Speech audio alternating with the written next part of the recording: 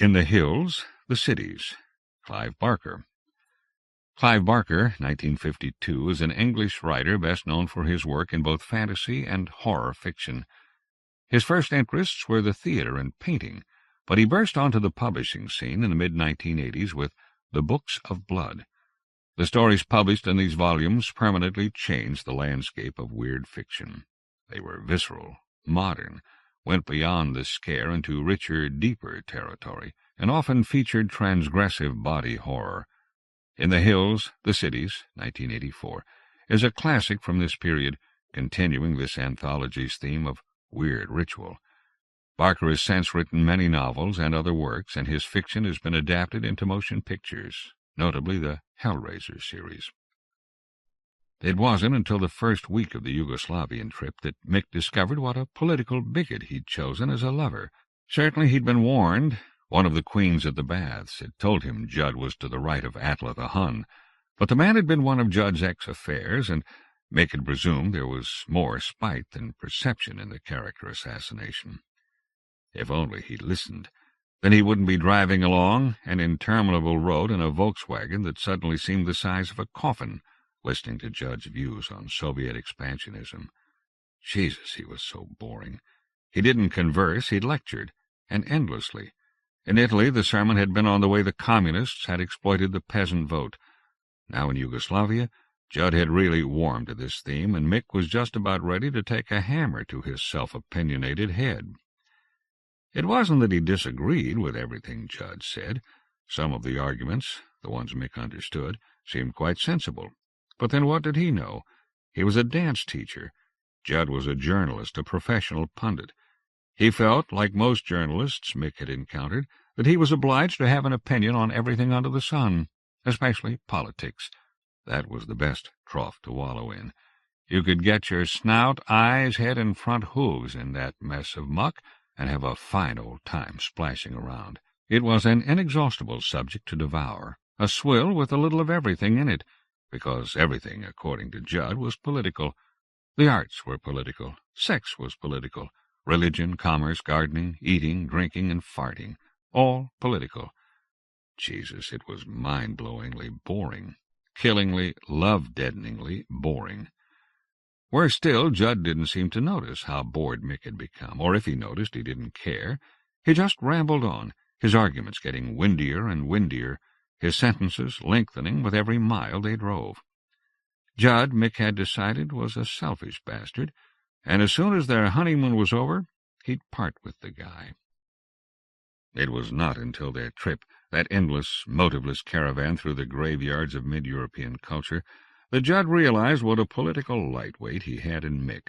The guy showed precious little interest in the economics or the politics of the countries they passed through. He registered indifference to the full facts behind the Italian situation, and yawned. Yes, yawned when he tried, and failed, to debate the Russian threat to world peace.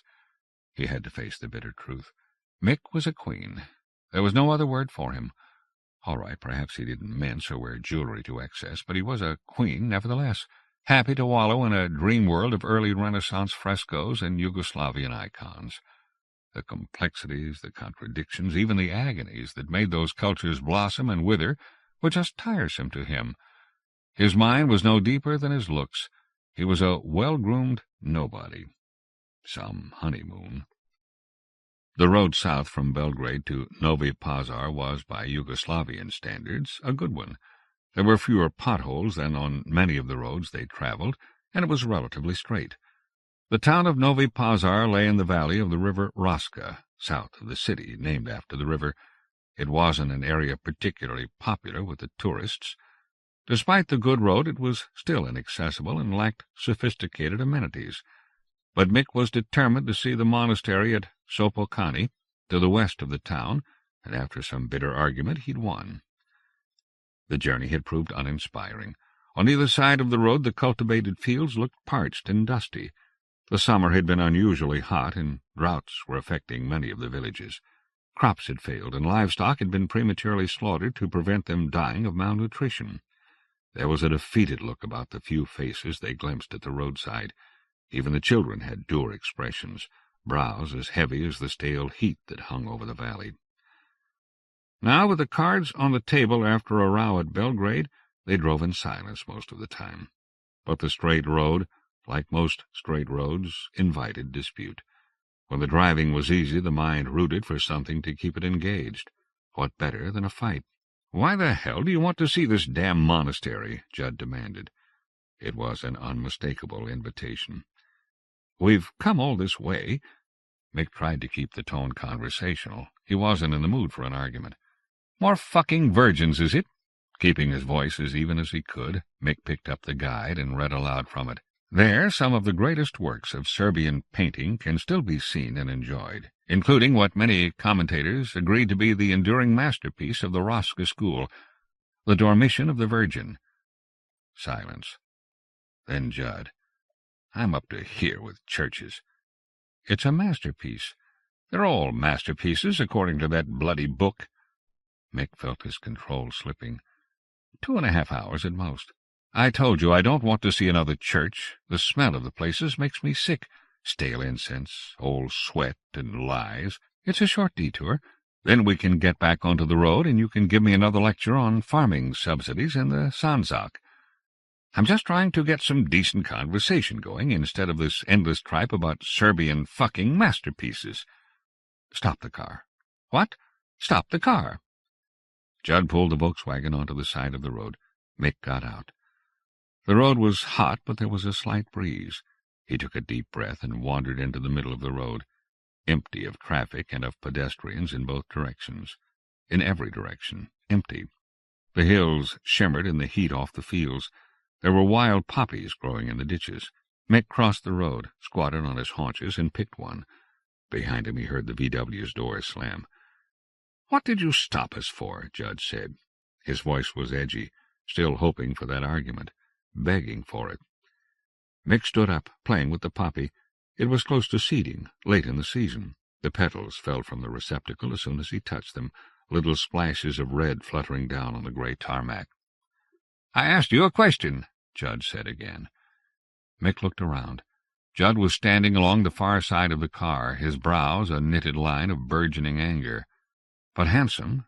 Oh, yes, a face that made women weep with frustration that he was gay. A heavy black mustache, perfectly trimmed, and eyes you could watch forever and never see the same light in them twice.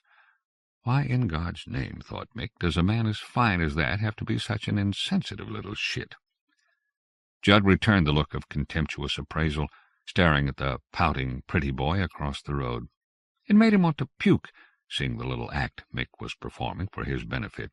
It might just have been plausible in a 16-year-old virgin. In a 25-year-old it lacked credibility. Mick dropped the flower and untucked his T-shirt from his jeans. A tight stomach, then a slim, smooth chest were revealed as he pulled it off. His hair was ruffled when his head reappeared, and his face wore a broad grin. Judd looked at the torso. Neat, not too muscular, an appendix scar peering over his faded jeans. A gold chain, small but catching the sun, dipped in the hollow of his throat. Without meaning to, he returned Mick's grin, and a kind of peace was made between them. Mick was unbuckling his belt. "What the fuck?" he said, the grin not faltering. "It's no use," came an answer, though not to that question. "What isn't?" "We're not compatible." "Want a bet?" Now he was unzipped and turning away towards the wheat field that bordered the road. Judd watched as Mick cut a swath through the swaying sea, his back the color of the grain, so that it was almost camouflaged by it. It was a dangerous game, screwing in the open air. This wasn't San Francisco, or even Hampstead Heath. Nervously, Judd glanced along the road. Still empty in both directions. And Mick was turning, deep in the field, turning and smiling and waving like a swimmer buoyed up in a golden surf. What the hell? There was nobody to see, nobody to know. Just the hills, liquid in the heat haze, their forested backs bent to the business of the earth, and a lost dog sitting at the edge of the road waiting for some lost master. Judd followed Mick's path through the wheat, unbuttoning his shirt as he walked. Field mice ran ahead of him, scurrying through the stalks as the giant came their way, his feet like thunder. Judd saw their panic and smiled. He meant no harm to them, but then how were they to know that? Maybe he'd put out 100 lives, mice, beetles, worms, before he reached the spot where Mick was lying, stark, bollock, naked, on a bed of trampled grain, still grinning. It was good love they made, good strong love, equal in pleasure for both. There was a precision to their passion, sensing the moment when effortless delight became urgent, when desire became necessity. They locked together, limb around limb, tongue around tongue, in a knot only orgasm could untie, their backs alternately scorched and scratched as they rolled around, exchanging blows and kisses. In the thick of it, creaming together, they heard the fut-fut-fut of a tractor passing by, but they were past caring. They made their way back to the Volkswagen with body-threshed wheat in their hair and their ears, in their socks and between their toes. Their grins had been replaced with easy smiles. The truce, if not permanent, would last a few hours at least. The car was baking hot, and they had to open all the windows and doors to let the breeze cool it before they started towards Novi Pazar. It was 4 o'clock, and there was still an hour's driving ahead. As they got into the car, Mick said, "We'll forget the monastery, eh?" Judd gaped. "I thought I couldn't bear another fucking virgin." They laughed lightly together, then kissed, tasting each other and themselves, a mingling of saliva, and the aftertaste of salt semen. The following day was bright but not particularly warm. No blue skies, just an even layer of white cloud. The morning air was sharp in the lining of the nostrils, like ether or peppermint. But Slav Yelavsek watched the pigeons in the main square of Popolats, courting death as they skipped and fluttered ahead of the vehicles that were buzzing around, some about military business, some civilian. An air of sober intention barely suppressed the excitement he felt on this day, an excitement he knew was shared by every man, woman, and child in Popolats, shared by the pigeons, too, for all he knew. Maybe that was why they played under the wheels with such dexterity, knowing that on this day of days no harm could come to them. He scanned the sky again, that same white sky he'd been peering at since dawn. The cloud layer was low, not ideal for the celebrations. A phrase passed through his mind, an English phrase he'd heard from a friend, to have your head in the clouds. It meant, he gathered, to be lost in a reverie, in a white, sightless dream. That, he thought wryly, was all the West knew about clouds, that they stood for dreams. It took a vision they lacked to make a truth out of that casual turn of phrase. Here in these secret hills, wouldn't they create a spectacular reality from those idle words? A living proverb, a head in the clouds. Already the first contingent was assembling in the square. There were 1 or 2 absentees owing to illness, but the auxiliaries were ready and waiting to take their places. Such eagerness, such wide smiles when an auxiliary heard his or her name and number called and was taken out of line to join the limb that was already taking shape. On every side, miracles of organization, every one with a job to do and a place to go. There was no shouting or pushing. Indeed, voices were scarcely raised above an eager whisper. He watched in admiration as the work of positioning and buckling and roping went on. It was going to be a long and arduous day, but Slough had been in the square since an hour before dawn, drinking coffee from imported plastic cups, discussing the half-hourly meteorological reports coming in from Pristina and Mitrovica, and watching the starless sky as the gray light of morning crept across it. Now he was drinking his 6th coffee of the day, and it was still barely 7 o'clock. Across the square, Metzinger looked as tired and as anxious as Václav felt. They'd watched the dawn seep out of the east together, Metzinger and he, but now they had separated, forgetting previous companionship, and would not speak until the contest was over. After all, Metzinger was from Podujevo. He had his own city to support in the coming battle. Tomorrow they'd exchange tales of their adventures, but for today they must behave as if they didn't know each other, not even to exchange a smile. For today they had to be utterly partisan, caring only for the victory of their own city over the opposition. Now the first leg of Popolats was erected, to the mutual satisfaction of Metzinger and Václav. All the safety checks had been meticulously made, and the leg left the square, its shadow falling hugely across the face of the town hall.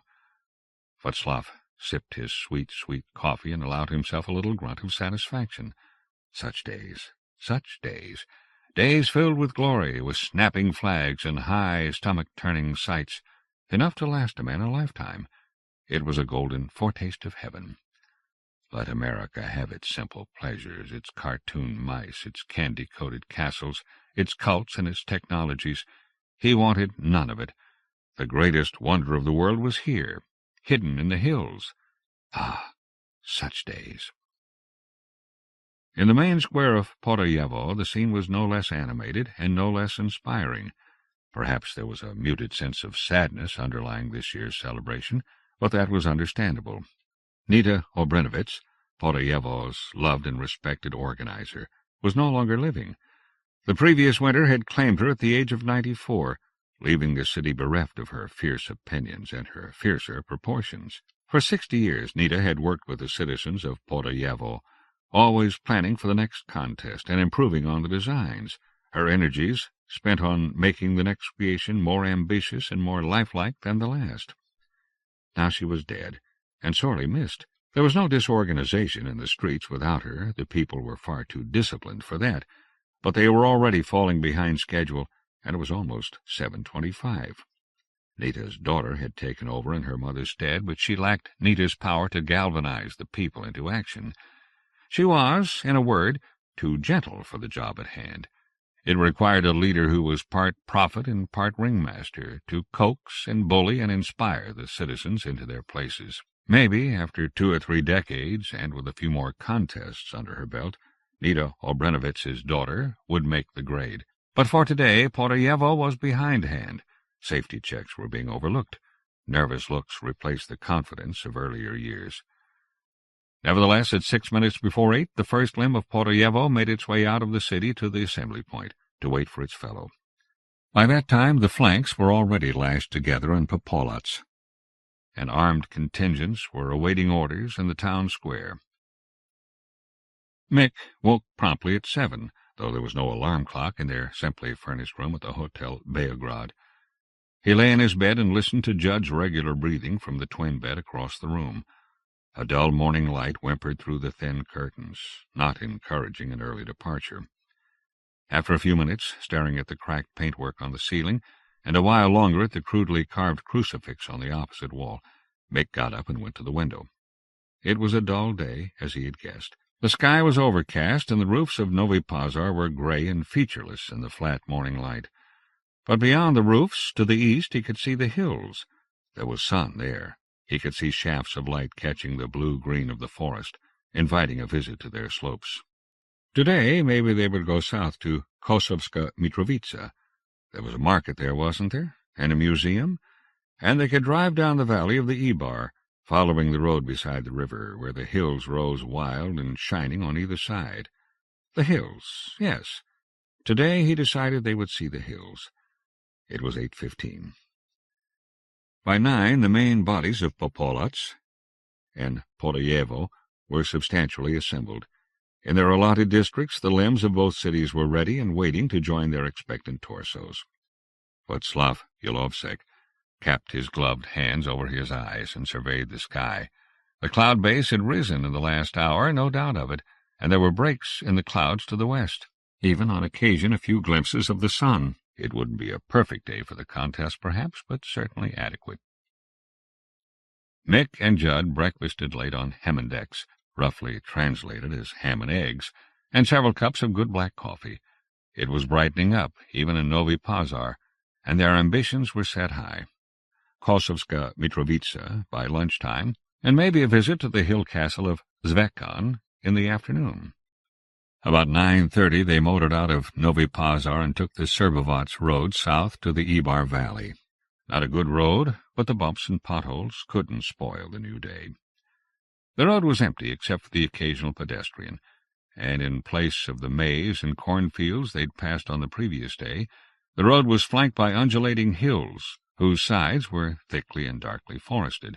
Apart from a few birds, they saw no wildlife. Even their infrequent traveling companions petered out altogether after a few miles, and the occasional farmhouse they drove by appeared locked and shuttered up. Black pigs ran unattended in the yard with no child to feed them. Washing snapped and billowed on a sagging line with no washerwoman in sight. At first this solitary journey through the hills was refreshing in its lack of human contact. But as the morning drew on, an uneasiness grew on them. "Shouldn't we have seen a signpost to Mitrovica, Mick?" He peered at the map. "Maybe we've taken the wrong road. If there'd been a sign, I'd have seen it. I think we should try and get off this road, bear south a bit more, meet the valley closer to Mitrovica than we'd planned." "How do we get off this bloody road?" "There've been a couple of turnings. Dirt tracks. Well, it's either that or going on the way we are." Judd pursed his lips. "Cigarette?" he asked. "Finish them miles back." In front of them the hills formed an impenetrable line. There was no sign of life ahead, no frail wisp of chimney smoke, no sound of voice or vehicle. "All right," said Judd. "We take the next turning. Anything's better than this." They drove on. The road was deteriorating rapidly, the potholes becoming craters, the hummocks feeling like bodies beneath the wheels. Then, there! A turning, a palpable turning.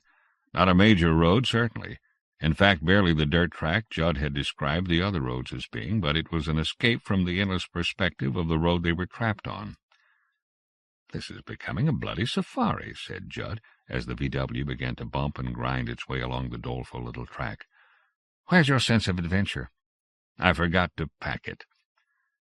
They were beginning to climb now as the track wound its way up into the hills. The forest closed over them, blotting out the sky, so a shifting patchwork of light and shadow scooted over the bonnet as they drove. There was birdsong suddenly, vacuous and optimistic, and a smell of new pine and undug earth. A fox crossed the track up ahead and watched a long moment as the car grumbled up towards it. Then, with the leisurely stride of a fearless prince, it sauntered away into the trees. Wherever they were going, Mick thought this was better than the road they'd left. Soon maybe they'd stop and walk a while to find a promontory from which they could see the valley, even Novi Pazar nestled behind them. The two men were still an hour's drive from Popolats when the head of the contingent at last marched out of the town square and took up its position with the main body. This last exit left the city completely deserted. Not even the sick or the old were neglected on this day. No one was to be denied the spectacle and the triumph of the contest. Every single citizen, however young or infirm, the blind, the crippled, babes in arms, pregnant women, all made their way up from their proud city to the stamping ground. It was the law that they should attend, but it needed no enforcing. No citizen of either city would have missed the chance to see that sight, to experience the thrill of that contest. The confrontation had to be total, city against city. This was the way it had always been. So the cities went up into the hills. By noon they were gathered, the citizens of Popolats and Podoyevo, in the secret well of the hills, hidden from civilized eyes, to do ancient and ceremonial battle. Tens of thousands of hearts beat faster. Tens of thousands of bodies stretched and strained and sweated as the twin cities took their positions. The shadows of the bodies darkened tracts of land the size of small towns. The weight of their feet trampled the grass to a green milk. Their movement killed animals, crushed bushes, and threw down trees. The earth literally reverberated with their passage, the hills echoing with the booming din of their steps. In the towering body of Podoyevo, a few technical hitches were becoming apparent. A slight flaw in the knitting of the left flank had resulted in a weakness there, and there were consequent problems in the swiveling mechanism of the hips. It was stiffer than it should be, and the movements were not smooth. As a result, there was considerable strain put upon that region of the city. It was being dealt with bravely. After all, the contest was intended to press the contestants to their limits. But breaking point was closer than anyone would have dared to admit. The citizens were not as resilient as they had been in previous contests. A bad decade for crops had produced bodies less well-nourished, spines less supple, wills less resolute. The badly knitted flank might not have caused an accident in itself, but further weakened by the frailty of the competitors, it set a scene for death on an unprecedented scale. They stopped the car. "Hear that?" Mick shook his head. His hearing hadn't been good since he was an adolescent. Too many rock shows had blown his eardrums to hell. Judd got out of the car. The birds were quieter now. The noise he'd heard as they drove came again. It wasn't simply a noise. It was almost a motion in the earth, a roar that seemed seated in the substance of the hills. Thunder, was it? No, too rhythmical. It came again, through the soles of the feet. Boom! Mick heard it this time. He leaned out of the car window. "It's up ahead somewhere. I hear it now." Judd nodded. Boom! The earth thunder sounded again. "What the hell is it?" said Mick. "Whatever it is, I want to see it." Judd got back into the Volkswagen, smiling. "Sounds almost like guns," he said, starting the car. "Big guns." Through his Russian-made binoculars, Václav Yalovsek watched the starting official raise his pistol. He saw the feather of white smoke rise from the barrel, and a second later heard the sound of the shot across the valley. The contest had begun. He looked up at twin towers of Popolats and Porayevo. Heads in the clouds. Well, almost. They practically stretched to touch the sky. It was an awesome sight, a breath-stopping, sleep-stabbing sight. Two cities swaying and writhing and preparing to take their first steps towards each other in this ritual battle. Of the two, Porayevo seemed the less stable. There was a slight hesitation as the city raised its left leg to begin its march. Nothing serious, just a little difficulty in coordinating hip and thigh muscles. A couple of steps and the city would find its rhythm. A couple more and its inhabitants would be moving as one creature, one perfect giant set to match its grace and power against its mirror image. The gunshot had sent flurries of birds up from the trees that banked the hidden valley. They rose up in celebration of the great contest, chattering their excitement as they swooped over the stamping ground. "Did you hear a shot?" asked Judd. Mick nodded. "Military exercises?" Judd's smile had broadened.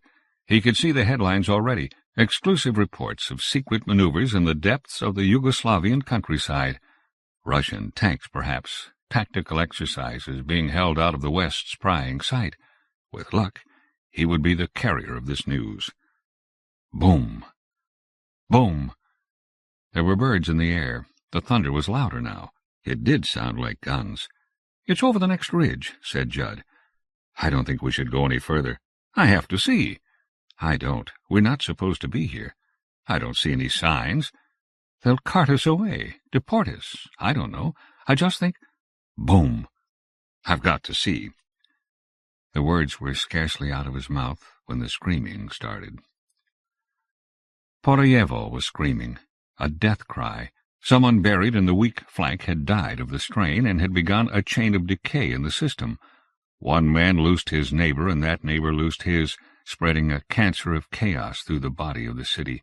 The coherence of the towering structure deteriorated with terrifying rapidity as the failure of one part of the anatomy put unendurable pressure on the other. The masterpiece that the good citizens of Porayevo had constructed of their own flesh and blood tottered, and then, a dynamited skyscraper, it began to fall. The broken flank spewed citizens like a slashed artery spitting blood. Then, with a graceful sloth that made the agonies of the citizens all the more horrible, it bowed towards the earth, all its limbs dissembling as it fell. The huge head that had brushed the clouds so recently was flung back on its thick neck. 10,000 mouths spoke a single scream for its vast mouth, a wordless, infinitely pitiable appeal to the sky, a howl of loss, a howl of anticipation, a howl of puzzlement. How, that scream demanded, could the day of days end like this, in a welter of falling bodies? "Did you hear that?" It was unmistakably human, though almost deafeningly loud. Judd's stomach convulsed. He looked across at Mick, who was as white as a sheet. Judd stopped the car. "No," said Mick. "Listen, for Christ's sake." The din of dying moans, appeals, and imprecations flooded the air. It was very close. "We've got to go on now," Mick implored. Judd shook his head. He was prepared for some military spectacle, all the Russian army massed over the next hill. But that noise in his ears was the noise of human flesh, too human for words. It reminded him of his childhood imaginings of hell, the endless, unspeakable torments his mother had threatened him with if he failed to embrace Christ. It was a terror he'd forgotten for 20 years. But suddenly here it was again, fresh-faced. Maybe the pit itself gaped just over the next horizon, with his mother standing at its lip, inviting him to taste its punishments. "If you won't drive, I will." Mick got out of the car and crossed in front of it, glancing up the track as he did so. There was a moment's hesitation, no more than a moment's, when his eyes flickered with disbelief before he turned towards the windscreen, his face even paler than it had been previously, and said, "Jesus Christ," in a voice that was thick with suppressed nausea. His lover was still sitting behind the wheel, his head in his hands, trying to blot out memories. "Judd!" Judd looked up, slowly. Mick was staring at him like a wild man, his face shining with a sudden, icy sweat. Judd looked past him. A few meters ahead, the track had mysteriously darkened as a tide edged towards the car, a thick, deep tide of blood. Judd's reason twisted and turned to make any other sense of the sight than that inevitable conclusion. But there was no saner explanation. It was blood, an unendurable abundance, blood without end. And now, in the breeze, there was the flavor of freshly opened carcasses, the smell out of the depths of a human body, part sweet, part savory. Mick stumbled back to the passenger side of the VW and fumbled weakly at the handle. The door opened suddenly, and he lurched inside, his eyes glazed. "Back up," he said. Judd reached for the ignition. The tide of blood was already sloshing against the front wheels. Ahead, the world had been painted red. "Drive, for fuck's sake, drive!" Judd was making no attempt to start the car. "We must look," he said, without conviction. "We have to." "We don't have to do anything," said Mick, "but get the hell out of here. It's not our business." "Plane crash. There's no smoke. Those are human voices." Mick's instinct was to leave well enough alone. He could read about the tragedy in a newspaper. He could see the pictures tomorrow when they were gray and grainy. Today it was too fresh, too unpredictable. Anything could be at the end of that track, bleeding. "We must—" Judd started the car, while beside him Mick began to moan quietly. The VW began to edge forward, nosing through the river of blood, its wheels spinning in the queasy, foaming tide. "No," said Mick very quietly. "Please, no."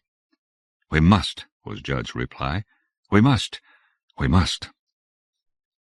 Only a few yards away, the surviving city of Popolats was recovering from its first convulsions. It stared with 1,000 eyes at the ruins of its ritual enemy, now spread in a tangle of rope and bodies over the impacted ground, shattered forever. Popolats staggered back from the sight, its vast legs flattening the forest that bounded the stamping ground, its arms flailing the air. But it kept its balance, even as a common insanity, woken by the horror at its feet, surged through its sinews and curdled its brain. The order went out. The body thrashed and twisted and turned from the grisly carpet of Poroyevo and fled into the hills. As it headed into oblivion, its towering form passed between the car and the sun, throwing its cold shadow over the bloody road. Mick saw nothing through his tears, and Judd, his eyes narrowed against the sight he feared seeing around the next bend, only dimly registered that something had blotted the light for a minute. A cloud, perhaps, a flock of birds. Had he looked up at that moment, just stolen a glance out towards the northeast, he would have seen Popolat's head, the vast, swarming head of a maddened city, disappearing below his line of vision as it marched into the hills. He would have known that this territory was beyond his comprehension, and that there was no healing to be done in this corner of hell. But he didn't see the city, and he and Mick's last turning point had passed. From now on, like Popolats and its dead twin, they were lost to sanity and to all hope of life. They rounded the bend, and the ruins of Poroyevo came into sight. Their domesticated imaginations had never conceived of a sight so unspeakably brutal. Perhaps in the battlefields of Europe as many corpses had been heaped together, but had so many of them been women and children, locked together with the corpses of men? There had been piles of dead as high, but ever so many so recently abundant with life. There had been cities laid waste as quickly, but ever an entire city lost to the simple dictate of gravity. It was a sight beyond sickness. In the face of it, the mind slowed to a snail's pace. The forces of reason picked over the evidence with meticulous hands, searching for a flaw in it, a place where it could say, "This is not happening. This is a dream of death, not death itself." But reason could find no weakness in the wall, This was true. It was death indeed. Porayevo had fallen. 38,765 citizens were spread on the ground, or rather flung in ungainly, seeping piles. Those who had not died of the fall or of suffocation were dying. There would be no survivors from that city except that bundle of onlookers that had traipsed out of their homes to watch the contest.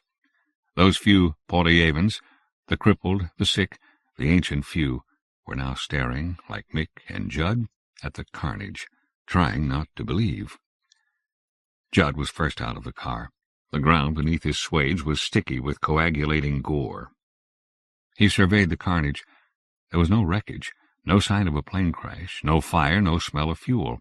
Just tens of thousands of fresh bodies, all either naked or dressed in an identical gray serge, men, women, and children alike. Some of them, he could see, wore leather harnesses tightly buckled around their upper chests, and snaking out from these contraptions were lengths of rope, miles and miles of it. The closer he looked, the more he saw of the extraordinary system of knots and lashings that still held the bodies together. For some reason, these people had been tied together, side by side. Some were yoked on their neighbors' shoulders, straddling them like boys playing at horseback riding. Others were locked arm in arm, knitted together with threads of rope and a wall of muscle and bone. Yet others were trussed in a ball, with their heads tucked between their knees. All were in some way connected up with their fellows, tied together as though in some insane collective bondage game. Another shot. Mick looked up. Across the field, a solitary man, dressed in a drab overcoat, was walking amongst the bodies with a revolver, dispatching the dying. It was a pitifully inadequate act of mercy, but he went on nevertheless, choosing the suffering children first, emptying the revolver, filling it again, emptying it, filling it, emptying it. Mick let go. He yelled at the top of his voice over the moans of the injured. "What is this?" The man looked up from his appalling duty, his face as dead gray as his coat. "Huh?" he grunted, frowning at the two interlopers through his thick spectacles. "What's happened here?" Mick shouted across at him. It felt good to shout. It felt good to sound angry at the man. Maybe he was to blame. It would be a fine thing just to have someone to blame. "Tell us," Mick said. He could hear the tears throbbing in his voice. "Tell us, for God's sake. Explain." Greycoat shook his head. He didn't understand a word this young idiot was saying. It was English he spoke, but that's all he knew. Mick began to walk towards him, feeling all the time the eyes of the dead on him, eyes like black, shining gems set in broken faces, eyes looking at him upside down, on heads severed from their seating, eyes in heads that had solid howls for voices, eyes in heads beyond howls, beyond breath, thousands of eyes. He reached Greycoat, whose gun was almost empty. He had taken off his spectacles and thrown them aside. He, too, was weeping. Little jerks ran through his big, ungainly body. At Mick's feet somebody was reaching for him. He didn't want to look, but the hand touched his shoe, and he had no choice but to see its owner, a young man lying like a flesh swastika, every joint smashed. A child lay under him, her bloody legs poking out like two pink sticks. He wanted the man's revolver to stop the hand from touching him. Better still, he wanted a machine gun, a flamethrower, anything to wipe the agony away. As he looked up from the broken body, Mick saw Greycoat raise the revolver. "Judd," he said, but as the word left his lips, the muzzle of the revolver was slipped into Greycoat's mouth, and the trigger was pulled. Greycoat had saved the last bullet for himself. The back of his head opened like a dropped egg, the shell of his skull flying off. His body went limp and sank to the ground, the revolver still between his lips. "We must," began Mick, saying the words to nobody. "We must—" What was the imperative? In this situation, what must they do? "We must—" Judd was behind him. "Help," he said to Mick. "Yes, we must get help. We must—" Go. Go. That was what they must do. On any pretext, for any fragile, cowardly reason, they must go. Get out of the battlefield. Get out of the reach of a dying hand with a wound in place of a body. "We have to tell the authorities. Find a town. Get help." "Priests," said Mick. "They need priests." It was absurd to think of giving the last rites to so many people. It would take an army of priests, a water cannon filled with holy water, a loudspeaker to pronounce the benedictions. They turned away together from the horror and wrapped their arms around each other, then picked their way through the carnage to the car. It was occupied. Václav Ilovsek was sitting behind the wheel and trying to start the Volkswagen. He turned the ignition key once, twice. Third time the engine caught and the wheels spun in the crimson mud as he put her into reverse and backed down the track. Václav saw the Englishman running towards the car, cursing him. There was no help for it. He didn't want to steal the vehicle, but he had work to do. He had been a referee. He had been responsible for the contest and the safety of the contestants. One of the heroic cities had already fallen. He must do everything in his power to prevent Popolats from following its twin. He must chase Popolats and reason with it, talk it down out of its terrors with quiet words and promises. If he failed, there would be another disaster, the equal of the one in front of him, and his conscience was already broken enough. Mick was still chasing the VW, shouting at Ilovsek. The thief took no notice, concentrating on maneuvering the car back down the narrow, slippery track. Mick was losing the chase rapidly. The car had begun to pick up speed. Furious, but without the breath to speak his fury, Mick stood in the road, hands on his knees, heaving and sobbing. "Bastard!" said Judd. Mick looked down the track. Their car had already disappeared. Fucker couldn't even drive properly. We have to catch up," said Mick through gulps of breath. "How?" "On foot. We haven't even got a map. It's in the car." "Jesus Christ Almighty!" They walked down the track together, away from the field. After a few meters, the tide of blood began to peter out. Just a few congealing rivulets dribbled on towards the main road. Mick and Judd followed the bloody tire marks to the junction. The Serbovats road was empty in both directions. The tire marks showed a left turn. "He's gone deeper into the hills," said Judd, staring along the lovely road towards the blue-green distance. "He's out of his mind." "Do we go back the way we came?" "It'll take us all night on foot." "We'll hop a lift." Judd shook his head. His face was slack and his look lost. "Don't you see, Mick? They all knew this was happening. The people in the farms. They got the hell out while those people went crazy up there. There'll be no cars along this road, I'll lay you anything, except maybe a couple of shit-dumb tourists like us, and no tourist would stop for the likes of us." He was right. They looked like butchers, splattered with blood. Their faces were shining with grease, their eyes maddened. "We'll have to walk," said Judd, "the way he went." He pointed along the road. The hills were darker now. The sun had suddenly gone out on their slopes. Mick shrugged. Either way, he could see they had a night on the road ahead of them. But he wanted to walk somewhere, anywhere, as long as he put distance between him and the dead. In Popolats, a kind of peace reigned. Instead of a frenzy of panic, there was a numbness, a sheep-like acceptance of the world as it was. Locked in their positions, strapped, roped, and harnessed to each other in a living system that allowed for no single voice to be louder than any other, nor any back to labor less than its neighbors, they let an insane consensus replace the tranquil voice of reason. They were convulsed into one mind, one thought, one ambition. They became, in the space of a few moments, the single-minded giant whose image they had so brilliantly recreated. The illusion of petty individuality was swept away in an irresistible tide of collective feeling, not a mob's passion, but a telepathic surge that dissolved the voices of thousands into one irresistible command. And the voice said, "Go."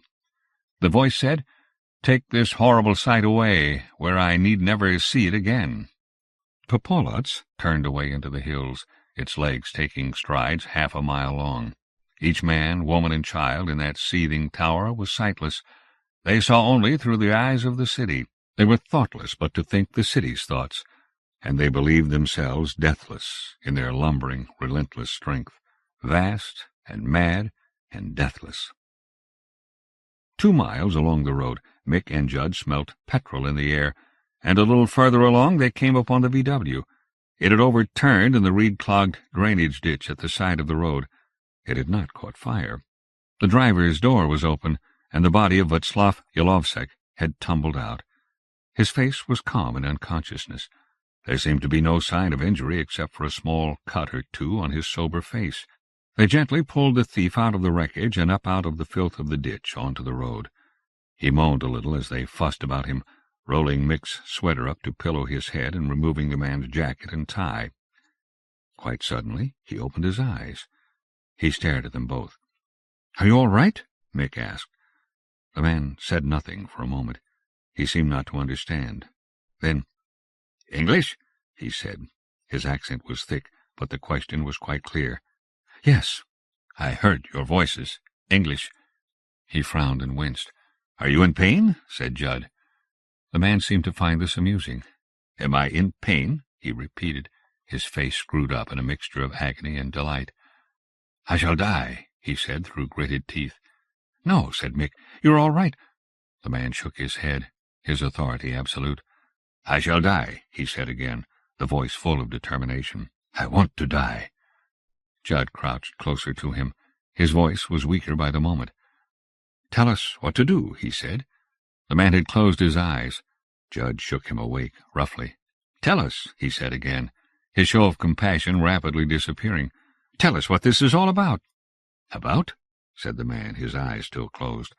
"It was a fall, that's all. Just a fall." "What fell?" "The city. Poroyevo. My city." "What did it fall from?" "Itself, of course." The man was explaining nothing, just answering one riddle with another. "Where were you going?" Mick inquired, trying to sound as unaggressive as possible. "After Popolats," said the man. "Popolats?" said Judd. Mick began to see some sense in the story. Popolats is another city, like Poroyevo, twin cities. They're on the map. "Where's the city now?" said Judd. Václav Jelovsek seemed to choose to tell the truth. There was a moment when he hovered between dying with a riddle on his lips and living long enough to unburden his story. What did it matter if the tale was told now? There could never be another contest. All that was over. "They came to fight," he said, his voice now very soft. "Popolats and Poroyevo. They come every 10 years. "Fight?" said Judd. "You mean all those people were slaughtered?" Václav shook his head. No. They fell, I told you." "Well, how do they fight?" Mick said. "Go into the hills," was the only reply. Václav opened his eyes a little. The faces that loomed over him were exhausted and sick. They had suffered, these innocents. They deserved some explanation. "As giants," he said. "They fought as giants. They made a body out of their bodies, do you understand? The frame, the muscles, the bone, the eyes, nose, teeth, all made of men and women." "He's delirious," said Judd. "You go into the hills," the man repeated. "See for yourself how true it is." "Even supposing—" Mick began. Václav interrupted him, eager to be finished. "They were good at the game of giants. It took many centuries of practice, every 10 years, making the figure larger and larger, one always ambitious to be larger than the other, ropes to tie them all together flawlessly, sinews, ligaments. There was food in its belly. There were pipes from the loins to take away the waste. The best sided sat in the eye sockets, the best voiced in the mouth and throat. You wouldn't believe the engineering of it." "I don't," said Judd, and stood up. "It is the body of the state," said Václav, so softly his voice was barely above a whisper. "It is the shape of our lives." There was a silence. Small clouds passed over the road, soundlessly shedding their mass to the air. "It was a miracle," he said. It was as if he realized the true enormity of the fact for the first time. It was a miracle. It was enough. Yes, it was quite enough. His mouth closed, the words said, and he died. Mick felt this death more acutely than the thousands they had fled from, or rather, this death was the key to unlock the anguish he felt for them all. Whether the man had chosen to tell a fantastic lie as he died, or whether this story was in some way true, Mick felt useless in the face of it. His imagination was too narrow to encompass the idea. His brain ached with the thought of it, and his compassion cracked under the weight of misery he felt. They stood on the road while the clouds scudded by. their vague gray shadows passing over them towards the enigmatic hills. It was twilight. Popolats could stride no further. It felt exhaustion in every muscle. Here and there in its huge anatomy, deaths had occurred, but there was no grieving in the city for its deceased selves. If the dead were in the interior, the corpses were allowed to hang from their harnesses. If they formed the skin of the city, they were unbuckled from their positions and released to plunge into the forest below. The giant was not capable of pity. It had no ambition but to continue until it ceased. As the sun slunk out of sight, Popolats rested, sitting on a small hillock, nursing its huge head in its huge hands. The stars were coming out, with their familiar caution. Night was approaching, mercifully bandaging up the wounds of the day, blinding eyes that had seen too much. Popolats rose to its feet again and began to move, step by booming step. It would not be long, surely, before fatigue overcame it, before it could lie down in the tomb of some lost valley and die. But for a space yet it must walk on, each step more agonizingly slow than the last, while the night bloomed black around its head. Mick wanted to bury the car thief somewhere on the edge of the forest. Judd, however, pointed out that burying a body might seem, in tomorrow's saner light, a little suspicious, and besides, wasn't it absurd to concern themselves with one corpse, when there were literally thousands of them lying a few miles from where they stood? The body was left to lie, therefore, and the car to sink deeper into the ditch. They began to walk again. It was cold, and colder by the moment, and they were hungry. But the few houses they passed were all deserted, locked and shuttered, every one. "What did he mean?" said Mick, as they stood looking at another locked door. "He was talking metaphor." "All that stuff about giants?" "It was some Trotskyist tripe," Judd insisted.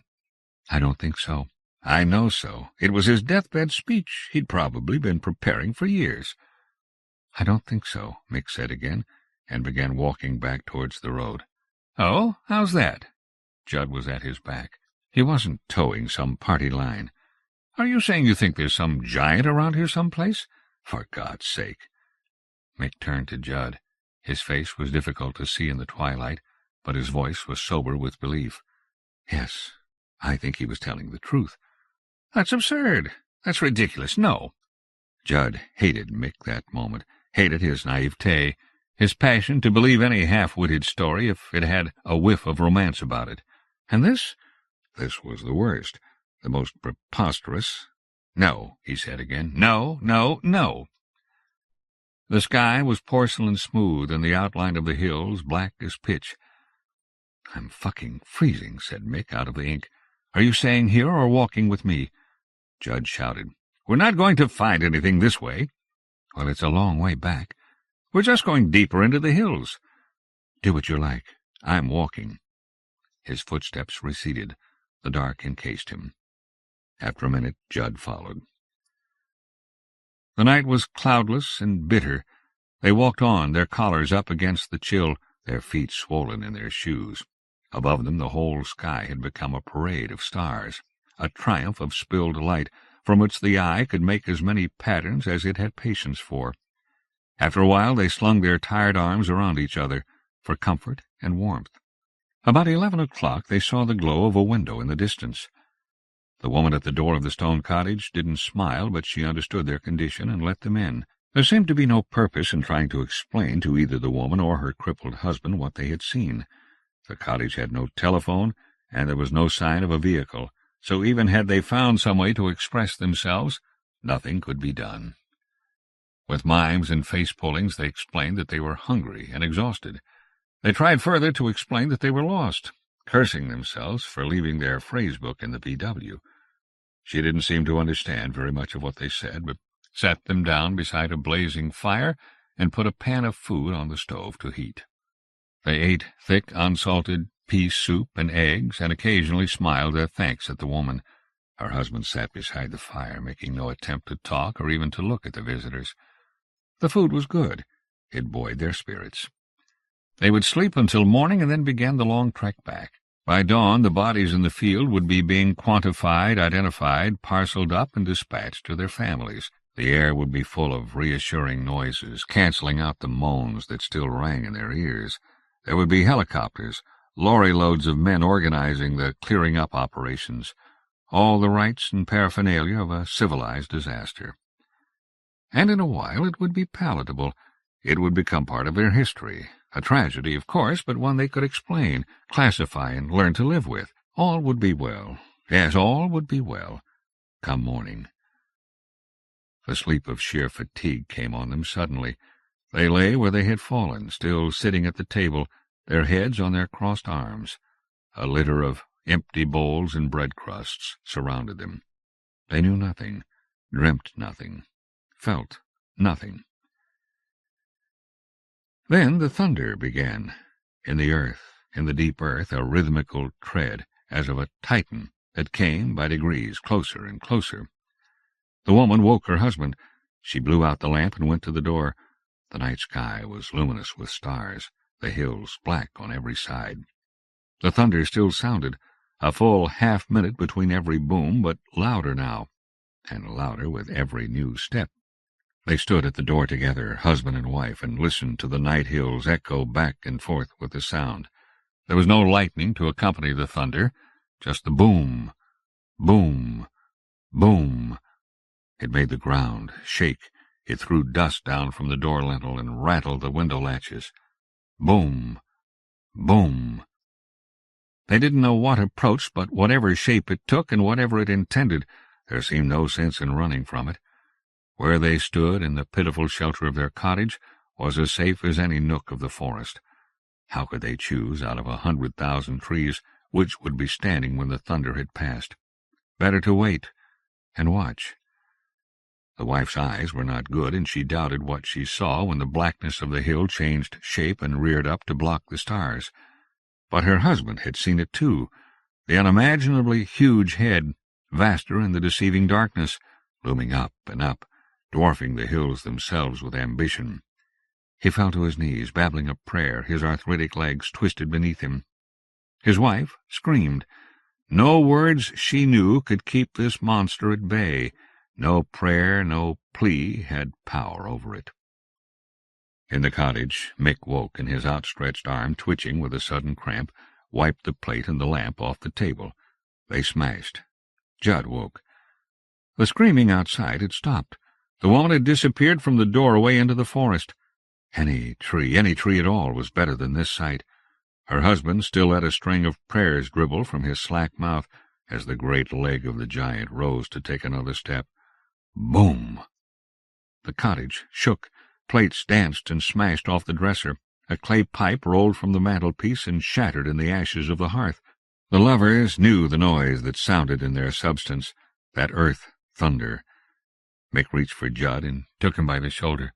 "You see?" he said, his teeth blue-gray in the darkness of the cottage. "See? See?" There was a kind of hysteria bubbling behind his words. He ran to the door, stumbling over a chair in the dark. Cursing and bruised, he staggered out into the night. Boom! The thunder was deafening. This time it broke all the windows in the cottage. In the bedroom, one of the roof joists cracked and flung debris downstairs. Judd joined his lover at the door. The old man was now face down on the ground, his sick and swollen fingers curled, his begging lips pressed to the damp soil. Mick was looking up, towards the sky. Judd followed his gaze. There was a place that showed no stars. It was a darkness in the shape of a man, a vast, broad human frame, a colossus that soared up to meet heaven. It was not quite a perfect giant. Its outline was not tidy. It seethed and swarmed. He seemed broader, too, this giant, than any real man. His legs were abnormally thick and stumpy, and his arms were not long. The hands, as they clenched and unclenched, seemed oddly jointed and over-delicate for its torso. Then it raised one huge, flat foot and placed it on the earth, taking a stride towards them. Boom! The step brought the roof collapsing in on the cottage. Everything that the car thief had said was true. Popolats was a city and a giant, and it had gone into the hills. Now their eyes were becoming accustomed to the nightlight. They could see in ever more horrible detail the way this monster was constructed. It was a masterpiece of human engineering. A man, made entirely of men, or rather a sexless giant made of men and women and children. All the citizens of Popolats writhed and strained in the body of this flesh-knitted giant, their muscles stretched to breaking point, their bones close to snapping. They could see how the architects of Popolats had subtly altered the proportions of the human body, how the thing had been made squatter to lower its center of gravity, how its legs had been made elephantine to bear the weight of the torso, how the head was sunk low onto the wide shoulders, so that the problems of a weak neck had been minimized. Despite these malformations, it was horribly lifelike. The bodies that were bound together to make its surface were naked but for their harnesses, so that its surface glistened in the starlight like one vast human torso. Even the muscles were well copied, though simplified. They could see the way the roped bodies pushed and pulled against each other in solid cords of flesh and bone.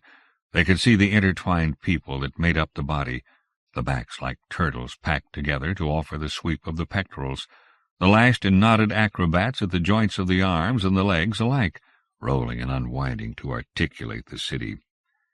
But surely the most amazing sight of all was the face.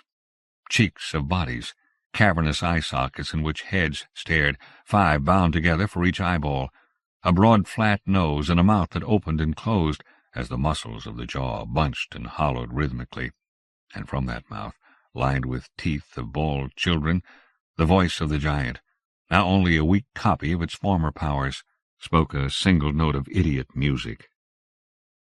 Popolats walked and Popolats sang. Was there ever a sight in Europe the equal of it? They watched Mick and Judd as it took another step towards them. The old man had wet his pants. Blubbering and begging, he dragged himself away from the ruined cottage into the surrounding trees, dragging his dead legs after him. The Englishmen remained where they stood, watching the spectacle as it approached. Neither dread nor horror touched them now, just an awe that rooted them to the spot. They knew this was a sight they could never hope to see again. This was the apex. After this, there was only common experience. Better to stay, then, though every step brought death nearer. Better to stay and see the sight while it was still there to be seen. And if it killed them, this monster, then at least they would have glimpsed a miracle, known this terrible majesty for a brief moment. It seemed a fair exchange. Popolats was within 2 steps of the cottage. They could see the complexities of its structure quite clearly. The faces of the citizens were becoming detailed, white, sweat, wet, and content in their weariness. Some hung dead from their harnesses, their legs swinging back and forth like the hanged. Others, children particularly, had ceased to obey their training and had relaxed their positions, so that the form of the body was degenerating, beginning to seethe with the boils of rebellious cells. Yet it still walked, each step an incalculable effort of coordination and strength. Boom! The step that trod the cottage came sooner than they thought. Mick saw the leg raised, saw the faces of the people in the shin and ankle and foot. They were as big as he was now, all huge men chosen to take the full weight of this great creation. Many were dead. The bottom of the foot, he could see, was a jigsaw of crushed and bloody bodies, pressed to death under the weight of their fellow citizens. The foot descended with a roar. In a matter of seconds, the cottage was reduced to splinters and dust. Popolats blotted the sky utterly. It was for a moment the whole world, heaven and earth. Its presence filled the senses to overflowing. At this proximity, one look could not encompass it. The eye had to range backwards and forwards over its mass to take it all in, and even then the mind refused to accept the whole truth. A whirling fragment of stone flung off from the cottage as it collapsed struck Judd full in the face. In his head he heard the killing stroke like a ball hitting a wall, a play-yard death. No pain, no remorse. Out like a light, a tiny, insignificant light. His death cry, lost in the pandemonium, his body hidden in the smoke and darkness. Mick neither saw nor heard Judd die. He was too busy staring at the foot as it settled for a moment in the ruins of the cottage, while the other leg mustered the will to move. Mick took his chance. Howling like a banshee, he ran towards the leg, longing to embrace the monster. He stumbled in the wreckage and stood again, bloodied, to reach for the foot before it was lifted and he was left behind. There was a clamor of agonized breath as the message came to the foot that it must move. Mick saw the muscles of the shin bunch and marry as the leg began to lift. He made one last lunge at the limb as it began to leave the ground, snatching a harness or a rope or human hair or flesh itself, anything to catch this passing miracle and be part of it. Better to go with it wherever it was going, serve it in its purpose, whatever that might be. Better to die with it than live without it. He caught the foot and found a safe purchase on its ankle. Screaming his sheer ecstasy at his success, he felt the great leg raised, and glanced down through the swirling dust to the spot where he had stood, already receding as the limb climbed. The earth was gone from beneath him. He was a hitchhiker with a god. The mere life he had left was nothing to him now, or ever. He would live with this thing, yes, he would live with it, seeing it and eating it with his eyes until he died of sheer gluttony. He screamed and howled and swung on the ropes, drinking up his triumph. Below, far below, he glimpsed Judd's body, curled up pale on the dark ground, irretrievable. Love and life and sanity were gone, gone like the memory of his name or his sex or his ambition. It all meant nothing, nothing at all. Boom, boom. Papalatz walked, the noise of its steps receding to the east. People walked, the hum of its voice lost in the night. After a day, birds came, foxes came, flies, butterflies, wasps came. Judd moved, Judd shifted, Judd gave birth. In his belly, maggots warmed themselves. In a vixen's den, the good flesh of his thigh was fought over. After that it was quick, the bones yellowing, the bones crumbling. Soon an empty space, which he had once filled with breath and opinions. Darkness, light, darkness, light. He interrupted neither with his name. Tainaron, mail from another city. Leena Krohn. Translated into English by Hilda Hawkins. Leena Krohn, 1947, is one of the most respected Finnish writers of her generation. In her large body of work for adults and children, Krohn deals with issues related to the boundary between reality and illusion, artificial intelligence, and issues of morality and conscience. Her short novel, Tainaron, Mail from Another City, reprinted herein, was nominated for a World Fantasy Award and International Horror Guild Award in 2005. Tainaron shares some affinities with the work of Kafka while being utterly original. Each section of the novel illuminates the next, with the weird elements serving both as strange adventure and parallel to the real world.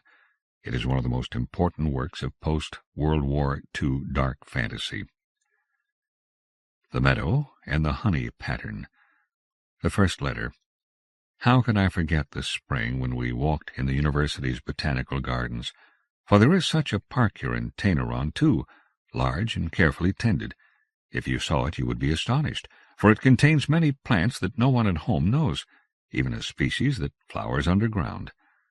But most of all I like the meadow attached to the gardens, where only wild flowers grow, cornflower, cotton thistle, toadflax, spiked speedwell. But you would be wrong if you suppose them to be ordinary flowers of the field. No, they are some kind of hybrid, supernaturally large. Many of the knapweeds are as tall as a man, and the corollas are as broad as a human face, but I have also seen flowers into which one can step as if into a sunny bower. It gives me pleasure to imagine that I might one day take you there, beneath the thistles. Their lovely corymbs are veiled by a downy web, which floats high above like the crowns of trees on a beach promenade. You would enjoy a visit to the meadow, for in Tainaron it is summer and one can look at the flowers face to face. They are as open as the day itself, and the hieroglyphs of the honey patterns are precise and clear. We gaze at them, but they gaze only at the sun, which they resemble. It is so difficult to believe in the warmth of the day's heart, just as difficult as before the face of children, that the color and light of which they are made are matter, and that some time soon, this very night, their dazzle will be extinguished, and will no longer be visible. Much happens in the meadow. It is a stage for fervent activity and a theater of war. But everything serves just one purpose, immortality. The insects who are pursuing their own interests there do not know that they are, at the same time, fulfilling the flowers' hidden desires, any more than the flowers understand that to the insects, whom they consider their slaves, they are life and livelihood. Thus the selfishness of each individual works in the meadow for the happiness of all. But it is not only the ordinary hoverflies and sawflies that come to the meadow of the botanical gardens to amuse themselves. The idle city folk spend their free moments here, whiling away their time in a way that is undeniably strange to us. "Admiral! Admiral!" I heard Longhorn shout delightedly one Sunday, when once again we were wandering along the paths that crisscrossed the meadows. I looked around me past the flower stalks. Some of them were as strong as the trunks of young birch trees, but I could not see whom Longhorn had been talking to until he pointed to the corolla of an orchid-like flower. On its brilliantly red, slightly mottled lips there sat, or rather skipped about on the spot, someone who seemed very anxious and very happy.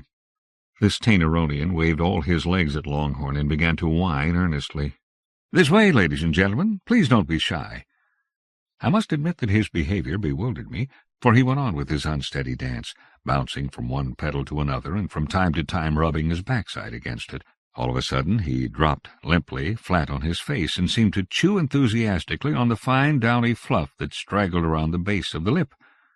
Well, we were in a public place, and I turned my face away from such debauchery. But Longhorn peeped at my face and began to smile, and that only made me more angry. "What a Puritan," he said. "You disapprove of lonely people's most innocent and cheapest week-end amusements. They make love to the flowers, and the flowers make them drunk. They go from flower to flower, and at the same time pollinate them. Is that not beneficial to the entire meadow, the entire city?"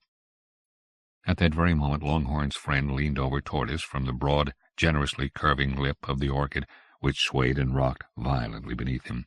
Now I could see that he was stained from head to foot with sticky pollen, and when I looked upward, shading my eyes from the sun, a sweet droplet trickled from his long, fumbling proboscis and onto my lips. I licked it away. It was not unpleasant, but at the same time I remembered some lines I had read long ago. Appeased, I would have liked to have recited them at once to Longhorn, but his friend was now speaking incessantly. "My dear friends," the Admiral stammered, "I wager you have never seen nectaries like these. Ah, follow me, quickly. I know the way." And with that he disappeared into the depths of the huge corolla, so that I could make out only one of his hind legs, wriggling deep in the quivering cavity. "No," I said finally, "I will not go in there." "Well, then," said Longhorn amicably, "let us continue on our way. Perhaps I may introduce you some other time. Let us continue now and see whether the meadow-sweet has flowered." As we wandered beneath the flowers, I knew their desire and their thirst, knew that what was visible of them, all their finery, was merely a stepping-stone for their seed, and I could not stop myself from teasing Longhorn by reciting the lines that the foolish Admiral had just recalled to my mind. "For what are anthers worth, or petals, or halo rings? Mockeries, shadows of the heart of the flower, the central flame." He seemed absent-minded as he listened, and finally he interrupted me. "Can't you hear?" "Quite right. I thought I could distinguish a desperate howling that came from the south, from the other side of the field." This was what Longhorn had been listening for throughout my recitation. We had turned in the right direction, for we did not have far to go before we heard an anxious voice, panting, "I'm here, here," and we saw once more a flower as big as a room, this time a glowing ultramarine, where a little mannikin was struggling, apparently stuck in its funnel-like stigma. "Well, well," said Longhorn glumly, "this is just what I expected. This is a Vents Toxicum, a fly-trap." And he directed his words to the ensnared creature. "You are not the first to have met this fate." And Longhorn climbed nimbly into the sparkling blue corolla, leaning on the axles of the stem. Without delay and briskly he grasped the victim beneath the arms. Hup! And at the same moment there was a hissing sound like silk tearing. The corolla sagged downward, and both the helper and the flower's prisoner rolled onto the lawn. But before I could reach them under the broken herb, both had risen to their feet and were brushing pollen off themselves, so that the air was dusty with a glittering haze. "But you are limping," said Longhorn sternly to the shy creature he had saved. "Just a little accident," said the luckless one, glancing at the ravaged plant as if a sudden attack could still be expected. "There was some kind of trap in there." "Never trust the flower," Longhorn advised. Next time, think where you put your head." I do not believe that the flower's victim intended ever to return to the meadow. He was already limping off under equally treacherous plants, and had forgotten to say thank you. Longhorn linked arms with me, and I was grateful, for I felt I needed support, as if it had been me who had suffered in the prison of the Vince Toxicum. The meadow murmured around us, as I thought, and its scents began to make both of us feel faint. We walked under a cloud of meadowsweet. They were indeed in full flower, but at that moment I would rather have been walking on regular, hard, reliable paving stones. But before me there constantly rose new eddies, glowing with light, strange, incomprehensible in their silence. I saw the silky glimmer of the flowers' wings and carinas. I saw their dull down and their purple luster and their seeds, which a gust of wind hurled from their tight capsules. Ouch! One of them hit my cheek, hurting me. It was as big as a cartridge, while others popped as they opened so that I jumped into the air. I heard thuds as nutlets fell from their open hulls, and sulphur-yellow spurs and swollen lips barred my way. My neck was tickled by the fleecy tips of bracts, bristles, and seed down, and the searing colors forced their way in through my pupils, however much they tried to shrink, and into my nostrils, palate, ears, the cries of the honey pattern, and thousands of impudent scents. "No, we do not know them," I said to Longhorn, and he inclined his head silently. Across the ground, which hid all the roots, the cold of the approaching evening began to move. While the sun still blazed on those large faces which were now closing, I had not doubted or asked. But as soon as the first pale portent of withering rose toward the sky and we turned toward the city, all I knew with certainty was that I was as lost as I had been before. The hum of the wheel. The second letter. At night I awoke to a rattling and a ringing from the kitchenette. I am sure you know that Tainaron is located in a volcanic zone. Scientists claim that we have already arrived in a period when a large eruption is to be expected, so fateful that it may mark the destruction of the entire city. So what? Do not suppose that it affects the lives of the Tainaronians. The shudders of the night are forgotten, and in the dazzle of morning, in the marketplace through which I often take a short-cut, a honeyed haze glows in the fruit baskets, and the paving beneath my feet is eternal once more. And in the evening I look at the enormous Ferris wheel, whose circumference, center, and radii are marked out with thousands of points of light, like stars. Ferris wheel, wheel of fortune. Sometimes my gaze fastens itself to its spinning, and I seem to hear, until sleep comes, the constant humming of the wheel, which is the voice of Tainaron itself. I do not believe that I have ever seen so many ages and so many gods at the same time as in Tainaron. Where else but Tainaron can the eye encounter in a single glance the vanishing spires of cathedrals, the liquid gold of the cupolas of minarets, and the pure capitals of a Doric temple? Here they rise, side by side, and yet incomparable, each of them alone. But in many buildings here there is something ill-proportioned, something that is almost ridiculous, and makes one think of theatrical scenery. Where does that impression come from? The decoration of the friezes of the Palace of Supreme Justice is ridiculously ornate, while essential parapets and canopies have been omitted from the Chamber of Commerce. And sometimes, when I begin to grow tired on my walks, I feel dizzy in streets and at crossroads, for the buildings look as if they are leaning and moving in the wind. Yesterday I walked through an arcade, airy and light, stepping on paving laid by a master, and my gaze caressed the resilient columns, the glittering mosaics of the window recesses. The arcade came to an end. I crossed the square, and got a slap in the face. Before me there swaggered a concrete wall raised on elephants' feet, a featureless, gloomy variation of the colonnade I had just left, insulting and crushingly heavy. But it too is part of Tainaron, like the piece of ancient stone wall at the eastern edge of the city, in whose crevices a sand martin nests.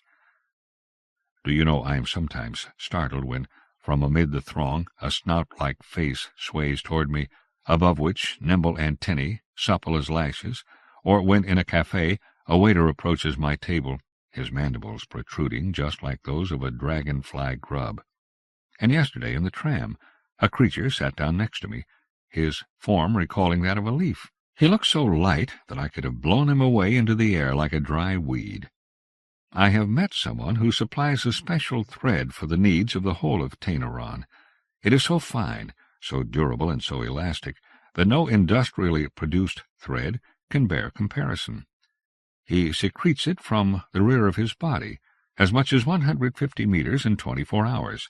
The glittering filament, finer than hair, is far less than a denier in thickness. When a ray of sunlight struck it at the window at which I was examining it, I saw the thread blaze with all the colors of the spectrum. I should like a dress made only of this thread. A garment lighter, more festive, or more beautiful I could not imagine. But it is a childish dream. I shall never have such a dress, for the filament is so sticky that it would stick to my body like a corrosive glue. So what is this thread used for? Do not ask me. I do not know, and I do not wish to know. Shimmer, the third letter. And then the lights of evening are lit, with hundreds of reflections in water and eyes and windows. You know, don't you, that there are creatures who light up their vicinity with the glow of their own organs or parts of the body? Fireflies in the gardens of the south, the glowworm on its blade of grass, and the creatures who live in moats, who carry lamps on their monstrous foreheads.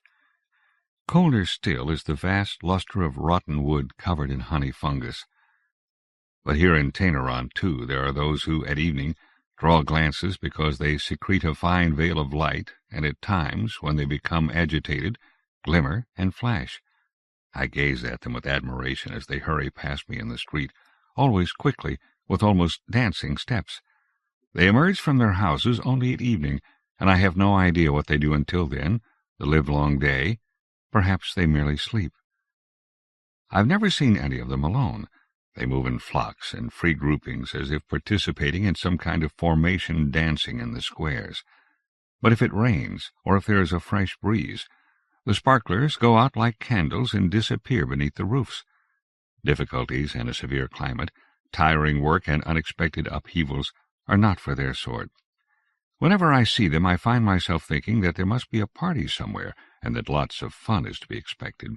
They look so cheerful and carefree, and their rose-pink or yellowish glow would embellish any ballroom. In the middle of the city there is a stairway around which Tainaronians gather in the evenings to converse, or merely to watch one another.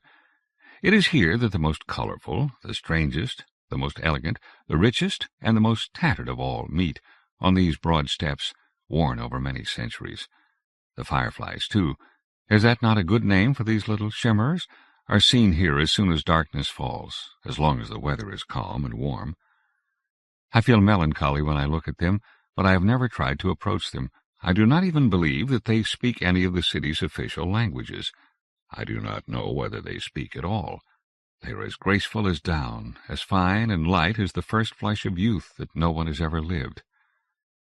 Recently I have betaken myself on many evenings to the steps to rejoice in their glimmer.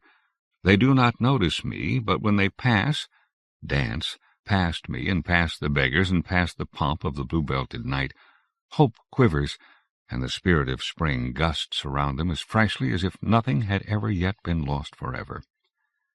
But I must tell you, too, that when yesterday morning I crossed the square on the way to a certain side street, I saw in the ditch a dusty rag with a few pitying backs bowed over it. I passed it by without stopping, but when, at the corner of the street, I stopped to look, I saw it being lifted from the ground and carried away. It was only then that I understood that I had seen one of the sparklers, but this time quite alone. It was no longer glimmering, even palely. It was just a small dark mass. The spark of joy, the gleam of life itself, had been extinguished.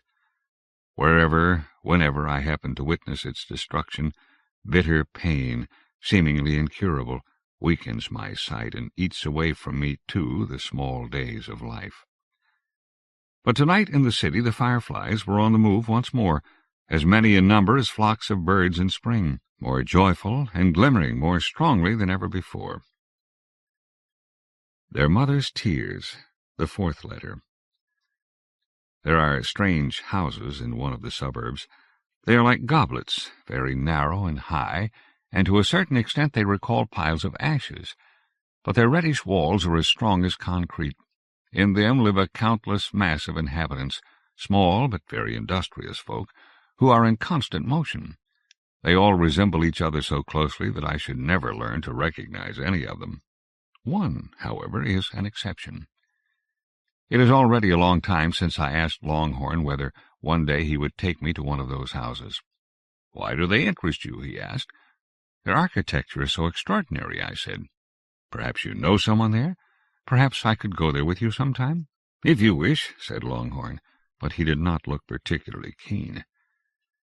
Yesterday, at last, Longhorn took me to one of those dwellings. At the entrance was a doorman with whom he exchanged a few words, and who set off to accompany me. "We shall meet this evening," shouted Longhorn, and disappeared into the gaudy bustle of Tainaron. I was led along dim and intricate corridors that opened on halls, warehouses, and living spaces of different sizes. Past me rushed large numbers of people. All of them seemed to be in a hurry and in the midst of important tasks. But I was taken to the innermost room of the house, at whose door stood more guards. There was no window in the room, but it was nevertheless almost unbearably bright, although I could not see the source of the light. I certainly realized that there were other people in the room, but I could see only one. She was immeasurably larger than all the others, monumental, all the more so because she stayed in one place, unmoving. Her dimensions were enormous. Her egg-shaped head grazed the roof of the vault, and in its half-recumbent position her breadth extended from the doorway to the back of the room. As I stepped inside and stood by the wall, there was hardly room anywhere else, there came from her mouth a creaking sound which I interpreted as a welcome. "Show respect for the Queen," hissed my guide, and knelt down. Unaccustomed to such gestures, I felt embarrassed, but I followed his example. Some time passed before any attention was paid to me. By the walls of the room, around the Queen, rushed creatures whose task was evidently to satisfy all her needs. I soon realized that they were necessary, for the Queen was so formless that she herself could hardly take a step, and I concluded that she could not possibly have gone out through the door. She must live and die within these walls, without ever seeing even a flicker of sun. Her plight horrified me, and I wanted to leave the glowing cave quickly. At that moment the creaking voice startled me. I realized that the Queen had turned her head a little, so that she was now staring at me languidly, at the same time sipping a milky fluid from a goblet held under her infinitesimal jaw. The straw fell from her lip, and new croaks followed. With difficulty I made out the following words. "I know what you're thinking, you little smidgen." "I'm sorry," I stammered, and vexation made me flushed. "You think, don't you, that I am some kind of individual, a person, admitted." As she went on speaking, her voice grew deeper, and it was as if it began to buzz. It was a most extraordinary voice, for it seemed to be made up of the murmur of hundreds of voices. "Yes, indeed, I grew completely confused for a moment, and sat down on my heels, as kneeling on the hard floor was too tiring. "Quite so, of course," I said rapidly, completely puzzled. "Didn't I guess?" she said, and burst into laughter, which sometimes boomed, sometimes tinkled in the corridors, so infectiously that in the end all the inhabitants of the building seemed to be joining in, and the entire house was laughing at my simplicity. Suddenly complete silence followed, and she said, pointing at me with her long proboscis, "So tell me, who am I?" Before I could even think of an answer to this question, I realized at last what was happening in the back part of the room, which was filled with the Queen's great rear body. I had in fact been aware all the while that something was being done incessantly, but the nature of that activity hit me like a thunderbolt. Bundles had been carried past me, but it was only at the third or fourth that I looked more closely and saw. They were newborn babies. The Queen was giving birth. She was giving birth incessantly, and just as I realized that, I seemed to hear from all around me the din of a hammer, commands, the chirrup of a saw, and everywhere there hovered the stench of building mortar. I realized that more and more stories were being added to the house, and that it was reaching ever higher into the serenity of the sea of air. The sounds of construction reached me even from deep under the ground, and in my mind's eye I could see corridors branching beneath the paving stones like roots, greedily growing from day to day. The tribe was increasing. The house was being extended. The city was growing. "You are the mother of them all, Your Majesty," I replied humbly. "But what is a mother?" she squealed, and suddenly her voice rose to a piercing height as one of her antennae lashed through the air above my head like a whip. I retreated and pressed myself to the wall, although I understood that she would not be able to come any nearer. "She from whom everything flows is not a someone," the Queen hissed through her wide jaws, like a snake. I gazed at her, bewitched. "You came to see me, admit it," she growled, more deeply than I dared think. "But you will be disappointed. You are already disappointed. Admit it." "No, not in the least," I protested, anxiously. "But there is no me here. Look around you and understand that. And here in particular, there is less of me than anywhere. You think I fill this room. Wrong, quite wrong. For I am the great hole out of which the city grows. I am the road everyone must travel. I am the salty sea from which everyone emerges, helpless, wet, wrinkled." Her voice chided me warmly like a great ocean swell. As she spoke, she glanced languidly behind her at her formless, mountainous rear, from whose depths her latest offspring were being helped into the brightness of the lamps. They were all born silently, as if they were dead. But suddenly I saw something gush from her eyes. It splashed onto the floor and the walls and wetted all my clothes. She was no longer looking at me, and I rose and left the room, wet with the Queen's tears. The burden. The 5th letter. I have not told you that I am already living at my second address here in Tainaron. There were some difficulties with my first apartment, so vague that I have not written about them earlier, but at the same time serious enough to force me to move. For my first week I lived in a northern suburb, in a building which must once have been plastered in pale green, but had since fallen badly into decay. The plaster had split off in great flakes, and the spaces they left behind them brought to mind faces and patterns seen long ago. At first, nevertheless, I liked both the house and the apartment a great deal, a room and small kitchen on the first floor, with a window opening onto a short, peaceful street. Then one night I woke up. It was perhaps my 3rd or 4th night. My upstairs neighbors were making a noise, and it was this which had woken me. Someone was moving a heavy piece of furniture, that is what it sounded like at least, dragging it back and forth across the floor above my ceiling. I looked at the clock. It was a little past 1. For some time I lay awake, waiting for the noise to end. But when the din went on, I got up, angry and tired, to look for something with which to knock on the ceiling. I could not find anything. I had not yet bought even a broom for the apartment. I opened the door that led to the stairway and listened. It seemed to me that the whole house must have woken up. But the noise was much fainter in the stairwell, and no one else had got up to wonder what it was. The calm light of the street lamp drew a beautiful ornament in the cracked marble of the wall of the stairway. I lay down once more and stared at the ceiling. It looked to me as if it were shaking under the heavy thumps that went on, one after another.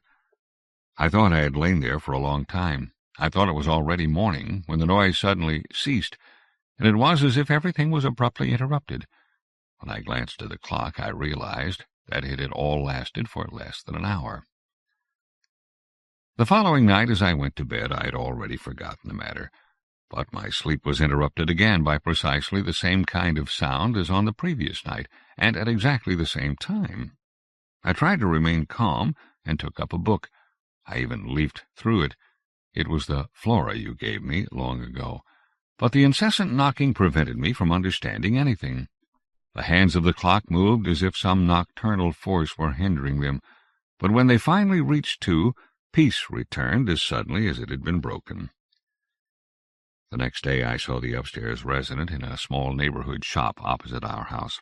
She was a fragile old spinster with astonishingly thin limbs, who supported herself with a slender stick with an elegantly turned head. It represented a creature with a beak and horns. The lady was known well in the shop and was served with respect. In the midst of her purchases she turned to me and asked, in a surprisingly strong trumpet-like voice, "Well, how do you find us?" I had not in the least expected that she would know who I was. My landlord had only once pointed her out to me through the window when I was signing the rental agreement. "That old lady lives above you," was all he had said, and I had glanced at my neighbor in passing from my first-floor perspective.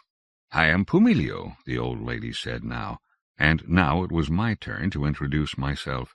But I am sure that I was unable entirely to banish the quiver of suspicion from my face as she continued, immediately, "Have you settled into your new apartment?" As she asked the question, quickly and animatedly, I thought her gaze held real curiosity, quite out of proportion to the formality of the question. I hesitated, but managed to say, "Thank you. It is a comfortable apartment, but at night I find it difficult to sleep." I took fright at my own boldness and watched her closely. "Really? Just fancy. And you are still so young. I am already quite old, as you see, but I sleep well." "Quite well," she repeated, examining me through her wide, motionless pupils. I did not know what to think. She left the shop before me, leaning on her beautiful stick, and proceeding with some difficulty. But on the threshold she turned. "Tonight, I am sure you will be able to sleep." And she smiled, her mouth closed. I hoped it was some kind of promise. I fell asleep quickly, and it may be said in good faith, but my sleep was interrupted again in the same way and at the same time as on the previous 2 nights. Exhaustion and rage pounded at my forehead, but now I listened to the sounds from the floor above more closely than before. In particular, I tried to make out the tapping of Miss Pumilio's stick on the floor, for it seemed to me that it would be very difficult, if not impossible, for her to move without support. But all I could hear was heavy thumps and dragging sounds, and in addition I could see clearly in the light of the reading lamp that the ceiling lamp, a glass ball, was rocking slowly in its mount. It began to seem incredible to me that Miss Pumilio, who was old, frail, and, what is more, an invalid, could be capable, night after night, of the kinds of trials of strength that the noisy events upstairs would seem to presuppose. But above all, I asked myself, why would she do anything like that? What reasons could force her to move furniture around in the middle of the night? I could think of only 2 reasons, and both of them were linked with fear. First, Miss Pumilio feared something so strongly that every night she built a barricade in front of her door, using her heaviest furniture. Did that seem likely? Not really, because things were dragged above my head in a number of different directions. Remember this, and besides, the mornings, when she would have had to have taken down her fortifications, were silent. Second, Miss Pumilio wanted me to be afraid, perhaps because, for one reason or another, she wanted me to move out. On the 4th night, as soon as I awoke, and it happened a few dozen seconds before the noise began, and this time I was absolutely certain it would happen again, I was extraordinarily afraid. It was as if the consuming fear that I had imagined Miss Pumilio felt, or that she wished me to feel, had that night been transferred to me. Most repugnant of all to me was that the noises always began at the very same stroke of the clock. I remember saying to myself many times, "But it is unnatural. It is unnatural." This time, however, I did not get out of bed, and the most difficult thing of all for me would have been to try to do anything to stop the noise. I would not have gone upstairs for any price, or rung Miss Pumilio's doorbell and inquired what the matter was, and whether she could not do whatever she was doing at some more civilized hour. Why was it so impossible for me? I will tell you at once. Because my mind was afflicted by a suspicion that was difficult to dismiss. You see, I suspected that if I really did go upstairs, if I really did ring Miss Pumilio's doorbell and say the words I intended to say to her, she would look at me with the dim eyes of a sleeper who has just been wakened from slumber and would not understand at all, what I was talking about, and what had given me the right to dare deprive her of her much-needed sleep. And, in fact, this was the ultimate reason that cast me into despair, and why I never examined the origin of the noise any more closely. From time to time I saw Miss Pumilio in our street or in the little neighborhood shop. She always greeted me amicably, but no longer made conversation with me. But sometimes, when I had passed her on the street, it seemed to me as if she turned to look after me, and as if her bluish mosaic eyes glowed with a feeling or thought that I did not understand. But it could also be the case that she was looking through me and was not even thinking about me. At night I stayed awake, and to keep up my courage I repeated to myself, It's nothing, nothing. I just don't happen to understand what is behind this, but I am sure it is something quite insignificant and ordinary. I am sure I would laugh if I found out what it is, and laugh heartily. But above my head the rumbling continued like a very localized storm, and along the creaking floorboards was pushed and pulled something that was heavy and recalcitrant and immense, something so formless that it resembled human life. At last came night, and staring at the shaking ceiling, I felt the foundations and the cellar of the house respond to the thundering sound from above. I fled those 2 sledgehammers, of which one was the earth itself, to the open air, and have never returned to that address. The 17th spring, the 6th letter. In Tainaron many things are different from at home. The first things that occur to me are eyes. For with many of the people here, you see, they grow so large that they take up as much as 1/3 of their faces. Whether that makes their sight more accurate, I do not know, but I presume they see their surroundings to some extent differently from us. And, moreover, their organs of sight are made up of countless cones, and in the sunlight their lens surfaces glitter like rainbows. At first I was troubled when I had to converse with such a person, for I could never be sure whether he was looking at me or past me. It no longer worries me. It is true that there are also people whose eyes are as small as points, but then there are many of them in the forehead, at the ends of the antennae, even on the back. Like their eyes, Tainaronians may have a number of pairs of hands and feet, too, but it does not seem to me that they run any faster than we do, or get more done in their lives. Some of them, it is true, have a jumping fork under their bellies, which they can, whenever necessary, release like a lever, and thus hurl themselves forward, sometimes by dozens of meters. The hustling forest of antennae and pedipalpi in the streets at rush hour is certainly an extraordinary sight for people like us, but most difficult of all is to accustom oneself to a certain other phenomenon that marks the life of the majority of the inhabitants here in the city. This phenomenon is metamorphosis, and for me at least it is so strange to my very marrow that even to think about it makes me feel uncomfortable. For you see, the people here live 2 or many consecutive lives, which may have nothing in common, although one follows from the last in a way that is incomprehensible to me. We, too, change, but gradually. We are used to a certain continuity, and most of us have a character that remains more or less constant. It is different here. It remains a mystery to me what the real connection is between 2 consecutive lives. How can a person who changes so completely still say he is in any sense the same as before? How can he continue? How can he remember? Here you can bump into a stranger, and he will come up to you like an old acquaintance and begin to remember some past amusing coincidence that you apparently experienced together. When you ask, "When?"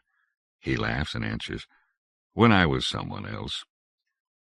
But perhaps you will never discover with whom you have the honor of conversing, for they often change comprehensively and completely, both their appearance and their way of life.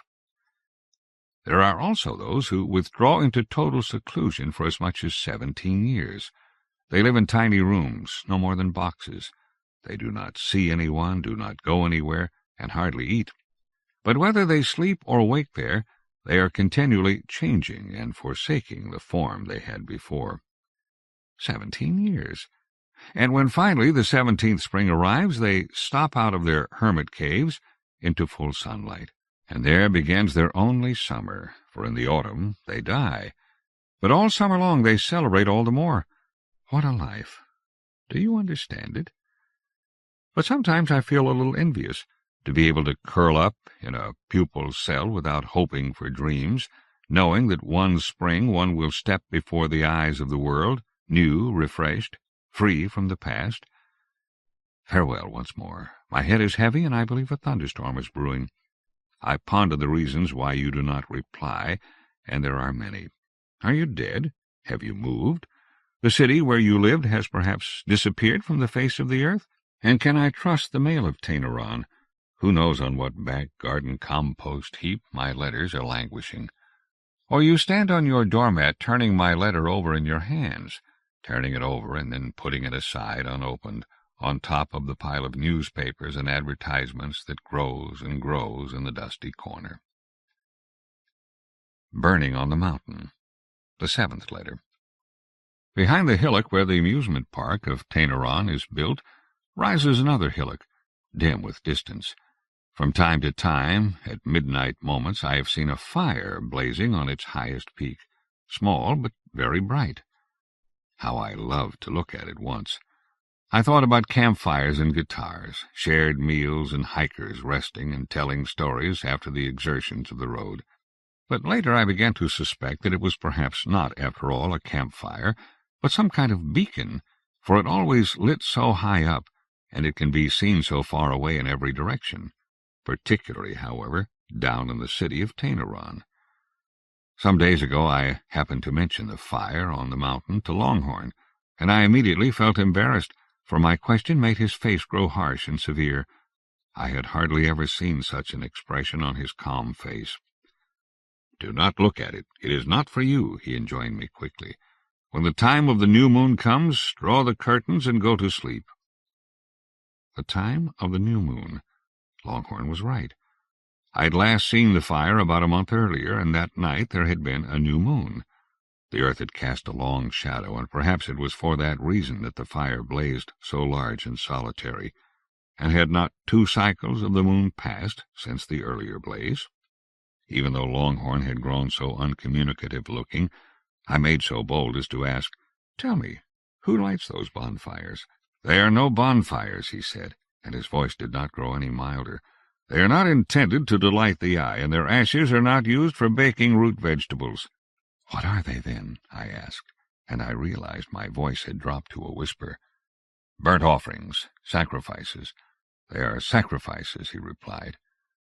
I felt I had known before I asked. "Who is sacrificed?" I asked. In admiring the blaze, had I not noted a light smell hovering over the city? "Why do you keep asking?" Longhorn cried, growing angry. "They set fire to themselves." But I could not stop. I went on stubbornly. "But who are they? What do they want?" Longhorn had turned his back to me and was pretending to examine my books. The conversation seemed repugnant in the extreme to him, and I was ashamed of my own tactlessness. Nevertheless, I felt that if I could solve the mystery of the fire, I would also understand why some people chose destruction as if it were a privilege. But Longhorn shrugged his back armor wearily. "What do they want, you ask? They are sectarian delusions. To redeem Tainaron, I suppose, that is what they want, that the Tainaronians should live differently from how they do, that they should wake up from their sleep. That is what they say. Mad." And he shook his fists at the mist-clad mountain that bowed over the city. "How many innocent souls will they yet take with them to the pyre?" Yesterday it was new moon once more. Early in the evening I had done exactly as Longhorn had instructed me. I had drawn the curtains across my windows. But after I had gone to bed I could not sleep, and it seemed to me that a red color was shining through the curtains. Then I got up, went on to the balcony, and immediately saw the bale fire, high on the mountain in the darkness of the new moon. None of the lights of Tainaron, not its neon colors, not the lights of its Ferris wheel, burned as brightly as the fire on the mountain. There it blazed, attracting the gazes of the city dwellers as a lamp attracts moths. Even from miles away it was dazzling, and made my face glow. Last night was calm, and the sacrifice burned evenly. It was a candle on the table, the night's focus and its terrible purifier. Who was he who was burning with such a high and unwavering flame? What did he believe he knew that no one in the valley of Tainaron knew, which was more than life, more than his own boiling tears and his scalding eyes? Was it as clearly visible to him as the fire on the mountain was to me?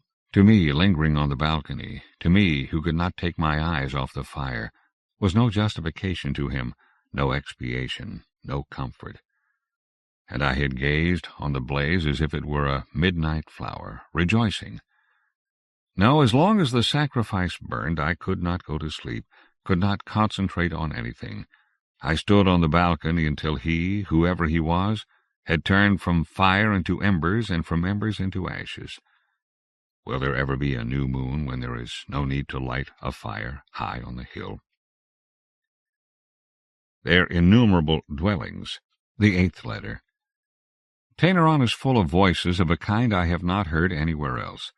Here I have come to realize that there is no clear dividing line between music and language. For the citizens, you see, secrete their voices from themselves, which can be interpreted sometimes as speech, sometimes as music. I do not mean they sing, that is at least not very common here, neither do they play instruments of any kind. Instead, their voices are created with the help of muscles, glands, and guts or chitin armature. Their voices may well up from a surprising depth, as if from leagues away, so that it is no wonder that they are often so difficult to locate. For you see, the Tainaronians' way of life is a very curious one. You will perhaps not have heard that they often have a number of dwellings, but not only in the way that we have city apartments and summer villas. No, the people here are able to live in many dwellings at the same time, as in a nest of boxes. Some of them carry their innermost apartment, a one-roomed flat, which fits their dimensions like a glove, with them everywhere. But this has the drawback that one cannot always make sense of what they say, for it echoes and reverberates from the walls of their private apartments. It is also vexing to me that I cannot always tell where the dwelling ends and its inhabitant begins. Poor things, who never come among people without this innermost shield. It reflects the terrible vulnerability of their lives. Their little home may be made of the most diverse ingredients, grains of sand, bark, straw, clay, leaves, but it protects them better than others are protected by armor, from every direction, and it is a direct continuation of themselves, much more so than clothes are to you or me. But if it is taken away from them, they die, perhaps simply of shame, perhaps because their skins are too soft for the outside air, or because they do not have any skin at all. Who would be so cruel as to tear from them this last shield? Oh, I have heard that such things, too, happen here in Tainaron. I have been startled by the moans of death throes in the deeps of the night. But I have my own theory concerning why this happens. For you see, those who constantly drag their houses with them remain unknown to other people. One can gain only a brief glimpse of them, if that. They are always in hiding.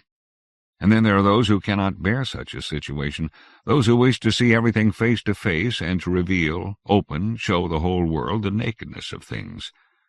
Now and then the temptation becomes overwhelming to them, and they split open the house of some poor unfortunate. I wake to shrieking, sigh, and turn over, and soon fall asleep again.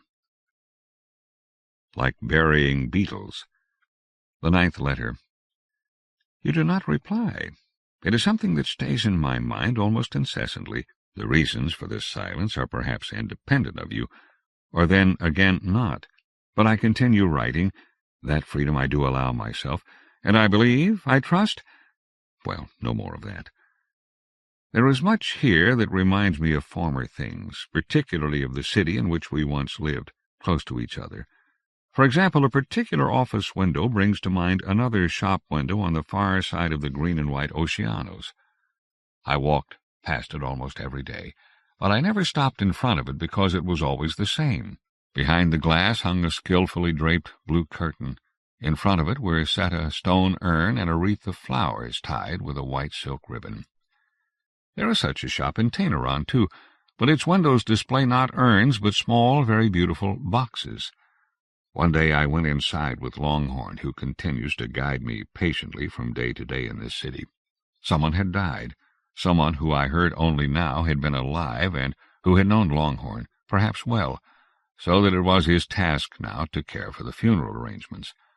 I followed Longhorn because I had often, passing by, looked at those small boxes, and I wanted to examine them more closely. The shop was empty as we stepped inside, but on the shelves that ran along the walls I saw more boxes of all shapes, some smaller even than matchboxes, and the largest the size of books. They were covered in multicolored fine fabrics, or painted or engraved with mark and symbols whose meaning I did not understand.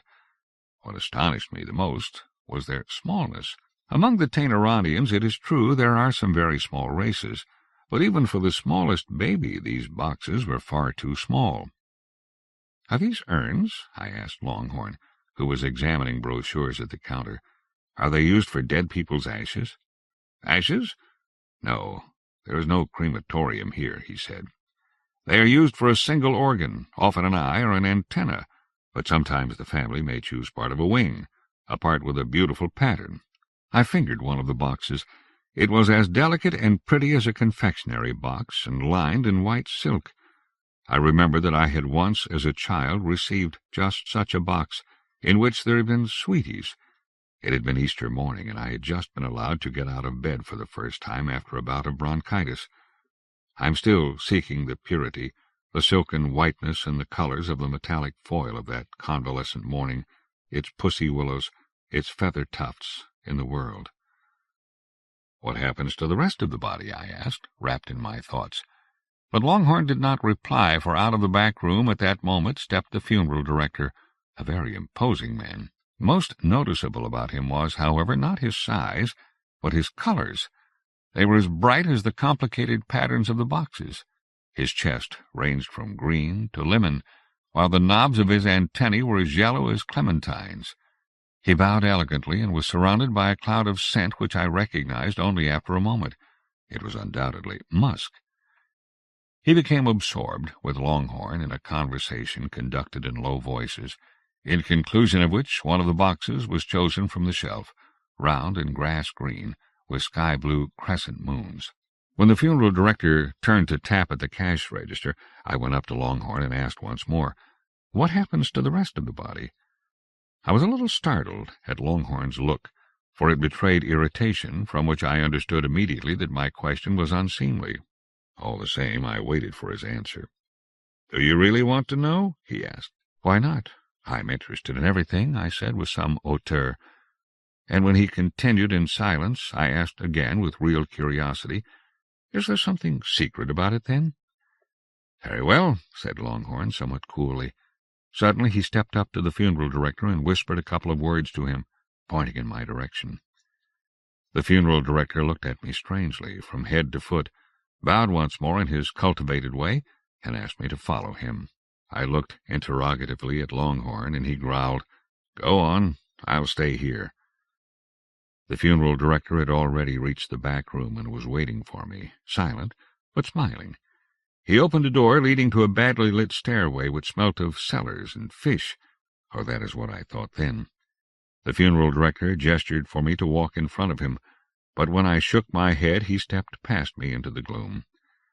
My curiosity had now completely disappeared, but I followed the strange figure lower and lower down the steep and uneven stairs, regretting my frivolous wish for information. The deeper we went, the more uncomfortable I felt, above all because of the increasingly strong smell. Finally I stopped, intending to return to ground level without delay, but as it turned out the funeral director was now behind me, so close that his yellow chest was nearly touching my back, and his musky vapors mixed with still odder scents. I continued my descent unhappily, for one way or another the man was pushing me forward, gently enough, it is true, but so firmly that it was no longer impossible for me to retreat. The fish is rotten, I thought, but the smell of decay had already grown to a stench that filled my lungs with nausea. I scarcely realized that we had arrived in a great vault, and that it was filled with an extraordinary bustling. I could no longer see my guide anywhere. I felt faint and pressed my back against the damp stone wall. I already realized that I had been brought into a sepulchre. Before me on the earthen floor lay carcasses without number, but about them was such a ceaseless bustle that at times it looked as if there were still some degree of life in them. Around me moved dozens of creatures that were reminiscent in their appearance of the funeral director, but whose clothing was, if possible, still more brilliant. The more closely I examined them and their work, the more they reminded me of the toil of burying beetles. I had descended into the Hades of Tainaron. I had asked, "What happens to the bodies?" And the answer to my question was now before my eyes. One of the most prosaic and indispensable of the functions of the city of Tainaron was carried out here, shielded from the gaze of passers-by. But as I looked at their toil, my horror gave way and made space for impartial examination, even respect. I spoke of Hades and a sepulchre, but in reality the space in which I found myself served the opposite purpose. It was a dining room and a nursery. Those who toiled here were not merely workers. They were also, above all, mothers. Now I could see that around every larger form flocked a swarm of smaller creatures, its offspring. As they did the work that had to be done for life in this city to be at all possible, these workers were at the same time feeding their heirs, and if the way in which they did it was not to my taste, where would I find more convincing proof of the never-broken alliance between destruction and florescence, birth and death? So, there was a carcass, of which one could no longer detect who or what it had been when it was alive, so decomposed were its features. But I no longer felt sick, although I saw one of the mothers poking about in its pile of dross. For that was where the mother sought nourishment for her heirs, her snout buried in the stinking carcass. And look, there glistened a dark droplet, which one of the little ones drank, and after a moment the second received its share, and the third. No one was forgotten. And here then was their work, to distill pure nectar from such filth, to extract from the slimy liquid of death health, strength, and new life. How could I ever complain about what took place in the Hades of Tainaron? Truly it is a laboratory compared to which even the greatest achievements of the alchemists are put to shame. But all that is done there is what the earth achieves every year when it builds a new spring from and on what rotted and died in the autumn. "Have you seen enough?" someone asked behind me. I turned and saw Longhorn, who was standing at the mouth of the corridor, looking at me in a troubled way. I do not know whether his expression was caused merely by the stench, which my own nose hardly sensed any longer, or whether it was real grief, for his friend had just died, and I had hardly spared a thought for his feelings. But when our eyes met, I too felt the bite of suffering. The kindness of his eyes! How had I never noticed it before? And they were so dazzlingly black, so wise and alive. But in fact I have seen just such a gaze before, and more than once. I have seen it, do not be shocked, in your eyes too, different as they are. I have encountered it, or seen it pass me by, among acquaintances and strangers, at parties, in department stores, in my own home, in trains, on stations, and in lecture halls, shops and cafes. In summer, in the great lime trees in the park where cast-iron benches have been placed for the citizens, and I am sure that at unguarded moments it has also resided in my own eyes. That it ever disappears, it was the impossible and unbearable thing that, as I turned to look behind me and met Longhorn's eyes, was relentless in us both, and the strange meal we were following as onlookers offered no solution. The soundless glitter of immense treasures, that it could be extinguished and sink into the cold mass of raw material, as if it had not been anything more than the moisture of lacrimal fluid on the surface of the cornea. "Come away," said Longhorn with unexpected softness, and we left Hades without looking at each other again. The Charioteer, the 10th letter. I have received a card from my home country. Yes, it was not from you, we know that. The bronze statue on the card is 2,400 years old, but he whom the card shows is a mere youth. His forehead is encircled by an ornamental ribbon, and his hair curls, lightly gilded over his ears. He holds a pair of reins in his hands, and his eyes are dark stones, glittering, mysterious, and surprised. But what life and riches shine from them! It is hard for me to believe that what I see is merely colored light reflected from stone. What a coincidence that it arrived just as I had sent you my last letter. For, don't you see, he has the same gaze, the one I was talking about, which hurts me, which I recognize everywhere. But this young man is astonished at something. Even his mouth is astonished, already ajar and about to open. I am sure I am not mistaken in remembering that I once saw a similar expression on the face of someone who was dying. All the tubes had been disengaged, and his eyes were wide open. The same concentration marks both their faces and forces both of them forward in an invisible race. Why is it that it is in the form of this young man's face that I should most like to remember the face of humankind? Tracks in the dust. The 11th letter. Have I told you that Tainaron has a prince? As a foreigner, I was unexpectedly offered the opportunity to attend his reception. I asked Longhorn for advice as to how I should dress for the occasion and what behavior was expected. I felt his answer was vacuous and did not help me one bit. "You can go in whatever you like," he said. "You can ask whatever you want." And then he added, "It's not important after all." Not important? I was astonished. Do you just go there as you are, straight off the street, and say whatever comes to mind to the prince? But he did not give me any more clues, and I went there by myself, in my best dress, of course, but distinctly nervous.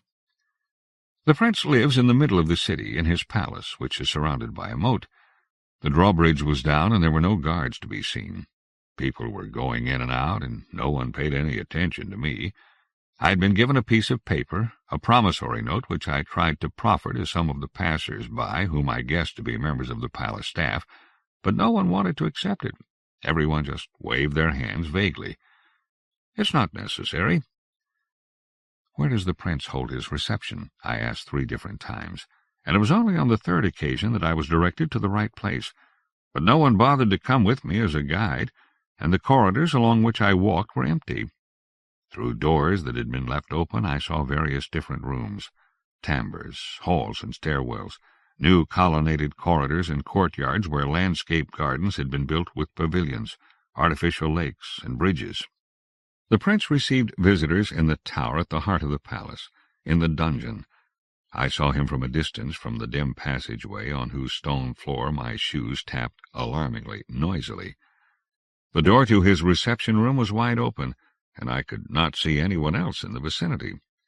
The salon was oval in shape and small. At its center was a single chair, on which the prince sat. The room was very high, in fact as high as the tower, so that the prince looked as if he were sitting at the bottom of a well. I stopped before stepping across the threshold, for I did not know how I should approach him. He sat motionless, but seemed to be looking me straight in the eye. He was very old and frail. The way in which the light fell around him and onto his domed head from the upper windows made the vision desolate and melancholy.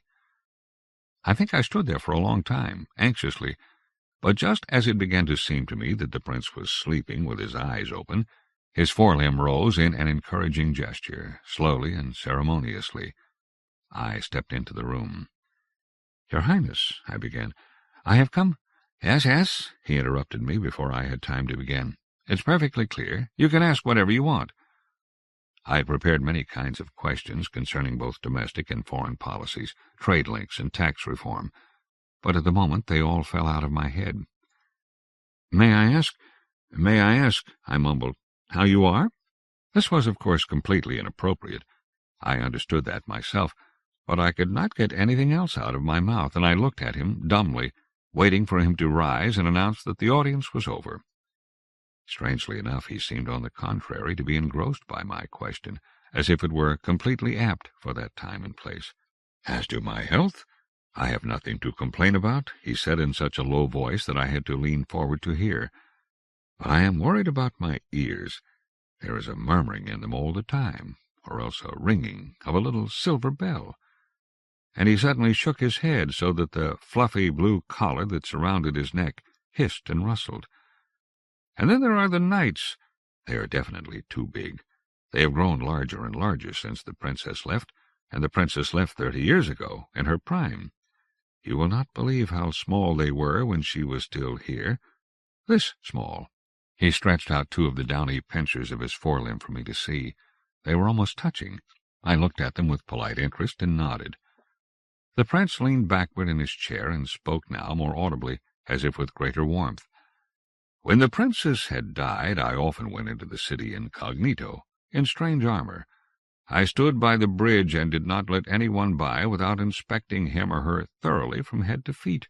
But I never saw the princess again, for I should have known her in any disguise, even if she had been through the most comprehensive of metamorphoses. That you may believe. For the images of shared secrets had remained in the princess's eyes, and they at last would have revealed her immediately. But in the uninterrupted flow of oncomers there flowed only the loam of strange memories." And the prince's voice fell. I suspected that the audience should have ended long ago, and it tired me to stand before him as the only hearer of his ancient yearning. No one came to fetch me away, and in the palace there was a soundlessness, as if there were no one else there. "Do you know why we have been forgotten?" the prince whispered unexpectedly, and his choice of words surprised me. Why that "we"? It was not really right in this situation, and why did he lower his voice in such a familiar way? "Because it is all the same to them," the prince whispered. "What I do now, where I go, or what I say, everything is permitted now. Do you understand?" "No, I do not believe it, your highness," I said hesitantly, but his forelimb crooked and beckoned me closer. I bent obediently toward him and came so close that I thought I heard the little silver bell he had mentioned, as well as the scent of some bitter herb. Then he whispered into my ear, "In reality, I am no longer the prince." He drew away to see the effect of his words on me.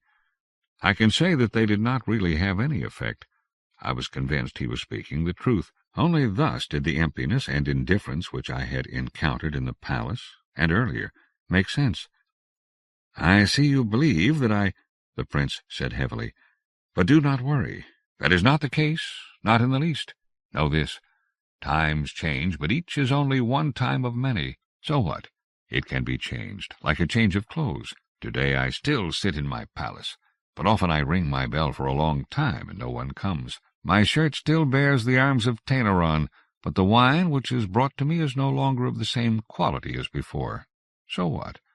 For tomorrow I shall be in exile, or my body will lie in that landscape garden on the little wooden bridge, and the National Guard will have pierced it with newly sharpened bayonets." Now he finally rose to his feet. I had been expecting it for a long time, and I realized with relief that the audience was over. I bowed respectfully, and when I turned, I saw only my own footprints in the heavy dust that completely covered the stone floor of the dungeon. Their solitude proved to me with complete clarity that no one had visited the room for ages, and that the prince himself had not left it. He was a lost cause. The day of the Great Mogul, the 12th letter. I do not know why I pick up my pen again, no longer because I might expect return mail, but I would like to tell someone that something strange has happened, some curious, unpleasant changes, and I have no idea what has caused them. Perhaps it is temporary, and my life will return to how it was before. Perhaps, too, the days that were like prizes long ago will return. I have not traveled anywhere, but this city is now different. The change does not please me. When I look out, I see that it is as if it has been unclothed. The most important thing is absent, the thing that once, just a moment ago, made me strong and happy. I look at the ground, I look at the sky, and everywhere is the same absence, in the eyes that crowd the streets and the department stores, as if they were seeking their lost pupils in the windows and sales counters. If I were to send you photographs of Tainaron before and Tainaron now, you would say no difference is visible, and perhaps it is so, but nevertheless I know that everything is decisively different. If the sounds of the city were to be muted for a moment, I could hear a secretly crumbling sound, as if a trickle of sand were falling from the side of a sand-pit, and the vital force, which I believed to be inexhaustible, runs and runs somewhere where no one can use it. Is this what is known as growing old? Do I see it everywhere, although it exists only inside myself? And what once was happiness around me, was it, too, a mere reflection?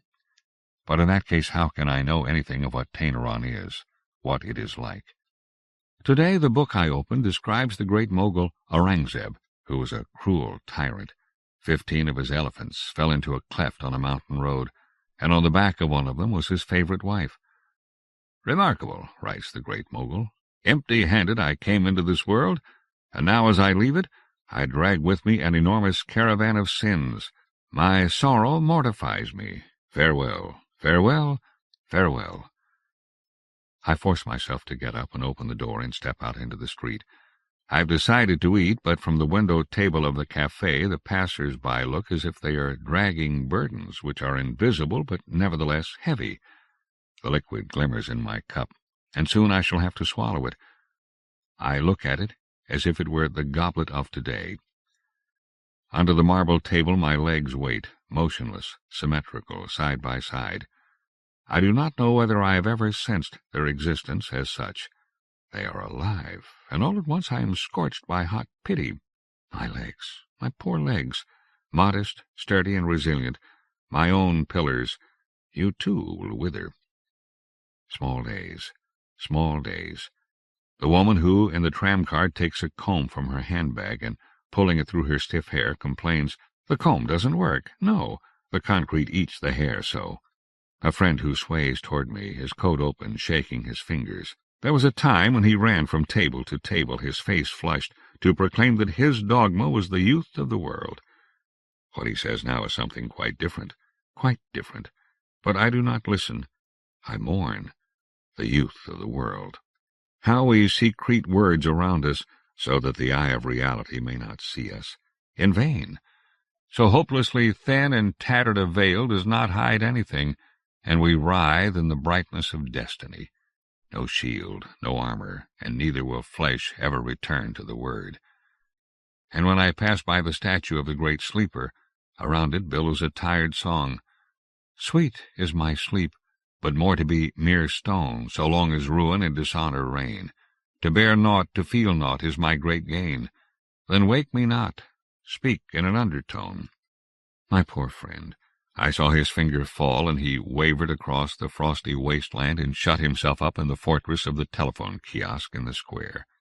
It happened there, not here in Tainaron, for these are different statues, but the days are as small everywhere, and their shape is that of a funnel. I wonder if you too have noticed. There are moments when you do not wish to wish, and then you look inward, and what is it that you see? An endless sequence of wishes, infinitely many yous, and all of the yous are threaded onto the tough thread of memory, and in the end you yourself are no more than that thinnest of thin threads, and it quivers, tensed. But today I walked past a chirping flock of sparrows, and it fell silent as a wave of nausea swept across me, and suddenly the earth gave way beneath my feet, and I remembered once more that beneath Tainaron is nothing but a crust, as insubstantial as one night's ice. Proof copy. The 13th letter. The rapist panted in my pursuit, reducing the distance between us with horrifying speed. Then I remembered that what I was seeing was a dream, and that I therefore had an opportunity. With all my strength I forced my feet to leave the ground, and as the murderer's filthy paw fumbled for my ankle, it slipped beyond his grasp and past the highest branches. My unbelief had saved me, but the poor creature who believes that everything is true is the victim of his dreams. Today I remembered that many grace-filled years ago, I should say, for that is what they have been, we were walking up a street between two churches, and you said, "The soul is what is visible." Do you remember? When I happened to look in the mirror a moment ago, you said it, from a long way off, but as clearly as you did then. I seldom look in the mirror, but always there is someone there who gives me my eyes, and the root of my nose is bluish. A line has inscribed itself at the corner of my mouth like a dry-point groove. But there is no proof copy, and the acid of everyday life corrodes, prepares that which is the soul. Once you said, moaning, "I would love you even if you were someone else." You are crazy. How the word reassured me, how calm it made me. But yesterday morning I stood in front of a large department store where I planned to go and buy clothes, and the sun had just risen behind the roofs of Tainaron. I came to a halt because I happened to glance at my legs, for no particular reason, and from them grew two shadow trees, and both of us were whole, I and the other. Oh, I have something wider than a prairie, wider than Oceanos. I do not know where to put it, to whom to present it. I cannot show it, I cannot use it. It is too wide for this city. One life is too small for it. No one needs it, but today it has me flying and singing. Sand. The 14th letter. The new day dawned low and cloudy. In my melancholy I set out for a walk, alone, for Longhorn, after all, has his work, of which I know almost nothing, but I assume it is some kind of business activity. I wanted to see something I had not seen before, and for that reason I set out toward the eastern part of the city, although I well remembered that Longhorn had urged me to stay away from those parts. When I asked why, he merely said that it was not safe to go there alone. But it was midday, after all, and I was walking along a broad esplanade bordered on both sides by high poplars which were still green. Looked at from a distance, they recalled the crowns of some other trees standing on their bases. I walked past the theatre, on whose eaves snouty caryatids slumber. That building has a particular charm.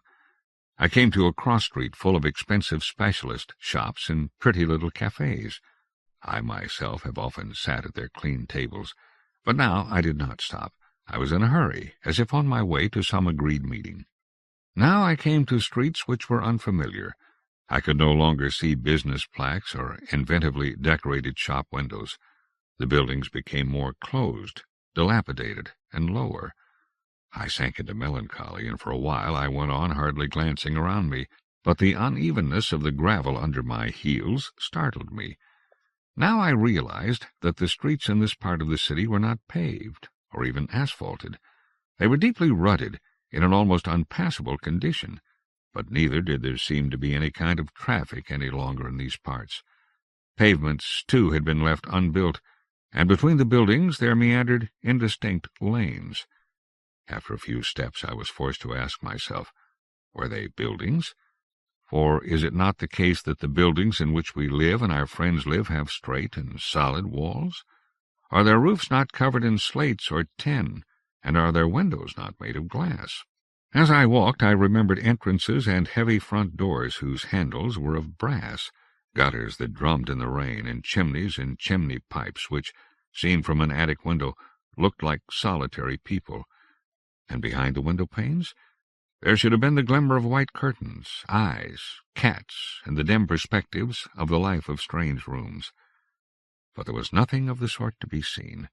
The habitations past which I walked were lacking in all the characteristics of proper dwellings. First of all, there were no straight lines. Everything curved and twisted, meandered without direction, without clear corners. The dwellings rose from the earth-colored, made of clay and loam. They had indefinitely shaped openings in place of windows and doors. Where were the columns and capitals which one could admire on almost every square in the center of the city? Where was the rosy golden glow of the cupolas, and the window recesses with their rich mosaic patterns, the wall niche and the sandstone shapes that beckoned to them, the slender roof groins and the pointed arches, the pilastered galleries and the atriums with their flowering trees? I realized that there were 2 Tainarons, or perhaps even more, who knows. This was a Tainaron lacking in everything that is called culture, everything which joy and hope, prosperity and ambition can build and embellish on earth. I cannot say I liked it. I walked faster than before. My intention was now to traverse this obscure and peripheral part of the city as quickly as possible, and spend a moment at the sandy beach of which I had heard. After that I decided to return to the center of the city via the northern causeway, although it is long and dull. The light increased, and from somewhere the shimmer of water was reflected over the nests, cells, and systems of caves that were hollowed out of the sand and the rock. From in front of me I heard an incessant rustling and scouring, as if the earth were being swept with a large brush, but there was nothing to be seen. A couple of times I heard, from behind a stony hillock, the sound of dragging and something buzzing. I was certain that a lizard or reptile was hiding among the stones. I saw a couple of passers-by. They were small and fragile, dragonfly-like creatures. The last dwellings I passed were just low mounds and holes. They would offer shelter only to the most insignificant and modest beings, and they soon sank and merged into the fine golden sand, which was certainly beautiful to look at, although it made my steps heavy and insinuated its way into my shoes and even into my mouth, making me thirsty. Nevertheless, I decided to walk a few steps further, although I had already admitted to myself that my trip was not exactly fun. The sand spread before me in gently swelling dunes. I could no longer see any signs of the city around me. The sand radiated the same simple severity as the snowfields at home, the allure of inviolability, dreams, and emptiness. As I gazed at one particular sandbank, Its shape reminded me of a sledging slope which long ago rose in the courtyard of my childhood home. I began to be very tired, and I felt like sprawling for a moment in its softness. Suddenly I was so sleepy that my thoughts became confused. What if I freeze? I took a couple of steps toward the ridge, and at the same time my attention fastened on some insignificant protuberances that were at first hardly distinguishable from the surrounding sandy plain. When I went nearer, I saw earthworks of various sizes, all of them in the form of circles, forming concentric rings. At their center was a conical pit, symmetrical and apparently purpose-built, for wind or water could not possibly have built such exact forms. Those hollows reminded me of something. Long ago I must have seen something similar, but it was quite painful that I could not bring to mind where it had happened. Behind the sandbank I saw yet another earthwork, larger than all the others. I climbed up to its ridge, and the sand immediately began to move under my feet. Small avalanches fell down the walls of the pit here and there, soundless falls and swifter torrents, making a rustling sound as if a woman in evening dress were rushing, complete with train, through a thicket. It was not until a moment later that I noticed that there was a hole deeper in the pit. At first it looked infinitesimally small, but that could not be the case, for in fact I was still so far from it that it could well be wider than the circumference of my head. It looked immeasurably deep. The grains of sand that were displaced by the heels of my shoes as soon as I moved in the slightest fell over its fragile edges. I stood where I was, insofar as there was a definite place to stand, for something was continually happening on the ridge of the earthworks, so I did not have a firm foothold. Yes, I stood where I was, and I could not take my eyes off that round hole. At first I felt that the movement I thought I noticed came from the shadow of my eyelashes, for my eyelids were fluttering. Then I saw it quite clearly, without any doubt. Something was moving in the hole, very deep beneath the sand, and then the walls of the pit, too, began to undulate. At that moment I believe I executed a very strange, and in relation to my strength, supernatural leap, for my foothold was finally giving way, and I felt myself slipping with the sand toward the grave dark hole. On no account did I climb. I made a half-vault backward. For the next moment I found myself behind the earthwork, looking at the panicles of a tussock of grass, which moved lightly at the level of my eyes. I turned my head so that I now saw nothing but sand, dim quartz granules, deep red grains of granite, crushed snail shells. The clouds had dispersed. The sun shone on the shadowless sand. I felt as if I had never looked at anything so closely, because the gold of a particular vein of mica shone into my pupil, red as the embers of a fire. I had thrown myself on the sand through the sheer weakness of fear, for I had been able to glimpse how some kind of point, a claw covered in fur or prickles, or perhaps a tooth, had flitted past the edge of the hole, but had immediately disappeared back into the darkness. Later I got up, and my feet took me back, but I do not remember the road, and it is of no importance. I have not yet met Longhorn, and I have no intention of telling him what happened today. At this moment I could be hollow, as empty as the ants from which ant-lion grubs suck the innards and vital fluids. In writing this I am a little ashamed, as if I wanted to disturb you by telling you this, but it is true after all. I examined my nails and the skin on the backs of my hands closely, knowing that they could be among the fragile and dry skins that are thrown over the ridge of the earthworks, and which crumble to dust and disappear among the sand. But the wind! It rises and distributes both dust and sand over the towers of Tainaron, and the dunes shift once more some distance toward the interior. From a high hillock a grating sound is heard, and I see the Ferris wheels spinning in the wind, but guess that its cogwheels too are now grinding sand from the shore. When I think about the buzzing, the sea of air that undulates around the antennae and the towers, and which sets the papers in the gutter dancing, I am no longer at all afraid. Its reinvigorating breath passes through personal happiness and unhappiness, and they are no more than a couple of steps in the great dance.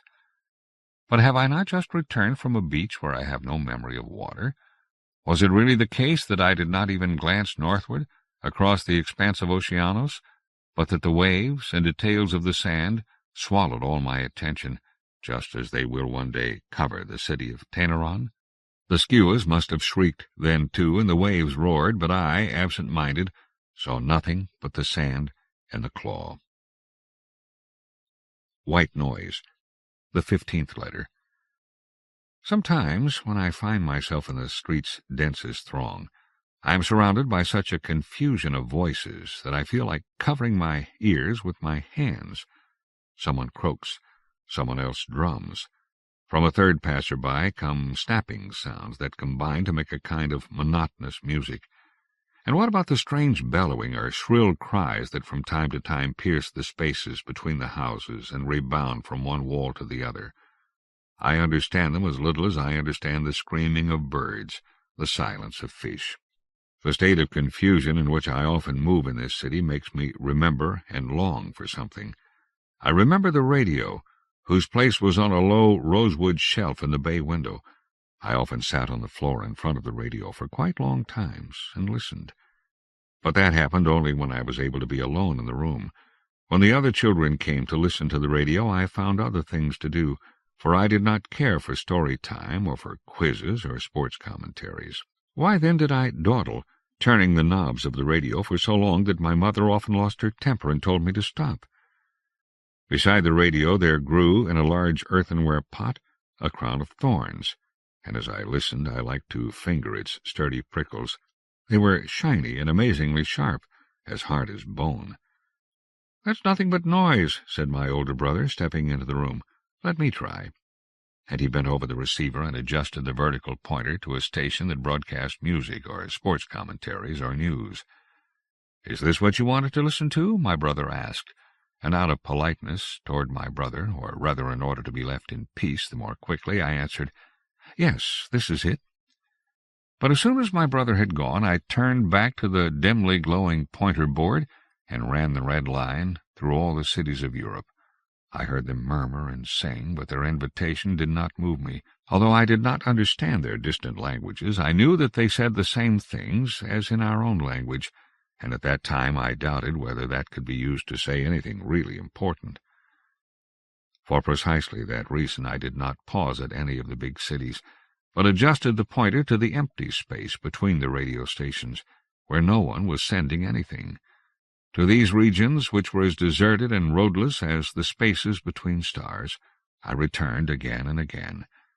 As I wandered through their integrity, I felt the happiness of an explorer, and I was bewitched by the ceaseless humming that rose like vapor from their nameless seas. It was secreted from the receiver as a radiation of the same strength, almost unchanging in wavelength, which brought to mind honey and the homes of thousands of bumblebees. It swayed before me like a curtain, like dancing dust. It was ceaseless happening, but nothing changed in it. So I wandered through the forest, peaceful and alone. The language I listened to was so full of meaning that once I even felt my intestines pausing in their work in order to understand better. If I had been asked then, "But what does it mean?" I should not have replied, for I could not have said anything but, "It means everything," and even to my own ears such an answer would have seemed senseless. But that was precisely how it was. The roar that lured me was the chimera of all languages and all voices.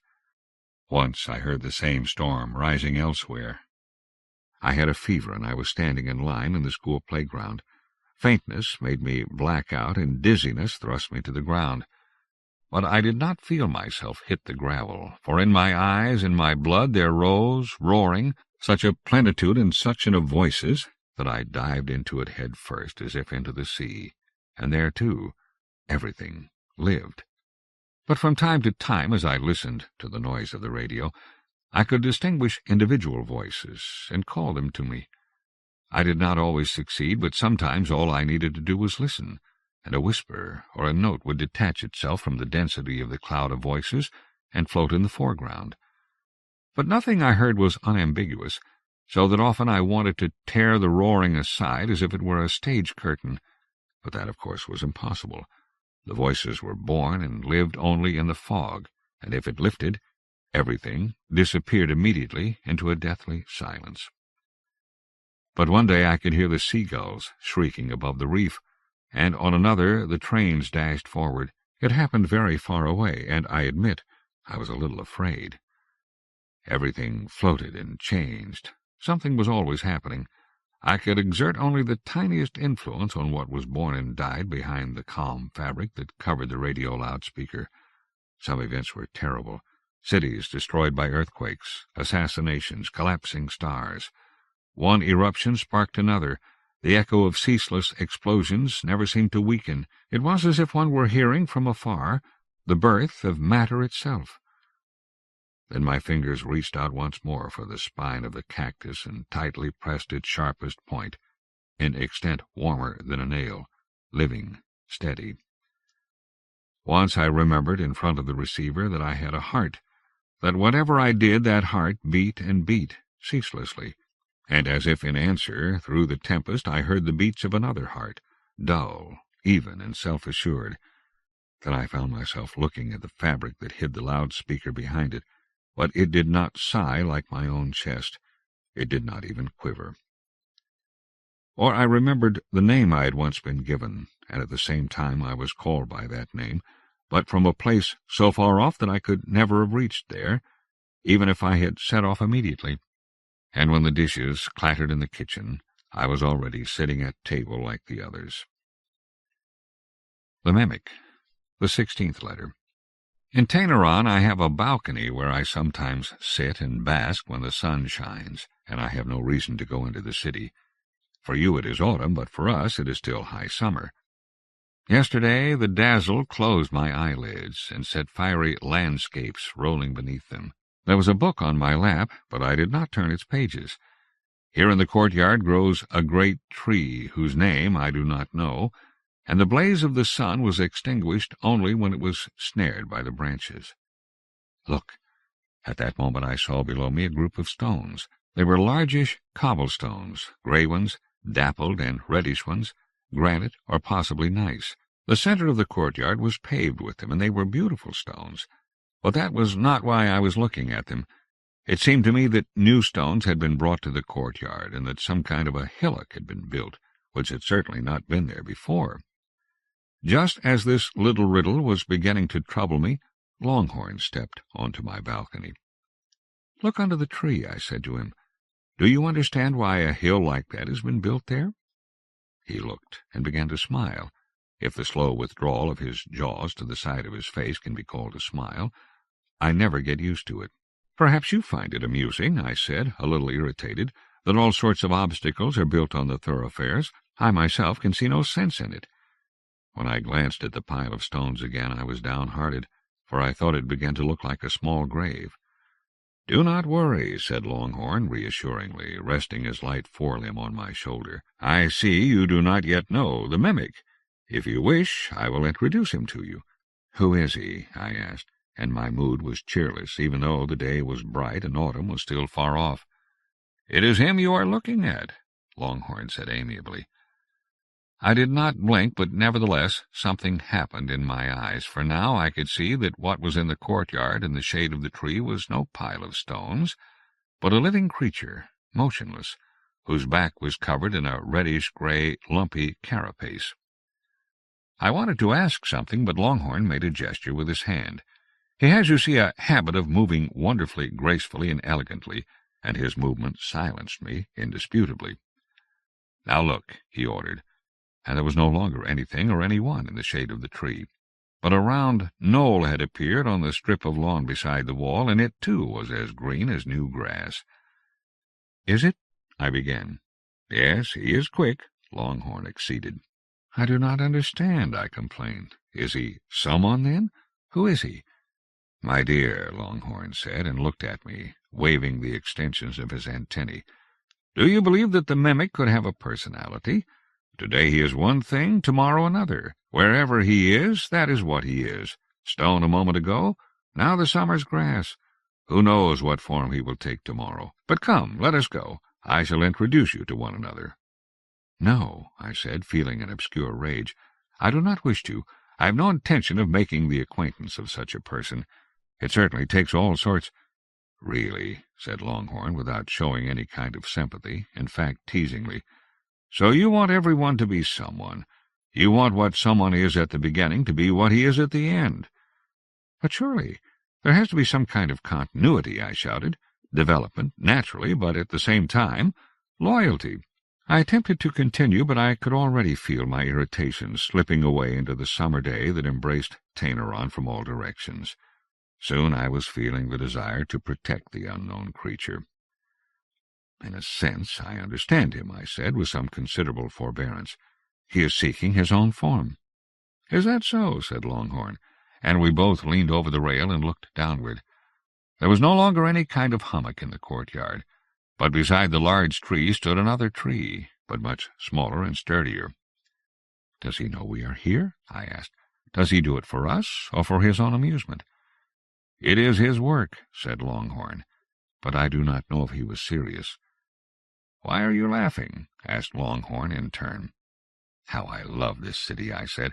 Perhaps I shall stay here forever. What on earth made me say it? Yes, stay here forever, Longhorn said, but his voice darkened to such a depth that I forgot the mimic and turned toward him in astonishment. The Great Window, the 17th letter. It was evening once, and I was a child, out in the street. All the lights were on, street lamps, shop windows, car headlights, and I was standing in front of a toy shop. You know the shop. It is still there, in the center of town, and you must have passed it many times, or perhaps you have even been inside it in the days before Christmas.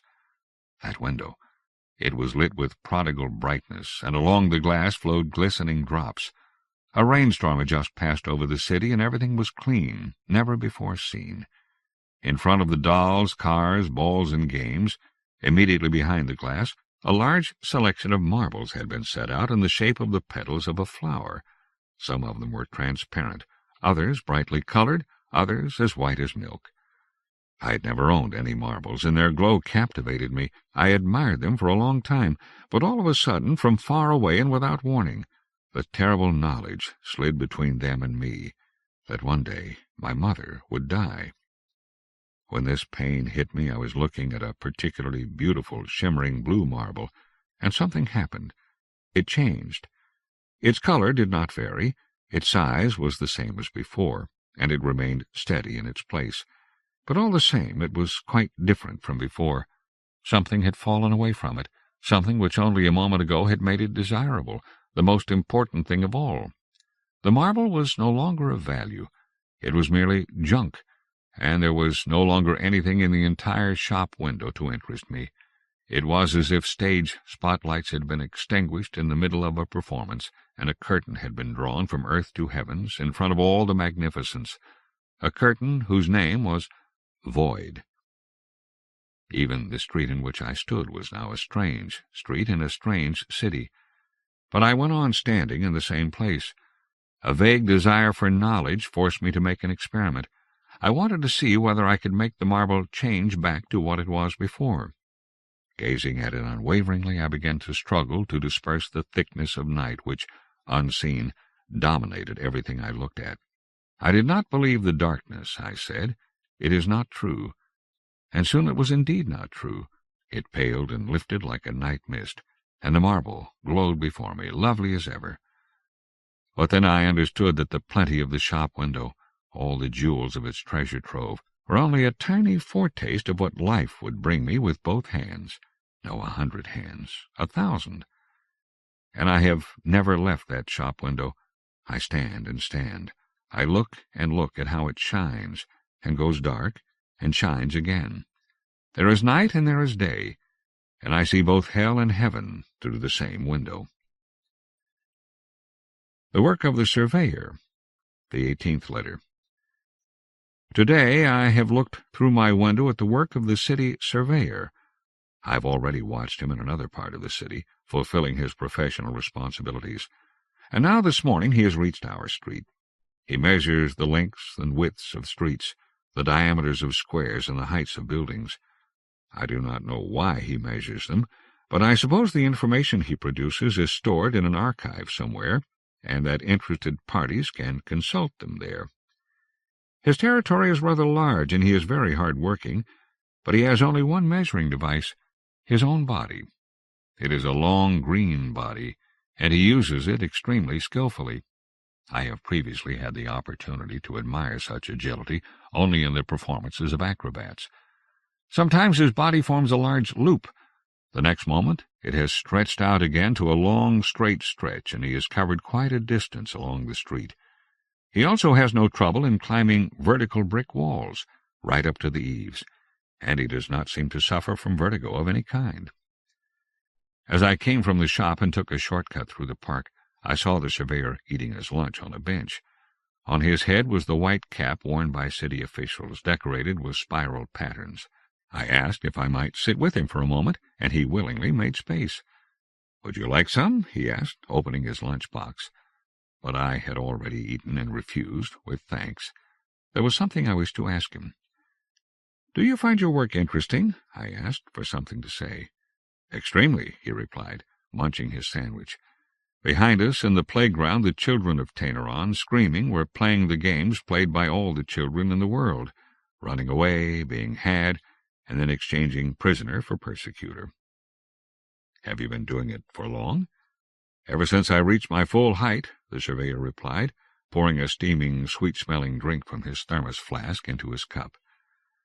Bells rang out from the cathedral. The children left the playground and disappeared into the shade of the trees. It was already almost noon, and the siesta was beginning. I could not see any movement anywhere, and heard only the booming of the bells. It felt as if life were standing still, resting and reviving like the surveyor. Through the incessant ringing I heard his even voice. "My father did the same work, and his father, and his grandfather, and his grandfather's father. A new city surveyor is chosen from each generation. Now it is I." And he added something which I did not hear, for the power of the bells swelled to numb the ears. I bent over toward him, and his flat face neared my mouth. Now I could hear what he said. "I am the measure of all things." But he did not say it haughtily, merely stated it, brushing the crumbs from his chest. "But this part of the city is old," I thought aloud. "Was it not surveyed many generations ago? What could there be to measure here?" He looked at me in disbelief. "What is there to measure?" he asked. "It was a different time then, a different time and different measuring devices. I and my grandfather are not at all the same size as you may have thought." He took a large piece of fruit from his bag, sinking his many rows of healthy teeth into it. I no longer knew what to say, and felt a fool. When the surveyor had sucked the stem clean and dropped it into a rubbish bin decorated with the city arms, he rose decisively and felt it his duty to remark, "Back to work." He, the measure of all things, hurried energetically to fulfill the demands of his job, growing smaller and smaller on the park path, and a straight, clear furrow was left in its raked sand. He went as official representatives of the people go, or as those who know that everything has its measure, and more, what and who he himself is. And following the surveyor's example, time, too, moved on. A dry leaf fell before me onto the dust, and it was the first leaf of autumn. The season had changed. The bells had stopped echoing, but the city radiated its own sound, like a busy bumblebee.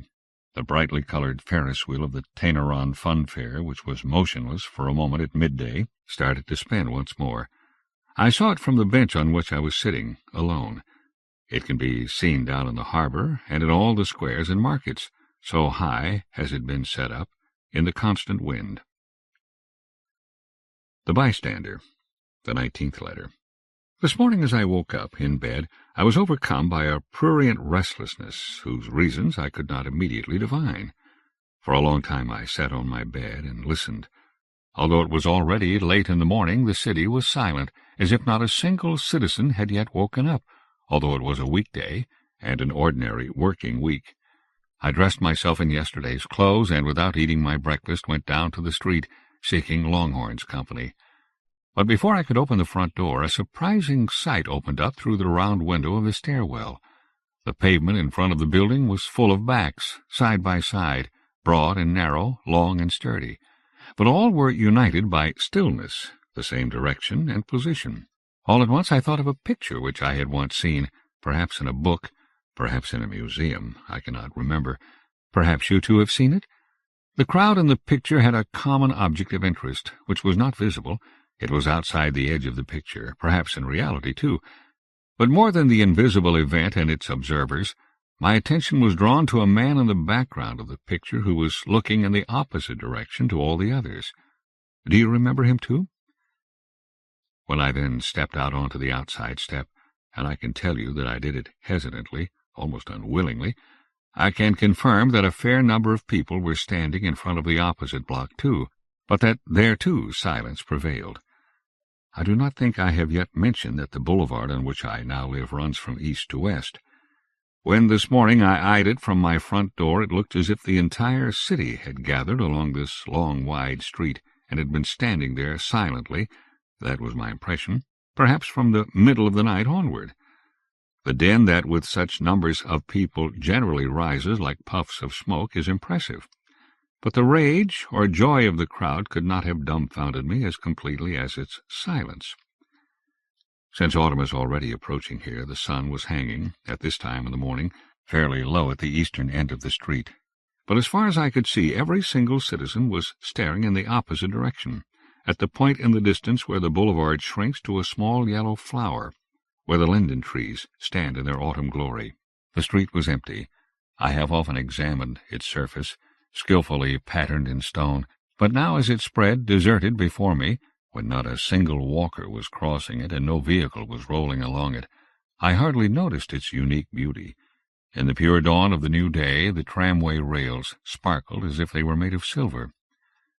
Then it occurred to me that perhaps some national day was being celebrated in the city, and that the boulevard was closed to traffic for a great festival parade. It might be that we should soon see the prince himself, if he is still alive, driving past us, perhaps acknowledging us with a slender hand.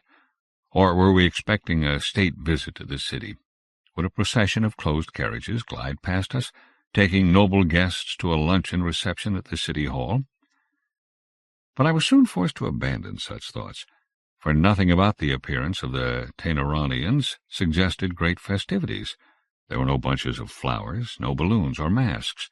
Not a single child was blowing the kind of whistle which, whining shrilly, unwinds from a roll to a long staff, and no one was flying a miniature Tainaron flag, a white pennant printed with a spiral, or perhaps a nautilus. I have never been quite sure which.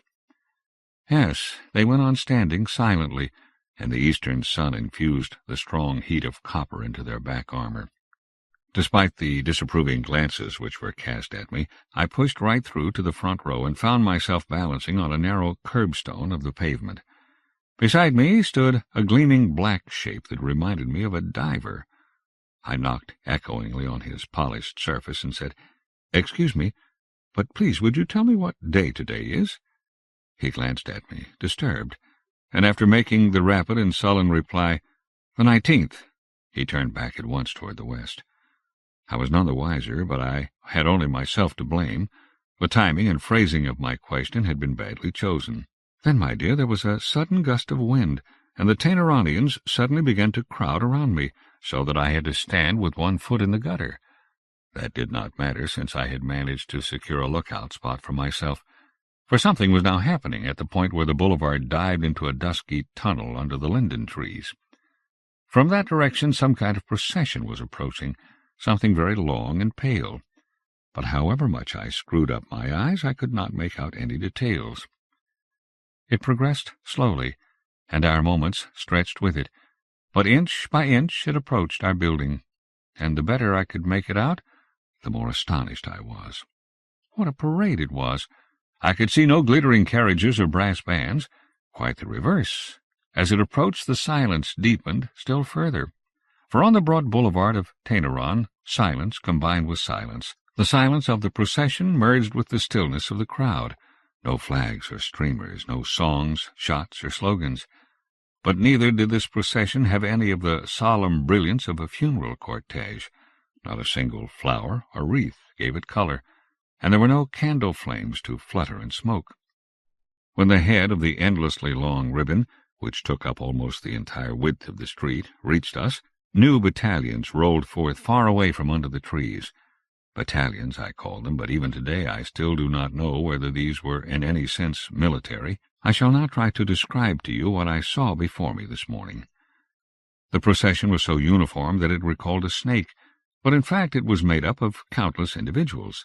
Its speed was leisurely, so that I had plenty of time to examine the beginning, which broadened like a reptile's head, and which, apparently like the entire procession, was covered by a transparent, slightly shiny membrane, like an elastic cellophane bag. Inside this membrane, in rows and fronts, marched small creatures. As far as I could see from where I stood, they were like grubs, almost colorless, and about as thick as my middle finger, but a little longer.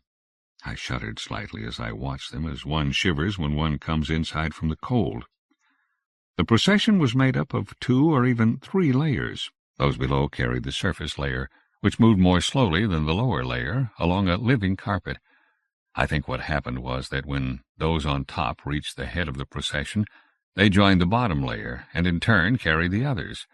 It was impossible to estimate the number of members of the procession, but I should imagine that it was a question of millions rather than hundreds of thousands of individuals. As I gazed at the torrent that surged before me, I remembered that a few nights previously I had dreamed a dream in which this same street had become a river. Now I was, of course, tempted to see it as a prophetic dream, although I do not habitually do that. I tell you, I would like to understand the nature of the silence with which the city greeted the march past of this mass. Was it respect? Fear? Menace?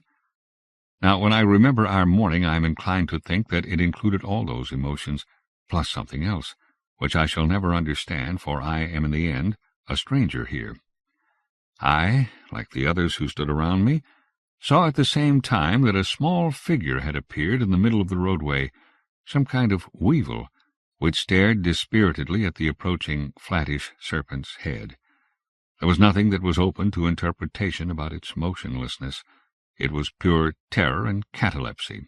The great head, which glistened unctuously in the sun, by now shining from high above, and which was made up, as I have already said, of hundreds of smaller heads, drew ineluctably nearer to the point on the cobblestones where the poor creature stood. At that petrified moment it did not even occur to me that I could have dashed into the roadway and dragged the creature to safety. For my part, I was convinced that the weevil would become food for that living rope, or, if not, that it would at least be an unwilling part of that strange procession. But what happened was this. When the slowly undulating river reached the creature, which looked as if it was benumbed into a hypnosis-like state, its head split in two, and left a space for the weevil without even brushing its unbudging form. There was a sigh. It was unanimous, and the front part of the snake merged once more, but in the middle of the broad flow the little creature stood like an island, while the masses that seethed around it flowed, glistening, onward. I do not know whether you will find this description strange. Have you ever, on your travels, encountered anything comparable? You have told me so little about the time when we did not yet know each other. For my part, I am still bewildered by my morning experience. I do not know how long I stood on the spot, one foot on the pavement, the other in the gutter, as new battalions, divisions, regiments rolled past us. I should like to say, too, that, with the exception of the case of the weevil, nothing about the procession suggested that anyone in it might have seen or noticed us, that we, the citizens of Tainaron, I am, after all, in a sense one of them, existed in any way for them, let alone that this great march was organized with us in mind. If you were to ask, I would answer that I do not know. No, I really have not been able to find out what it was and why it went through Tainaron, where it came from, and whether it had a destination. It could be that it was searching for something. It could be that it was fleeing something. If the others know something, if you receive any information about this matter, then tell me. Do not hide anything. When the tail of the procession, so thin that its tip was formed of just a few individuals, and they themselves were unusually slender and transparent, had finally slipped out of sight beyond the square where the boulevard terminates to the east, the crowds dispersed incredibly quickly. I looked around me and stood there, alone on the curbstone, and the sun was at its highest. Everything bustled around me as before. The shops opened again, and vehicles rolled both eastward and westward. Some dashed to banks and offices and secret assignations, and others to meetings or to prepare the day's dinner. But in the middle of the street, as far as the eye could see in either direction, ran a moist, slimy trail. This afternoon, when I walked across the boulevard, I could no longer see it. It had dried up and was covered in the same sand and dust that dances before winter in each of the streets of Tainaron. King Melinda's question. The 20th letter. My immediate neighbor on the same floor is an extraordinarily old person, much older than the prince.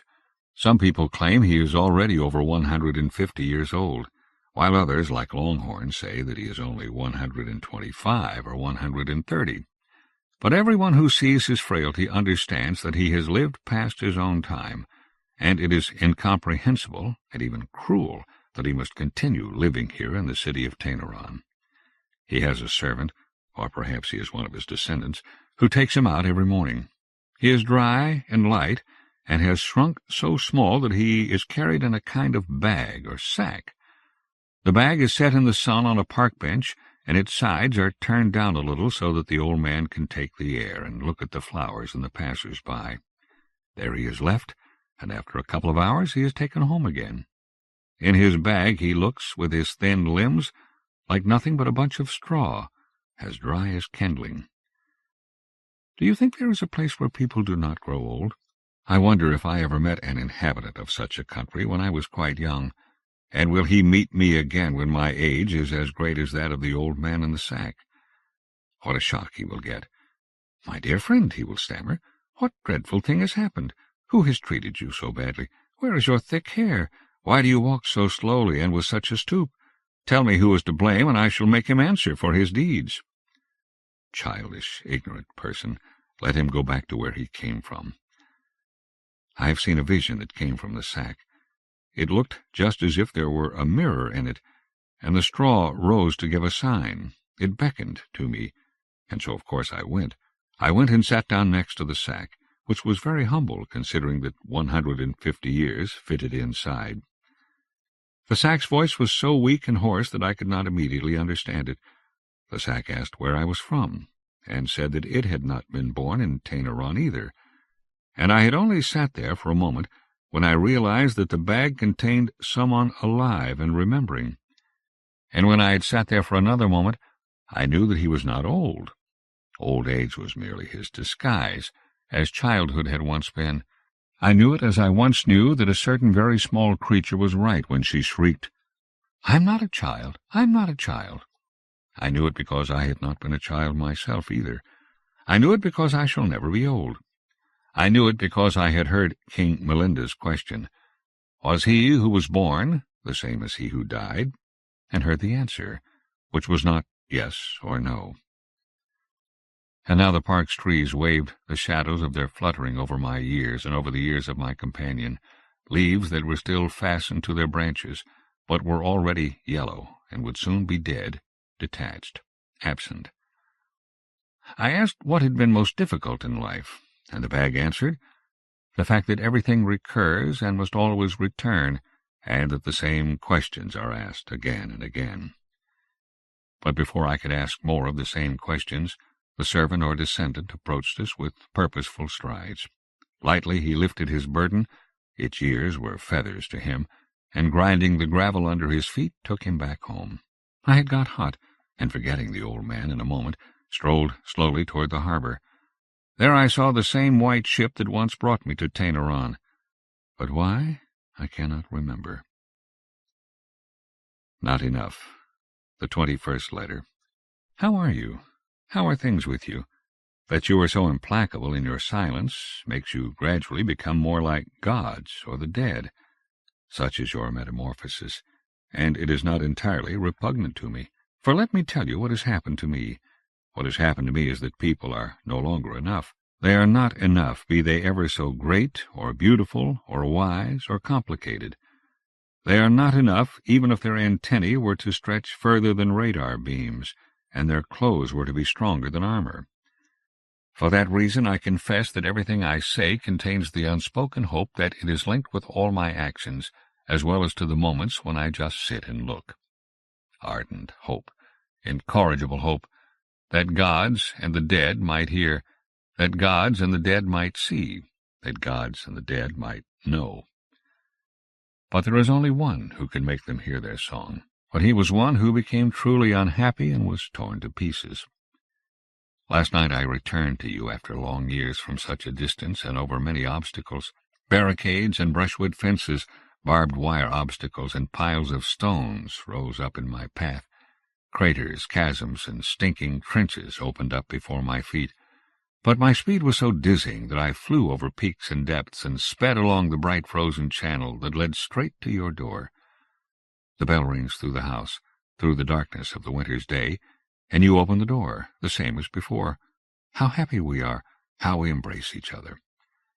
But at once I notice how absent-minded you are. You are expecting something completely different. Yes, I am right. You listen over my head, which is pressed against your chest, and now I too hear footsteps approaching below in the stairwell. Then the light of a living flame spreads across your face as you ask, "Are they coming here? Are they not close? Are they not familiar footsteps?" But I do not reply, and you would not hear what I said. Your arms have already loosened around me, and I have returned on the same road along which just now I sped toward you, trembling with anticipation. Dama, the 22nd letter. Yesterday I wished to try, for my morning drink, the Tainaronians' favorite sweet, foaming Dama, or dame, which is drunk through a straw. They like it so much that they drink it at every possible opportunity, cold or hot, and in addition to Dama they have dozens of other names for it. I've heard it said that in large quantities it has curious effects, and that some may see strange and even improper things after drinking it. For my part, I did not notice any such effects, but everything I see here is strange, even without drinking a drop of Dama. I remembered a particularly pleasant little cake shop on the side of a canal where Longhorn took me soon after I arrived in Tainaron for the first time. I also wanted to try those particularly crisp herb pastries, as light as wafers, which smell of smoke, and which I believe are not made anywhere else but in that bakery. My desire was so strong that my mouth watered, and I had to swallow when the memory of the little pastries spread onto my tongue. To my disappointment, I could no longer find the cross street of the ring boulevard on which the cafe was located. I thought I was following the correct route. I turned at the same street corner as before, and carried on along the side of the canal. But soon I found myself in quite unknown quarters.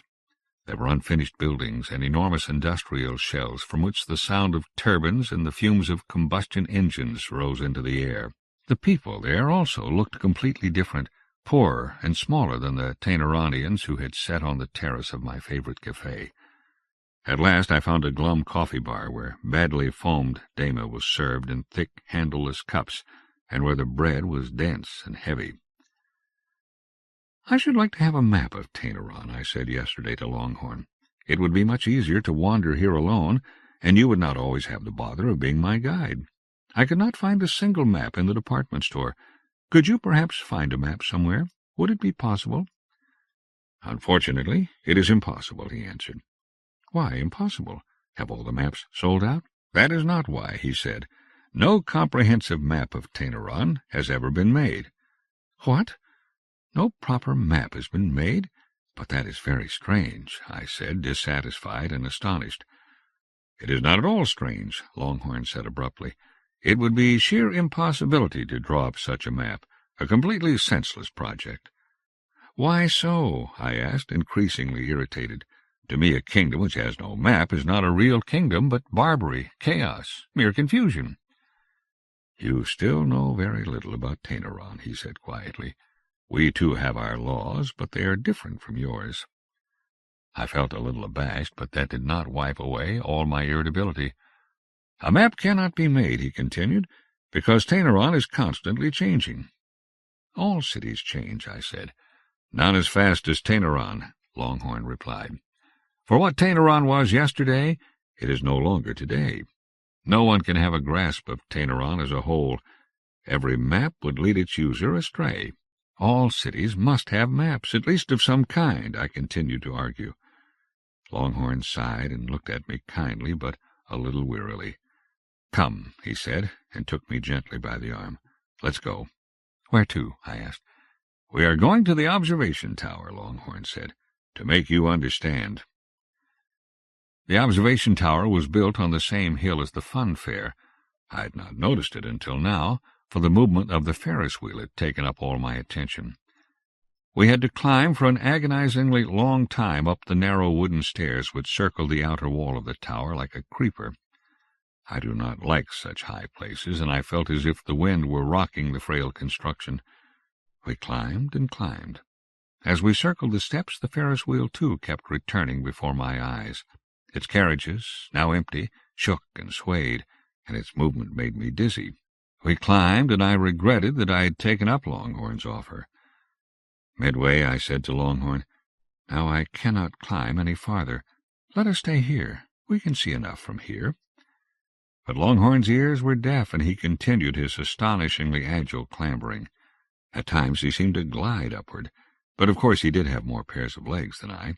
He did not even glance behind him, and I had to follow him. I went on climbing. At last, we were standing on the upper platform, but I had grown dizzy and did not immediately go right up to the rail. My eyes were sore from the wind and sunshine, which, up here, seemed blindingly bright. I tried to breathe slowly. I swallowed and fastened my eyes on the fibers of the platform's planks. I had decided that I would not complain any more, for I suspected that Longhorn now considered me spoilt and bad company, and by no means did I wish him to tire of acting as my guide. But I could not help hoping that Longhorn would put one of his narrow, long upper limbs around my shoulders. He appeared not to have noticed my uncertain state, but was gazing absorbedly and, so it seemed to me, with eyes moist with pride, the panorama that opened up before us. He began to hum a wordless song which I had never heard before, and its monotonous melody and the peaceful wave-forms of the timber fibers restored my balance. I gathered my courage and looked downwards. We had been climbing for a long time, but I was still astonished that we were so excessively high up. I shaded my eyes and saw in the dizzying depths the plain of Tainaron, patterned with the shadows of frantically scurrying clouds. I also realized that the tower must be a little skew, for the horizon was clearly slanted. Directly below us was the little fun fair, today deserted, with its gaudily colored tents. Even the highest carriages of the Ferris wheel were far below us. Far away glass and steel glittered, bronze and gold glimmered, when a shimmering ray lit up the windows of a skyscraper or the cupolas of churches. This was Tainaron, his city, theirs, never mine. But it was an astonishing city. Longhorn's pride was understandable. I had never understood how enormous Tainaron was. I saw the cone-like areas which I had once visited, only to be dampened by the Queen's tears. I saw the Prince's Palace Park with its paths and pagodas, and in the east the endless, muddled skeins of the slums. We were so high up that from below all that could be heard was the occasional shriek, isolated, a shriller cry than the rest, and mysterious clinking sounds which I had also heard at night, and whose origin I had never been able to trace. It sounded as if someone were tapping a glass with a silver spoon in order to make a speech. A little farther up, and everything would have been completely silent. "Here is everything I have," Longhorn said. "You, too." The shining belt of Oceanus, with its stripes of foam, encircled us on all sides. A haze hid the horizon to the south, but to the north a high, silver-glowing cloud formation was visible, so motionless in contrast to the clouds that slipped over Tainaron that it looked like a metal sculpture. Its shape was like that of a human torso. "Is there a storm brewing?" I asked. "It is not a storm," he said. "Worse, it is winter, although it will be a long time before it reaches us. But when it is here, I pity those who have not already gone to sleep." I already felt cold, now in full sunlight. We looked in silence at the majestic shape of snow and ice. To me it still did not look as if it were changing shape or approaching Tainaron. "Perhaps it will not come this time, after all," I said to Longhorn, half in earnest and hopeful. "Perhaps it will stay up there in the north. "What a child it is," Longhorn said in an aside, as if there had been a third person with us on the platform. Then he continued, turning to me once more, "I did not bring you here only to look at the coming of winter. Do you see?" Longhorn gestured toward the northern edge of the city, below the winter, where there swelled a cluster of dwellings of different heights and shapes. It must have been because of my sore eyes that their outlines looked so indefinite.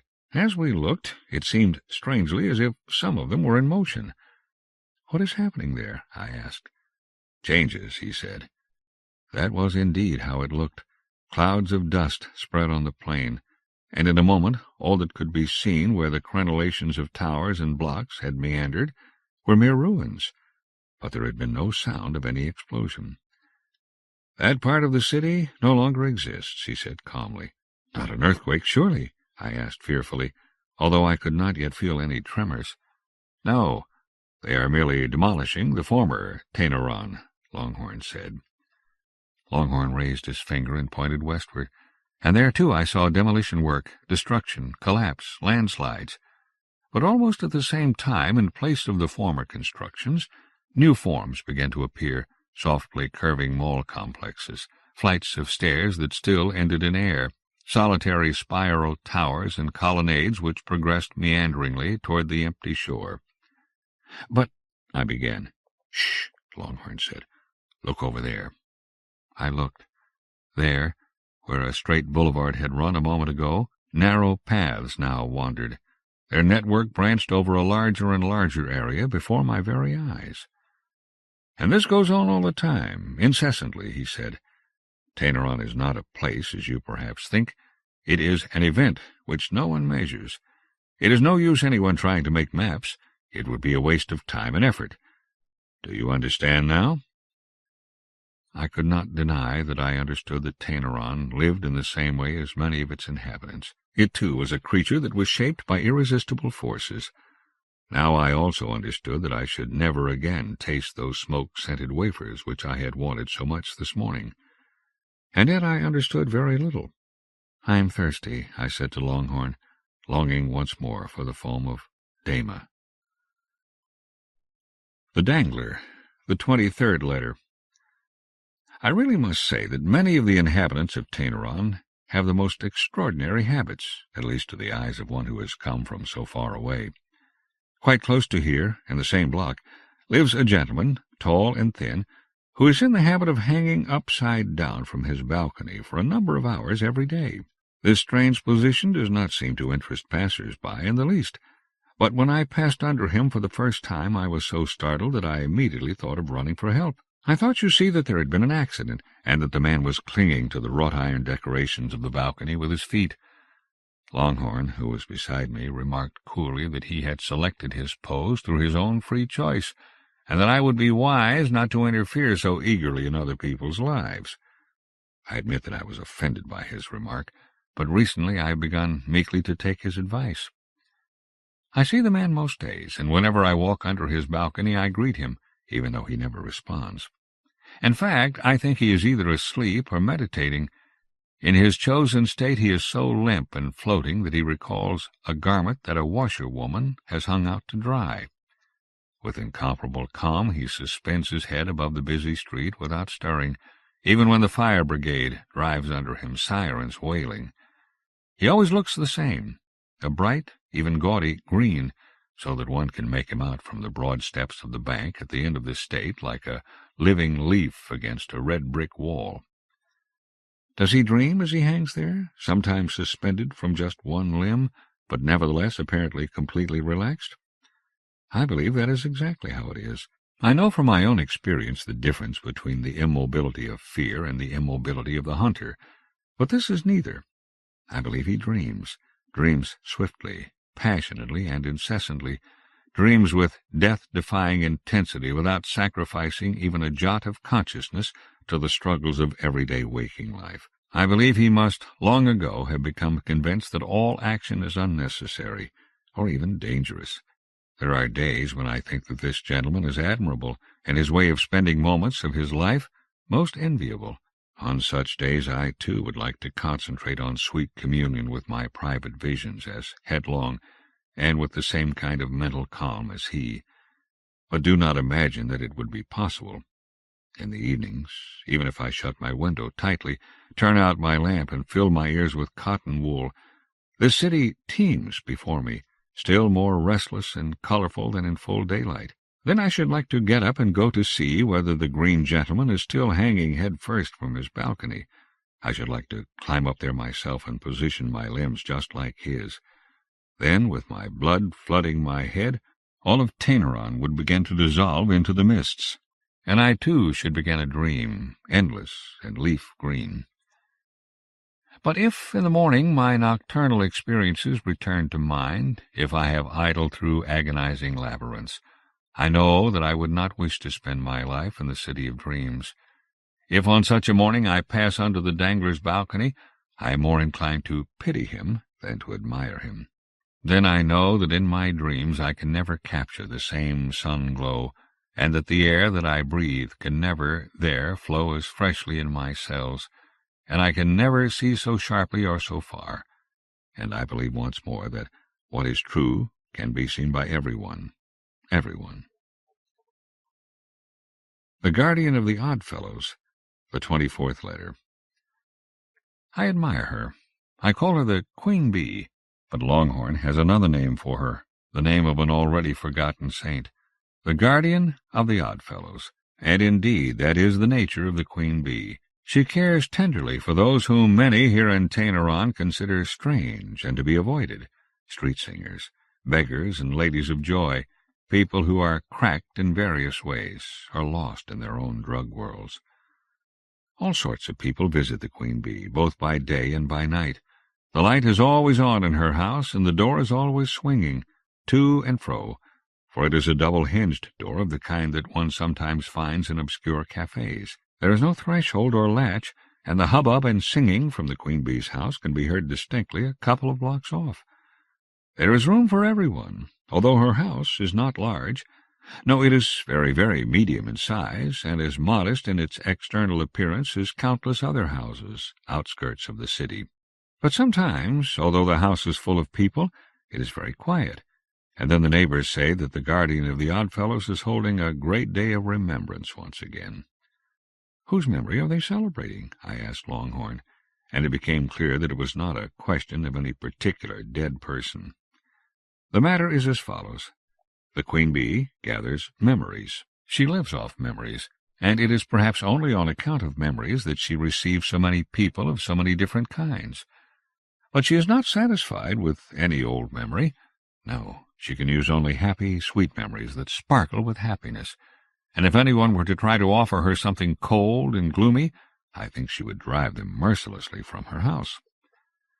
Longhorn said that everyone who needs it receives both a meal and a bed for the night at the Queen Bee's house, but on certain days of the month everyone must bring her at least one happy memory in payment. That is the rent she demands, and there is no haggling. On that day the Queen Bee spreads a white cloth on the table and lights dozens of candles, so that it looks as if Christmas has come. But the table is not set, for on the great day of remembrance no food is offered, only memories.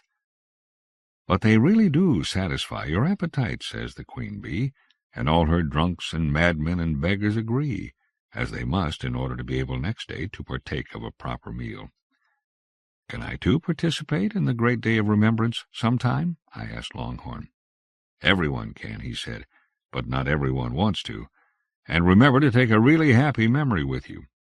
Oh, I have plenty of them, I said light-heartedly, and when the next great day of remembrance dawned, I was sitting in the Queen Bee's house side by side with her oddfellows. I had already heard a few things about my table companions, so I sat a fair distance away from the pickpocket, as if I had something valuable with me, and even farther, although I felt ashamed of myself, from a black and spotted creature whom all the people of Tainaron dreaded, and who was called the disease carrier. But as I glanced around me, the Queen Bee's oddfellows did not look to me any stranger than the people of Tainaron in general, and it was my turn to feel embarrassed when I realized what curious and even suspicious glances were being directed at my own person. I, too, was now one of the oddfellows, perhaps the most obvious of the entire company in my foreignness. I, who have always believed I can merge into almost any crowd, who have always believed I can examine others while myself staying in the background, was now experiencing what it was like to be the object of the Tainaronian's attention. But the queen bee was sitting opposite me, and once I had recovered from the confusion, I could at least gaze at her as much as I liked. Her motherly form, and her tight tiger-striped dress, and her tousled dark face, lit by the hazy glow of her seeing tubes. "Let us begin," shouted the queen bee in her resonant bass, which brought to mind the buzzing of a sunny meadow. "Samotetics, you are the first." I turned and saw that with this handsomely reverberant name she was addressing a graying, modest, and clumsy-looking gentleman who had, since the beginning of the session, been mumbling incessantly to himself. I suppose he was repeating the memory he had chosen so that he would not forget it at the decisive moment. With extraordinary speed, Samotetics began a long story of which I understood scarcely a word, for it was interrupted, perhaps for effect, by a remarkable smacking and croaking noise which, at points of emphasis, so I supposed, became a rough croaking. The few words I could understand, because Samotetics repeated them a number of times, were foam and bubble, but that was all. On the other hand, the other participants in the Remembrance Festival followed Samotetics's performance with interest, and when it was over they showed their approval in an extraordinarily wide range of ways, by clicking the chitin plates of their backs together, drumming, glowing, changing their color, or clapping their limbs together. The queen bee raised a little hammer or club which gleamed gold in the candlelight, knocked it on the table, and said, "Accepted," at the same time turning toward the pickpocket, motioning him to start with a gesture of her hand. "Once I went abroad," the pickpocket began hurriedly in a small voice, obviously nervous. The other odd fellows interrupted him, howling, "Not true, not true!" Then the hammer fell again.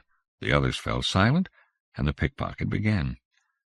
"Once in a foreign country, in a big city, my job took me to a certain department store. It was the eve of a great festival, and the people were swarming about. Announcements and music flooded from the loudspeakers, and the shopper's attention was taken up with the brilliant displays and the shouts of the product demonstrators. The conditions were perfect, one could say, and for that reason, that day was perhaps the most productive of my entire career." At this point the pickpocket paused. Grumbling began to be heard around the table, and I saw the queen bee purse her lips. "I cannot accept this," she was beginning, but the pickpocket shouted hurriedly, "I have not finished. That is not all.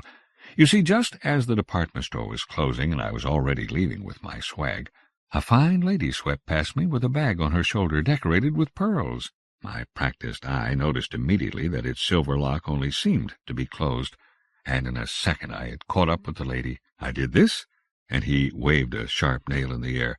The bag opened soundlessly, and in my own pocket there was, so I thought, a fine wad of the country's currency.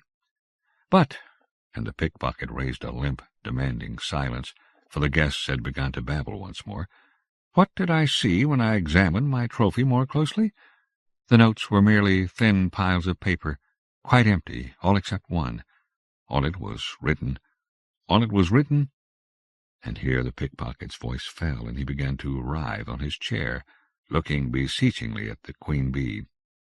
"Carry on," she said, nodding approvingly, but this did not seem to calm the pickpocket. "No, I can't, not with all these people listening," he managed to mutter, gesturing at the other guests. "He has forgotten his memory," came a shout, and another, "That's not a happy memory at all." "Come here," ordered the queen bee. "Whisper it in my ear. I shall consider the matter." And the pickpocket went up to the queen bee and whispered a couple of words into her ear. I tried to prick up my ears, but I was far too far away, and I regretted my choice of place, for I desperately wanted to know what could have been written on the paper that could turn the pickpocket's disappointment into a happy memory. "Accepted," acceded the queen bee, and to my horror she turned to look at me, and the lenses of her seeing tubes glittered with strange colors.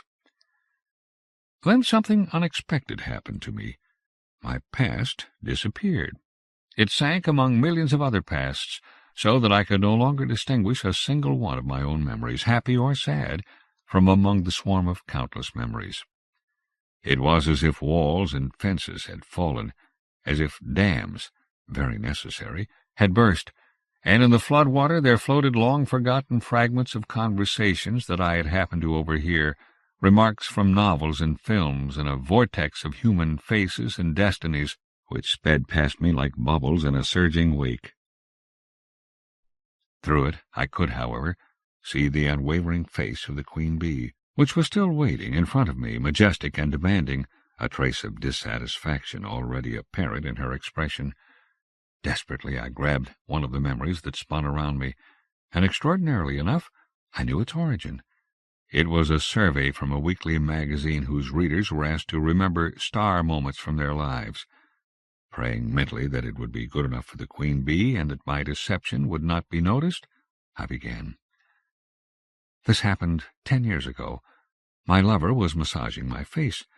Then suddenly I was seized by a sensation of lightness.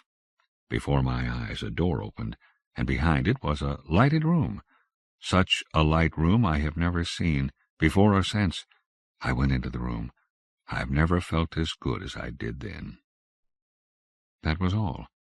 But as I set the sentences of the little interview one after another from memory, which now worked with the accuracy of a photograph, I realized that it was no deception. What had happened, all of it, to me, and I remembered the smell of my lover's fingers, and the fact that it had been the first cool, high day after a long summer. And dumbfounded by the superabundance of my life, I fell silent, and waited for the rap of the golden gavel. "Accepted!" The bass of the queen bee rang out, and I saw a veiled smile spread over her face, as if something inexpressibly sweet had just dripped onto her palate. In such a way my memory, too, although stolen, was added to her collection, to the great store of honey which was the basis of her economy, to the honeycombs from which she drew her happiness and her hospitality, and which no thief would ever empty.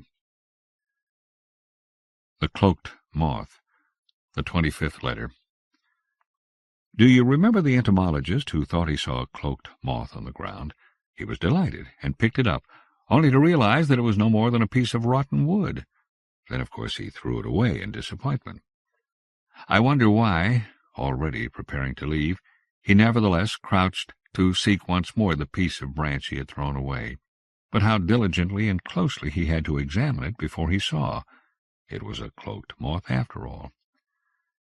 Tonight the earth carries the city steadily on its shoulders. Even the heavens are motionless, and the buildings have long roots.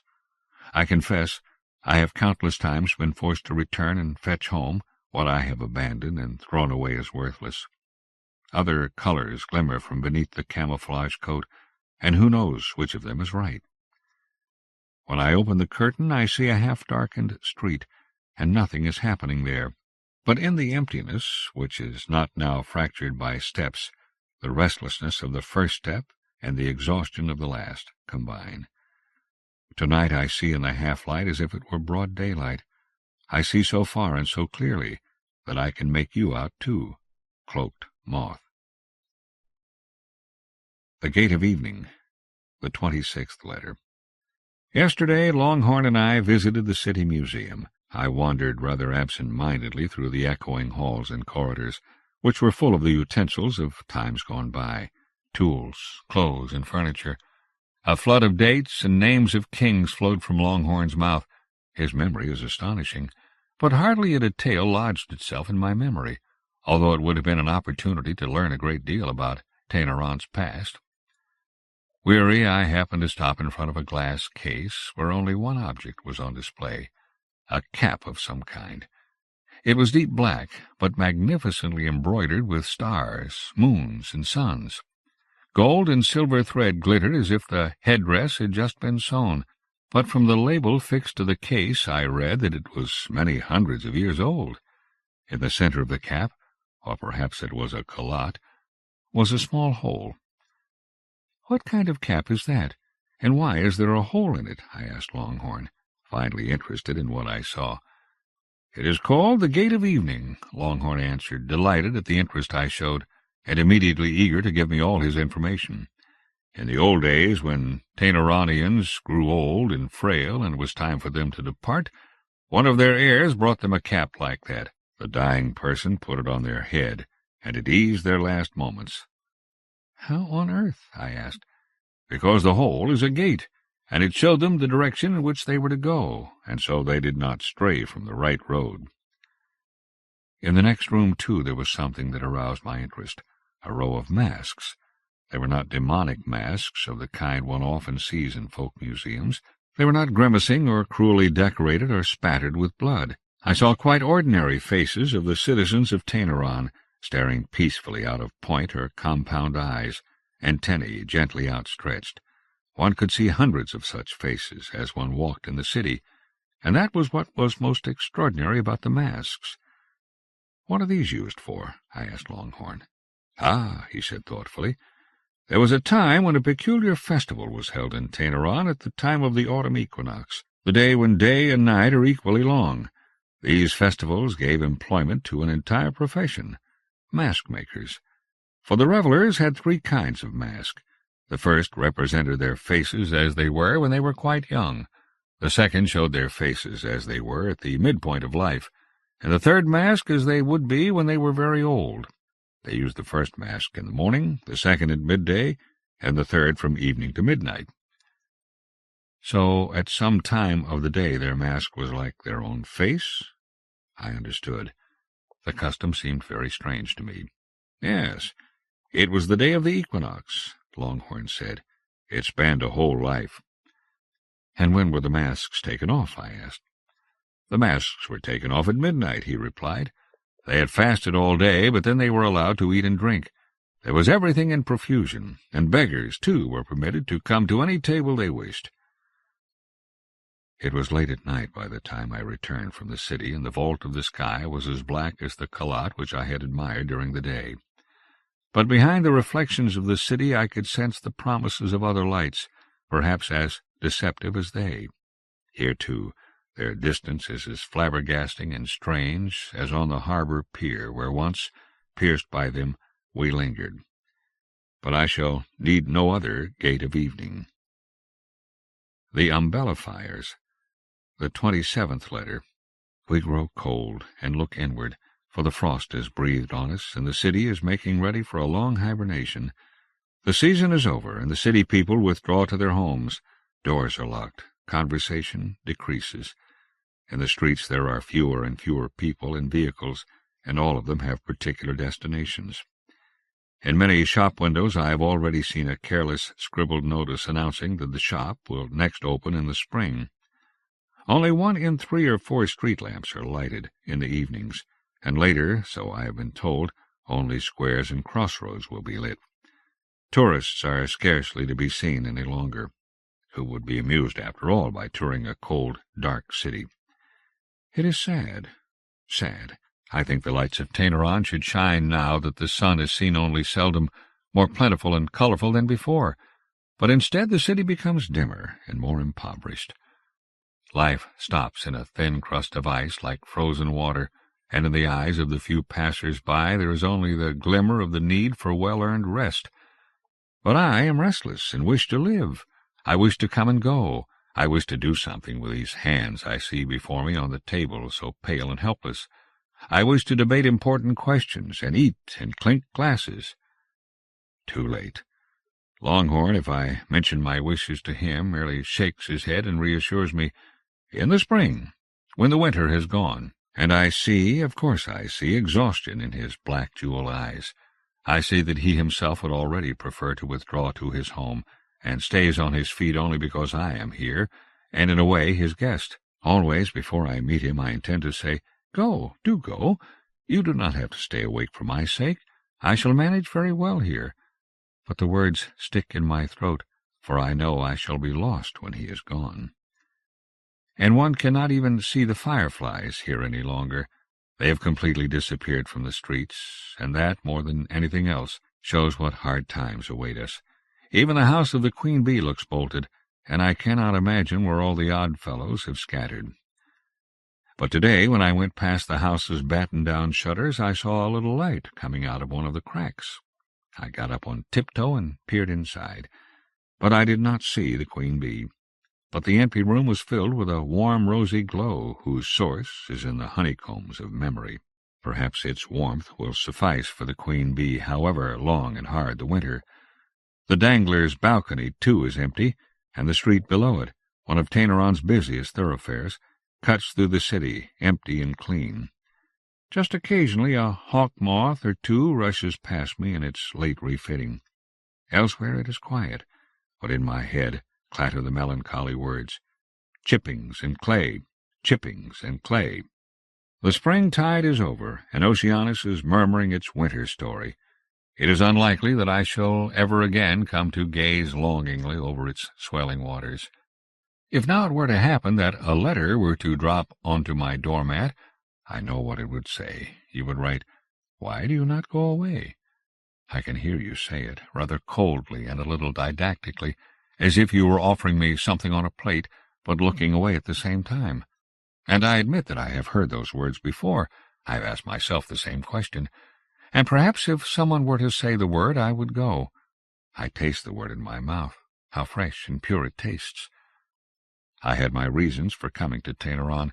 I am sure they were important reasons, but I have nevertheless forgotten what they were. Come! What if I were to say that to you?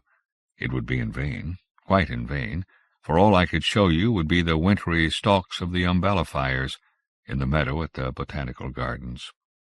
Upright like them, I remain in this land of sleepers. Date as postmark, the 28th letter. Today I opened the door, and before me rose the rhinoceros beetle, as gloomy and simple as a mountain. He is a friend of Longhorn, but I have only met him in passing before. "Come inside," I asked, but he went on standing on the spot, swaying, and I could not fathom what he wanted. "Have you seen Longhorn recently?" I asked at length, for I had not seen Longhorn for many days. "It was Longhorn who sent me here," he responded, and fell silent once more. "And how is he?" I asked, becoming a little impatient. "He told me to come here and ask if there is anything I can do for you," the rhinoceros beetle managed to say, swaying in ever greater circles. I think he must weigh more than 100 kilograms. "Thank you, but I do not need anything," I said in astonishment. "But where is Longhorn himself?" "I thought you already knew," said the rhinoceros beetle, suddenly standing still. "I do not know anything," I said, fearing the worst. "Has something happened to Longhorn?" I felt like shaking the rhinoceros beetle, who remained motionless, but he was too wide. I thought I understood. "Ah, he is already asleep," I said, and was very offended. It was not polite to retire for the winter without even saying good night. "He is in his pupil's cell," said the rhinoceros beetle, becoming even more massive than before. This information came as a shock to me.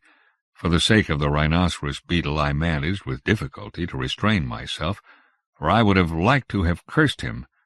"Damned longhorn beetle, how dare you!" The rhinoceros beetle left, but I went on standing in the doorway. I should never meet Longhorn again. Not the Longhorn who had for so long been my patient guide in this strange city.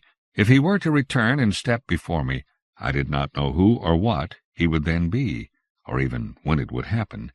For everything here has its own time and particular moment, unknown to others. I should never again be able to turn to him.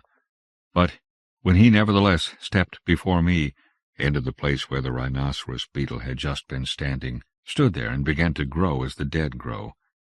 Then I saw that I had never known him, and that I had never even wanted to know him. And as he grew, he became thinner and more indistinct. His form slipped into the darkness of the stairwell, and he no longer had shape or mass. But his eyes remained, and his gaze, which is as black and piercing as it ever was, and as impenetrable.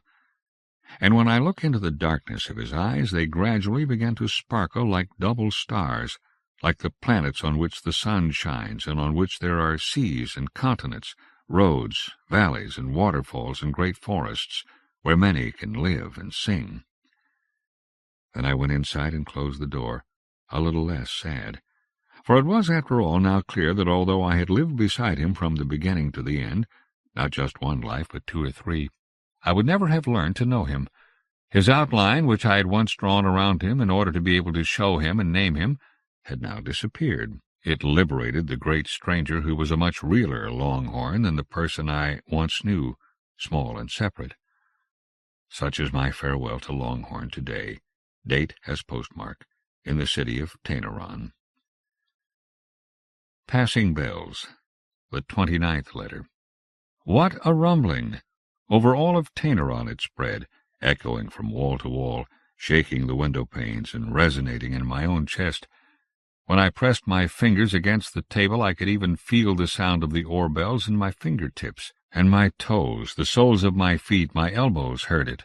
For the floor, all the soil of Tainaron, quivered and resounded. The prince had died, and now in all the churches, cathedrals, and temples of the city, the many of them that there were, passing bells were being rung. They roared from morning to night as if to restore to the deceased the respect which no one had accorded to him before his death. What happened to the prince? I asked the rhinoceros beetle, for the cause of his death had not been divulged on the news. Him? He just died, the rhinoceros beetle answered, turning his slow gaze upon me. It was high time. He was an old man. But was it not almost too fitting a time? I had seen in the Heart Tower what I had seen, the thin, expectant form of the prince huddled on a simple chair which had been set in the middle of the floor without the company of adjutants or even the most lowly guardsmen.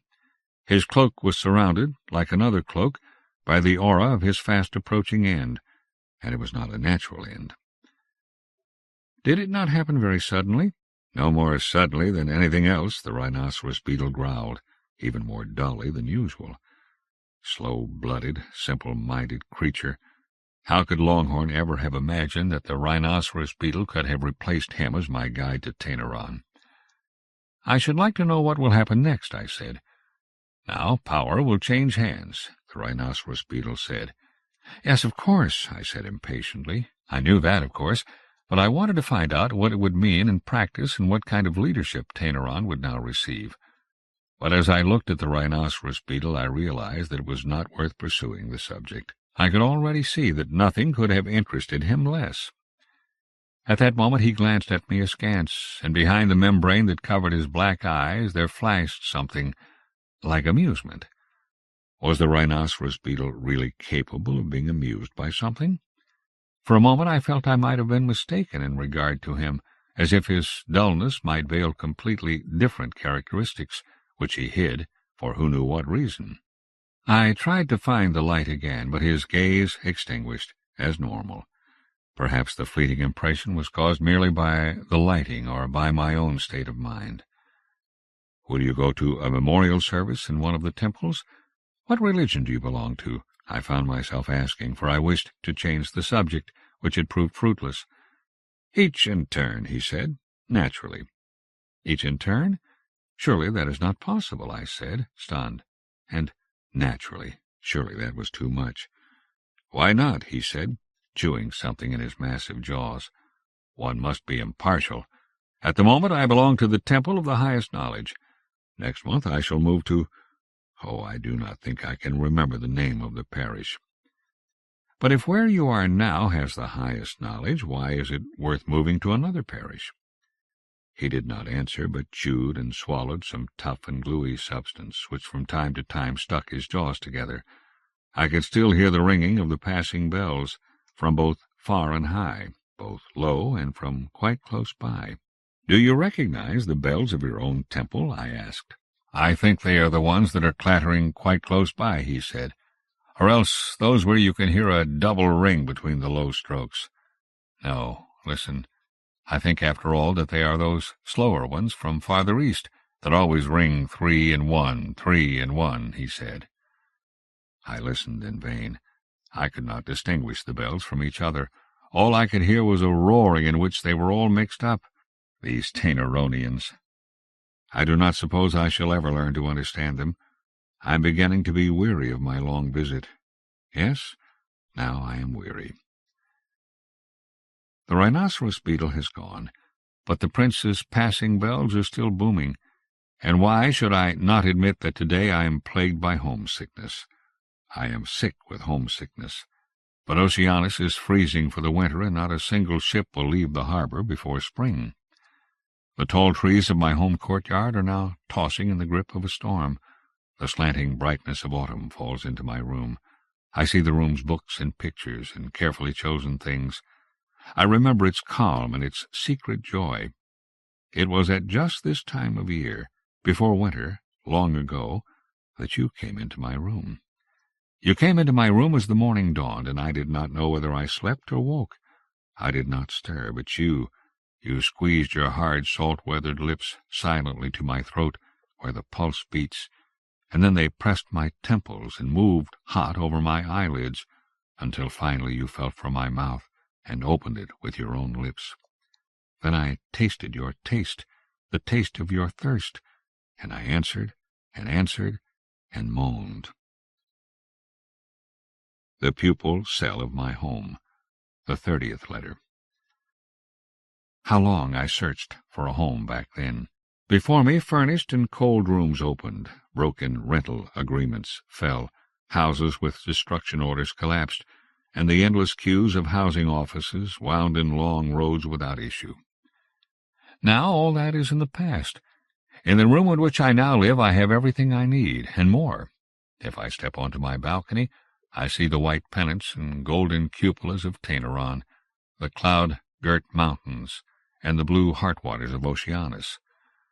Nevertheless, I have now started to prepare a new dwelling for myself, just in case. Yes, it is almost ready for me to move in, my little pupil cell. It can no longer be unsuccessful. It has the fresh smell of mud and algae and reeds, for I have gathered almost all the materials myself from the beach where I once almost found myself in the jaws of death. I have done it all with my own hands, and when I look inside I am satisfied. It is just my size, like a well-fitting garment which does not pull anywhere.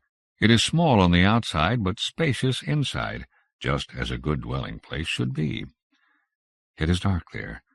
When I peer in through its only opening, which, when the occasion rises, I shall close from inside, I am overcome by irresistible sleepiness. I do not believe that the lack of space will trouble me, for once I reach it, it will be as wide as the night. The mail will go on being delivered for some time, so I have heard, but the city now seems dead. More and more people are withdrawing for their winter rest, some of them, like Longhorn, and before long I myself, too, will be away for much longer. I spoke of sleeping just now, but of course we shall not merely be resting, but changing. Will I know how? Will it be hard work? Will it bring pain or pleasure? Or will it mean the disappearance, too, of all regrets? Some change imperceptibly, little by little, others quickly, and once and for all. But everyone changes, and for that reason it is in vain to ask whose fate is the best.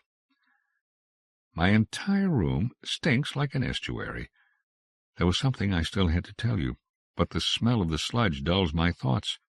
I shall remember it once more when it is spring, and that will come soon, the 17th, and all around will sparkle, droplets, and I shall rise, and we shall see again.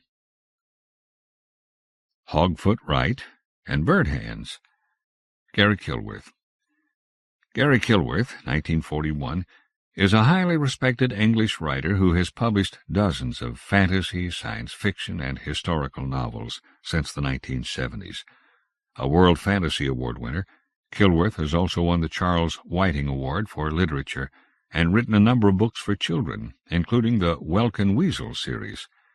Short story collections include Let's Go to Golgotha, 1975, In the Country of Tattooed Men, 1993, and Tales from a Fragrant Harbor, 2010.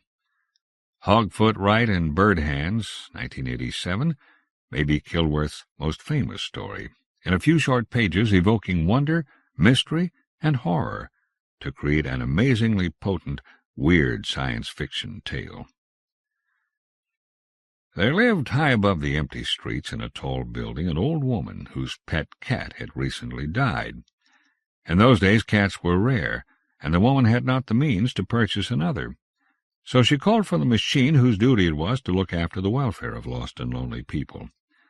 The welfare machine came to her apartment in the middle of the night and when she explained her plight it suggested that the old woman replace her cat with a pet fashioned from a part of her body.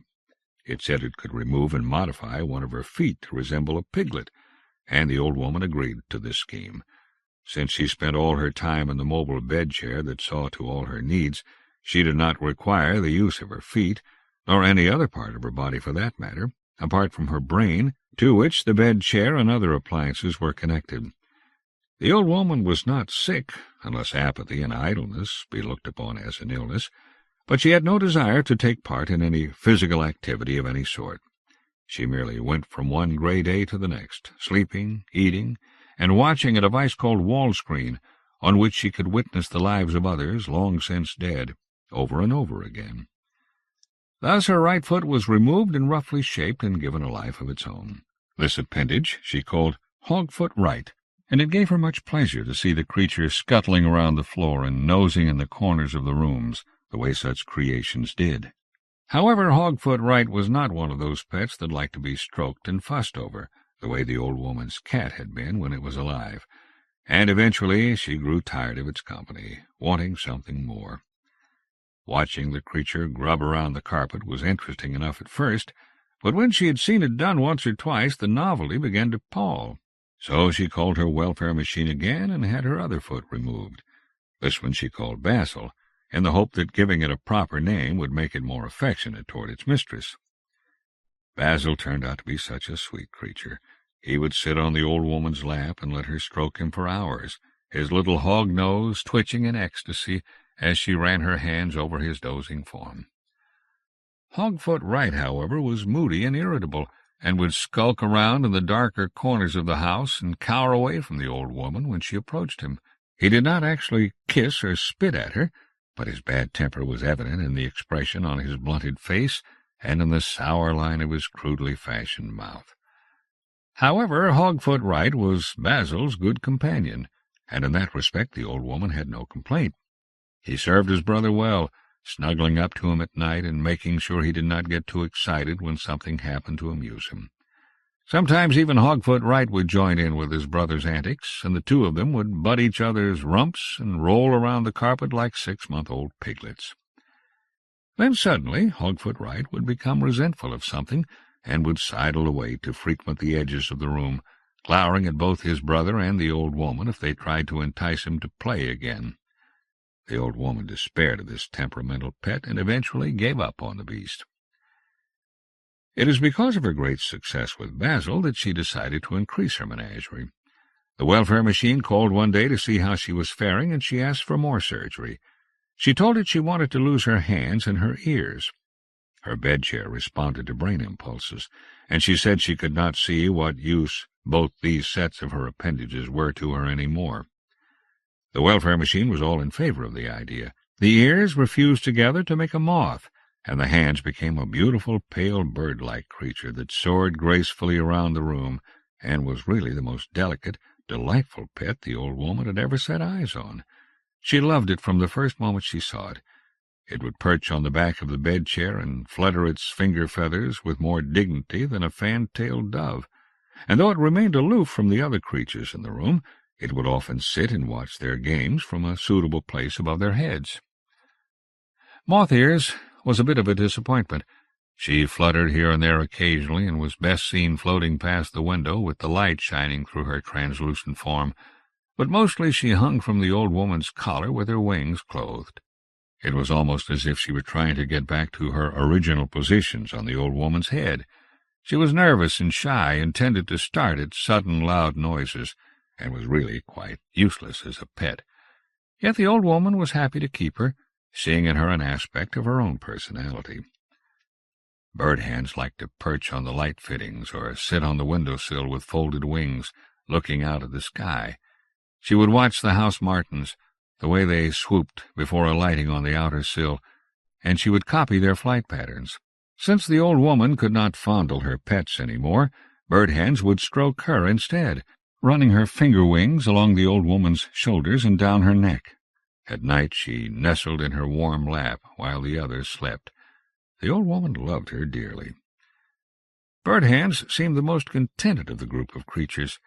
There was a musical instrument in the apartment which could be played manually if required, and this the creature would do, running her finger wings over the keys and producing the most delightful melodies. Occasionally she would switch the instrument to automatic and fly to the rhythm of the tune, adding that extra dimension to the unfolding of the notes with her graceful motion. The group prospered.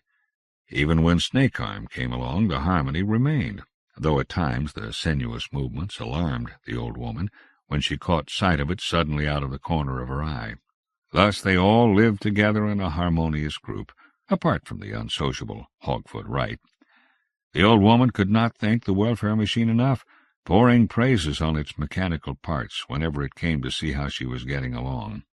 Sometimes the machine would sit with bird hands and squeak at it in its high-pitched language, always ending in a rattling laugh. Once it brought a pair of satin gloves, white, with lace around the cuffs, which bird hands wore to fly around the room while the old woman exclaimed upon the beauty of the creature.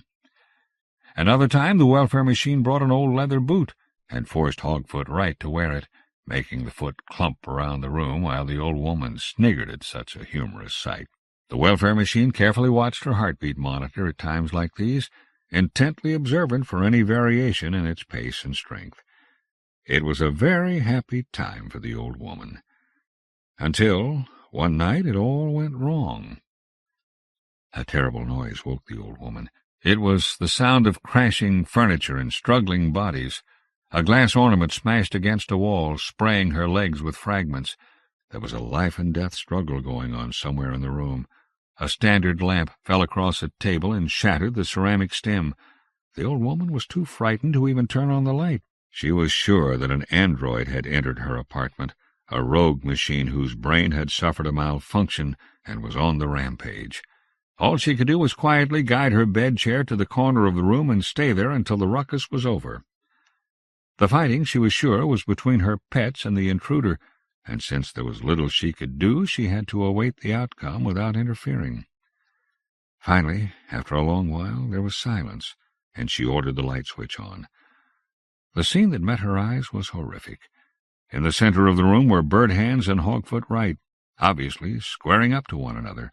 Around them, bleeding, broken, and bruised, were the other pets. Moth-Ears had been torn and crushed and was obviously dead. Snake-Arm had been pierced by a long ceramic splinter which protruded from its head. It, too, was deathly still. Basil was black with bruises, having been beaten, fatally it seemed. The old woman had not the slightest doubt that Hogfoot Wright had gone berserk. There was no sign of any android intruder, and Hogfoot Wright looked as though he were now about to attack bird hands. The two combatants fell upon one another. There was a frenzied scrambling and clawing. The old woman began yelling like crazy for bird hands, telling her to dig her claws in, while the seemingly mad hog was butting her round and round the walls with its heel-hard head. It was a vicious battle. Furniture was scattered this way and that, and twice the old woman had to move her bed-chair to get out of their path as they rolled across the floor, locked in a tight ball. Once she thought Hogfoot had had enough as he backed away into a corner, but again he went forward, just when Bird Hands was trying to recover. Finally, Bird Hands picked him up by the hindquarters and flung him at the exposed end of the standard lamp. It was bristling with live contacts. With a bouncing arc of his body, he twisted in agony as the shock went through him. He lay broken and still across the sputtering wires. Bird Hands fluttered to the middle of the room.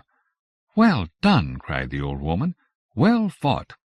Bird Hands just sat there, her thumb head turned towards the window, through which the dawn was just beginning to emerge. Then suddenly the creature launched herself into the air and began throwing her body at the glass panes in a seemingly desperate attempt to smash her way through, like a wild bird that is trapped in a closed room. Then the old woman understood. It had not been Hogfoot Wright, but Bird Hands. She had seen the martins cutting through the blue sky outside, and she wanted to be free too. She wanted to be out amongst those of her own kind. Maybe she had run amok amongst the others because they refused or were unable to understand her desire for escape. Perhaps she had tried to get them to open the window, something only the old woman could do with a brain command, only to find they could not help her. Anyway, she had killed them all. even little moth ears. And Hogfoot Wright, the bad-tempered one, had given her the toughest opposition of all. Poor Hogfoot, misjudged right to the end. Now Bird Hands sat on the ledge, her nails dripping with blood. She seemed to be waiting for the old woman to open the window, which could only be done by direct order. There came, in the silence, the sound of real birds chirping outside, and Bird Hands displaying restlessness. The old woman, still in a state of shock, refused to respond. Bird Hands carefully wiped the gore from her finger wings on one of the curtains. By this time the old woman had recovered a little, but she had much of the stubbornness of her erstwhile right foot, and she made it obvious that she was not going to comply. Finally Bird Hands flew to the ledge and settled on the old woman's neck. The creature began to stroke the withered throat sensuously, hoping perhaps to persuade her mistress to do what she wished. The woman sat rigidly still, grim-faced. Gradually the stroking became firmer. At the last, the finger-wings tightened and squeezed, slowly but effectively. There were a few minutes during which the old woman convulsed. Then the body went slack. Bird Hands, after a long while, released her grip and fluttered down to the floor. She crabbed her way amongst the dead animals, inspecting them for signs of life. Then she came to Hogfoot Wright, lying across the electrified strands of the light socket. Bird Hands observed her victim with seeming dispassion. She inched forward, close to the hog's head, looking down. Suddenly there was a jerk from Hogfoot Wright, as his head flashed out and his jaws clamped on a little finger. A brilliant shower of blue-white sparks rained around the pair, and then the stillness in the room was complete. Later the welfare machine came to call and surveyed the scene with mechanical surprise. It made a careful note of all the damage and recorded a verdict of suicide. Just as it was about to leave, it sensed some vibrations coming from somewhere in the room. One of the creatures had stirred. Suddenly something snapped at its metal leg, and then went careering through the open doorway and along the corridor. Shades. Lucius Shepard. Lucius Shepard, 1947, is an award-winning American writer whose fiction often contains an element of supernatural horror and reflects personal experience from his extensive travels overseas. Briefly associated with the cyberpunk movement, Shepard quickly established himself as sui generis with novels such as Life During Wartime, 1987, and The Scale Hunter's Beautiful Daughter, 1988. More recently, novels such as Viator, 2005, have confirmed Shepard's status as one of his generation's best writers of weird fiction. Long stories have been Shepard's particular strength, collected in, among others, The Jaguar Hunter, 1987, Trujillo, 2004, and The Best of Lucius Shepard, 2008. Shades is a unique and unflinchingly weird ghost story that also serves as a commentary on the devastation of war. This little gook cadre with a pitted complexion drove me through the heart of Saigon. I couldn't relate to it as Ho Chi Minh City, and checked me into the Hotel Heroes of Tet, a place that must have been quietly elegant and very French back in the days when philosophy was discussed over Cointreau rather than practiced in the streets. But now was filled with cheap production-line furniture and tinted photographs of Uncle Ho. Glaring at me, the cadre suggested I would be advised to keep to my room until I left for Cam Lee. To annoy him, I strolled into the bar, where a couple of Americans, reporters, their table laden with notebooks and tape cassettes, were drinking shots from a bottle of George Dickel. "How's it going?" I said, ambling over. "Name's Tom Puleo. I'm doing a piece on Stoner for Esquire." The bigger of them, chubby, red-faced guy about my age, maybe 35, 36, returned a fishy stare, but the younger one, who was thin and tanned and weaselly handsome, perked up and said, "Hey, you're the guy who was in Stoner's outfit, right?" I admitted it, and the chubby guy changed his attitude. He put on a welcome to the lodge smile, stuck out a hand, and introduced himself as Ed Fearman, Chicago Sun-Times. His pal, he said, was Ken Whitcover, CNN. They tried to draw me out about Stoner, but I told them, maybe later, that I wanted to unwind from the airplane ride, and we proceeded to do damage to the whiskey. By the time we'd sucked down 3 drinks, Fearman and I were into some heavy reminiscence. Turned out he had covered the war during my tour and knew my old top. Whitcover was cherry in Vietnam, so he just tried to look wise and to laugh in the right spots. It got pretty drunk at that table. A security cadre, fortish, cadaverous gook in yellow fatigues, sat nearby, cocking an ear toward us, and we pretended to be engaged in subversive activity, whispering and drawing maps on napkins. But it was Stoner who was really on all our minds, and Fearman, the drunkest of us, finally broached the subject, saying, "A machine that traps ghosts. It's just like the gooks to come up with something that goddamn worthless." Whitcover shushed him, glancing nervously at the security cadre, but Fearman was beyond caution. "They could have done humanity a service," he said, chuckling. "Turned all the Russians into women or something. But nah, the gooks get behind worthlessness. They may claim to be Marxists, but at heart they still want to be inscrutable." "So," said Whitcover to me, ignoring Fearman, "when are you going to fill us in on Stoner?" I didn't care much for Whitcover. It wasn't anything personal. I simply wasn't fond of his breed. Compulsively neat, pencils lined up, name inscribed on every possession, edgy, on the make. I disliked him the way some people dislike yappy little dogs. But I couldn't argue with his desire to change the subject. "He was a good soldier," I said. Fearman let out a mulish guffaw. "Now that," he said, "that's what I call in-depth analysis." Whitcover snickered. "Tell you the truth," I scowled at him, freighting my words with malice. I hated this son of a bitch. He had this young professor air, this way of looking at you as if you were an interesting specimen, and he came across pure phony.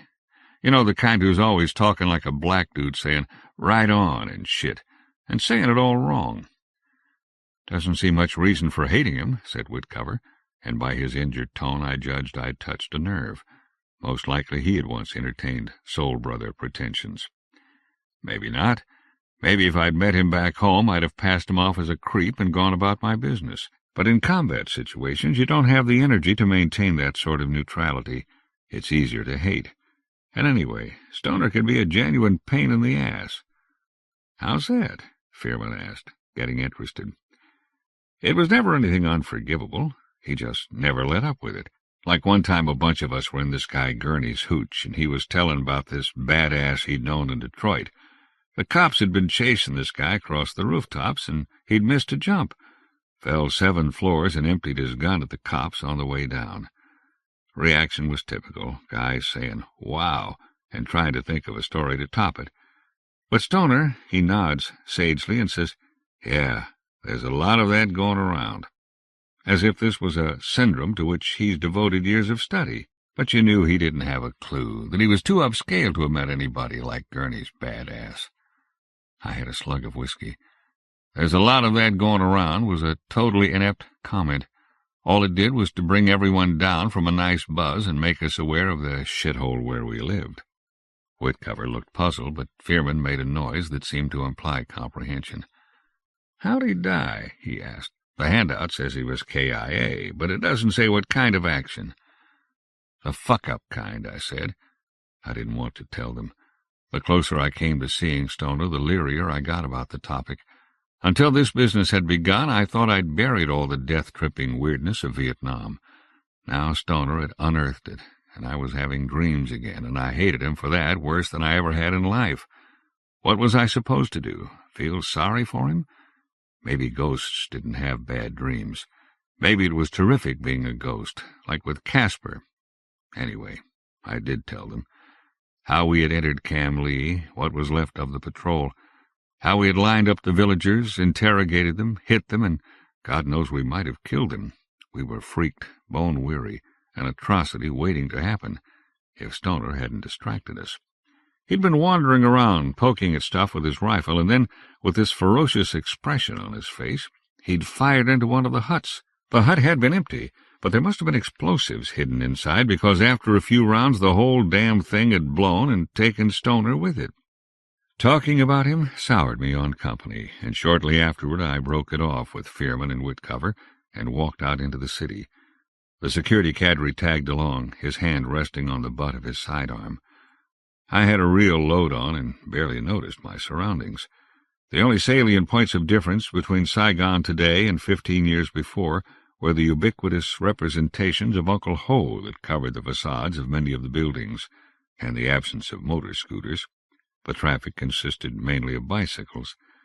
I went a dozen blocks or so and stopped at a sidewalk cafe beneath sun-browned tamarins, where I paid 2 dong for food tickets, my first experience with what the communists called goods exchange, a system they hoped would undermine the concept of monetary trade. I handed the tickets to the waitress, and she gave me a bottle of beer and a dish of fried peanuts. The security cadre, who had taken a table opposite mine, seemed no more impressed with the system than I was. He chided the waitress for her slowness and acted perturbed by the complexity accruing to his order of tea and cakes. I sat and sipped and stared, thoughtless and unfocused. The bicyclists zipping past were bright blurs with jingling bells, and the light was that heavy leaded gold light that occurs when a tropical sun has broken free of an overcast. Smells of charcoal, fish sauce, grease. The heat squeezed sweat from my every pore. I was brought back to alertness by angry voices. The security cadre was arguing with the waitress, insisting that the recorded music be turned on, and she was explaining that there weren't enough customers to warrant turning it on. He began to offer formal, constructive criticism, making clear that he considered her refusal both a breach of party ethics and the code of honorable service. About then I realized I had begun to cry. Not sobs, just tears leaking. The tears had nothing to do with the argument or the depersonalized ugliness it signaled. I believe that the heat and the light and the smells had seeped into me, triggering a recognition of an awful familiarity that my mind had thus far rejected. I wiped my face and tried to suck it up before anyone could notice my emotionality. But a teenage boy on a bicycle slowed and gazed at me with an amused expression. To show my contempt, I spat on the sidewalk. Almost instantly, I felt much better. Early the next day, 30 of us, all journalists, were bussed north to Kamlee. Mist still wreathed the paddies. The light had a yellowish-green cast, and along the road women in black dresses were waiting for a southbound bus, with rumpled sacks of produce like sleepy brown animals at their feet. I sat beside Fearman, who, being as hungover as I was, made no effort at conversation. However, Whitcover, sitting across the aisle, peppered me with inane questions until I told him to leave me alone. Just before we turned onto the dirt road that led to Kamlee, an information cadre boarded the bus, and for the duration proceeded to fill us in on everything we already knew. Stuff about the machine, how its fields were generated, and so forth. Technical jargon giving me a pain, and I tried hard not to listen. But then he got off onto a tack that caught my interest. "Since the machine has been in operation," he said, "the apparition seems to have grown more vital." "What's that mean?" I asked, waving my hand to attract his attention. "Is he coming back to life?" My colleagues laughed. The cadre pondered this. "It simply means that his effect has become more observable," he said at last. And beyond that he would not specify. Kamlee had been evacuated, its population shifted to temporary housing 3 miles east. The village itself was nothing like the place I had entered 15 years before.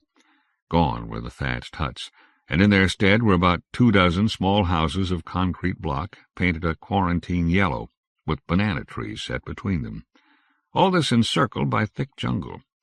Standing on the far side of the road from the group of houses was the long tin-roofed building that contained the machine. 2 soldiers were lounging in front of it, and as the bus pulled up they snapped to attention. A clutch of officers came out the door, followed by a portly, white-haired gook, Font Not 2, the machine's inventor. I disembarked and studied him while he shook hands with the other journalists. It wasn't every day that I met someone who claimed to be both Marxist and mystic, and had gone more than the required mile in establishing the validity of each.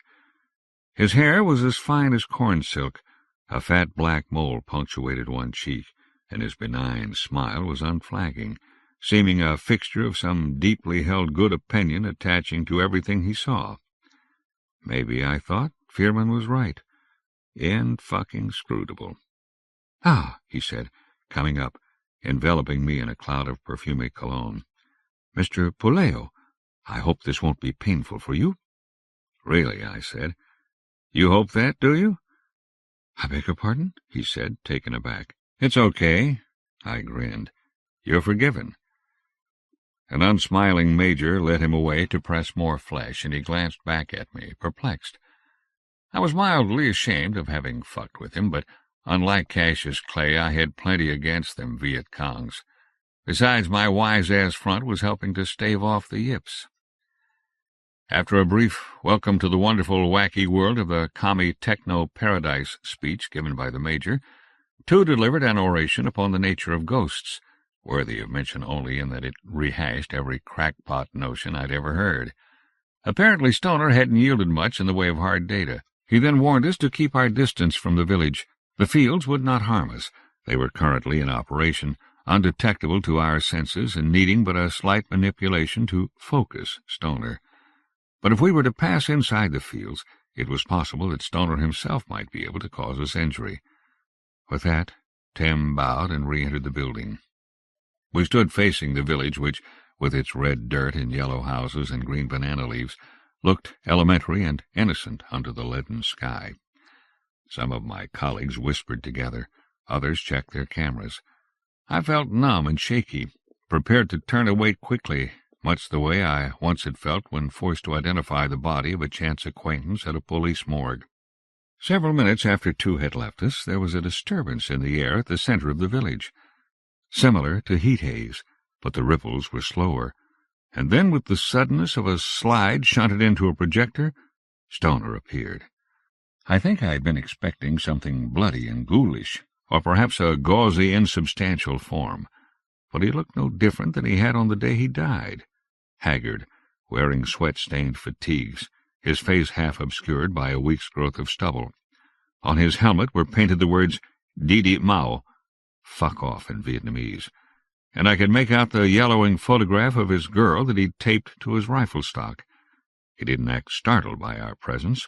On the contrary, his attitude was nonchalant. He shouldered his rifle, tipped back his helmet, and sauntered toward us. He seemed to be recessed into the backdrop. It was as if reality were two-dimensional, and he was a cutout held behind it to give the illusion of depth. At least, that's how it was one moment. The next he would appear to be set forward of the backdrop like a pop-up figure in a fancy greeting card. Watching him shift between these modes was unsettling, more than unsettling. My heart hammered, my mouth was cottony. I bumped into someone and realized that I had been backing away, that I was making a scratchy noise deep in my throat.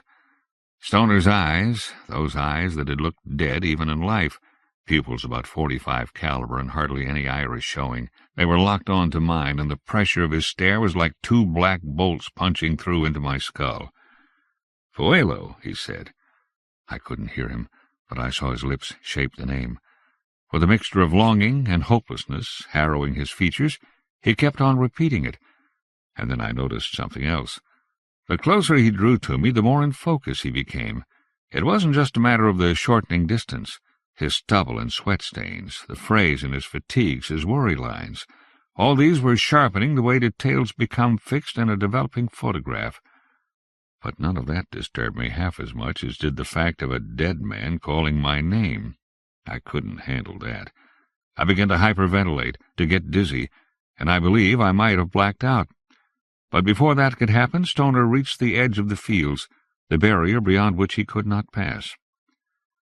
Had I had more mental distance from the event, I might have enjoyed the sound and light that ensued. It was spectacular. The instant Stoner hit the end of his tether, there was an ear-splitting shriek of the kind metal emits under immense stress. It seemed to issue from the air, the trees, the earth, as if some ironclad physical constant had been breached. Stoner was frozen mid-step, his mouth open, and opaque lightnings were forking away from him, taking on a violet tinge as they vanished, their passage illuminating the curvature of the fields. I heard a scream and assumed it must be Stoner.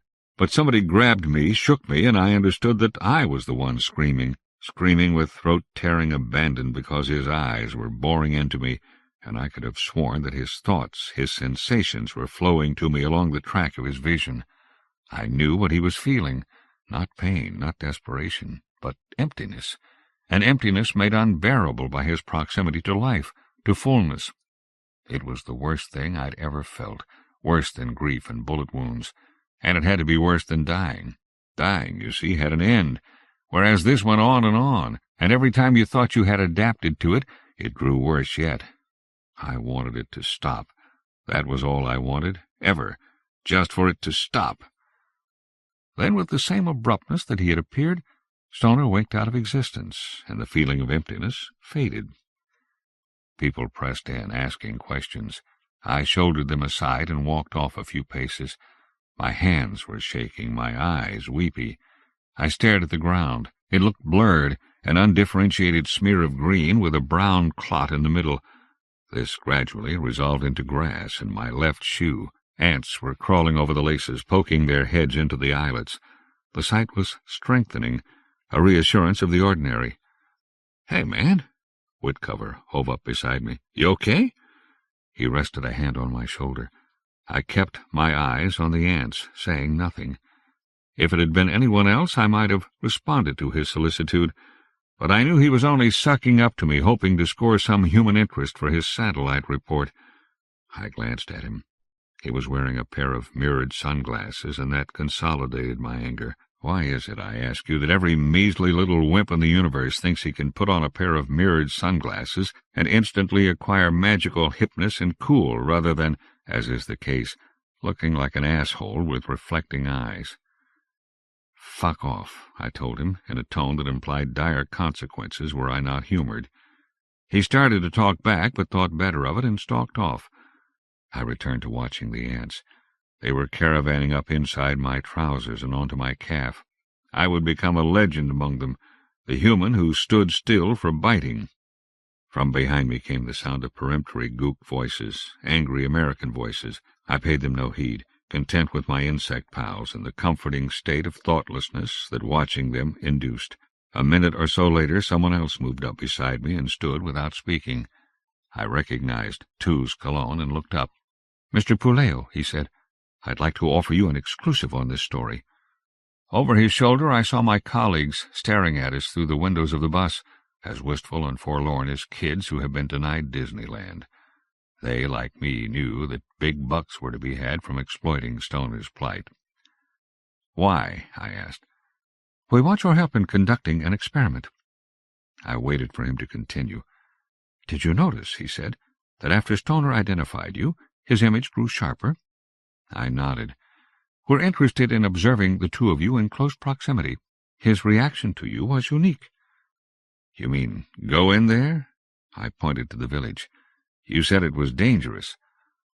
"Other subjects have entered the fields and shown no ill effects, but Stoner was not as intrigued by them as he was with you." Tu brushed a lock of hair back from his forehead. "We have no idea of Stoner's capabilities, Mr. Puleo. It is a risk, but since you served in the army, I assume you are accustomed to risk."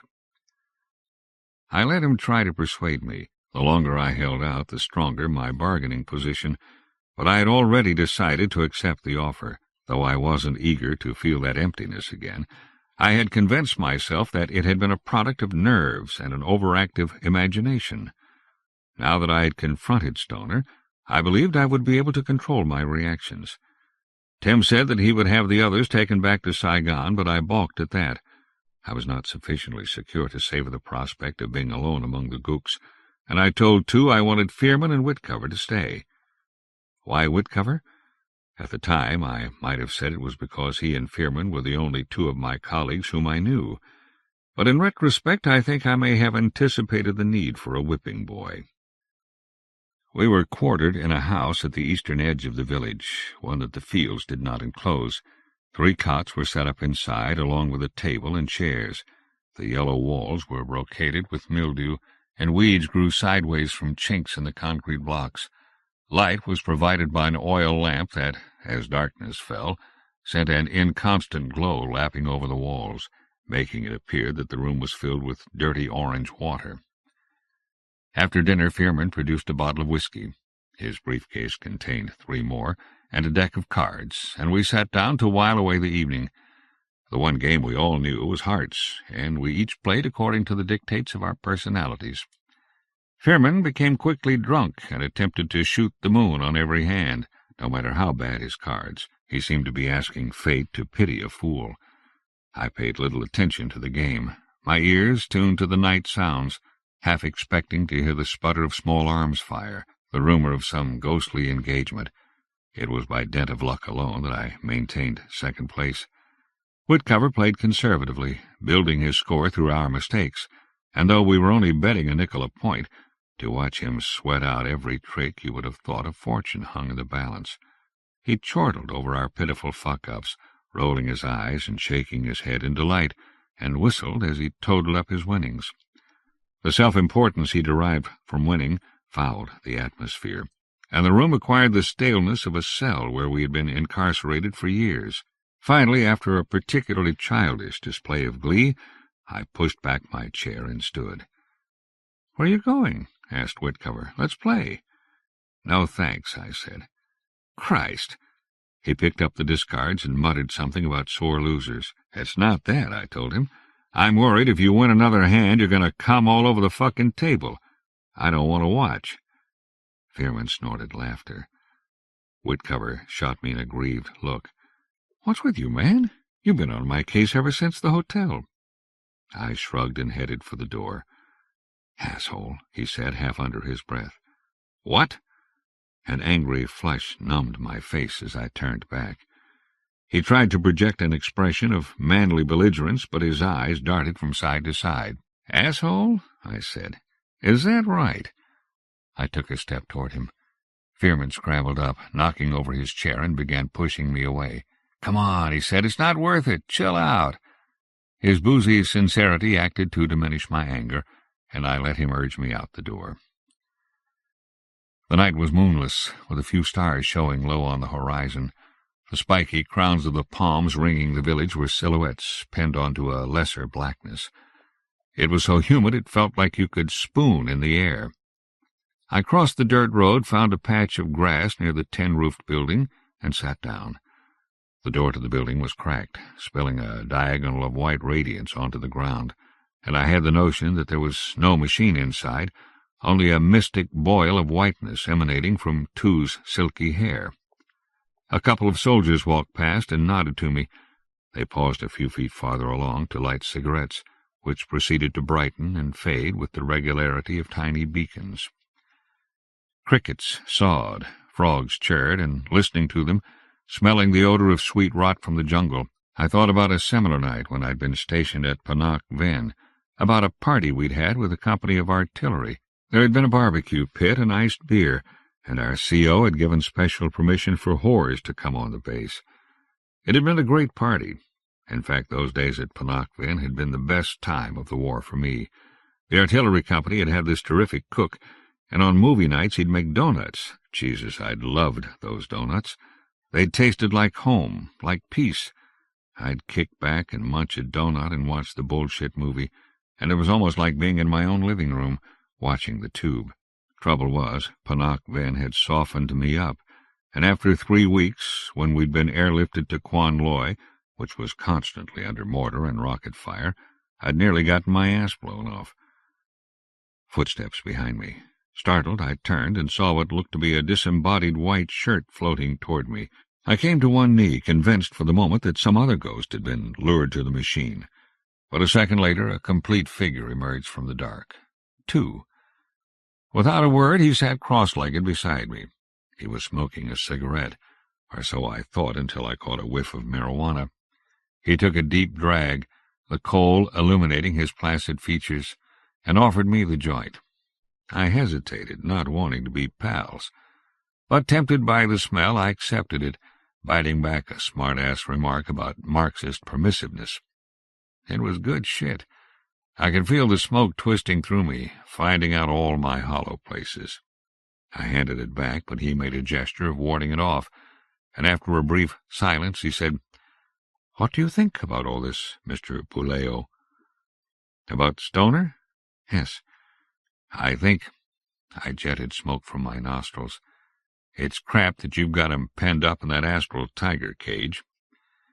"Had this discovery been made in the United States," he said, "the circumstances would be no different. Humane considerations, if indeed they apply, would have low priority." "Maybe," I said. "It's still crap." Why? Do you believe Stoner is unhappy? Don't you? I had another hit. It was very good shit. The ground seemed to have a pulse. Ghosts are by nature unhappy. Then you know what a ghost is? Not hardly, but I figure unhappy's part of it. The roach was getting too hot. I took a final hit and flipped it away. How about you? You believe that garbage you preached this morning? His laugh was soft and cultivated. That was a press release. However, my actual opinion is neither less absurd-sounding nor more verifiable. And what's that? He plucked a blade of grass, twiddled it. I believe a ghost is a quality that dies in a man long before he experiences physical death, something that has grown acclimated to death and thus survives the body. It might be love or an ambition, an element of character, anything. He regarded me with his lips pursed. I have such a ghost within me, as do you, Mr. Buleo. My ghost senses yours. The theory was as harebrained as his others, but I wasn't able to deny it. I knew he was partly right, that a moral filament had snapped inside me during the war, and since that time I had lacked the ingredient necessary to the development of a generous soul. Now it seemed that I could feel that lack as a restless presence straining against my flesh. The sawing of the crickets intensified, and I had a rush of paranoia, wondering if two was fucking with my head. Then, moods shifting at the chemical mercies of the dope, my paranoia eroded, and two snapped into focus for me. Or at least his ghost did. He had, I recalled, written poetry prior to the war, and I thought I saw the features of that lost poet melting up from his face, a dreamy fellow given to watching petals fall and contemplating the moon's reflection. I closed my eyes, trying to get a grip. This was the best dope I'd ever smoked. Commie pink, pure buds of the revolution. Are you worried about tomorrow? Tu asked. Should I be? I can only tell you what I did before. No one has been harmed. What happened during those other experiments? I asked. Very little, really. Stoner approached each subject, spoke to them. Then he lost interest and wandered off. Spoke to them? Could they hear him? Faintly. However, considering his reaction to you, I wouldn't be surprised if you could hear him quite well. I wasn't thrilled by that prospect. Having to look at Stoner was bad enough. I thought about the eerie shit he might say, admonitory pronouncements, sad questions, windy vowels gusting from his strange depths. Tu said something and had to repeat it to me to snap me out of my reverie. He asked how it felt to be back in Vietnam, and without forethought, I said it wasn't a problem. And the first time you were here, he said, an edge to his voice, was that a problem? What are you getting at? I noticed in your records that you were awarded a Silver Star. Yeah? You must have been a good soldier. I wondered if you might not have found a calling in war. If you're asking what I think about the war, I said, getting pissed, I don't make judgments about it. It was a torment for me, nothing more. Its geopolitical consequences, cultural effects, they're irrelevant to me. Maybe they're ultimately irrelevant, though I doubt you'd agree. We may agree more than you suspect. He sighed pensively. For both of us, apparently, the war was a passion, in your case an agonizing one. In mine, while there was also agony, it was essentially a love affair with revolution, with the idea of revolution. And as with all great passions, what was most alluring was not the object of passion, but the new depth of my own feelings. Thus I was blind to the realities underlying it. Now, he waved at the sky, the trees. Now I inhabit those realities, and I am not as much in love as once I was. Yet no matter how extreme my disillusionment, the passion continues. I want it to continue. I need the significance with which it imbues my past actions. He studied me. Isn't that how it is for you? You say war was a torment, but don't you find those days empowering? Just as when he had offered me the joint, I realized that I didn't want this sort of peaceful intimacy with him. I preferred him to be my inscrutable enemy. Maybe he was right. Maybe, like him, I needed this passion to continue in order to give significance to my past. Whatever, I felt vulnerable to him, to my perception of his humanity. Good night, I said, getting to my feet. My ass was numb from sitting and soaked with dew. He gazed up at me, unreadable, and fingered something from his shirt pocket. Another joint. He lit up, exhaling a billow of smoke. "Good night," he said coldly. The next morning, sunny, cloudless, I staked myself out on the red dirt of Camlee to wait for Stoner. Nervous, I paced back and forth until the air began to ripple and he materialized less than 30 feet away. He walked slowly toward me, his rifle dangling. A drop of sweat carved a cold groove across my rib cage. "Puleo," he said, and this time I heard him. His voice was faint, but it shook me. Looking into his blown-out pupils, I was reminded of a day not long before he had died. We had been hunkered down together after a firefight, and our eyes had met, had locked as if sealed by a vacuum. Like two senile old men, incapable of any communication aside from a recognition of the other's vacancy. As I remembered this, it hit home to me that though he hadn't been a friend, he was my brother-in-arms, and that as such I owed him more than journalistic interest. "Stoner!" I hadn't intended to shout, but in that outcry was a welter of repressed emotion, of regret and guilt and anguish at not being able to help him elude the fate by which he had been overtaken. He stopped short. For an instant the hopelessness drained from his face. His image was undergoing that uncanny sharpening of focus, sweat beads popping from his brow, a scab appearing on his chin. The lines of strain around his mouth and eyes were etched deep, filled in with grime, like cracks in his tan. Tides of emotion were washing over me, and irrational though it seemed, I knew that some of these emotions, the fierce hunger for life in particular, were Stoner's. I believe we had made some sort of connection, and all our thoughts were in flux between us. He moved toward me again.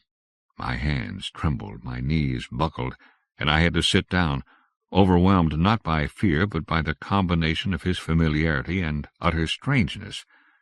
"Jesus, Stoner," I said. "Jesus." He stood gazing dully down at me.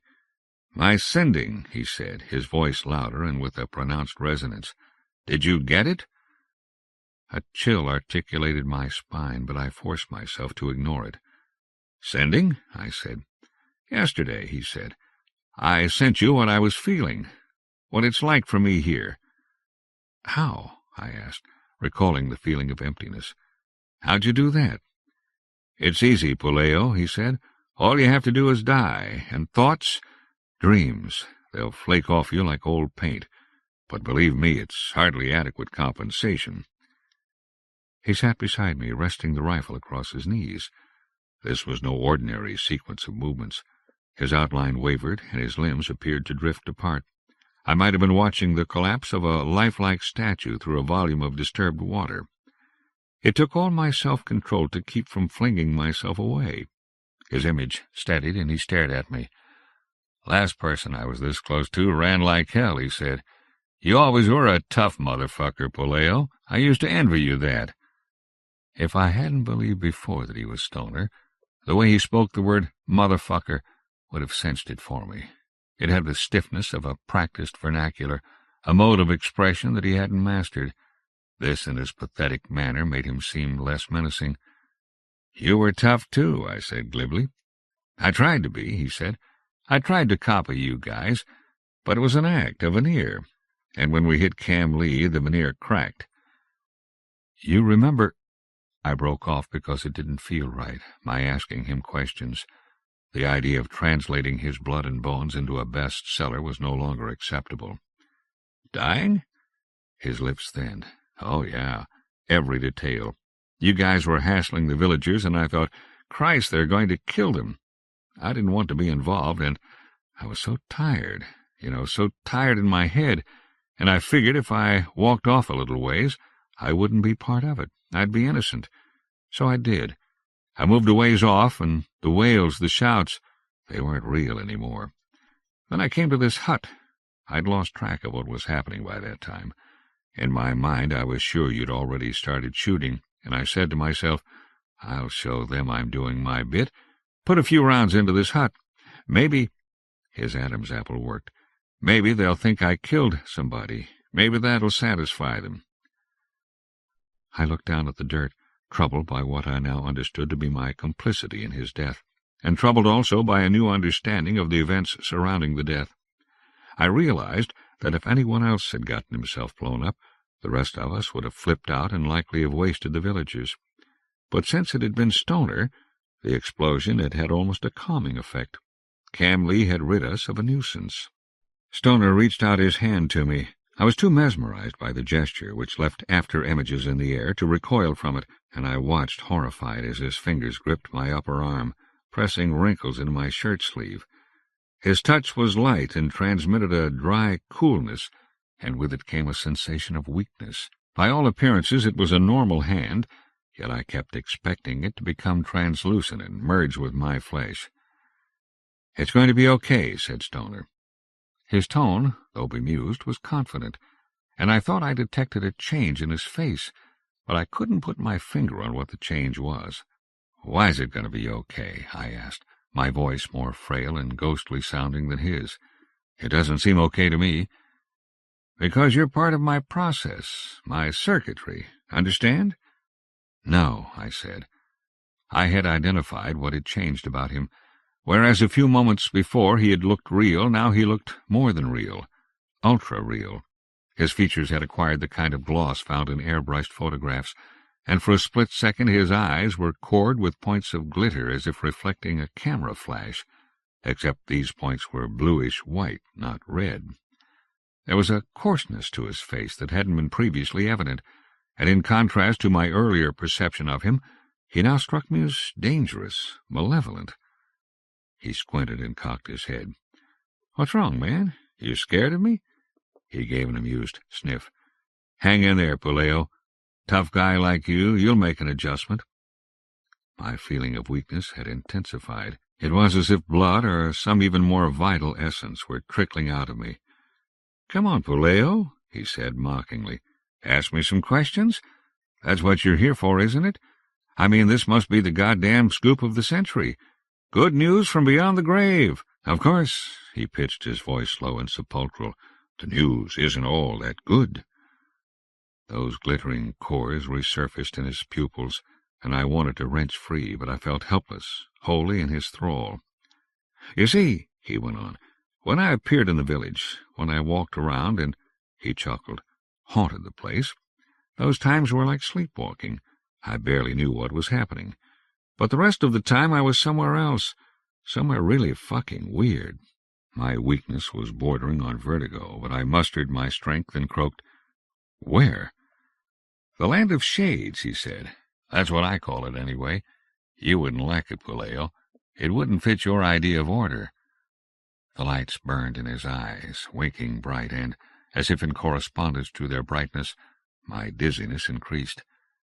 "Tell me about it," I said, trying to take my mind off the discomfort.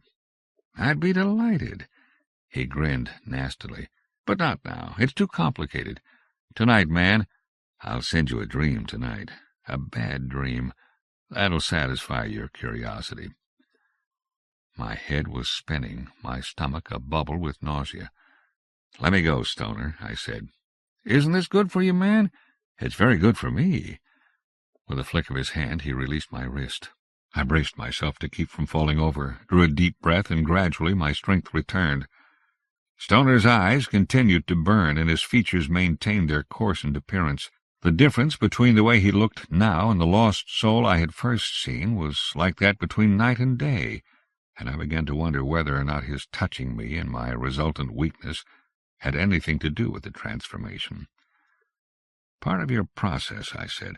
"Does that—" He looked me straight in the eyes, and I had the impression he was cautioning me to silence. It was more than a caution, a wordless command, a sending. "Let me explain something," he said.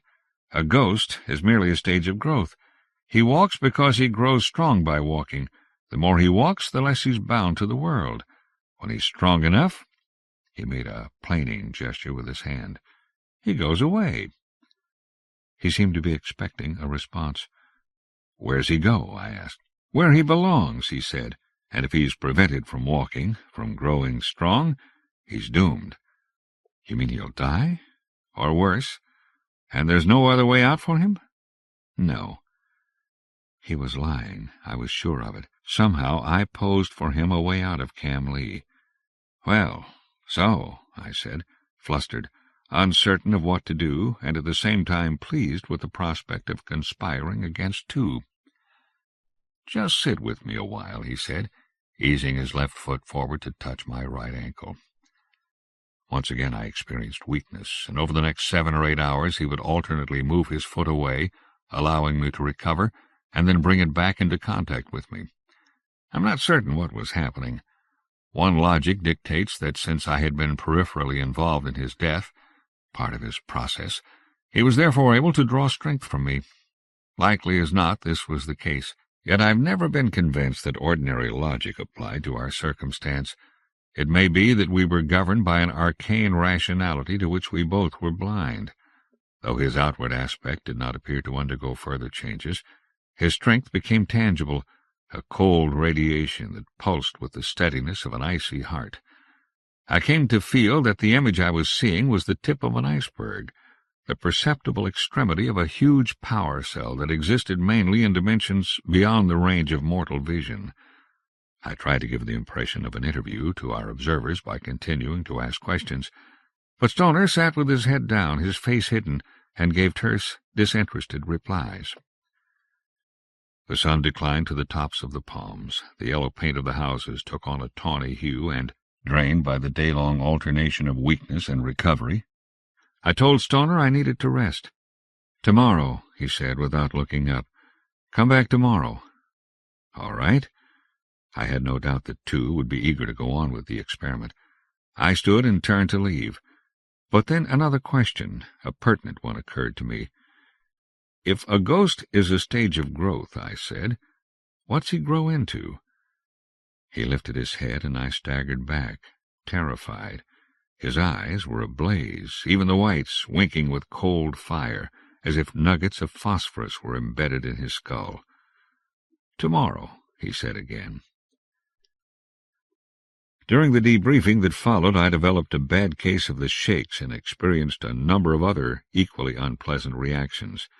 The places where Stoner had touched me seemed to have retained a chill, and the thought of that dead hand leeching me of energy was, in retrospect, thoroughly repellent. A good many of Two's subordinates, alarmed by Stoner's transformation, lobbied to break off the experiment. I did my best to soothe them, but I wasn't at all sure I wanted to return to the village. I couldn't tell whether Two noticed either my trepidation or the fact that I was being less than candid. He was too busy bringing his subordinates in line to question me in depth. That night, when Fearman broke out his whiskey, I swilled it down as if it were an antidote to poison. To put it bluntly, I got shit-faced. Both Fearman and Whitcover seemed warm human beings, old buddies, and our filthy yellow room with its flickering lamp took on the coziness of a cottage and hearth. The first stage of my drunk was maudlin, filled with self-recriminations over my past treatment of Stoner. I vowed not to shrink from helping him. The second stage, well, once I caught Fearman gazing at me askance and registered that my behavior was verging on the manic. Laughing hysterically, talking like a speed freak. We talked about everything except Stoner, and I suppose it was inevitable that the conversation work itself around to the war and its aftermath. Dimly I heard myself pontificating on a variety of related subjects. At one point Fearman asked what I thought of the Vietnam Memorial, and I told him I had mixed emotions. "Why?" he asked. "I go to the memorial, man," I said, standing up from the table where we had all been sitting, "and I cry. You can't help but crying, 'cause that—" I hunted for an appropriate image. "That black dividing line between nowheres, that says it just right about the war. It feels good to cry, to go public with grief and take your place with all the vets of the truly outstanding wars." I swayed, righted myself. "But the memorial, the unknown, the parades, basically they're bullshit." I started to wander around the room, realized that I had forgotten why I had stood and leaned against the wall. "How you mean?" asked Whitcover, who was nearly as drunk as I was. "Man," I said, "it's a shuck. I mean, 10 goddamn years go by, and all of a sudden there's this blast of media warmth and government-sponsored emotion. 'Welcome home, guys,' everybody's saying. We're sorry we treated you so bad. Next time it's going to be different. You wait and see." I went back to the table and braced myself on it with both hands, staring blearily at Whitcover. His tan looked blotchy. "Hear that, man? Next time. That's all it is. Nobody really gives a shit about the vets. They're just paving the way for the next time." "I don't know," said Whitcover. "Seems to—" "Right." I spanked the table with the flat of my hand. "You don't know. You don't know shit about it, so shut the fuck up." "Be cool," advised Fearman. "Man's entitled to his opinion." I looked at him, saw a flushed, fat face with bloodshot eyes and a stupid, reproving frown. "Fuck you," I said, "and fuck his opinion." I turned back to Whitcover. "What do you think, man? That there's this genuine breath of conscience sweeping the land? Open your goddamn eyes. You been to the movies lately? Jesus Christ. Courageous grunts striking fear into the heart of the Red Menace. Miraculous one-man missions to save our honor. Huh! Honor!" I took a long pull from the bottle. "Those movies, they make war seem like a mystical opportunity. Well, man, when I was here it wasn't quite that way, you know. It was leeches, fungus, the shits. It was searching in the weeds for your buddy's arm. It was looking into the snaky eyes of some whore you were banging and feeling weird shit crawl along your spine and expecting her head to do a Linda Blair 360 spin." I slumped into a chair and leaned close to Whitcover. "It was Mordor, man. Stephen King land. Horror. And now I look around at all these movies and monuments and crap, and it makes me want to fucking puke to see what a noble hell it's turning out to be." I felt pleased with myself having said this, and I leaned back, basking in a righteous glow. But Whitcover was unimpressed.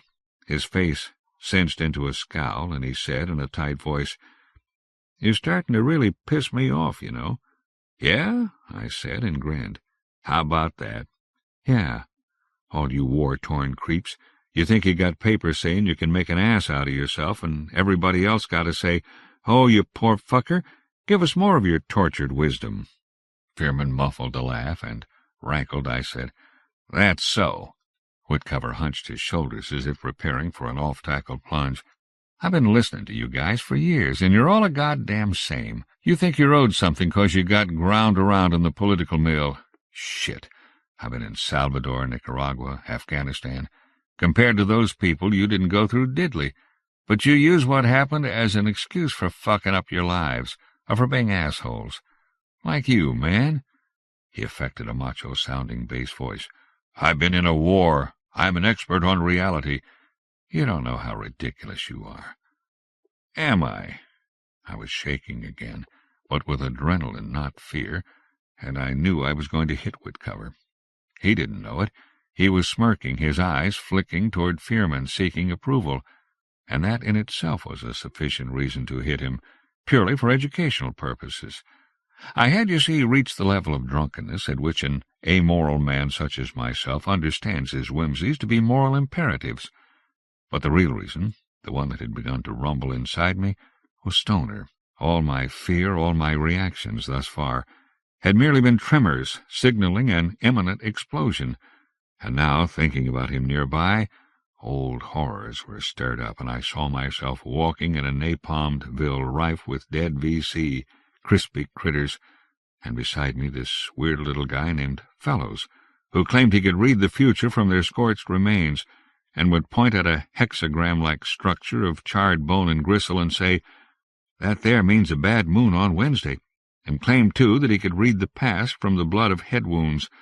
And then I was leaning over this Canadian nurse, beautiful blonde girl, disemboweled by a mine and somehow still alive, her organs dark and wet and pulsing, and somebody giggling, whispering about what he'd like to do, and then another scene that was whirled away so quickly I could only make out the color of blood, and Whitcover said something else, and a dead man was stretching out his hand to me, and I nailed Whitcover, and he flew sideways off the chair and rolled on the floor. I got to my feet, and Fearman grabbed me, trying to wrestle me away. But that was unnecessary, because all my craziness had been dissipated. "I'm okay now," I said, slurring the words, pushing him aside. He threw a looping punch that glanced off my neck, not even staggering me. Then Whitcover yelled. He had pulled himself erect and was weaving toward me. An egg-shaped lump was swelling on his cheekbone. I laughed. He looked so puffed up with rage, and started for the door. As I went through it, he hit me on the back of the head. The blow stunned me a bit, but I was more amused than hurt. His fist had made a funny bonk sound on my skull, and that set me to laughing harder. I stumbled between the houses, bouncing off walls, reeling out of control, and heard shouts. Vietnamese shouts. By the time I had regained my balance, I had reached the center of the village. The moon was almost full, pale yellow, its craters showing, a pitted eye in the black air. It kept shrinking and expanding, and, as it seemed to lurch farther off, I realized I had fallen and was lying flat on my back. More shouts. They sounded distant, a world away, and the moon had begun to spiral, to dwindle, like water being sucked down a drain. Jesus, I remember thinking just before I passed out. Jesus, how'd I get so drunk? I'd forgotten Stoner's promise to tell me about the Land of Shades, but apparently he had not, for that night I had a dream in which I was Stoner. It was not that I thought I was him. I was him, prone to all his twitches, all his moods. I was walking in a pitch-dark void, possessed by a great hunger. Once this hunger might have been characterized as a yearning for the life I had lost, but it had been transformed into a lust for the life I might some day attain if I proved equal to the tests with which I was presented. That was all I knew of the Land of Shades, that it was a testing ground, less a place than a sequence of events. It was up to me to gain strength from the tests, to ease my hunger as best I could. I was ruled by this hunger, and it was my only wish to ease it. Soon I spotted an island of brightness floating in the dark, and as I drew near, the brightness resolved into an old French plantation house fronted by tamarins and rubber trees. Sections of white stucco wall and a veranda and a red tile roof were visible between the trunks. Patterns of soft radiance overlaid the grounds, yet there were neither stars nor moon nor any source of light I could discern. I was not alarmed by this. Such discrepancies were typical of the Land of Shades. When I reached the trees, I paused, steeling myself for whatever lay ahead. Breezes sprang up to stir the leaves, and a sizzling chorus of crickets faded in from nowhere, as if a recording of sensory detail had been switched on. Alert to every shift of shadow, I moved cautiously through the trees and up the veranda steps. Broken roof tiles crunched beneath my feet. Beside the door stood a bottomed-out cane chair. The rooms, however, were devoid of furnishings, the floors dusty, the whitewash flaking from the walls. The house appeared to be deserted, but I knew I was not alone. There was a hush in the air, the sort that arises from a secretive presence. Even had I failed to notice this, I could scarcely have missed the scent of perfume. I had never tested against a woman before, and excited by the prospect, I was tempted to run through the house and ferret her out. But this would have been foolhardy, and I continued at a measured pace. At the center of the house lay a courtyard, a rectangular space choked with waist-high growths of jungle plants, dominated by a stone fountain in the shape of a stylized orchid. The woman was leaning against the fountain, and despite the grayish-green half-light, a light that seemed to arise from the plants, I could see she was beautiful, slim and honey-colored, with falls of black hair spilling over the shoulders of her ao dai. She did not move or speak, but the casualness of her pose was an invitation. I felt drawn to her, and as I pushed through the foliage, the fleshy leaves clung to my thighs and groin, touches that seemed designed to provoke arousal. I stopped an arm's length away and studied her. Her features were of a feline delicacy, and in the fullness of her lower lip, the petulant set of her mouth, I detected a trace of French breeding. She stared at me with palpable sexual interest. It had not occurred to me that the confrontation might take place on a sexual level, yet now I was certain this would be the case. I had to restrain myself from initiating the contact. There are rigorous formalities that must be observed prior to each test, and besides, I wanted to savor the experience. "I am Tuyet," she said, in a voice that seemed to combine the qualities of smoke and music. "Stoner," I said. The names hung in the air like the echoes of two gongs. She lifted her hand as if to touch me, but lowered it. She, too, was practicing restraint. "I was a prostitute," she said. "My home was Laike, but I was an outcast. I worked the water points along Highway 13. It was conceivable, I thought, that I may have known her. While I had been laid up in Ann Loch, I'd frequented those water points, bomb craters that had been turned into miniature lakes by the rains and served as filling stations for the water trucks attached to the 1st Infantry. Every morning the whores and their mama-sans would drive out to the water points in 3-wheeled motorcycle trucks. With them would be vendors selling combs and push-button knives and rubbers that came wrapped in gold foil, making them look like those discs of chocolate you can buy in the States. Most of these girls were more friendly than the city girls, and knowing that Tuyet had been one of them caused me to feel an affinity with her. She went on to tell me that she had gone into the jungle with an American soldier and had been killed by a sniper. I told her my story in brief, and then asked what she had learned of the Land of Shades. This is the most rigorous formality. I had never met anyone with whom I had failed to exchange information. "Once," Tuyet said, "I met an old man, a Cao Dai medium from Black Virgin Mountain, who told me he had been to a place where a pillar of whirling light and dust joined earth to sky. Voices spoke from the pillar, sometimes many at once, and from them he understood that all wars are merely reflections of a deeper struggle, of a demon breaking free. The demon freed by our war, he said, was very strong, very dangerous. We, the dead, had been recruited to wage war against him." I had been told a similar story by an NLF captain, and once, while crawling through a tunnel system, I myself had heard voices speaking from a skull half buried in the earth, but I had been too frightened to stay and listen. I related all this to Tuyet, and her response was to trail her fingers across my arm. My restraint, too, had frayed. I dragged her down into the thick foliage. It was as if we had been submerged in a sea of green light and fleshy stalks, as if the plantation house had vanished and we were adrift in an infinite vegetable depth where gravity had been replaced by some buoyant principle. I tore at her clothes, she at mine. Her audai shredded like crepe, and my fatigues came away in ribbons that dangled from her hooked fingers. Greedy for her, I pressed my mouth to her breasts. Her nipples looked black in contrast to her skin, and it seemed I could taste their blackness, tart and sour. Our breathing was hoarse, urgent, and the only other sound was the soft mulching of the leaves. With surprising strength, she pushed me onto my back and straddled my hips, guiding me inside her, sinking down until her buttocks were grinding against my thighs. Her head flung back, she lifted and lowered herself. The leaves and stalks churned and intertwined around us as if they too were copulating. For a few moments my hunger was assuaged, but soon I noticed that the harder I thrust, the more fiercely she plunged, the less intense the sensations became. Though she gripped me tightly, the friction seemed to have been reduced. Frustrated, I dug my fingers into her plump hips and battered at her, trying to drive myself deeper.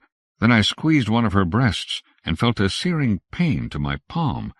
I snatched back my hand and saw that her nipple, both nipples, were twisting, elongating. I realized that they had been transformed into the heads of 2 black centipedes, and the artful movements of her internal muscles. They were too artful, too disconnectedly in motion. An instant later, I felt that same searing pain in my cock, and knew I was screwing myself into a nest of creatures like those protruding from her breasts. All her skin was rippling, reflecting the humping of thousands of centipedes beneath. The pain was enormous, so much so that I thought my entire body must be glowing with it. But I did not dare fail this test, and I continued pumping into her, thrusting harder than ever. The leaves thrashed, the stalks thrashed, as in a gale, and the green light grew livid. Tuyet began to scream. God knows what manner of pain I was causing her, and her screams completed a perverse circuit within me. I found I could channel my own pain into those shrill sounds. Still joined to her, I rolled atop her, clamped her wrists together, and pinned them above her head. Her screams rang louder, inspiring me to greater efforts yet. Despite the centipedes tipping her breasts, or perhaps because of them, because of the grotesque juxtaposition of the sensual and the horrid, her beauty seemed to have been enhanced, and my mastery over her actually provided me a modicum of pleasure. The light began to whiten, and looking off I saw that we were being borne by an invisible current through, as I had imagined, an infinite depth of stalks and leaves. The stalks that lashed around us thickened far below into huge pale trunks with circular ribbing. I could not make out where they met the earth, if indeed they did, and they appeared to rise in equal height above. The light brightened further, casting the distant stalks in silhouette, and I realized we were drifting toward the source of the whiteness, beyond which would lie another test, another confrontation. I glanced at Tuyet. Her skin no longer displayed that obscene rippling. Her nipples had reverted to normal. Pain was evolving into pleasure, but I knew it would be short-lived, and I tried to resist the current, to hold on to pain, because even pain was preferable to the hunger I would soon experience. Tuyet clawed my back, and I felt the first dissolute rush of my orgasm. The current was irresistible. It flowed through my blood, my cells. It was part of me, or rather I was part of it. I let it move me, bringing me to completion. Gradually the whipping of the stalks subsided to a pliant swaying motion. They parted for us, and we drifted through their interstices as serenely as a barge carved to resemble a coupling of two naked figures. I found I could not disengage from Tuyet, that the current enforced our union, and resigned to this I gazed around, marveling at the vastness of this vegetable labyrinth and the strangeness of our fates. Beams of white light shined through the stalks, the brightness growing so profound that I thought I heard in it a roaring, and as my consciousness frayed I saw myself reflected in Tuyet's eyes, a ragged, dark creature wholly unlike my own self-image, and wondered for the 1000th time who had placed us in this world, who had placed these worlds in us.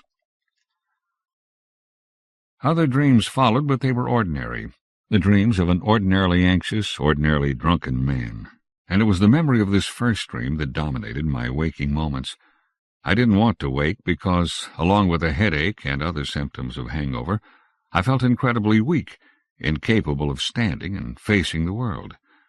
Muzzy-headed, I ignored the reddish light prying under my eyelids and tried to remember more of the dream.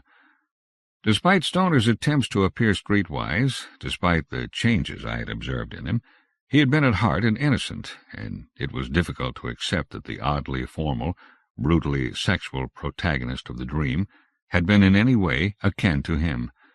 Maybe, I thought, recalling Tu's theory of ghosts, maybe that was the quality that had died in Stoner, his innocence. I began once again to suffer guilt feelings over my hatred of him, and preferring a hangover to that, I propped myself on one elbow and opened my eyes. I doubt more than a second or two passed before I sprang to my feet, hangover forgotten, electrified with fear. But in that brief span the reason for my weakness was made plain. Stoner was sitting close to where I had been lying, his hand outstretched to touch me, head down, exactly as he had sat the previous day. Aside from his pose, however, very little about him was the same. The scene was of such complexity that now, thinking back on it, it strikes me as implausible that I could have noticed its every detail. Yet I suppose that its power was equal to its complexity, and thus I did not so much see it as it was imprinted on my eyes. Dawn was a crimson smear fanning across the lower sky, and the palms stood out blackly against it, their fronds twitching in the breeze like spiders impaled on pins. The ruddy light gave the rutted dirt of the street the look of a trough full of congealed blood. Stoner was motionless, that is to say, he didn't move his limbs, his head, or shift his position, but his image was pulsing, swelling to half again its normal size, and then deflating, all with the rhythm of steady breathing. As he expanded, the cold white fire blazing from his eyes would spread in cracks that veined his entire form. As he contracted, the cracks would disappear, and for a moment he would be, except for his eyes, the familiar figure I had known.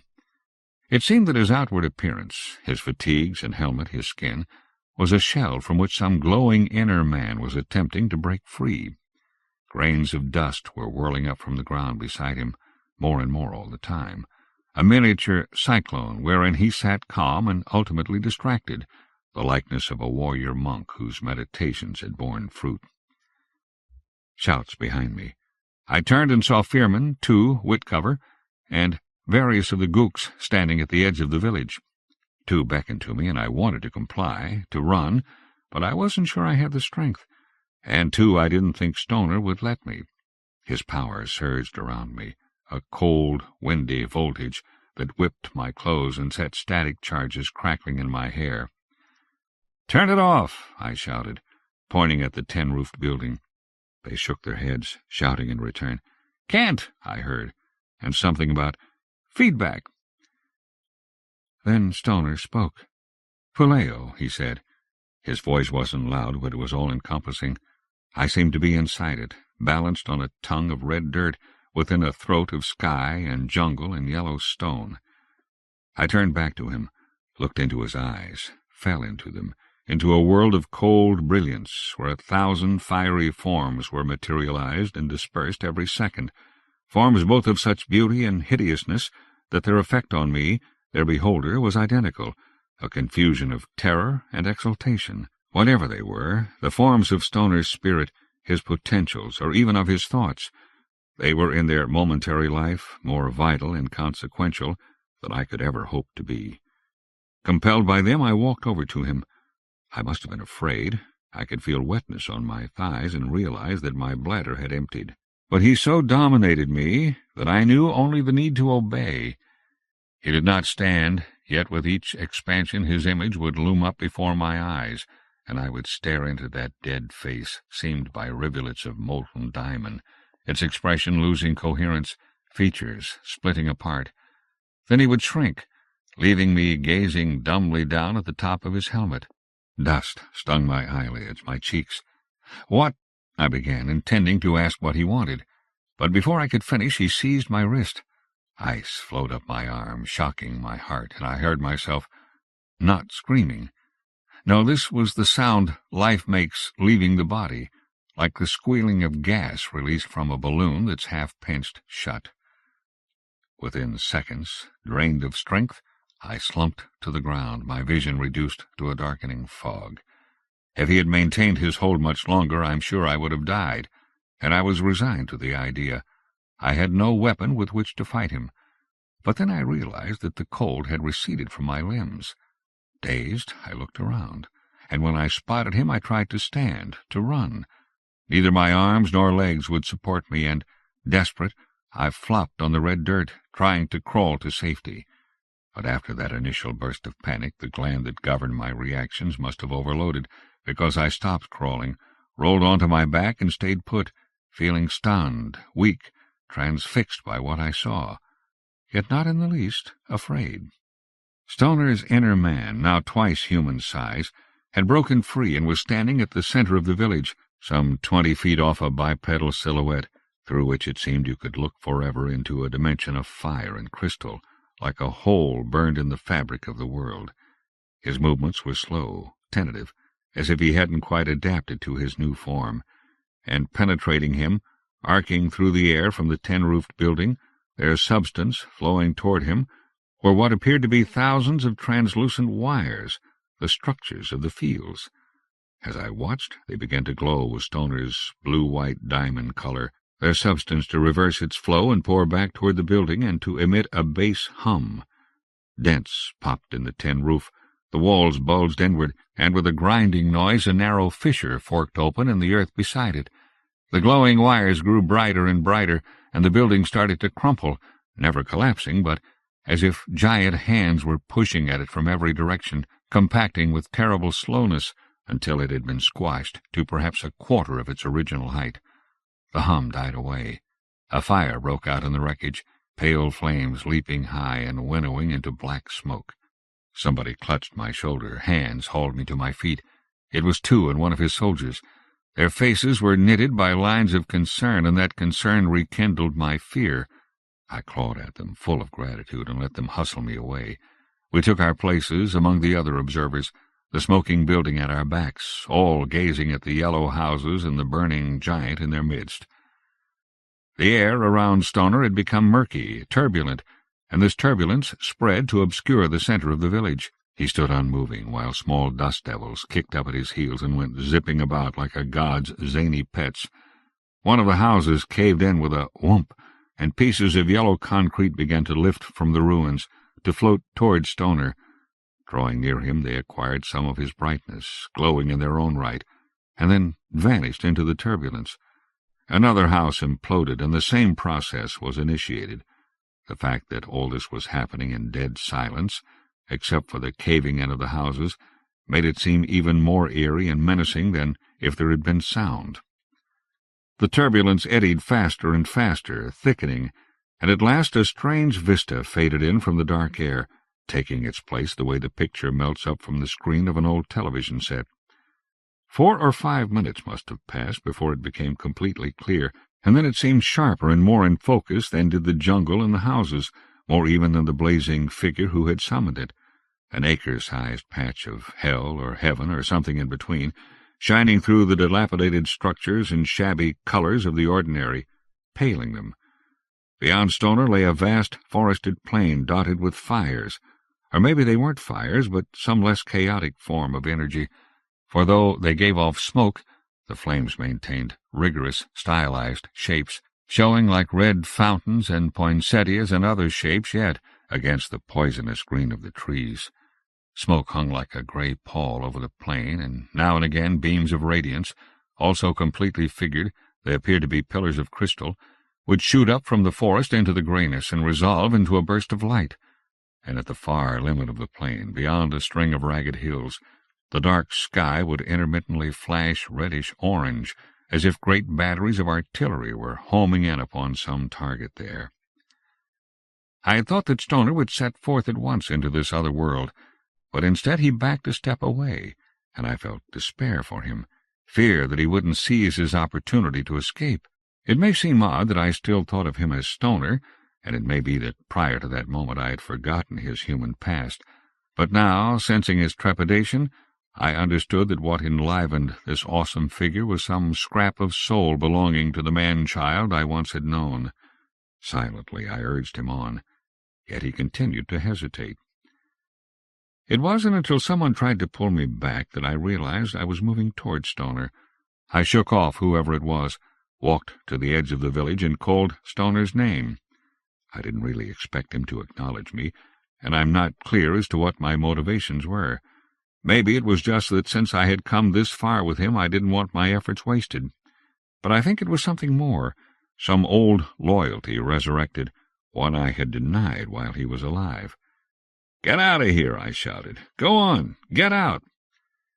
He turned that blind, fiery face toward me, and despite its featurelessness, I could read therein the record of his solitude, his fears concerning its resolution. It was, I knew, a final sending. I sensed again his emptiness, but it wasn't so harrowing and hopeless as before. In it there was a measure of determination, of purpose, and, too, a kind of, I'm tempted to say, gratitude, but in truth it was more a simple acknowledgment, like the wave of a hand given by one workman to another after the completion of a difficult task. "Go." I said it softly, the way you'd speak when urging a child to take his first step, and Stoner walked away. For a few moments, though his legs moved, he didn't appear to be making any headway. His figure remained undiminished by distance. There was a tension in the air, an almost impalpable disturbance that quickly evolved into a heated pulse. One of the banana trees burst into flames, its leaves shriveling. A second tree ignited, a third, and soon all those trees close to the demarcation of that other world were burning like green ceremonial candles. The heat intensified, and the veils of dust that blew toward me carried a stinging residue of that heat. The sky, for hundreds of feet above, rippled, as with the effects of an immense conflagration. I stumbled back, tripped, and fell heavily. When I recovered, I saw that Stoner was receding, that the world into which he was traveling was receding with him, or rather seeming to fold, to bisect and collapse around him. It looked as if that plain dotted with fires were painted on a curtain, and as he pushed forward the fabric was drawn with him, its painted distances becoming foreshortened, its perspectives exaggerated and surreal, molding into a tunnel that conformed to his shape. His figure shrank to half its previous size, and then, some limit reached, some barrier penetrated, the heat died away, its dissipation accompanied by a seething hiss, and Stoner's white fire began to shine brighter and brighter, his form eroding in brightness. I had to shield my eyes, then shut them. But even so I could see the soundless explosion that followed through my lids, and for several minutes I could make out its vague after-image. A blast of wind pressed me flat, hot at first, but blowing colder and colder, setting my teeth to chattering. At last this subsided, and on opening my eyes I found that Stoner had vanished, and where the plain had been now lay a wreckage of yellow stone and seared banana trees, ringed by a few undamaged houses on the perimeter. The only sound was the crackle of flames from the tin-roofed building. Moments later, however, I heard a patter of applause. I looked behind me. The gooks were all applauding too, who was smiling and bowing like the author of a successful play. I was shocked at their reaction. How could they be concerned with accolades? Hadn't they been dazzled as I had, their humanity diminished by the mystery and power of Stoner's metamorphosis? I went over to them, and drawing near I overheard an officer congratulate two on another triumph. It took me a while to register the significance of those words, and when I did I pushed through the group and confronted two. "Another triumph?" I said. He met my eyes, imperturbable. "I wasn't aware you spoke our language, Mr. Puleo." "You've done this before," I said, getting angry. "Haven't you?" "Twice before." He tapped a cigarette from a pack of Marlboros. An officer rushed delighted. "But never with an American spirit." "You could have killed me," I shouted, lunging for him. Two soldiers came between us, menacing me with their rifles. Two blew out a plume of smoke that seemed to give visible evidence of his self-satisfaction. "I told you it was a risk," he said. "Does it matter that I knew the extent of the risk and you did not? You were in no greater danger because of that. We were prepared to take steps if the situation warranted." "Don't bullshit me. You couldn't have done nothing with Stoner." He let a smile nick the corners of his mouth. "You had no right," I said. "You—" Two's face hardened. "We had no right to mislead you? Please, Mr. Puleo, between our peoples, deception is a tradition." I fumed, wanting to get at him. Frustrated, I slugged my thigh with my fist, spun on my heel, and walked off. The two soldiers caught up with me and blocked my path. Furious, I swatted at their rifles. They disengaged their safeties and aimed at my stomach. "If you wish to be alone," Two called, "I have no objection to you taking a walk. We have tests to complete, but please keep to the road. A car will come for you." Before the soldiers could step aside, I pushed past them. "Keep to the road, Mr. Puleo." In Two's voice was more than a touch of amusement. "If you recall, we're quite adept at tracking." Anger was good for me. It kept my mind off what I had seen. I wasn't ready to deal with Stoner's evolution. I wanted to consider things in simple terms. A man I had hated had died to the world a second time, and I had played a part in his release, a part in which I had no reason to take pride or bear shame, because I had been manipulated every step of the way. I was so full of anger I must have done the first mile in under 15 minutes, the next and not much more. By then the sun had risen above the tree line, and I had worked up a sweat. Insects buzzed. Monkeys screamed. I slowed my pace and turned my head from side to side as I went, as if I were walking point again. I had the idea my own ghost was walking with me, shifting around inside and burning to get out on its own. After an hour or so, I came to the temporary housing that had been erected for the populace of Camlee. Thatched huts, scrawny dogs slinking and chickens pecking, orange peels, palm litter, and piles of shit in the streets. Some old men smoking pipes by a cook fire blinked at me. 3 girls carrying plastic jugs giggled, ran off behind a hut, and peeked back around the corner. Vietnam. I thought about the way I'd used to sneer the word. Nam, I'd say. Viet-fucking-Nam. Now it was spoken proudly, printed in 20th Century Fox monolithic capitals, brazen with hype.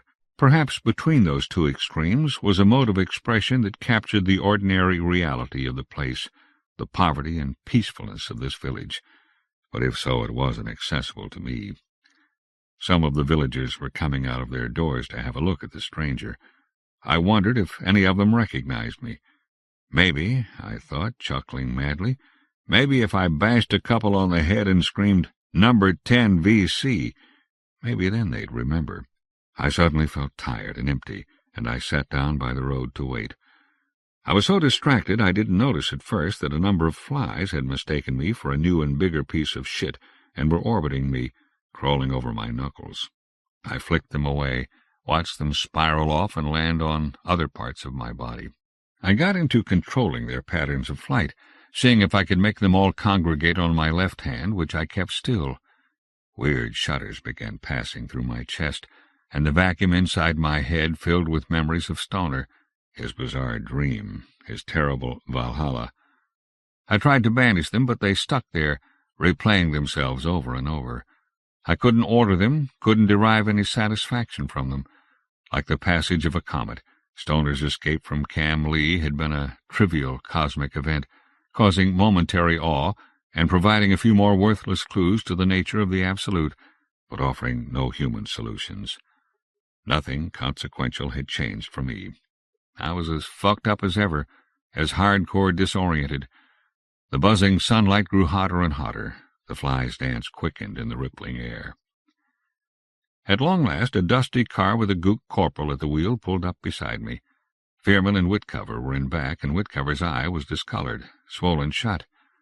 I went around to the passenger side, opened the front door, and heard behind me a spit-filled, explosive sound. Turning, I saw that a kid of about 8 or 9 had jumped out of hiding to ambush me. He had a dirt-smeared belly that popped from the waist of his ragged shorts, and he was aiming a toy rifle made of sticks. He shot me again, jiggling the gun to simulate automatic fire. Little monster with slit black eyes, staring daggers at me, thinking I'd killed his daddy. He probably would have loved it if I had keeled over, clutching my chest, but I wasn't in the mood. I pointed my finger, cocked the thumb, and shot him down like a dog. He stared meanly and fired a third time. This was serious business, and he wanted me to die. "Ronald, ray gun," he said, and pretended to spit. I just laughed and climbed into the car. The good corporal engaged the gears, and we sped off into a boil of dust and light as if, like Stoner, we were passing through a metaphysical barrier between worlds. My head bounced against the back of the seat, and with each impact I felt that my thoughts were clearing, that a poisonous sediment was being jolted loose and flushed from my bloodstream.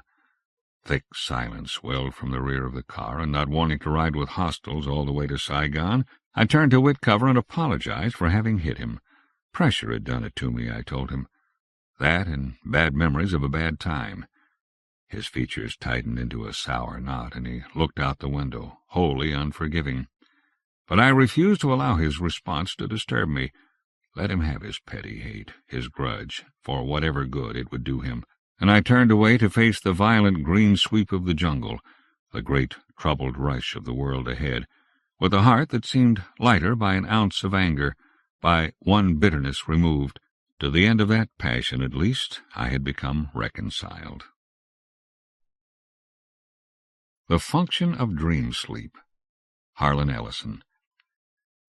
Harlan Ellison, 1934, is an iconic writer called one of the great living American short story writers by the Washington Post.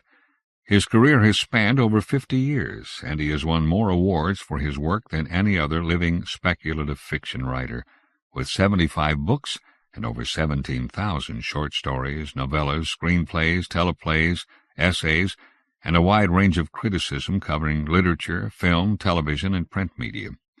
He was editor and anthologist for 2 groundbreaking science fiction anthologies, Dangerous Visions and Again Dangerous Visions.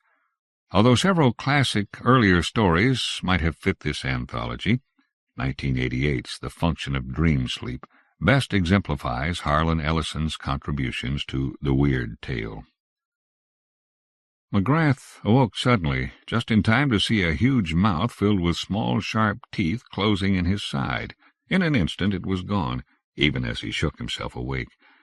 Had he not been staring at the flesh at the moment his eyes opened from sleep, he would have missed the faintest pink line of closure that remained only another heartbeat, then faded and was gone, leaving no indication the mouth had ever existed, a second secret mouth hiding in his skin. At first he was sure he had wakened from a particularly nasty dream, But the memory of the thing that had escaped from within him through the mouth was a real memory, not a wisp of fading nightmare.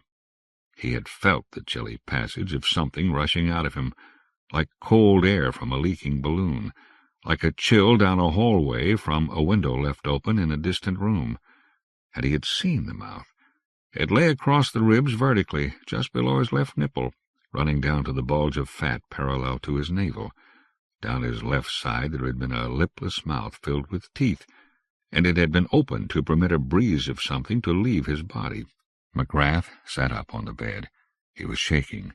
The tensor lamp was still on, the paperback novel tented open on the sheet beside him, his body naked and perspiring in the August heat. The tensor had been aimed directly at his side, bathing his flesh with light, when he had unexpectedly opened his eyes. And in that waking moment he had surprised his body in the act of opening its secret mouth. He couldn't stop the trembling, and when the phone rang he had to steel himself to lift the receiver. "Hello?" he heard himself say in someone else's voice. "Lonnie," said Victor Cayley's widow. "I'm sorry to disturb you at this hour." "It's okay," he said. Victor had died the day before yesterday. Sally relied on him for the arrangements, and hours of solace he didn't begrudge. Years before, Sally and he— Then she drifted toward Victor, who had been McGrath's oldest, closest. They were drawn to each other more and more sweetly till— And finally McGrath had taken them both to dinner at the old Steuben Tavern on West 47th, that dear old Steuben Tavern with its dark wood booths and sensational schnitzel, now gone, torn down and gone like so much else that was— And he had made them sit side by side in the booth across from him, and he took their hands in his. "I love you both so much," he had said. "I see the way you move when you're around each other. You're both my dearest friends. You put light in my world." And he laid their hands together under his, and he grinned at them for their nervousness. "Are you all right? You sound so, I don't know, so strained." Her voice was wide awake but concerned. I'm okay. I just had the weirdest— I was dozing, fell asleep reading, and I had this weird— He trailed off, then went back at it, more sternly. "I'm okay. It was a scary dream." There was, then, a long measure of silence between them, only the open line with the sound of ions decaying. "Are you okay?" he said, thinking of the funeral service day after tomorrow. She had asked him to select the casket, the anodized pink aluminum unit they had tried to get him to go for. Doing a bait-and-switch had nauseated him. McGrath had settled on a simple copper casket, shrugging away suggestions by the bereavement counselor in the casket selection parlor that consideration and thoughtfulness for the departed might better be served by the Monaco, a Duracell metal unit with sea-mist polished finish, interior richly lined in 600 Aqua Supreme Cheney velvet, magnificently quilted and shirred, with matching jumbo bolster and coverlet. "I couldn't sleep," she said. "I was watching television, and they had a thing about the echidna, the Australian anteater, you know." He made a sound that indicated he knew. "And Vic never got over the trip we took to the Flinders Range in '82, and he just loved the Australian animals, and I turned in the bed to see him smiling." She began to cry. He could feel his throat closing. He knew.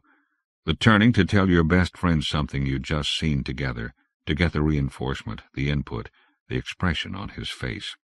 And there was no face. There was emptiness in that place. He knew. He'd turned to Victor 3 times in the past 2 days. Turned to confront emptiness. Oh, he knew all right. "Sally," he murmured. "Sally, I know. She pulled herself together, snuffled herself unclogged, and cleared her throat. "It's okay. I'm fine. It was just a second there. Try to get some sleep. We have to do stuff tomorrow." "Of course," she said, sounding really quite all right. "I'll go back to bed. I'm sorry." He told her to shut up. If you couldn't call a friend at that hour to talk about the echidna, who the hell could you call? "Jerry Falwell," she said. "If I have to annoy someone at 3 a.m, better it should be a shit like him." They laughed quickly and emptily. She said good night and told him he had been much loved by both of them. He said, "I know that," and they hung up. Lonnie McGrath lay there, the paperback still tented at his side, the tensor still warming his flesh, the sheets still soggy from the humidity, and he stared at the far wall of the bedroom on whose surface, like the surface of his skin, there lay no evidence whatever of secret mouths filled with teeth. I can't get it out of my mind. Dr. Jess ran her fingers down his side, looked closer. Well, it is red, but that's more chafing than anything out of Stephen King. It's red because I keep rubbing it. I'm getting obsessive about it. And don't make fun, Jess. I can't get it out of my mind. She sighed and raked a hand back through her thick auburn hair. Sorry. She got up and walked to the window in the examination room. Then, as an afterthought, she said, You can get dressed. She stared out the window as McGrath hopped off the physical therapy table, nearly catching his heel on the retractable step. He partially folded the stiff paper gown that had covered his lap and laid it on the padded seat. As he pulled up his undershorts, Dr. Jess turned and stared at him. He thought for the 100th time that his initial fears, years before, at being examined by a female physician had been foolish. His friend looked at him with concern, but without the look that passed between men and women. How long has it been since Victor died? 3 months, almost. And Emily? 6 months. And Steve and Melanie's son? Oh, Christ, Jess! She pursed her lips. Look, Lonnie, I'm not a psychotherapist, but even I can see that the death of all these friends is getting to you. Maybe you don't even see it, but you used the right word. Obsessive. Nobody can sustain so much pain over so brief a period, the loss of so many loved ones, without going into a spiral. What did the X-rays show? I told you, but there might have been something, some lesion or inflammation, an irregularity in the dermis, something. Lonnie, come on. I've never lied to you. You looked at them with me. Did you see anything? He sighed deeply, shook his head. She spread her hands as if to say, Well, there you are. I can't make something sick where nothing sick exists.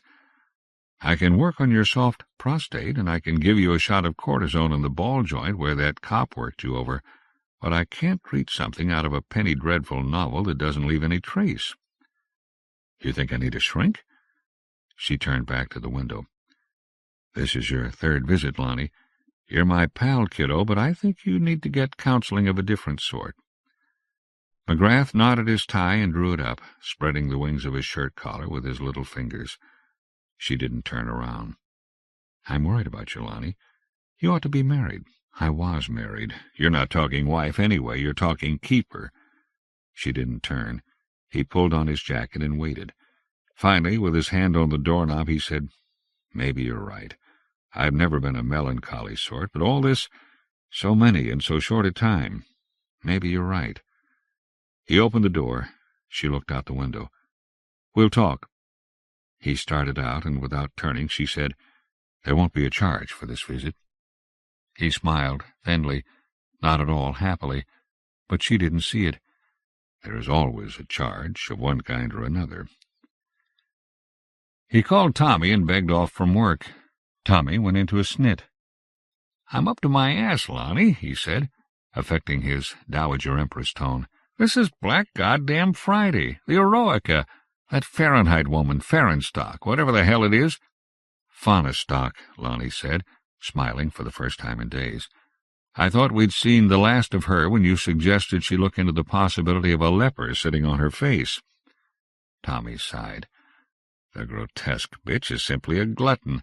I swear to God she must be into bondage. The worse I treat her, the more often she comes in. What'd she bring this time? Another half-dozen of those tacky petty-point things. I can barely bring myself to look at them. Bleeding martyrs and scenes of culturally depressed areas in, I suppose, Iowa or Indiana, Illinois, Idaho, I don't know. One of those places that begins with an I, teeming with people who bowl. Lonnie always wound up framing Mrs. Fahnestock's gaucheries. Tommy always took one look, then went upstairs in back of the framing shop to lie down for a while. McGrath had asked the matron once what she did with all of them. She replied that she gave them as gifts. Tommy, when he heard, fell to his knees and prayed to a God in which he did not believe, that the woman would never hold him in enough esteem to feel he deserved such a gift. But she spent, Oh, my, how she's spent. Let me guess, McGrath said. She wants them blocked so tightly you could bounce a dime off them, with a fabric liner, a basic pearl mat, and the black lacquer frame from Chapin Molding, right? Yes, of course, right. Which is another reason your slacker behavior is particularly distressing. The truck from Chapin just dropped off 100 feet of the oval-top walnut molding. It's got to be unpacked, the footage measured, and put away. You can't take the day off. Tommy, don't whip the guilt on me. I'm a Goy, remember? If it weren't for guilt, the Goyim would have wiped us out 3,000 years ago. It's more effective than a Star Wars defense system. He puffed air through his lips for a moment, measuring how much he would actually be inconvenienced by his assistant's absence. Monday morning? Early? McGrath said, I'll be there no later than 8 o'clock. I'll do the petty points first. All right. And by the way, you sound awful. Do you know the worst part about being an atheist? Lonnie smiled. Tommy would feel it was a closed bargain if he could pass on one of his horrendous jokes. No. What's the worst part about being an atheist? You've got no one to talk to when you're fucking. Lonnie roared, silently. There was no need to give him the satisfaction, but Tommy knew. He couldn't see him, but Lonnie knew he was grinning broadly at the other end of the line. So long, Tommy. See you Monday. He racked the receiver in the phone booth and looked across Pico Boulevard at the office building. He had lived in Los Angeles for 11 years, since he and Victor and Sally had fled New York, and he still couldn't get used to the golden patina that lay over the days here, except when it rained, at which times the inclemencies seemed so alien he had visions of giant mushrooms sprouting from the sidewalks. The office building was unimpressive, just 3 stories high and brick, but a late afternoon shadow lay across its face, and it recalled for him the 18 frontal views of the Rouen Cathedral that Monet had painted during the winter months of 1892 and 1893. The same facade, following the light from early morning till sunset. He had seen the Monet exhibition at MoMA. Then he remembered with whom he had taken in that exhibition, and he felt again the passage of chill leaving his body through that secret mouth. He stepped out of the booth and just wanted to go somewhere and cry. "Stop it," he said inside. "Knock it off." He swiped at the corner of his eye and crossed the street. He passed through the shadow that cut the sidewalk. Inside the tiny lobby he consulted the glass-paneled wall register. Mostly the building housed dentists and philatelists, as best he could tell, but against the ribbed black panel he read the little white plastic letters that had been darted in to include the REM Group, 306. He walked up the stairs.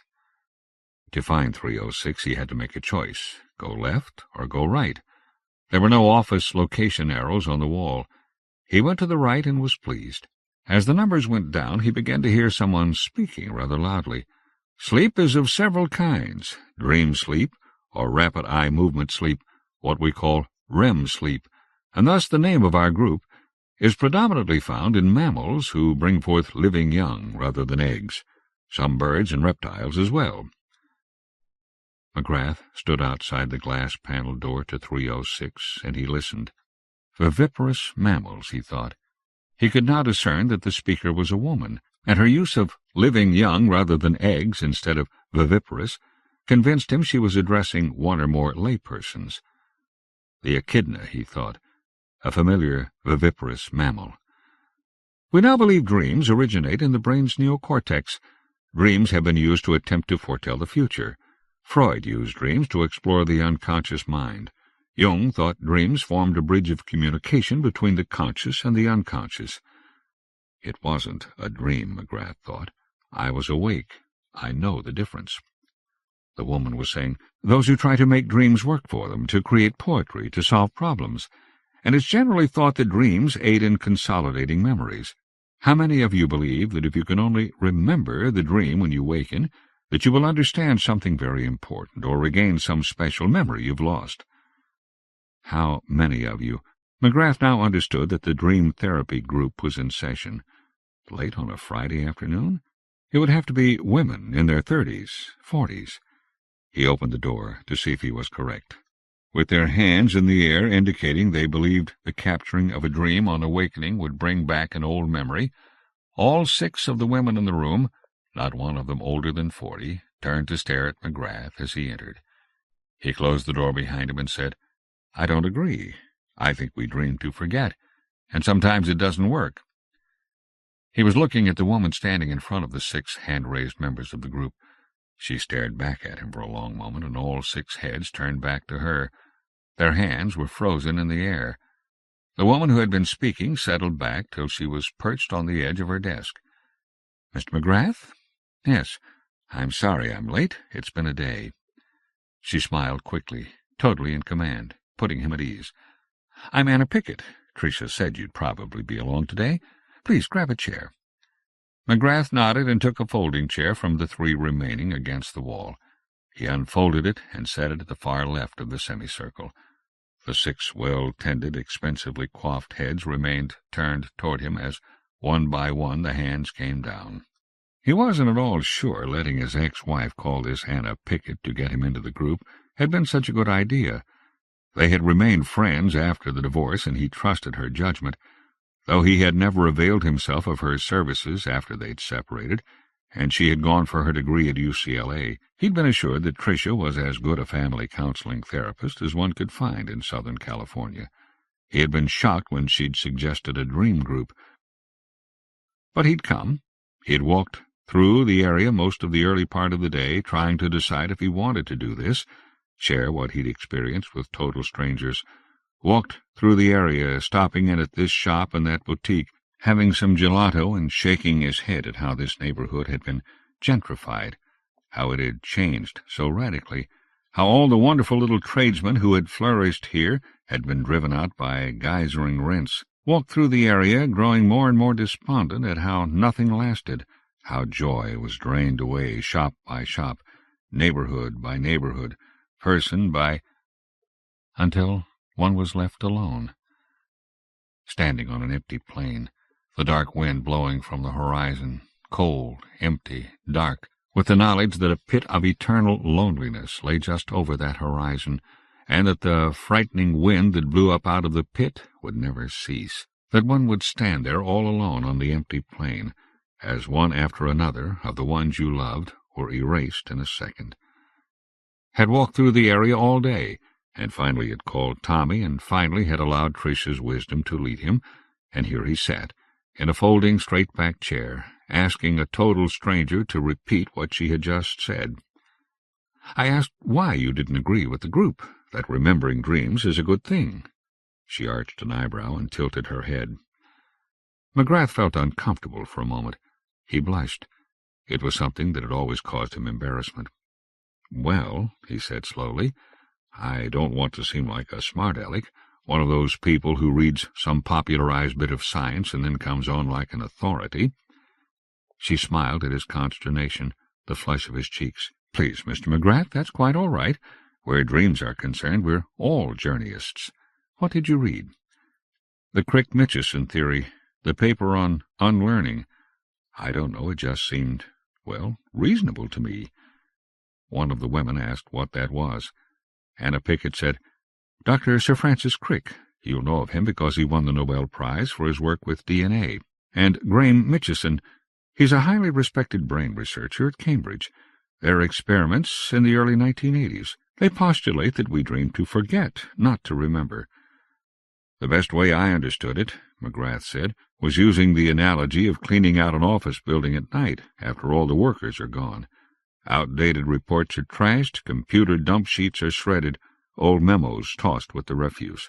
Every night our brains get cleaned during the 1 to 2 hours of REM sleep. The dreams pick up after us every day, sweep out the unnecessary, untrue, or just plain silly memories that could keep us from storing the important memories, or might keep us from rational thinking when we're awake. Remembering the dreams would be counterproductive, since the brain is trying to unlearn all that crap so we function better." Anna Pickett smiled. "You were sent from heaven, Mr. McGrath. I was going precisely to that theory when you came in. You've saved me a great deal of explanation." One of the 6 women said, "Then you don't want us to write down our dreams and bring them in for discussion? I even put a tape recorder by the bed. For instance, I had a dream just last night in which my bicycle—" He sat through the entire session, listening to things that infuriated him, They were so self-indulgent, making of the most minor inconveniences in their lives mountains impossible to conquer. They were so different from the women he knew. They seemed to be antiquated creatures from some primitive time, confused by changing times and the demand on them to be utterly responsible for their existence. They seemed to want succor, to be told that there were greater forces at work in their world, powers and pressures and even conspiracies that existed solely to keep them nervous, uncomfortable, and helpless. 5 of the 6 were divorcees, and only 1 of the 5 had a full-time job, selling real estate. The 6th was the daughter of an organized crime figure. McGrath felt no link with them. He didn't need a group therapy session. His life was as full as he wanted it to be, except that he was now always scared and lost and constantly depressed. Perhaps Dr. Jess was dead on target. Perhaps he did need a shrink. He was certain he did not need Anna Pickett and her well-tailored ladies, whose greatest real anguish was making sure they got home in time to turn on the sprinklers. When the session ended, he started toward the door without saying anything to the Pickett woman. She was surrounded by the 6, but she gently edged them aside and called to him, "Mr. McGrath, would you wait a moment? I'd like to speak to you." He took his hand off the doorknob and went back to his chair. He bit the soft flesh of his inner cheek, annoyed. She blew them off like dandelion fluff, far more quickly than McGrath thought possible, and did it without their taking it as rejection. In less than 5 minutes he was alone in the office with the dream therapist. She closed the door behind the Mafia princess and locked it. For a deranged moment he thought, but it passed, and the look on her face was concern, not lust. He started to rise. She laid a palm against the air, stopping him. He sank back onto the folding chair.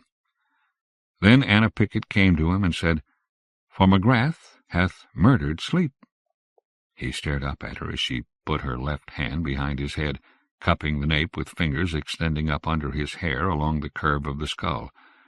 "Don't be nervous. This will be all right," she said, laying her right hand with the palm across his left cheek, the spread thumb and index finger bracketing an eye as he tried mightily not to blink.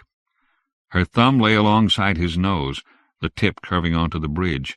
The forefinger lay across the bony eye ridge. She pursed her lips, then sighed deeply. In a moment her body twitched with an involuntary rictus, and she gasped as if she had had the wind knocked out of her. McGrath couldn't move. He could feel the strength of her hands cradling his head, and the tremors of, he wanted to say, passion slamming through her. Not the passion of strong, amorous feeling, but passion in the sense of being acted upon by something external, something alien to one's nature. The trembling in her grew more pronounced, and McGrath had the sense that power was being drained out of him, pouring into her, that it had reached saturation level and was leaking back along the system into him, but changed, more dangerous. But why dangerous? She was spasming now, her eyes closed, her head thrown back and to the side, her thick mass of hair swaying and bobbing as she jerked, a human double-circuit high-voltage tower about to overload.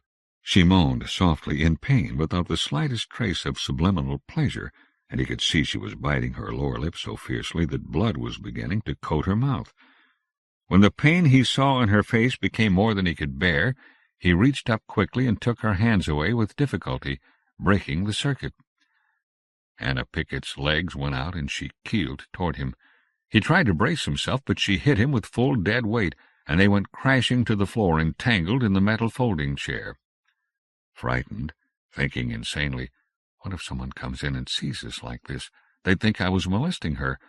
And in the next instant, thinking with relief, she locked the door.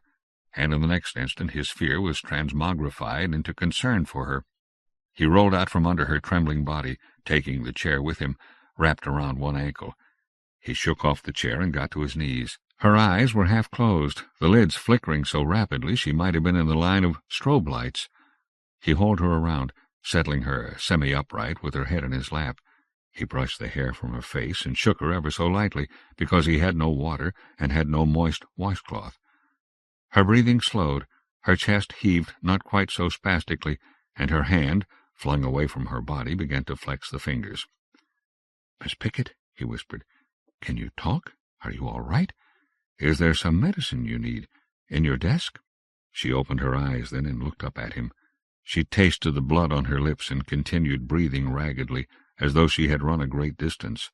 And finally she said, "I could feel it in you when you walked in." He tried to ask what it was she had felt, what it was in him that had so unhinged her, but she reached in with the flexing hand and touched his forearm. "You'll have to come with me." "Where?" "To meet the real Wren group." And she began to cry. He knew immediately that she was weeping for him, and he murmured that he would come with her. She tried to smile reassurance, but there was still too much pain in her. They stayed that way for a time, and then they left the office building together. They were impaired, every one of them, in the sprawling ranch-style house in Hidden Hills. One was blind, another had only one hand, a third looked as if she had been in a terrible fire and had lost half her face, and another propelled herself through the house on a small wheeled platform with restraining bars to keep her from falling off. They had taken the San Diego freeway to the Ventura and had driven west on 101 to the Calabasas exit. Climbing, then dropping behind the hills, they had turned up a side road that became a dirt road that became a horse path, Lonnie driving Anna Pickett's '85 LeSabre. The house lay within a bowl, completely concealed, even from the dirt road below. The horse trail passed below low hills covered with mesquite and coast live oak, and abruptly became a perfectly surfaced blacktop, like the roads Hurst had cut in the hills leading up to San Simeon. Concealing access to the castle from the coast highway above Cambria, the blacktop had been poured on spiral rising cuts laid on a reverse bias. Unless sought from the air, the enormous ranch house and its outbuildings and grounds would be unknown even to the most adventurous picnicker. "How much of this acreage do you own?" McGrath asked, circling down the inside of the bowl. "All this," she said, waving an arm across the empty hills, "almost to the edge of Ventura County." She had recovered completely, but had said very little during the hour-and-a-half trip, even during the heaviest weekend traffic on the 101 freeway, crawling like a million-wheeled worm through the San Fernando Valley out of Los Angeles. "Not a lot of casual drop-ins, I should imagine," he replied. She looked at him across the front seat, fully for the first time since leaving Santa Monica. "I hope you'll have faith in me. Trust me just a while longer," she said.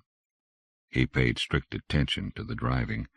He had been cramped within the Buick by a kind of dull fear that strangely reminded him of how he had always felt on Christmas Eve, as a child, lying in bed, afraid of, yet anxious for, the sleep that permitted Santa Claus to come. In that house below lay something that knew of secret mouths and ancient winds from within. Had he not trusted her, he would have slammed the brake pedal and leaped from the car and not stopped running till he had reached the freeway. And once inside the house, seeing all of them so ruined and tragic, he was helpless to do anything but allow her to lead him to a large sitting room, where a circle of comfortable, overstuffed chairs formed a pattern that made the fear more overwhelming. They came then in twos and threes, the legless woman on the rolling cart propelling herself into the center of the ring. He sat there and watched them come, and his heart seemed to press against his chest. McGrath, as a young man, had gone to a Judy Garland film festival at the Thalia in New York. One of the revived movies had been A Child is Waiting, a non-singing role for Judy, a film about retarded children. Sally had had to help him out of the theater only halfway through. He could not see through his tears. His capacity for bearing the anguish of the crippled, particularly children, was less than that of most people. He brought himself up short. Why had he thought of that afternoon at the Thalia now? These weren't children. They were adults, all of them.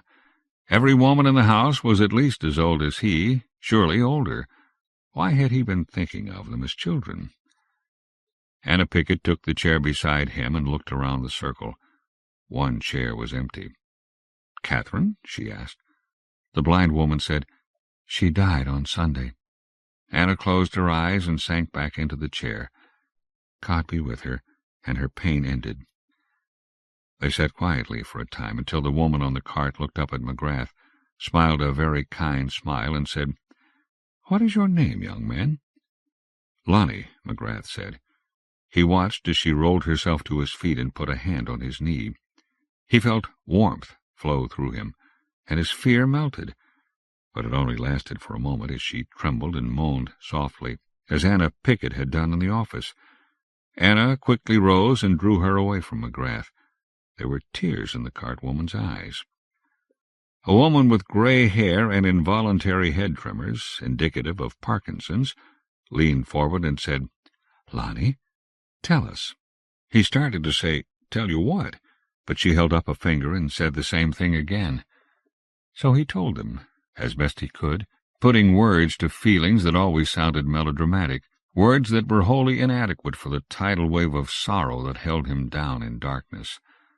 "I miss them. Oh, God, how I miss them," he said, twisting his hands.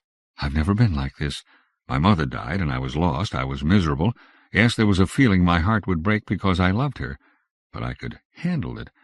I could comfort my father and my sister. I had it in me to do that. But these last 2 years, one after another, so many who were close to me, pieces of my past, my life, friends I'd shared times with, and now those times are gone. They slip away as I try to think of them. I just don't know what to do." And he spoke of the mouth, the teeth, the closing of that mouth, the wind that had escaped from inside him. "Did you ever sleepwalk as a child?" a woman with a club foot asked. He said, "Yes, but only once." "Tell us," they said. "It was nothing. I was a little boy, maybe 10 or 11. My father found me standing in the hallway outside my bedroom at the head of the stairs. I was asleep, and I was looking at the wall. I said, 'I don't see it here anywhere.' My father told me I'd said that. The next morning he told me. He took me back to bed. That was the only time, as best I know." The women murmured around the circle to each other. Then the woman with Parkinson's said, "No, I don't think that's anything." Then she stood up and came to him. She laid a hand on his forehead and said, "Go to sleep, Lonnie." And he blinked once, and suddenly sat bolt upright.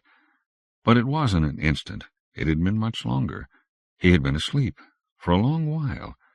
He knew it was so instantly because it was now dark outside the house, and the women looked as if they had been savaged by living jungles. The blind woman was bleeding from her eyes and ears.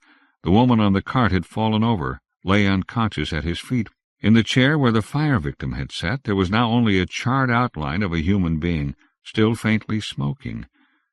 McGrath leaped to his feet. He looked about wildly. He didn't know what to do to help them. Beside him, Anna Pickett lay slumped across the bolster arm of the chair, her body twisted and blood once again speckling her lips. Then he realized the woman who had touched him, the woman with Parkinson's, was gone. They began to whimper, and several of them moved, their hands idly touching the air. A woman who had no nose tried to rise, slipped and fell. He rushed to her, helped her back into the chair, and he realized she was missing fingers on both hands. Leprosy. No. Hansen's disease, that's what it's called. She was coming to, and she whispered to him, "There, Teresa, help her." And he looked where she was pointing, at a woman as pale as crystal, her hair a glowing white, her eyes colorless. "She has lupus," the woman without a nose whispered. McGrath went to Teresa. She looked up at him with fear and was barely able to say, "Can you, please, take me to a dark place?" He lifted her in his arms. She weighed nothing. He let her direct him up the stairs to the second floor, to the third bedroom off the main corridor. He opened the door. Inside it was musty and unlit. He could barely make out the shape of a bed. He carried her over and placed her gently on the puffy down comforter. She reached up and touched his hand. "Thank you." She spoke haltingly, having trouble breathing. We didn't expect anything like that." McGrath was frantic. He didn't know what had happened, didn't know what he had done to them. He felt awful, felt responsible, but he didn't know what he had done. "Go back to them," she whispered. "Help them." "Where is the woman who touched me?" He heard her sobbing. "She's gone. Lorene is gone. It wasn't your fault. We didn't expect anything like that." He rushed back downstairs. They were helping one another. Anna Pickett had brought water and bottles of medicine and wet cloths. They were helping one another, the healthier ones limping and crawling to the ones still unconscious or groaning in pain. And he smelled the fried metal scent of ozone in the air. There was a charred patch on the ceiling above the chair where the burned woman had been sitting. He tried to help Anna pick it, but when she realized it was McGrath, she slapped his hand away. Then she gasped, and her hand flew to her mouth, and she began to cry again, and reached out to apologize. "Oh, my God, I'm so sorry. It wasn't your fault. You couldn't know. Not even Lorene knew." She swabbed at her eyes and laid a hand on his chest. "Go outside, please. I'll be there in a moment." A wide streak of dove-gray now bolted through her tangled hair. It had not been there before the instant of his sleep. He went outside and stood under the stars. It was night, but it had not been night before Lorene had touched him. He stared up at the cold points of light, and the sense of irreparable loss overwhelmed him. He wanted to sink to his knees, letting his life ebb into the ground, freeing him from this misery that would not let him breathe. He thought of Victor and the casket being cranked down into the earth as Sally clung to him, murmuring words he could not understand, and hitting him again and again on the chest. Not hard, but without measure, without meaning, with nothing but simple human misery. He thought of Alan, dying in a Hollywood apartment from AIDS, tended by his mother and sister who were themselves hysterical and constantly praying, asking Jesus to help them, dying in that apartment with the 2 roommates who had been sharing the rent, keeping to themselves, eating off paper plates for fear of contracting the plague, trying to figure out if they could get a lawyer to force Alan's removal, dying in that miserable apartment because the Kaiser Hospital had found a way around his coverage and had forced him into home care. He thought of Emily, lying dead beside her bed, having just dressed for dinner with her daughter, being struck by the Grand Mall seizure and her heart exploding, lying there for a day, dressed for a dinner she would never eat, with a daughter she would never again see. He thought of Mike, trying to smile from the hospital bed, and forgetting from moment to moment who Lonnie was, as the tumor consumed his brain. He thought of Ted seeking shamans and homeopathists, running full tilt till he was cut down. He thought of Roy, all alone now that Dee was gone, half a unit, a severed dream, an incomplete conversation. He stood there with his head in his hands, rocking back and forth, trying to ease the pain. When Anna Pickett touched him, he started violently, a small cry of desolation razoring into the darkness. "What happened in there?" he demanded. "Who are you people? What did I do to you? Please, oh, please, I'm asking you, tell me what's going on." "We absorb. I don't know what. We take illness. We've always been with you, as far back as we can know. We have always had that capacity to assume the illness. There aren't many of us, but we're everywhere. We absorb. We try to help. As Jesus wrapped himself in the leper's garments, as he touched the lame and the blind, and they were healed. I don't know where it comes from, some sort of immense empathy, but we do it. We absorb. And with me, what was that in there? We didn't know. We thought it was just the heartache. We've encountered it before. That was why Tricia suggested you come to the group." "My wife. Is Tricia one of you? Can she take on the... Does she absorb? I lived with her. I never..." Anna was shaking her head. "No, Tricia has no idea what we are. She's never been here. Very few people have been so needing that I brought them here. But she's a fine therapist, and we've helped a few of her patients. She thought you..." She paused. "She still cares for you. She felt your pain and thought the group might be able to help. She doesn't even know of the real REM group." He grabbed her by the shoulders, intense now. "What happened in there?" She bit her lip and closed her eyes tightly against the memory. "It was as you said, the mouth. We'd never seen that before. It opened, and then... He shook her. "What?" She wailed against the memory. The sound slammed against him and against the hills and against the cold points of the stars. Mouths, in each of us, opened, and the wind, it just hissed out of us, each of us, and the pain we held, no, that they held. I'm just their contact for the world. They can't go anywhere, so I go and shop and bring and do. The pain they absorbed, it took some of them. Lorene and Margaret. Teresa won't live. I know. McGrath was raving now. His head was about to burst. He shook her as she cried and moaned, demanding, "What's happening to us? How could I do such an awfulness to you? Why is this being done to me, to us? Why now? What's going wrong? Please, you've got to tell me. You've got to help me. We've got to do something." And they hugged each other, clinging tightly to the only thing that promised support, each other. The sky wheeled above them, and the ground seemed to fall away. But they kept their balance, and finally she pushed him to arm's length and looked closely at his face and said, "I don't know. I do not know.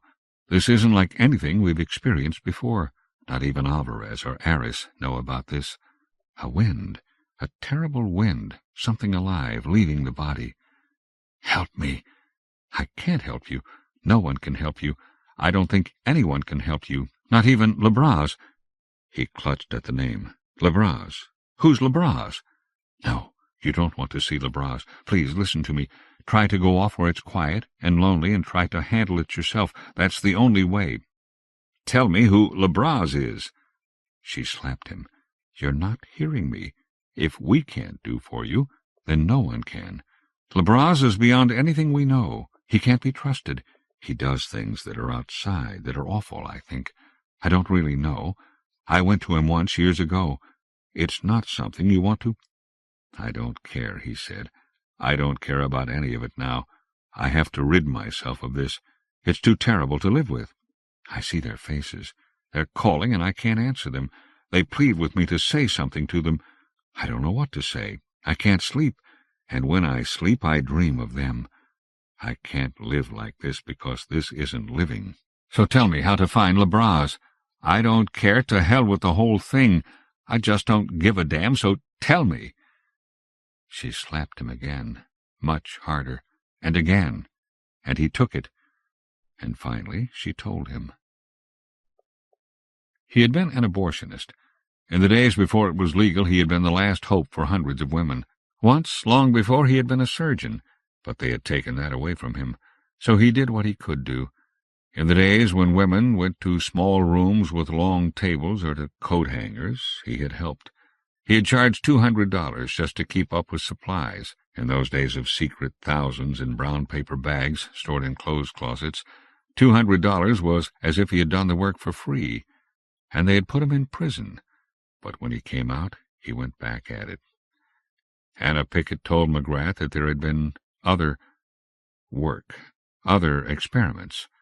She had said the word experiments with a tone in her voice that made McGrath shudder, and she had said again, "For McGrath hath murdered sleep," and he asked her if he could take her car, and she said yes, and he had driven back to the 101 freeway and headed north toward Santa Barbara, where Anna Pickett said Lebras now lived and had lived for years, in total seclusion.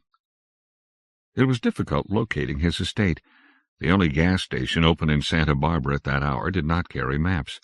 It had been years since free maps had been a courtesy of gas stations, like so many other small courtesies in McGrath's world that had been spirited away before he could lodge a complaint. But there was no complaint department in any case. So he went to the Hotel Miramar, and the night clerk was a woman in her 60s who knew every street in Santa Barbara and knew very well the location of the Lebras place. She looked at McGrath as if he had asked her the location of the local abattoir, but she gave him explicit directions, and he thanked her, and she didn't say, "You're welcome," and he left. It was just lightening in the east as dawn approached. By the time he found the private drive that climbed through heavy woods to the high-fenced estate, it was fully light. Sun poured across the channel and made the foliage seem rainforest lush. He looked back over his shoulder as he stepped out of the LeSabre, and the Santa Monica Channel was silver and rippled and utterly oblivious to shadows left behind from the night. He walked to the gate and pressed the button on the intercom system. He waited and pressed it again. Then a voice, he could not tell if it was male or female, young or old, cracked, "Who is it?" "I've come from Anna Pickett and the Rem Group." He paused a moment, and when the silence persisted, he added, "The real Rem Group. Women in a house in Hidden Hills." The voice said, Who are you? What's your name? It doesn't matter. You don't know me. McGrath. My name is McGrath. I came a long way to see Lebras. About what? Open the gate and you'll know. We don't have visitors. I woke up suddenly. There was a kind of mouth in my body. A wind passed. There was a whirring sound, and the iron gate began to withdraw into the brick wall. McGrath rushed back to the car and started the engine. As the gate opened completely, he decked the accelerator and leaped through, even as the gate began without hesitation to close. He drove up the winding drive through the rainforest, and when he came out at the top, the large fieldstone mansion sat there, hidden from all sides by tall stands of trees and thick foliage. He pulled up on the crushed rock drive and sat for a moment, staring at the leaded windows that looked down emptily. It was cool here, and dusky, even though it was burgeoning day. He got out and went to the carved oak door. He was reaching for the knocker when the door was opened by a ruined thing. McGrath couldn't help himself. He gasped and fell back, his hands coming up in front of him as if to ward off any approach by the barely human being that stood in the entranceway. It was horribly pink where it was not burned. At first McGrath thought it was a woman. That was his quick impression. But then he could not discern its sex. It might have been male. It had certainly been tortured in flames. The head was without hair, almost without skin that was not charred black. There seemed to be too many bends and joints in the arms. The sense that it was female came from the floor-length wide skirt it wore. He was spared the sight of the lower body, but he could tell there was considerable bulk there, a bulk that seemed to move gelatinously, as if neither human torso nor human legs lay within the circle of fabric. And the creature stared at him from one milky eye, and one eye so pure and blue that his heart ached with the beauty of it, as features between the eyes and the chin that became part of the chest, without discernible neck. There were only charred knobs and bumps, and a lipless mouth blacker than the surrounding flesh. "Come inside," the doorkeeper said. McGrath hesitated. "Or go away," it said. Lonnie McGrath drew a deep breath and passed through. The doorkeeper moved aside only a trifle. They touched, blackened hip, back of a normal hand.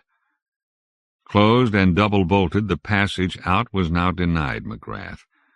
He followed the asexual creature through a long, high-ceilinged foyer to a closed, heavily paneled door to the right of a spiral staircase that led to the floor above. The thing, either man or woman, indicated he should enter. Then it shambled away toward the rear of the mansion.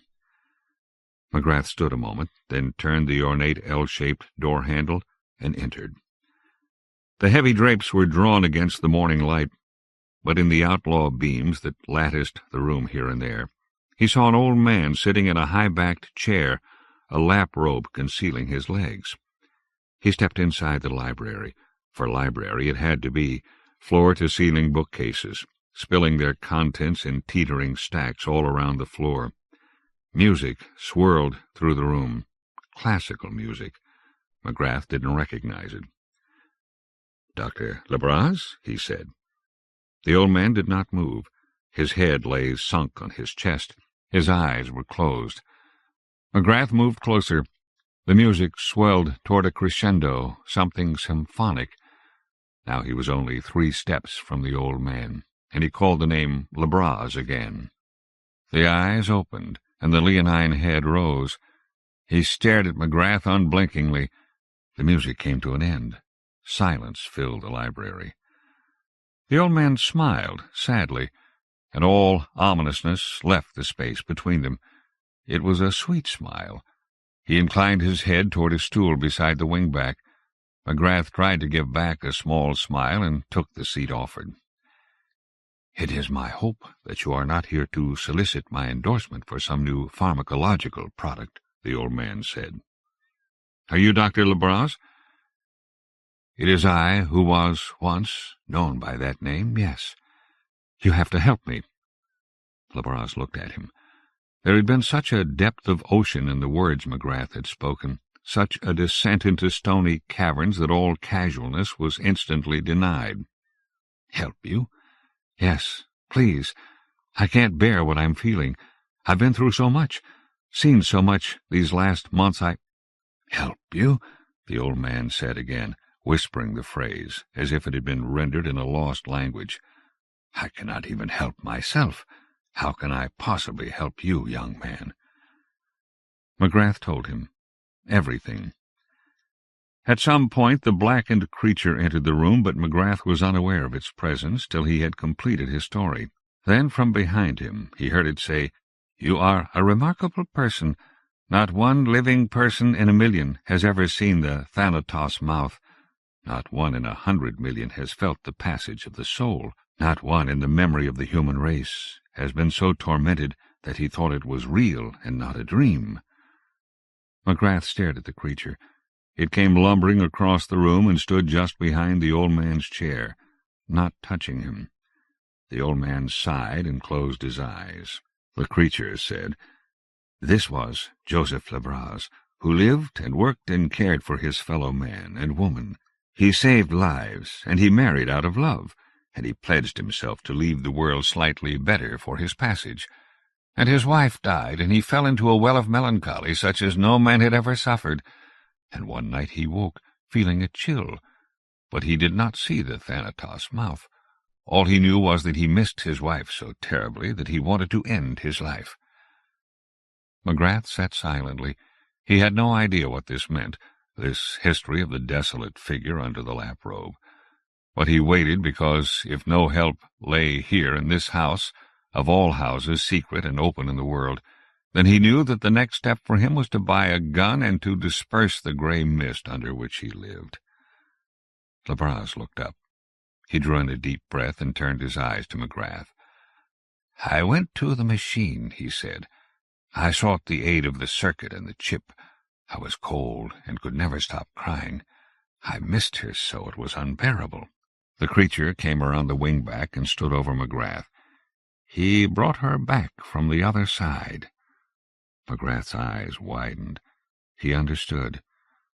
The room was silent, building to a crescendo. He tried to get off the low stool, but he couldn't move. The creature stared down at him with its one gorgeous blue eye and its one unseeing milky marble. He deprived her of peace. Now she must live on in this half-life. "This is Joseph Lebras, and he cannot support his guilt." The old man was crying now. McGrath thought if one more tear was shed in the world, he would say to hell with it and go for the gun. "Do you understand?" the old man said softly. "Do you take the point?" the creature said. McGrath's hands came up, open and empty. "The mouth, the wind." "The function of dream-sleep," the creature said, "is to permit us to live, to flinch the mind of that which dismays us. Otherwise, how could we bear the sorrow? The memories are their legacy, the parts of themselves left with us when they depart, but they are not whole. They are joys crying to be reunited with the one to whom they belong. You have seen the Thanatos mouth. You have felt a loved one departing. It should have freed you." McGrath shook his head slowly. "No, it didn't free me. It enslaved me. It torments me. No." Slowly. "No, I cannot bear it." "Then you do not yet take the point, do you?" The creature touched the old man's sunken cheek with a charred twig that had been a hand. The old man tried to look up with affection, but his head would not come around. "You must let it go, all of it," Lebras said. "There is no other answer. Let it go. Let them go. Give them back the parts they need to be whole on the other side, and let them, in the name of kindness, have the peace to which they are entitled." "Let the mouth open," the creature said. "We cannot abide here. Let the wind of the soul pass through, and take the emptiness as release." And she said, "Let me tell you what it's like on the other side. Perhaps it will help." McGrath laid a hand on his side. It hurt terribly, as of legions battering for release on a locked door. He retraced his steps. He went back through previous days as if he were sleepwalking. I don't see it here anywhere. He stayed at the ranch-style house in Hidden Hills and helped Anna pick it as best he could. She drove him back to the city, and he picked up his car from the street in front of the office building on Pico. He put the 3 parking tickets in the glove compartment. That was work for the living. He went back to his apartment, and he took off his clothes, and he bathed. He lay naked on the bed where it had all started, and he tried to sleep.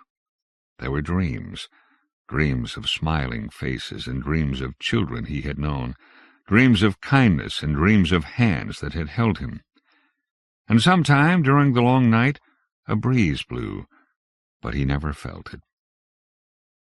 And when he awoke, it was cooler in the world than it had been for a very long time, and when he cried for them, he was at last able to say goodbye. A man is what he does with his attention. John Chardy. Worlds That Flourish. Ben Okri. Ben Okri, 1959, is an iconic Nigerian writer who often experiments with new literary forms, styles, genres, and traditions. Although he began his career as a realist, dealing with post-colonial themes, Okri soon delved into what has been called, for lack of a better term, a form of African magic realism.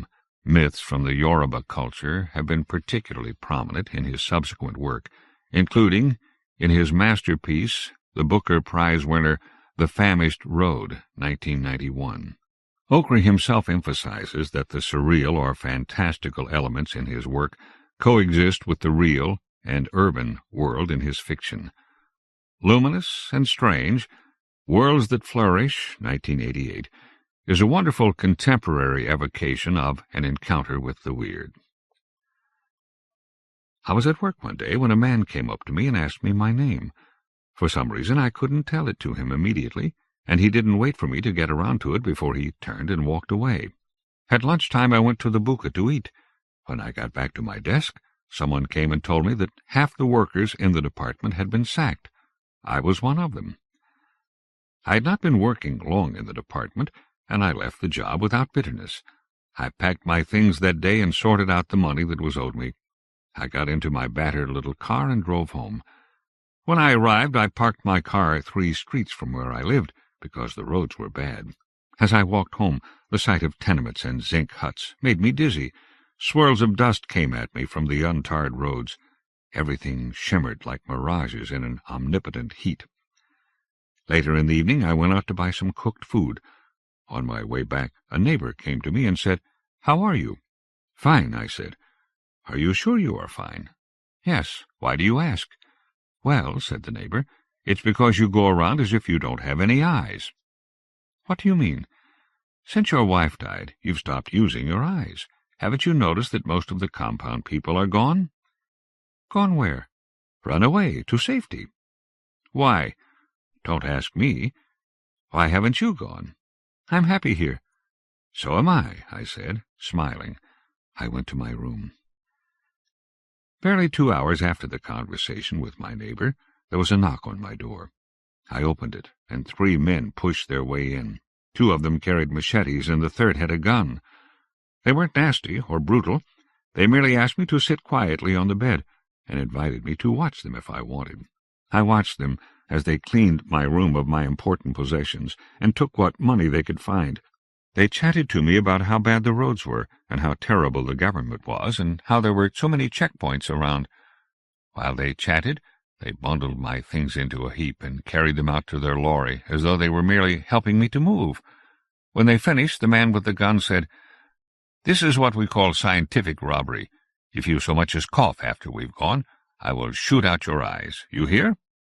I nodded. He left with a smile. A moment later I heard their lorry driving off down the untarred road. I rushed out, and they were gone. I came back to my room to decide what next to do.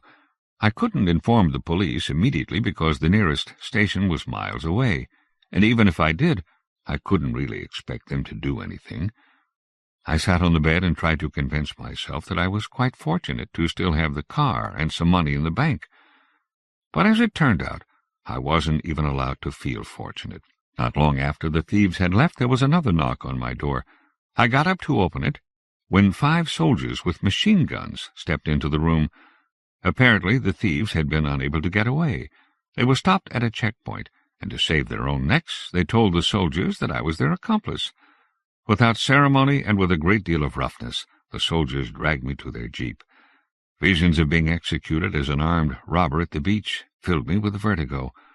I told the soldiers that I was the one who was robbed, but the soldiers began to beat me because it seemed to them I was trying to insult their intelligence with such a transparent lie. As they took me away with their guns prodding my back, my neighbor came out of his room. When he saw the soldiers with me, he said, "I told you that you don't have eyes." Then he went to one of the soldiers and, to my astonishment, said, "Mr. Soldier, I hope you treat him as he deserves.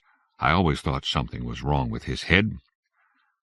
The soldiers took us to the nearest police station, and we were all locked in the same cell. The real thieves, who seemed to find it all amusing, kept smiling at me.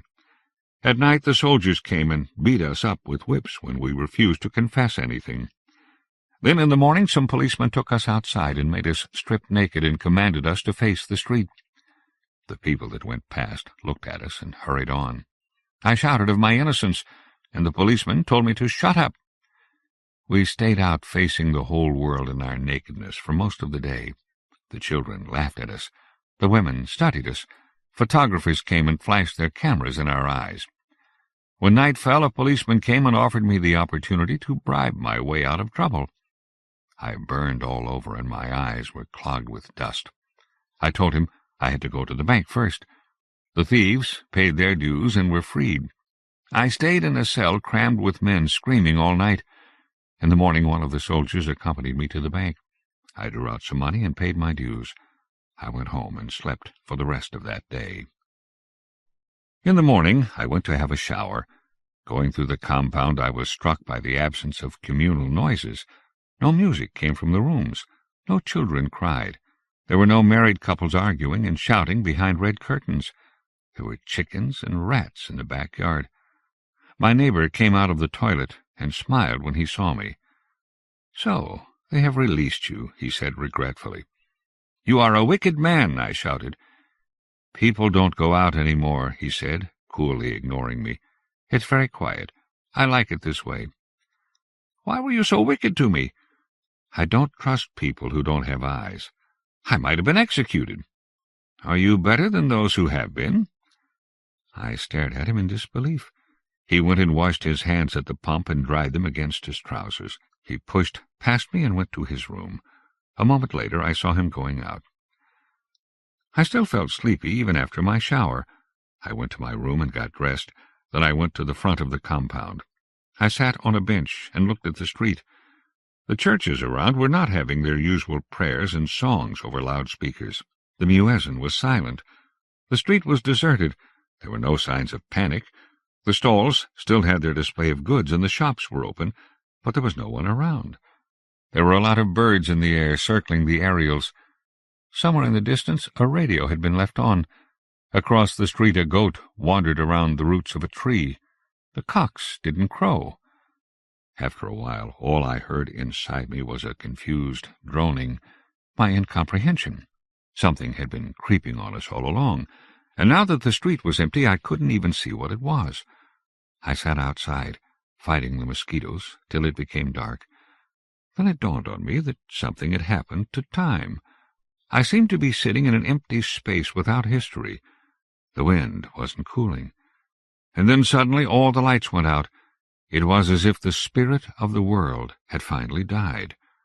The blackout lasted a long time. For many days I wandered about in the darkness of the city. I drove around in the day looking for jobs. Everywhere I went, workers were being sacked in great numbers. There were no strikes. Sometimes I listened to the head of state's broadcasts on the radio. He spoke about austerity, about tightening the national belt, and about a great future.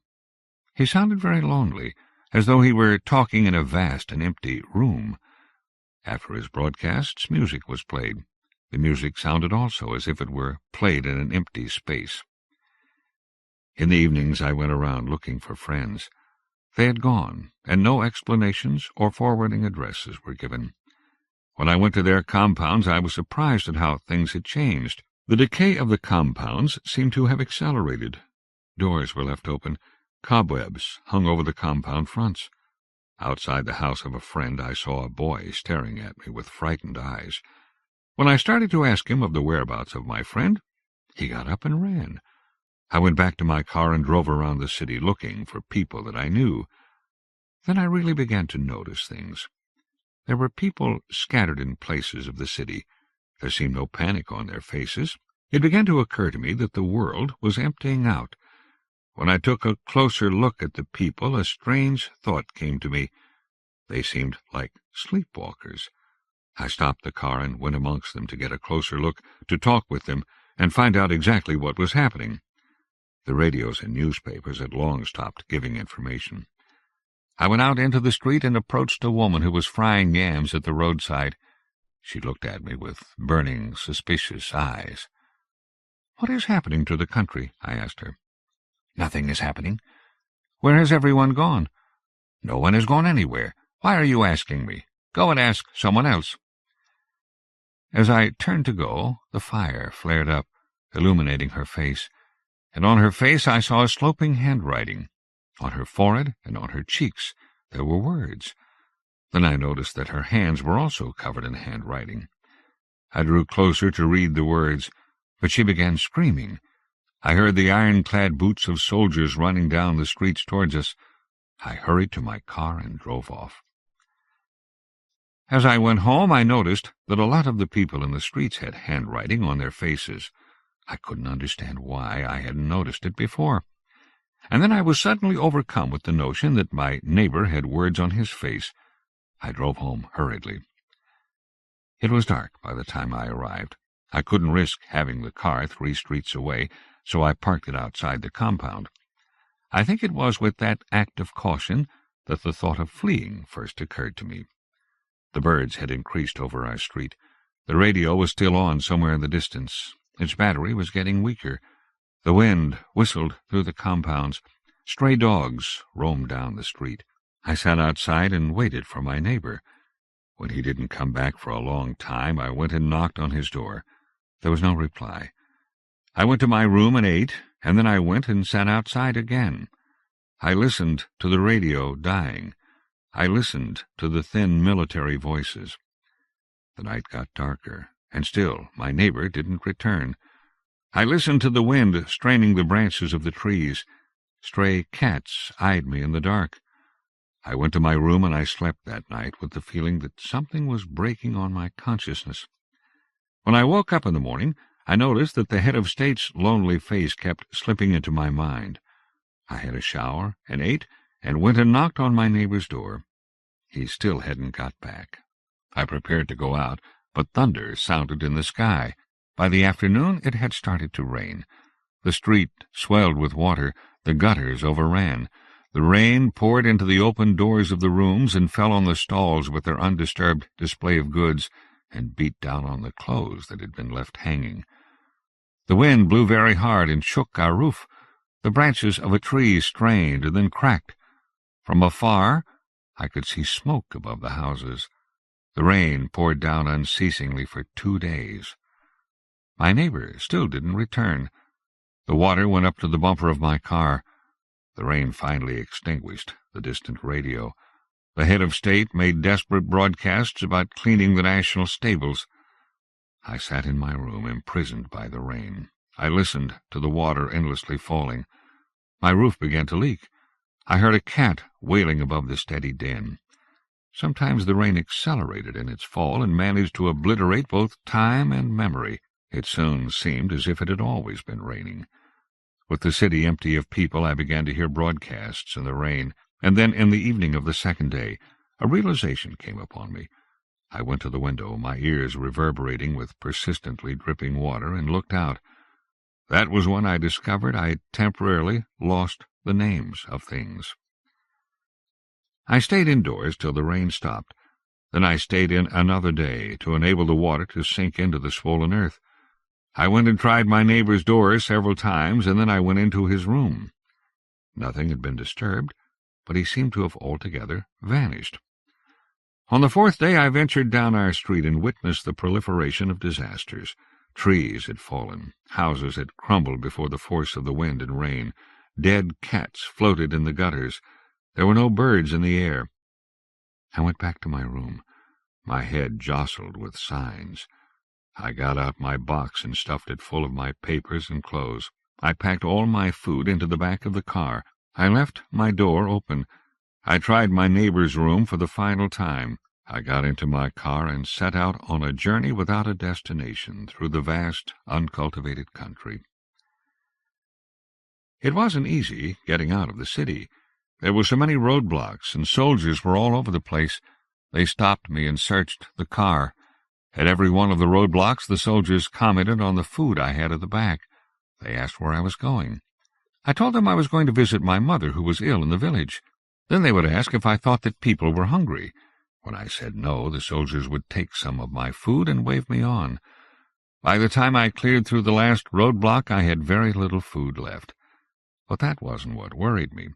What made me anxious, as I drove through the forests, was that the car kept giving me trouble. It would stall, and I had to sit at the wheel and wait for the engine to cool. When it did start and move, it did so erratically. The car would suddenly, it seemed, start driving me. It picked up speed and slowed down, of its own inscrutable volition. I drove for a long time down the winding forest roads. I managed to cross a wooden bridge that had been partly devastated by rain. For long periods of time I heard only the purring sound of the car. Sometimes it seemed as if I were driving on one spot. The road and the forests didn't seem to change. I crossed the same partly devastated bridge several times. I got tired of driving without seeming to be moving. I stopped and locked all the doors and got some sleep. I felt better when I woke up. I was driving for a while when I felt that I had broken the sameness of the journey. Mountain ranges, plateaus of ambergris rocks and precipices appeared all around me. I passed a clay-colored ant-hill. I slowed down for a pack of hyenas to cross the road. I came to a petrol shack. The door was open. There were dirty barrels of petrol and diesel oil in the front yard. I stopped the car and parked. I passed the greasy hand pump and knocked on the door. An old man came out. He had a pair of gray braces over a black shirt, and he wore filthy khaki trousers. He was barefoot. "You're the first person I've seen for a long time," he said. I asked him to fill the tank. He didn't say anything to me as he did so. I changed the water in the radiator. He didn't have any brake fluid.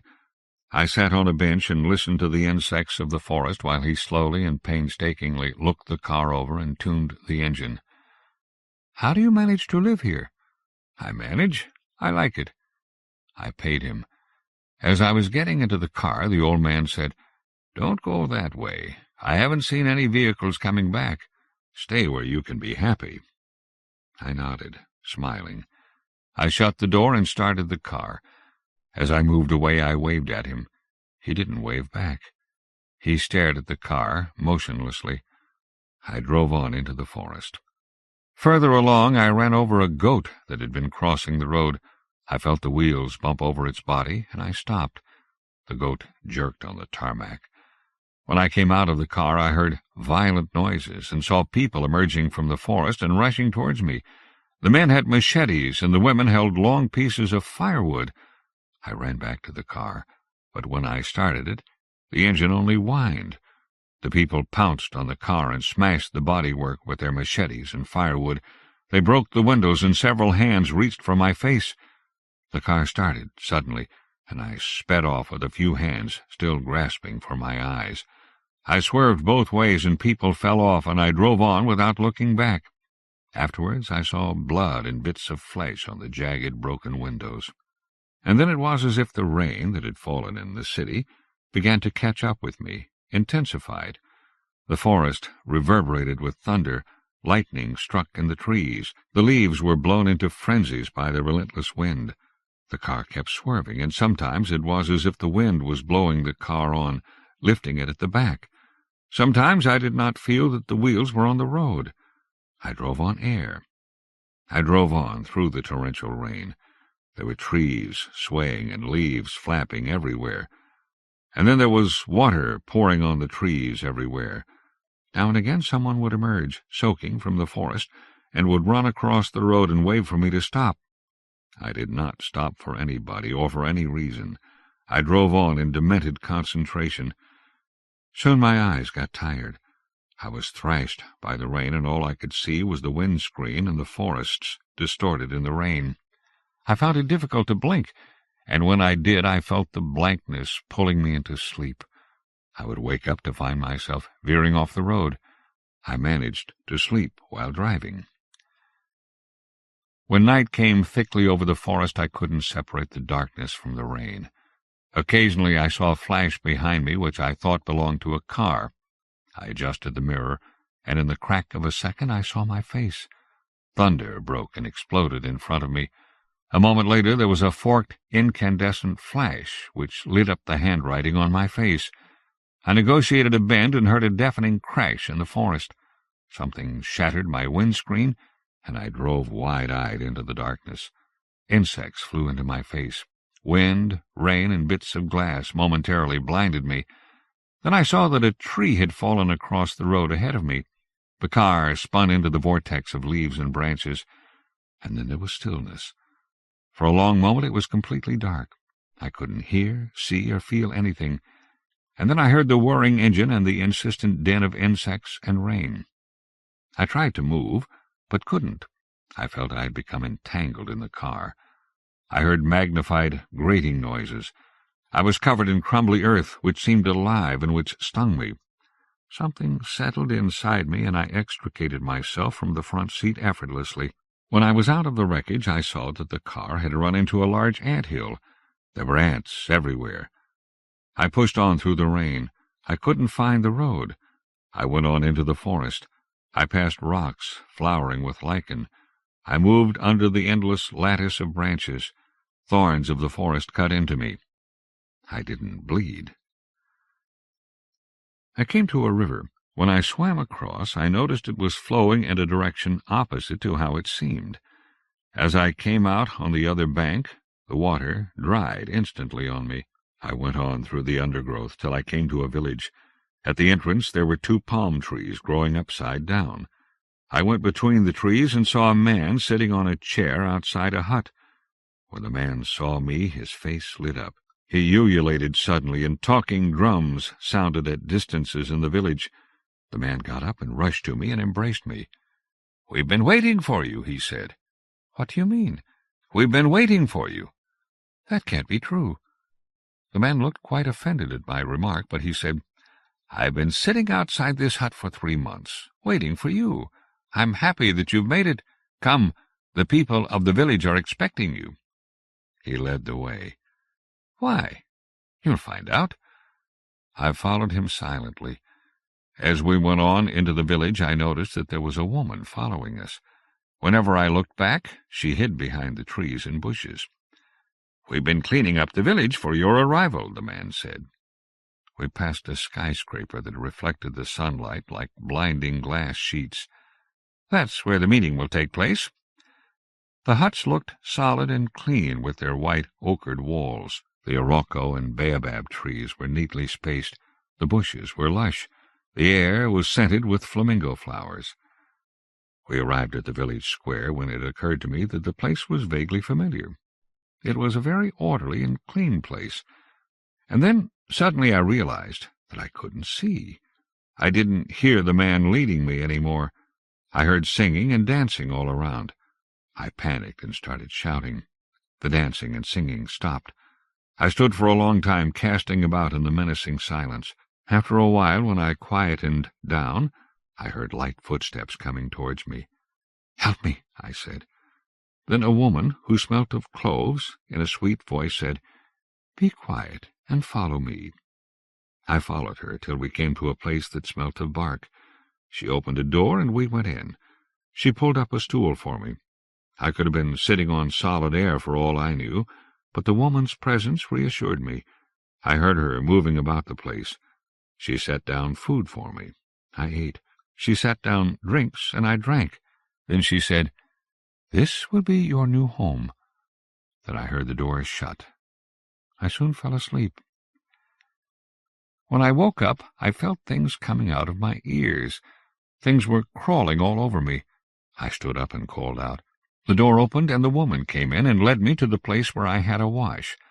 After I had eaten, she sat near me and said, "We heard you were coming. It took a long time." "How did you hear?" "You will find out." "Why have you all been waiting for me?" She was silent. Then she laughed and said, "Didn't you know we have been waiting for you?" "No." "Didn't you know you were coming here?" "No. But why?" "To take your place in the assembly."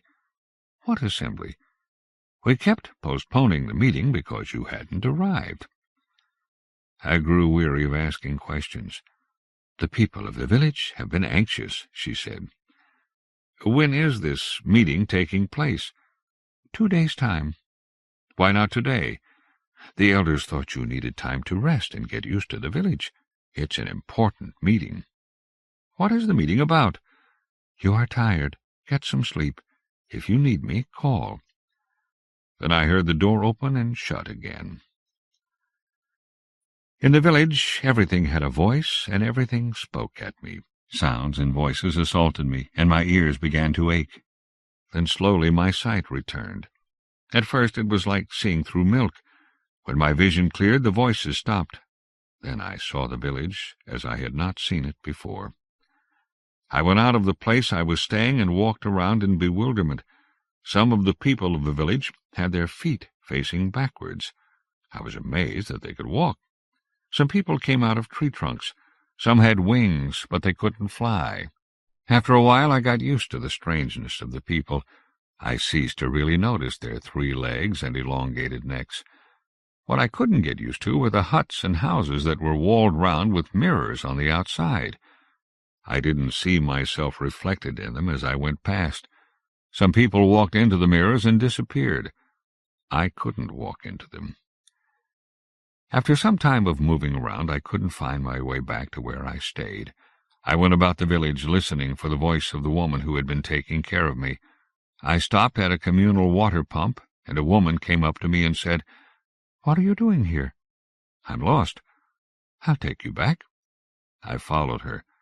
"So you can see now?" she asked, turning her head right round to me as she walked. "Yes."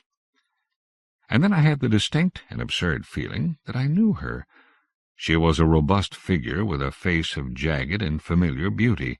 She wore a single flower-print wrapper and was barefoot. Her skin was covered in native chalk. Her eyes radiated a strange light which dazzled like a green mirror. "Who are you?" She didn't answer my question. When we got to an obechi tree, she opened a door on the trunk. Inside I saw a perfect interior, neat and compact and warm. "I'm not going in there," I said. She turned her head towards me. Her face was expressionless. "But this has been your new home," she said. "It can't be. It's too small." She laughed almost affectionately. "When you come in, you will find it is large enough."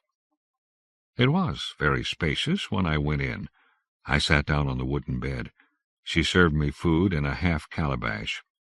The rice seemed to move on the plate like several white maggots.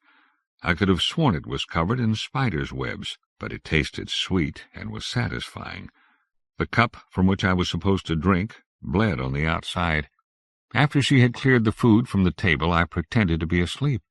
Before she left, I heard her say, "Sleep well and regain your strength. The meeting is taking place tonight." I sat up. "Who are you?" I asked. She shut the door gently behind her. I waited for some time before I got up and left the tree. I was intent on fleeing, but I didn't want to betray it. As I wandered round the village looking for the way out, I heard people dancing. I heard some disputing the village principles. I heard others reciting a long list of names, and I heard beautiful voices telling stories behind the trees, but I could not see any of the people. And then as I passed a hut from which came the high-pitched laughter of shy young girls, I noticed that a one-eyed goat was staring at me intently. I hurried on. Dogs and chickens gazed at me. I experienced the weird sensation that people were staring at me through the eyes of the animals. I passed the village shrine. In front of it there was the mighty statue of a god with big holes for eyes. I was convinced the god was spying on me. I wandered for a long time, looking for the exit. I heard disembodied voices saying that the big meeting would soon begin. The lights hadn't changed. I came to a frangipani tree full of white birds. Beyond the tree was the village square, and beyond the square was the entrance. I pushed on till I came to the hut. Sitting on the chair outside the hut was a man who had 3 eyes on his face. He kept staring at me, and I was forced to greet him. "Don't greet me," he said. He went on staring at me as though he expected me to recognize him. His 3 eyes puzzled and disorientated me. But when I concentrated on the 2 normal eyes, I suddenly did recognize him. He was my vanished neighbor. "What are you doing here?" I asked. "What do you think?" "I don't know." "A soldier shot me." "Shot you?" I asked, surprised. "Yes." "Why?" "To kill me. What are you doing here?" "Me?" "Yes." "I don't know." He laughed. "They will tell you at the meeting." "What is the meeting about?" "Life and death." "What life? What death?" He laughed again, but more explosively. There was something about his mouth, the way his eyes moved, that gradually made things clear to me. I backed away in terror. "You better not try and escape," he said maliciously. That was all I needed. I ran towards the entrance, and things got scrambled up as I ran. And then I found that I was moving not forwards, but backwards. I passed the white ochred huts and the blinding skyscraper. I heard the high-pitched scream of a woman. Talking drums sounded in frenzies. When I stopped and ran backwards, I found I was actually running forwards. Then I saw the woman who had screamed, and for the first time I recognized her as my dead wife. She tore after me in great distress. Men and women and disembodied voices came after me with their wings that didn't help them fly and their feet which were turned backwards. I fled past the trees that were upside down in the cornfields outside the village entrance. The corn plumes were golden and beautiful. The people of the village pursued me all the way to the boundary. I crossed the river. Birds came at me from the forest. I ran for a long time without stopping till I came to my car that had smashed through the branches of the tree and devastated the ant-hill.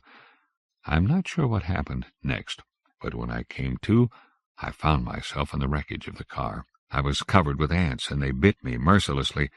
The twisted wreck of metal seemed to have grown on me, and I could feel my blood drying on the seat. There were cuts and broken glass on my face. I spent a very long time struggling to get out of the car. When I did, I felt about as wrecked as the car, and my body felt like it had already died. I staggered through the forest. I ate lemongrass leaves. As I pushed my way through the forest, I became aware that I could see spirits. It was morning before I could find the main road. After a while of stumbling down the road, I saw a car coming towards me. I stuck out my hand and waved furiously, and was surprised when the car stopped. There was a young man at the wheel. He wound down his side window, and I said, "Don't go that way. Find where you can be happy." But the young man looked me over, nodded, and drove straight on. I watched the car till it had disappeared. Then I trudged on with the hope of reaching the old man's shack before I died. The Boy in the Tree. Elizabeth Hand. Elizabeth Hand, 1957, is an American writer of cross-genre fiction who grew up in New York State. She has won the World Fantasy Award, the James Tiptree Jr. Award, Nebula Award, and Shirley Jackson Award for novels and short fiction. Hand has long had an interest in outsider artists, and even her mainstream novel Generation Loss, 2007, deals with that subject matter. As for the story reprinted herein, a unique blend of the supernatural and science fiction, it has its inspiration in real life. I had my own encounter with the numinous in 1974, when I had an epiphanic vision of a Dionysian figure I named the Boy in the Tree. The result is a tale both disturbing and beautiful. What if in your dream you dreamed, and what if in your dream you went to heaven, and there plucked a strange and beautiful flower, And what if, when you woke, you had the flower in your hand? Samuel Taylor Coleridge. Our heart stops. A moment I float beneath her, a starry shadow. Distant canyons where spectral lightning flashes, neurons firing as I tap into the heart of the poet, the dark core where desire and horror fuse, and Morgan turns ever and again to stare out a bus window. The darkness clears. I taste for an instant the metal bile that signals the beginning of therapy, and then I'm gone. I'm sitting on the autobus, the last seat where you can catch the bumps on the crumbling highway if you're going fast enough. Through the open windows a rush of Easter air tangles my hair. Later I will smell apple blossom in my auburn braids. Now I smell sour milk, where Ronnie Abrams spilled his ration yesterday. "Move over, Yates." Ronnie caroms off the seat opposite, rams his leg into mine, and flies back to pound his brother. From the front the driver yells, "Shut up!" vainly trying to silence 40-odd singing children. On top of old Smoky, all covered with blood, I shot my poor teacher with a .44 slug. Ronnie grins at me, eyes glinting, then pops me right on the chin with a spitball. I stick my fingers in my ears and huddle closer to the window. Met her at the door with my trusty .44. Now she don't teach no more. The autobus pulls into town and slows, stops behind a military truck. I press my face against the cracked window, shoving my glasses until lens kisses glass, and I can see clearly to the street below. A young woman is standing on the curb holding a baby wrapped in a dirty pink blanket. At her ankles wriggles a dog, an emaciated puppy with whipped tail and ears flopping as he nips at her bare feet. I tap at the window, trying to get the dog to look at me. In front of the bus, 2 men in uniform clamber from the truck and start arguing. The woman screws up her face and says something to the men, moving her lips so that I know she's mad. The dog lunges at her ankles again, and she kicks it gently so that it dances along the curb. The soldiers glance at her, see the autobus waiting, and climb back into the truck. I hear the whoosh of releasing brakes. The autobus lurches forward, and my glasses bang into the window. The rear wheels grind up onto the curb. The dog barks and leaps onto the woman. Apple blossoms drift from a tree behind her as she draws her arms up alarmed, and, as I settle my glasses onto my nose and stare, drops the baby beneath the wheels of the bus. Retching, I strive to pull Morgan away, turn her head from the window. A fine spray etches bright petals on the glass and her plastic lenses. My neck aches as I try to turn toward the inside of the autobus and efface forever that silent rain. But I cannot move. She is too strong. She will not look away. I am clawing at the restraining ropes. A technician pulls the wires from my head while inches away Morgan Yates screams. I hear the hiss and soft pump of velvet thoughts into her para-aqueductual gray area. The link is severed. I sat up as they wheeled her into the next room. Morgan's screams abruptly stilled as the endorphins kicked in and her head flopped to one side of the gurney. For an instant the technician turned and stared at me as he slid Morgan through the door. He would not catch my eyes. None of them will.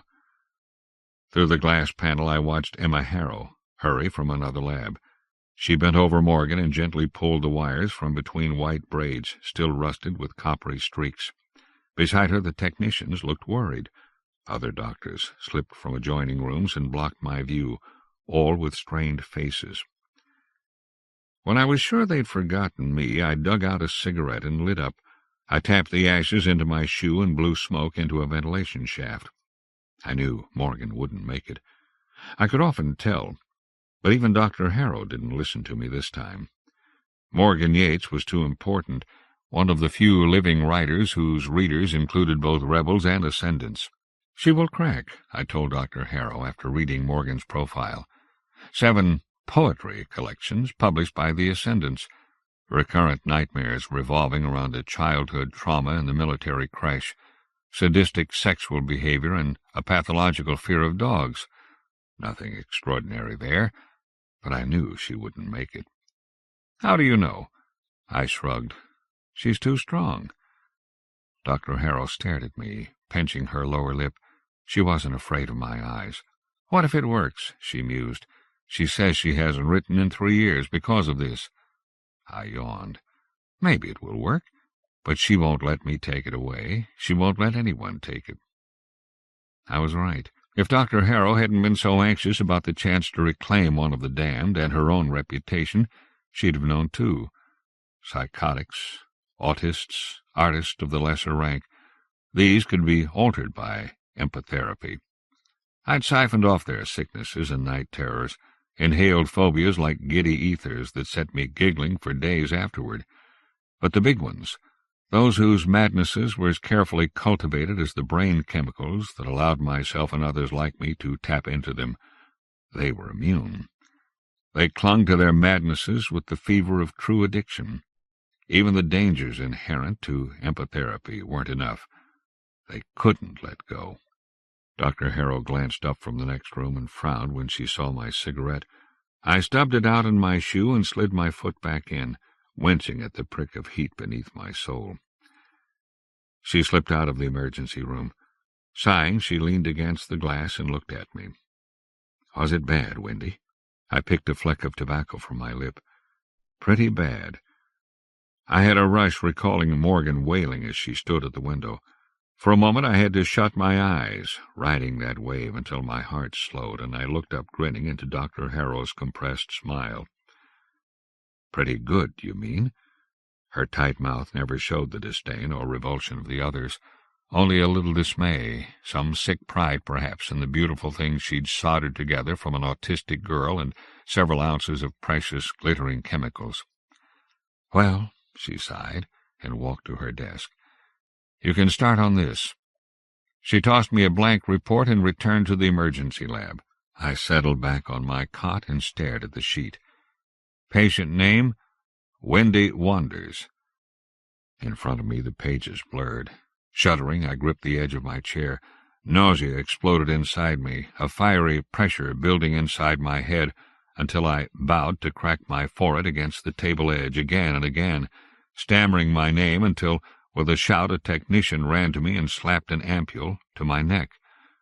I couldn't bear the sight of my own name. Dr. Harrow usually filled in the charts for me and provided the sedatives, as she had a special lab all in gray for the empath who couldn't bear colors and wore black goggles outside, as she had the neural bath ready for another whose amnesia after a session left her unable to talk or stand or control her bowels. The technician stood above me until the drug took effect. I breathed deeply and stared at the wall, then reported on my unsuccessful session with the poet. That evening I walked to the riverside. A trio of security skulls silently plied the river. At my feet water striders gracelessly mimicked them. I caught a handful of the insects and dropped them on the crumbling macadam at the water's edge, watched them jerk and twitch with crippled stepladder legs as they fought the hard skin of gravel and sand. Then I turned and wandered along the riverwalk, past rotting oak benches and the ruins of glass buildings, watching the sun sink through argent thunderheads. A single remaining restaurant ziggurat towered above the walk. Wooden benches gave way to airy filigrees of iron, and at one of these tables I saw someone from the Human Engineering Laboratory. "Anna or Andrew?" I called. By the time I was close enough for her to hear, I knew it was Anna this time. Peacock feathers and long blue macaw quills studding the soft raised nodes on her shaven temples. "Wendy." She gestured dreamily at a confectionery chair. "Sit." I settled beside her, tweaking a cobalt plume, and wished I'd worn the fiery cock-of-the-rock quills I'd bought last spring. Anna was stunning, always, eyes brilliant with octane, small breasts tight against her tuxedo shirt. She was the only one of the other empties I spoke much with, although she beat me at faro, and Andrew had once broken my tooth in an amphetamine rage. A saucer, scattered with broken candy-cane straws, sat before her. Beside it, a fluted parfait glass held several unbroken pipettes. I did one and settled back, grinning. "You had that woman today," Anna hissed into my ear. Her rasping voice made me shiver with delight. The poet. I think I'm furious. Smiling, I shrugged. Luck of the draw. How was she? She blinked, and I watched golden dust powder the air between us. Was she good, Windy? She stroked my thigh, and I giggled. Great. She was great. I lowered my eyes and squinted until the table disappeared into the steel rim of an autobus seat. Let me see. Her whisper, the sigh of air brakes. Windy. The rush was too good to stop. I let her pull me forward until my forehead grazed hers, and I felt the cold sting of electrolytic fluid where she strung the wire. I tasted brass, then bile and summer air and exhaust. Too fast. I jerked my head up, choking as I inadvertently yanked the connector from Anna. She stared at me with huge blank eyes. Ch-k-k, she gasped, spittle flying into the parfait glass. I swore and pushed the straws away, popped the wire, and held her face close to mine. Ah! Anna nodded suddenly. Her eyes focused, and she drew back. Windy, good stuff. She licked her lips, tongue a little loose from the hit so that she drooled. I grimaced. More, Windy. Not now. I grabbed 2 more straws and cracked one. I have a follow-up with her tomorrow morning. I have to go. She nodded. I flicked the wire into her lap along with the vial of fluid and a napkin. Wipe your mouth, Anna. I'll tell Harrow I saw you so she won't worry. Goodbye, Windy. She snapped a pocket open and the stuff disappeared. A server arrived as I left, its crooked wheels grating against the broken concrete as it listed toward the table.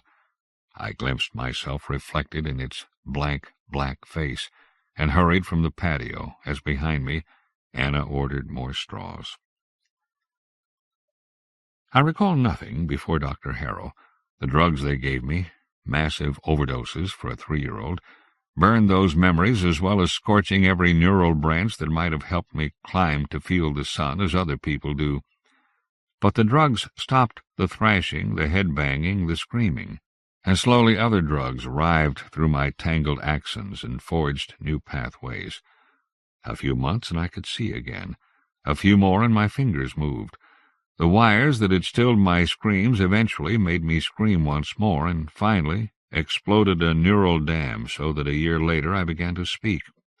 By then the research money was pouring through other conduits, scarcely less complex than my own, and leading as well to the knot of electrodes in my brain.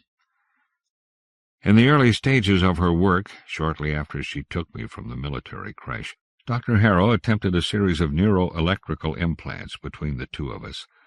It was an unsuccessful effort to reverse the damage done by the biochemicals.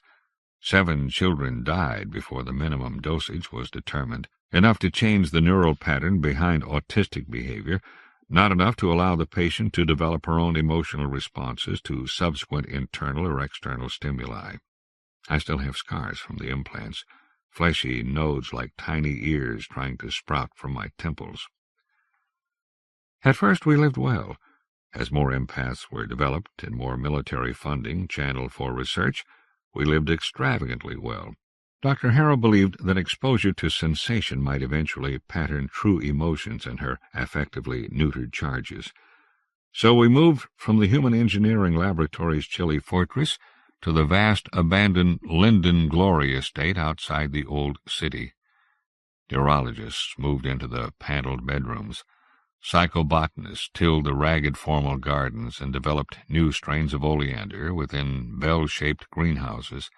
Empties moved into bungalows where valets and chefs once slept. Lawrence Linden had been a patron of the arts. Autographed copies of Joyce and Stein and the lost Crowley manuscripts graced the Linden Glory libraries. We had a minor Botticelli and many Raphaels, the famed pre-Columbian collection, antiquarian coins and shelves of fine and rare Egyptian glass. From the Victorian music room with its Whistler panels echoed the peacock screams of empties and patients engaged in therapy. Always I remained Dr. Harrow's pet, an exquisite monster capable of miming every human emotion and even feeling many of them via the therapy I make possible. Every evening doctors administer syringes and capsules and tiny tabs that adhere to my temples like burdock pods, releasing chemicals directly into my corpus striatum, and every morning I wake from someone else's dreams. Morgan sat in the gazebo when I arrived for our meeting, her hair pulled beneath a beretta of frayed indigo velvet. She had already eaten, but servers had yet to clear her plate. I picked up the remains of a brioche and nibbled its sugary crust. "None of you have any manners, do you?" She smiled, but her eyes were red and cloudy with hatred. "They told me that during orientation." I ran my tongue over a sweet nugget in a molar and nodded. "That's right. You can't feel anything or learn anything unless it's slipped into your breakfast coffee." "I can't drink coffee." I glanced around the Orphic garden for a server. "You're early. I had trouble sleeping." I nodded and finished the brioche. "I had trouble sleeping because I had no dreams." She leaned across the table and repeated herself in a hiss. I had no dreams. I carried that memory around with me for 60 years, and last night I had no dreams.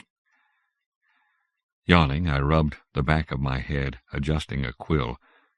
"You still have all your memories. Dr. Harrow said you wanted to end the nightmares. I am surprised we were successful." "You were not successful." She towered above me when she stood, the table tilting toward her as she clutched its edge. "Monster!" "Sacred monster. I thought you liked sacred monsters." I grinned, pleased that I'd bothered to read her chart. "Bitch! How dare you laugh at me? Whore! You're all whores and thieves." She stepped toward me, her heel catching between the mosaic stones. "No more of me. You'll steal no more of me." I drew back a little, blinking in the emerald light as I felt the first adrenaline pulse. "You shouldn't be alone," I murmured. "Does Dr. Harrow know?" She blocked the sun so that it exploded around the beretta's peaks in resplendent ribbons. "Dr. Harrow will know," she whispered, and drawing a swivel from her pocket, she shot herself through the eye. I knocked my chair over as I stumbled to her, knelt, and caught the running blood in her last memory as I bowed to touch my tongue to her severed thoughts. A window smeared with garnet light that ruddles across my hands, burning wax in a small blue glass. A laughing dog. Then darkness. They hid me under guise of protecting me from the shock. I gave a sworn statement to the military and acknowledged in the HEL mortuary that the long body with the blackened face had indeed shared her breakfast brioche with me that morning. I glimpsed Dr. Harrow, white and taut as a thread, as Dr. Leslie and the other HEL brass cornered her outside the emergency room. Then the aide justice hurried me into the West Wing, past the pre-Columbian collection and the ivory stair, to an ancient Victorian elevator, clanking and lugubrious as a stage dragon. "Dr. Harrow suggested that you might like the home room," Justice remarked with a cough, sidling 2 steps away to the corner of the elevator. The brass door folded into a lattice of leaves and pigeons that expanded into peacocks. "She's having her things sent up now. Anything else you need, please let her know." He cleared his throat, staring straight ahead as we climbed through orchid-haunted clerestories and chambers where the onironauts snored and tossed through their days. At the 4th floor, the elevator ground to a stop. He tugged at the door until it opened and waited for me to pass into the hallway. "I have never been in the homeroom," I remarked, following him. "I think that's why she thought you'd like it." He glanced into an ornate mirror as we walked. I saw in his eyes a quiver of pity before he looked away. "Down here." A wide hallway flanked by leaded windows overlooking the empty cottages ended in an arch crowded with gilt satyrs. "This is the homeroom," murmured Justice. To the right a heavy oaken door hung open. Inside, saffron-robed technicians strung cable. I made a face and tapped the door. It swung inward and struck a bundle of cable leading to the bank of monitors being installed next to a huge bed. I paced to the window and gazed down at the roof of my cottage. Around me the technicians scurried to finish, glancing at me sideways with anxious eyes. I ignored them and sat on the windowsill. There was no screen. A hawk moth buzzed past my chin, and I thought that I could hang hummingbird feeders from here, and so perhaps lure them within reach of capture. Anna had a bandeau she had woven of hummingbird feathers, which I much admired. The hawk moth settled on a beam monitor beside the bed. The technicians packed to leave. "Could you lie here for a moment, miss, while I test this?" The technician dropped a handful of cables behind the headboard. I nodded and stretched upon the bed, pummeling a pillow as he placed the wires upon my brow and temples. I turned sideways to watch the old beam monitor, the hawk moth's wings forming a feline mask across the flickering map of my thoughts. "Aggression, bliss, charity," droned the technician, flicking the moth from the dusty screen. "Desire, envy, fear," I sighed, and turned from the monitor while he adjusted dials. Finally he slipped the wires from me and left. Justice lingered a moment longer. "You can go now," I said flatly, and tossed the pillow against the headboard. He stood by the door, uncomfortable, and finally said, "Dr. Harrow wants me to be certain you check your prescriptions. Note she has increased your dosage of acetylethylene." I slid across the bed to where a tiny refrigerator had been hung for my medications. I pulled it open and saw the familiar battery of vials and bottles. As a child, first under Dr. Harrow's care, I had imagined them a city, saw the long cylinders and amber vials as battlements and turrets to be explored and climbed. Now I lived among those chilly buttresses, my only worship within bright cathedrals. 200 milligrams, I said obediently, and replaced the bottle. "Thank you very, very much." As I giggled, he left the room.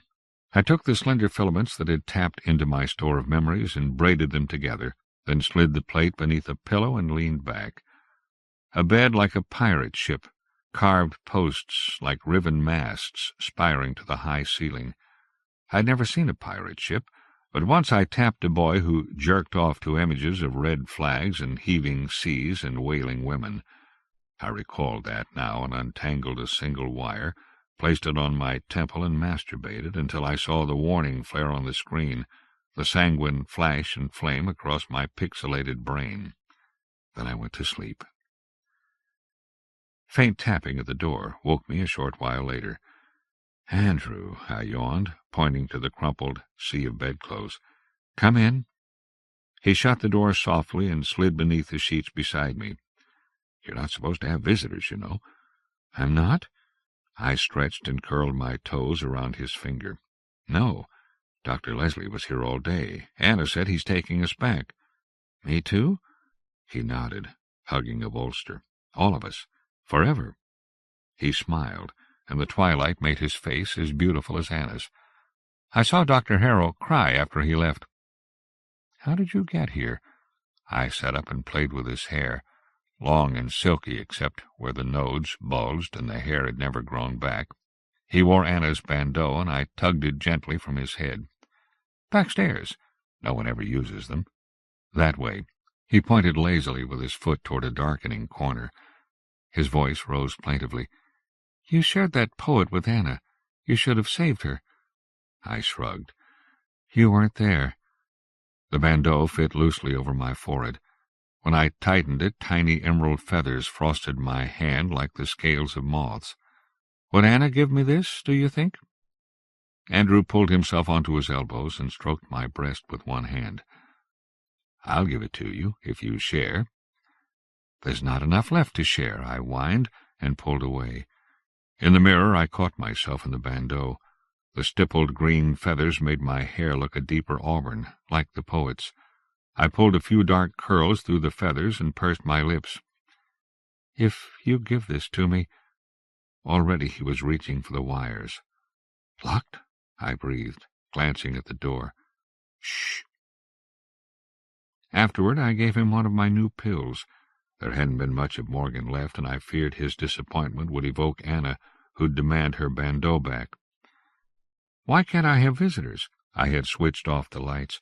Andrew sat on the windowsill, luring lacewings with a silver cigarette lighter. Bats chased the insects to within inches of his face, veering away as he laughed and pretended to snatch at them. Dr. Harrow said there may be a psychic inquest to see if you're accountable. So, I'd done one before when a schizoid 6-year-old hanged herself on a grosgrain ribbon after therapy with me. I can't be responsible. I'm not responsible. We laughed. It was the classic empath defense. Dr. Harrow wants to see you herself. I kicked the sheets to the floor and turned down the empty beam to see the lace wings better. How do you know all this? A quick fizz as a moth singed itself. Andrew frowned and turned down the lighter flame. Anna told me, he replied, and suddenly was gone. I swore and tried to rearrange my curls so the bandeau wouldn't show. From the windowsill, Anna stared blankly at the lighter for a moment, then groped in her pockets until she found a cigarette. She glanced coolly past me to the mirror, pulling a strand of hair forward until it fell, framing her cheekbone. "Who gave you that?" she asked as she blew smoke out the window. I turned away. "You know who," I replied petulantly. "I'm not supposed to have visitors." "Oh, you can keep it," she said airily. "Really?" I clapped in delight. "I'll just make another." She finished her cigarette, tossed it in an amber arc out the window. "I better go down now. Which way's out?" I pointed where Andrew had indicated, drawing her close to me to kiss her tongue as she left. "Thank you, Anna," I whispered to her at the door. "I think I love this bandeau." "I think I loved it too," Anna nodded, and slipped away. Dr. Harrow invited me to lunch with her in the Peachtree Court the next afternoon. Justice appeared at my door and waited while I put on jeweled dark spectacles and a velvet beretta like Morgan Yates's. "Very nice, Windy," he commented, amused.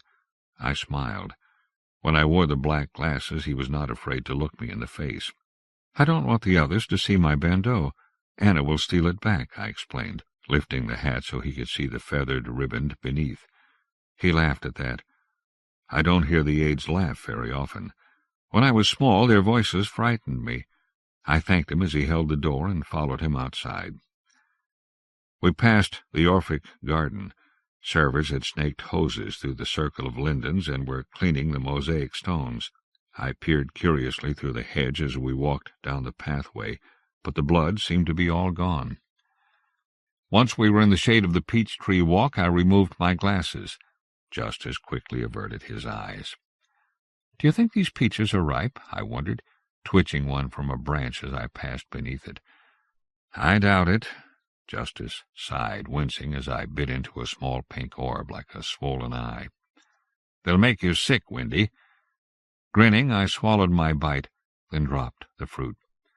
The little path dipped and rounded a corner hedged with forsythia. 3 steps further, and the path branched, right to the Trompe l'Oeil glass fountain, left to the Peachtree Court, where Dr. Harrow waited in the little pagoda. "Thank you, Justice." Dr. Harrow rose and shook his hand. On several low tables, lunch had already been laid for 2.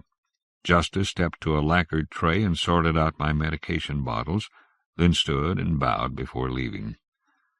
Sunlight streamed through the bamboo frets above us as Dr. Harrow took my hand and drew me toward her. "The new dosage. You remembered to take it?" "Yes." I removed my hat and dropped it. "Anna gave me this bandeau." "It's lovely." She knelt before one of the tables and motioned for me to do the same. Her face was puffy, her eyes slitted. I wondered if she would cry for me as she had for Andrew yesterday. "Have you had breakfast?" We ate goujonettes of hake with fennel and an aspic of lamb's blood. Dr. Harrow drank champagne and permitted me a sip. Horrible, like thrashing water. Afterward, a rusted, remodeled garden server removed our plates and brought me a chocolate wafer, which I slipped into my pocket to trade with Anna later, for news. "You slept well," Dr. Harrow stated. "What did you dream?" "I dreamed about Melisandre's dog." Dr. Harrow stroked her chin, then adjusted her pince-nez to see me better. "Not Morgan's dog?" "No." Melisandre had been a girl my own age with a history of tormenting and sexually molesting animals. "A small white dog, like this." I pushed my nose until it squashed against my face. Dr. Harrow smiled ruefully. Well, good, because I dreamed about Morgan's dog. She shook her head when I started to question her. Not really. A manner of speaking. I mean, I didn't get much sleep. She sighed and tilted her flute so it refracted golden diamonds. I made a very terrible error of judgment with Morgan Yates. I shouldn't have let you do it. I knew what would happen, I said matter-of-factly. Dr. Harrell looked at her glass, then at me. Yes. Well, a number of people are wondering about that, Wendy. She would not look away from the window. No, they're wondering how you know when the therapy will succeed and when it won't. They're wondering whether the therapist is affecting her failures as well as her cures. I'm not responsible. I can't be responsible. She placed the champagne flute very carefully on the lacquer table and took my hand. She squeezed it so tightly that I knew she wanted it to hurt. That is what's the matter, Wendy. If you are responsible, if empaths can be responsible, you can be executed for murder. We can all be held accountable for your failures. And if not, she leaned back without releasing my hand so that I had to edge nearer to her across the table. If not, HEL wants you back. I flounced back against the floor. Andrew told me. She rolled her eyes. Not you personally, not necessarily. Anna, yes. They created Anna. They'll claim her first. But the others... She traced a wave in the air, ended it with a finger pointing at me. And you, if they can trace what you do, find the bioprint and synthesize it. Her finger touched the end of my nose, pressed it until I giggled. Just like Melisandre's dog, Wendy. Adolph Leslie was here yesterday. He wants you for observation. He wants this. She pressed both hands to her forehead and then waved them toward the sky, the fruit-laden trees and sloping lawns of linden glory. All this, Wendy. They will have me declared incompetent and our research a disaster, and then they'll move in. A server poured me more mineral water. Is he a nice doctor? For a moment I thought she'd upset the table, as Morgan had done in the Orphic Garden. Then, I don't know, Wendy. Perhaps he is. She sighed and motioned the server to bring another cold split. They'll take Anna first, she said a few minutes later, almost to herself. Then, as if recalling me sitting across from her, she added, for espionage. They'll induce multiple personalities and train them when they're very young. Ideal terrorists. I drank my water and stared at the latticed roof of the pagoda, imagining Andrew and Anna without me. I took the chocolate wafer from my pocket and began to nibble it. The server rolled back with a sweating silver bucket and opened another split for Dr. Harrell. She sipped it, watching me through narrowed gray eyes. Wendy, she said at last, there's going to be an inquest, a military inquest, but before that, one more patient. She reached beneath the table to her portfolio and removed a slender packet. This is the profile. I'd like you to read it. I took the file. Dr. Harrell poured the rest of her champagne and finished it, tilting her head to the server as she stood. I have a 2:00 meeting with Dr. Leslie. Why don't you meet me again for dinner tonight, and we'll discuss this. Where? She tapped her lower lip. The Peacock Room, at 7. She bowed slightly and passed out of sight among the trees. I waited until she disappeared, then gestured for the server. More chocolate, please, I ordered, and waited until it returned with a chilled marble plate holding 3 wafers. I nibbled one, staring idly at the faux vellum cover of the profile with its engraved motto. Human Engineering Laboratory, Paulo Maiora Canamus. Let us raise a somewhat loftier strain. Andrew had translated it for me once. Virgil, but it should be Deus ex machina, he added slyly. God from the machine. I licked melting chocolate from my fingers and began to read, skimming through the charts and anamnesis that followed. On the last sheet I read, Clive requests therapy in order to determine nature and cause of these obsessive nightmares. Beneath this was Dr. Harrell's scrawled signature and the HEL stamp. I ate the last wafer, then mimed to the server that I was finished. We dined alone in the Peacock Room. After setting our tiny table, the servers disappeared, dismissed by Dr. Harrell's brusque gesture. A plateful of durians stood as our centerpiece, the spiky green globes piled atop a translucent porcelain tray.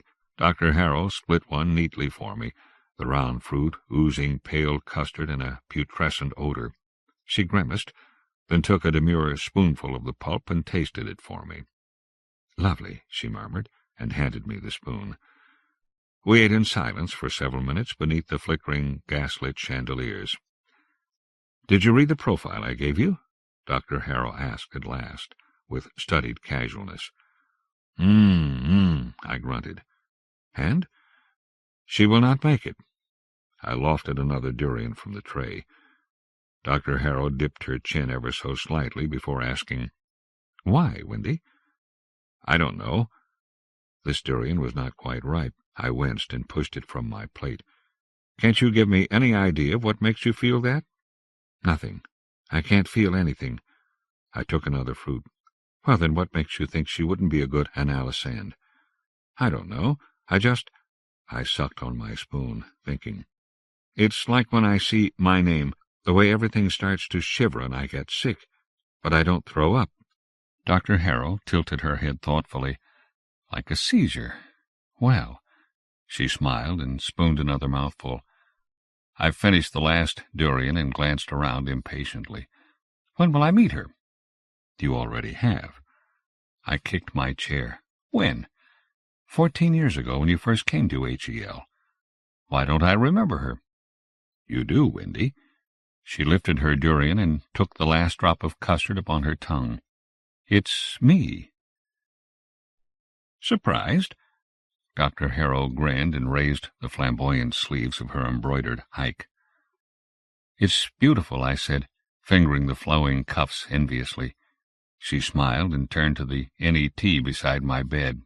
"I'm the patient this morning. Are you ready?" I nodded. Earlier she had wheeled in her own cot and now sat on it, readying her monitors. I settled on my bed and waited for her to finish. She finally turned to me and applied electrolytic fluid to the nodes on my temples, placed other wires upon my head and cheekbones before doing the same to herself. "You have no technicians assisting you?" I asked. She shook her head but made no reply as she adjusted her screens and finally settled onto her cot. I lay back against the pillow and shut my eyes. The last thing I heard was the click of the adapter freeing the current and a gentle exhalation that might have been a sigh. Here we stand, here we stand, here we lie, eye to hand and heart to head, deep in the dark with the dead. It is spring, and not dark at all, but I repeat the incantation as Aidan gravely sprinkles apple blossoms upon my head. In the branches beneath us, a blue jay shrieks at our bulldog Molly as she whines and scratches hopefully at her basket. "Can't we bring her up?" I peer over the edge of the rickety platform, and Molly sneezes in excitement. "Shh!" Aidan commands, squeezing his eyes shut as he concentrates. After a moment he squints and reaches for his crumpled sweater. Several bay leaves, filched from the kitchen, crumble over me, and I blink so the debris doesn't get in my eyes. "I hate this junk in my hair," I grumble. "Next time I make the spells." "You can't." Loftily, Aidan stands on tiptoe and strips another branch of blossoms, sniffing them dramatically before tossing them in a flurry of pink and white. "We need a virgin." "So?" I jerk on the rope leading to Molly's basket. "You're a virgin. Next time we use you." Aidan stares at me, brows furrowed. "That won't count," he says at last. "Say it again, Emma." Here we stand. Every day of Easter break we come here, an overgrown apple orchard within the woods, uncultivated for 100 years. Stone walls tumbled by time mark the gray boundaries of a colonial farm. Blackberry vines choke the rocks with breeze-blown petals. Our father showed us this place.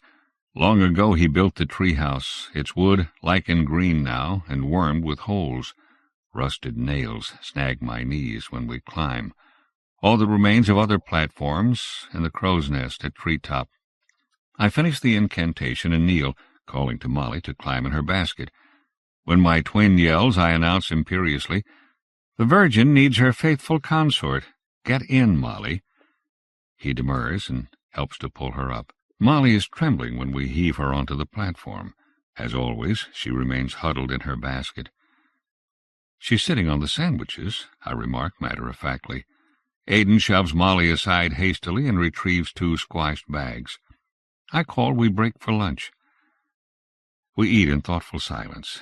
We never discuss the failure of the spells, although each afternoon Aidan hides in his secret place behind the wing chair in the den and pores through more brittle volumes.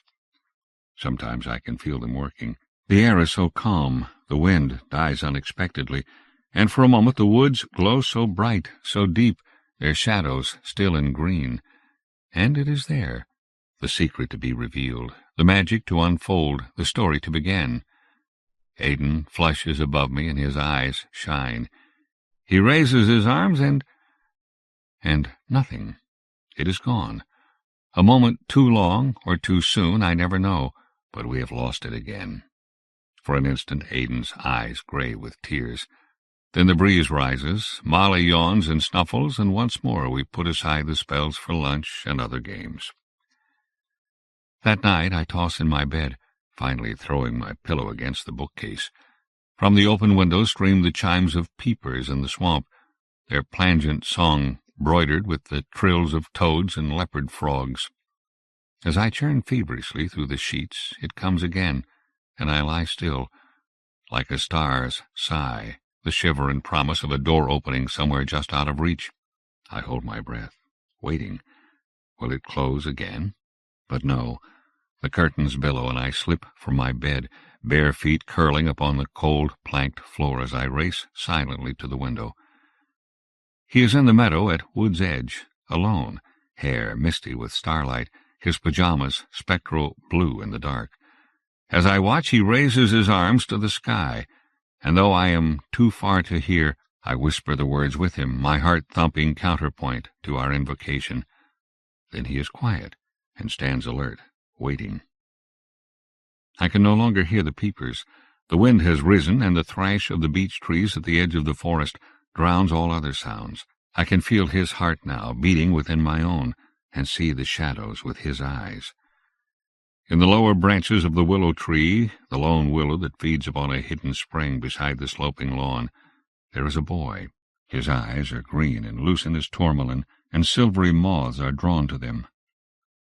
His hands clutch the slender willow wands, strong hands, so pale that I trace the blood beneath and see the muscles strung like young, strong vines. As I watch, he bends, so that his head dips beneath a branch, new leaves tangling fair hair, and then slowly he uncurls one hand and, smiling, beckons my brother toward him. The wind rises. Beneath his bare feet the dewy grass darkens as Aidan runs faster and faster, until he seems almost to be skimming across the lawn. And there, where the willow starts to shadow the starlit slope, and the boy in the tree leans to take his hand, I tackle my brother and bring him crashing and swearing to earth. For a moment he stares at me, uncomprehending. Then he yells and slaps me, hits me harder until, remembering, he shoves me away and stumbles to his feet. There is nothing there. The willow trembles, but only the wind shakes the new leaves. From the marsh the ringing chorus rises, swells, bursts as the peepers stir in the sawgrass. In the old house yellow light stains an upstairs window, and our father's voice calls out sleepily, then with concern, and finally bellows as he leans from the casement to spot us below. Aidan glances at the house and back again at the willow, and then he turns to me despairingly. Before I can say anything, he punches me and runs, weeping, back to the house. A gentler withdrawal than I'm accustomed to. For several minutes I lay with closed eyes, breathing gently as I tried to hold on to the scents of apple blossom and dew-washed grass. But they faded, along with the dreamy net of tree and stars. I sat up groggily, wires still taped to my head, and faced Dr. Harrow, already recording her limbic system response from the NET. "Thank you, Windy," she said brusquely, without looking up. I glanced at the beam monitor, where the shaded image of my brain lingered, the last flash of activity staining the temporal lobe bright turquoise. I never saw that color there before, I remarked as I leaned to examine it, when suddenly an unfocused wave of nausea choked me. I gagged and staggered against the bed, tearing at the wires. Eyes, brilliant green, lanced with cyanogen, unblinking as twin chrysolites. A wash of light, leaves stirring the surface of a still pool. They continued to stare through the shadows, heedless of the play of sun and moon, days and years and decades. The electrodes dangled from my fist as I stared at the blank screen, the single dancing line bisecting the NET monitor. The eyes in my head did not move, did not blink, did not disappear. They stared relentlessly from the shadows until the darkness itself swelled and was absorbed by their feral gaze. They saw me. Not Dr. Harrow, not Aiden, not Morgan or Melisande or the others I'd absorbed in therapy. Me. I stumbled from the monitor to the window, dragging the wires behind me, heedless of Dr. Harrow's stunned expression. Grunting, I shook my head like a dog, finally gripped the windowsill and slammed my head against the oaken frame over and over and over until Dr. Harrow tore me away. Still I saw them, unblinking, glaucous eyes tumbling into darkness as Dr. Harrow pumped the sedatives into my arm. Much later I woke to see Dr. Harrow staring at me from the far end of the room. She watched me for a moment and then walked slowly to the bed. "What was it, Windy?" she asked, smoothing her robe as she sat beside me. "Your name?" I shook my head. "I don't know," I stammered, biting the tip of my thumb. Then I twisted to stare at her and asked, "Who was the boy?" Her voice caught for an instant before she answered, "My brother, Aiden, my twin." "No, the other, the boy in the tree." This time she held her breath a long moment, then let it out in a sigh. "I don't know," she murmured. "But you remember him?" I nodded. "Now, I can see him now, if I—" And I shut my eyes and drifted before snapping back. "Like that. He comes to me on his own, without me recalling him, like—" I flexed my fingers helplessly. "Like a dream. Only I'm awake now." Slowly Dr. Harrow shook her head and reached to take my hand. "That's how he found Aiden, too, the last time," she said. "And me. And now you." For an instant something like hope flared in her eyes, but faded as she bowed her head. "I think, Windy," she spoke with measured calm, "I think we should keep this to ourselves right now, and tomorrow, perhaps, we'll try again." He sees me. I woke with a garbled scream, arms flailing, to my dark room bathed in the ambient glow of monitors. I stumbled to the window, knelt with my forehead against the cool oak sill, and blinked against tears that welled unbidden from my burning eyes. There I fell asleep with my head pillowed upon my arms, and woke next morning to Dr. Harrow's knock upon my door. "Emma," he whispers at the transom window, "let me in." The quilts piled on me muffle his voice. He calls again, louder, until I groan and sit up in bed, rubbing my eyes and glaring at the top of his head peeking through the narrow glass.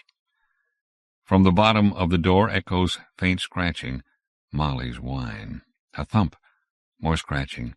Aiden crouched outside the room, growling through choked laughter. I drape a quilt around me like a toga and lean forward to unlatch the door.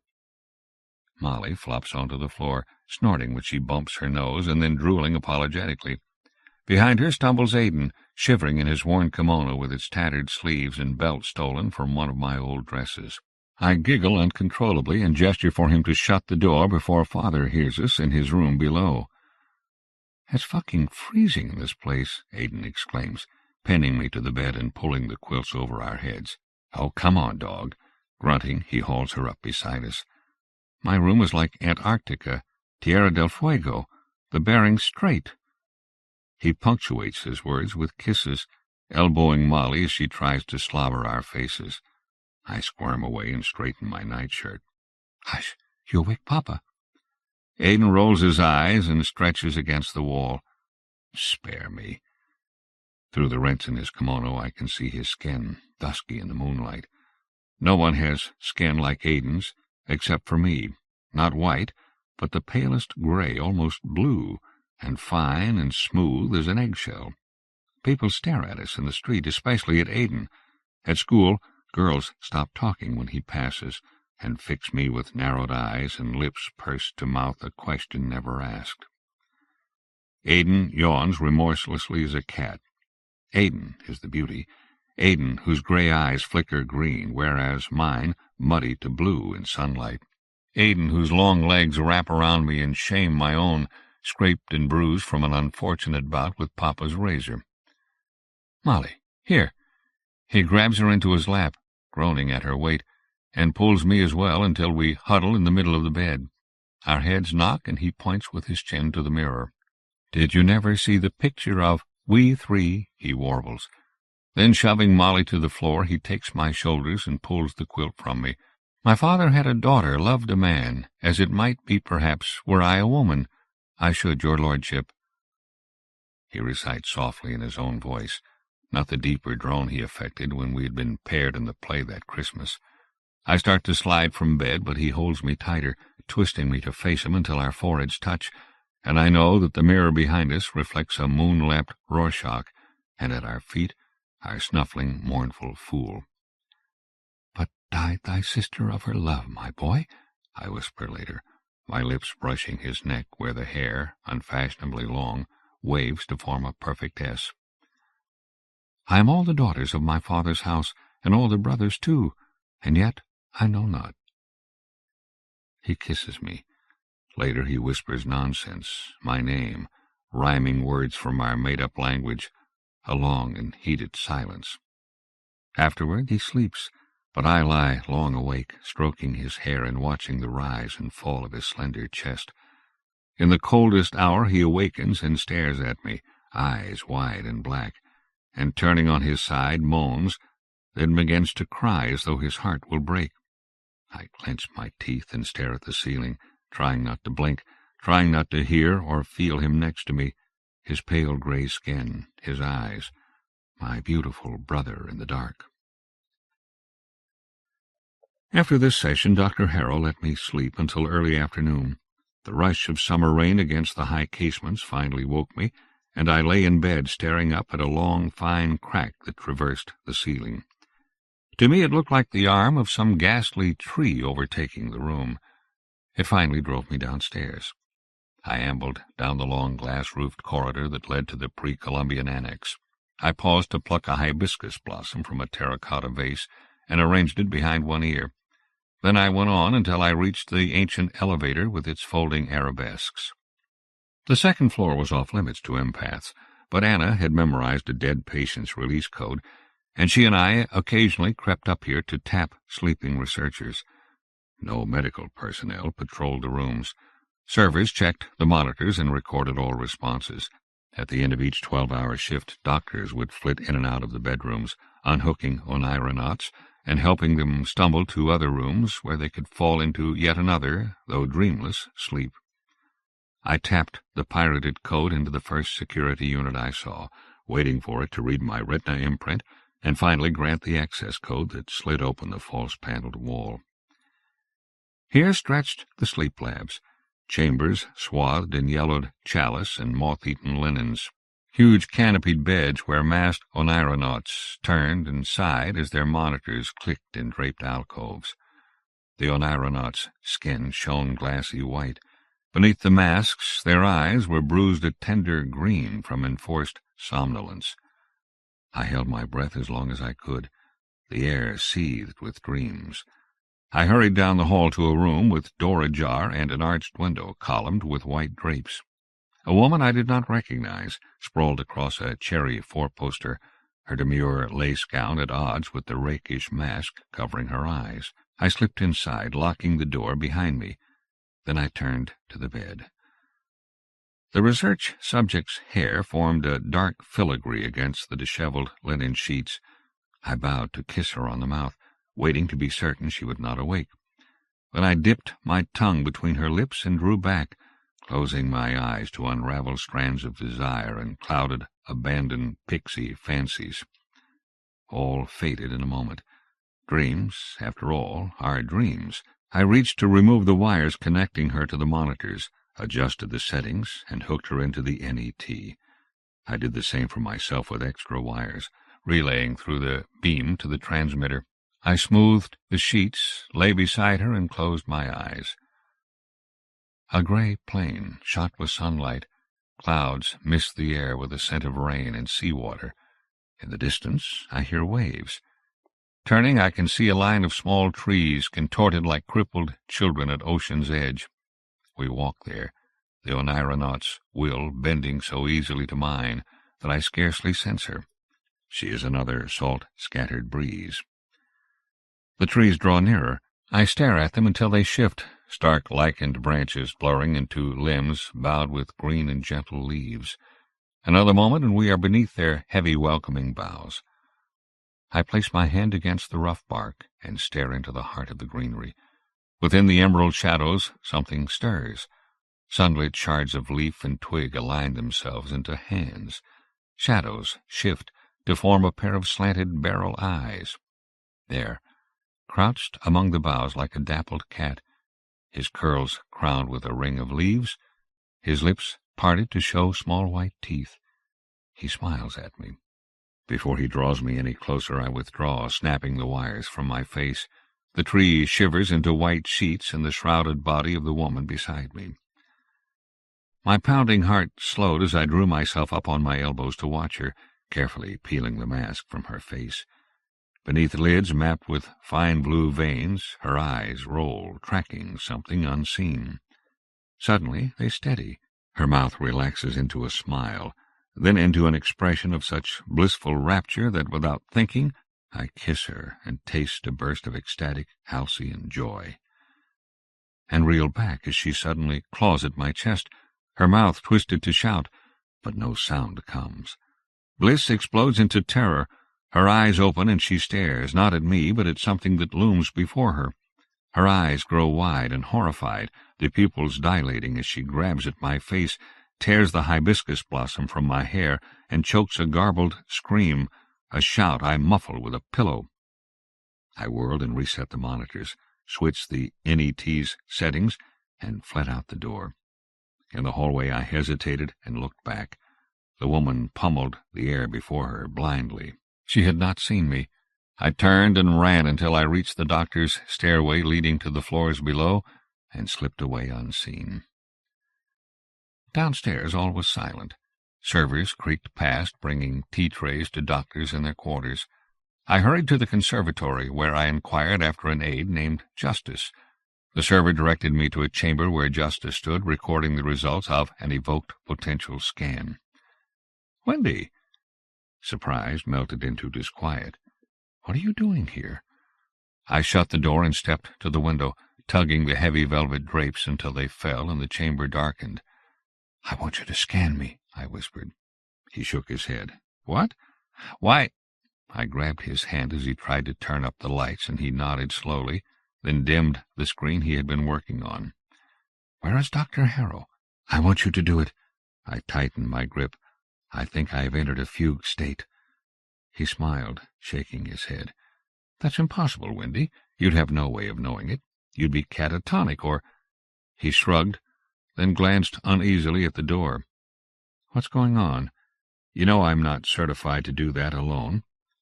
"But you know how," I wheedled, stroking his hand. "You are a student of their arts. You can do it as easily as Dr. Harrow." Smiling, I leaned forward until my forehead rested against his and kissed him tentatively on the mouth. His expression changed to fear as he trembled and tried to move away. Sexual contact between staff and experimental personnel was forbidden and punishable by execution of the medics in question. Empaths were believed incapable of initiating such contact. I grinned more broadly and pinned both of his hands to the table until he nodded and motioned with his head toward the PET unit. "Sit down," he croaked. I latched the door, then sat in the wing-back chair beside the bank of monitors. In a few minutes I heard the dull hum of the scanners as he improvised the link from my reading. I waited until my brain's familiar patterns emerged on the screen. "See?" Relief brightened his voice, and he tilted the monitor so that I could see it more clearly. "All normal. Maybe she got your dosage wrong. Perhaps Dr. Silverthorne can suggest a—" His words trickled into silence. I shut my eyes and drew up the image of the tree, barrel eyes and outstretched hand, then opened my eyes to see the PET scan showing intrusive activity in my temporal lobe, brainwaves evident of an emergent secondary personality. "That's impossible," Justice breathed. "You have no MPs, no independent emotions. What the hell is that?" He traced the patterns with an unsteady hand, then turned to stare at me. "What did you do, Windy?" he whispered. I shook my head, crouching into the chair's corner, and carefully removed the wires. The last image shimmered on the screen like a cerebral ghost. "Take them," I said flatly, holding out the wires. "Don't tell anyone." He let me pass without a word. Only when my hand grasped the doorknob did he touch me briefly on the shoulder. "Where did it come from?" he faltered. "What is it, Windy?" I stared past him at the monitor with its pulsing shadows. "Not me," I whispered at last. "The boy in the tree." They found the sleep researcher at shift change that evening, hanging by the swag that had decorated her canopied bed. Anna told me about it at dinner. Her monitors registered an emergent MP. She licked her lips unconsciously like a kitten. "Do you think we could get into the morgue?" I yawned and shook my head. "Are you crazy?" Anna giggled and rubbed my neck. "Isn't everybody?" Several aides entered the dining room, scanning warily before they started tapping empties on the shoulder and gesturing to the door. I looked up to see Justice, his face white and pinched as he stood behind me. "You're to go to your chambers," he announced. "Dr. Harrow says you are not to talk to anyone." He swallowed and avoided my eyes, then abruptly stared directly at me for the first time. "I told her that I hadn't seen you yet, but would make certain you knew." I nodded quickly and looked away. In a moment he was gone, and I started upstairs. "I saw Dr. Leslie before," Anna commented before she walked outside toward her cottage. "He smiled at me and waved." She hesitated, biting her lip thoughtfully. "Maybe he will play with me this time," she announced, before turning down the rain-spattered path. Dr. Harrow stood at the high window in the homeroom when I arrived. In her hand she held a drooping hibiscus flower. "Shut the door," she ordered. I did so. "Now lock it and sit down." She had broken the hibiscus. Her fingers looked bruised from its stain, jaundiced yellow, ulcerous purple. As I stared, she flung the flower into my lap. "They know it was you," she announced. "They matched your retina print with the master file. How could you have thought you'd get away with it?" She sank onto the bed, her eyes dull with fatigue. The rain had hung back for several hours, a heavy iron veil. Now it hammered the windows again, its steady tattoo punctuated by the rattle of hailstones. "I did not mean to kill her," I murmured. I smoothed my robe, flicking the broken blossom onto the floor. She ground the hibiscus beneath her heel, took it and threw it out the window. "Her face," she said, as if replying to a question, "like my brother Aidan's." I stared at her blankly. "When I found him," she went on, turning to me with glittering eyes, "on the tree." I shook my head. "I don't know what you're talking about, Dr. Harrow." Her lips tightened against her teeth when she faced me. A drop of blood welled against her lower lip. I longed to lean forward to taste it, but did not dare. "She was right, you know. You steal our dreams." "That's impossible."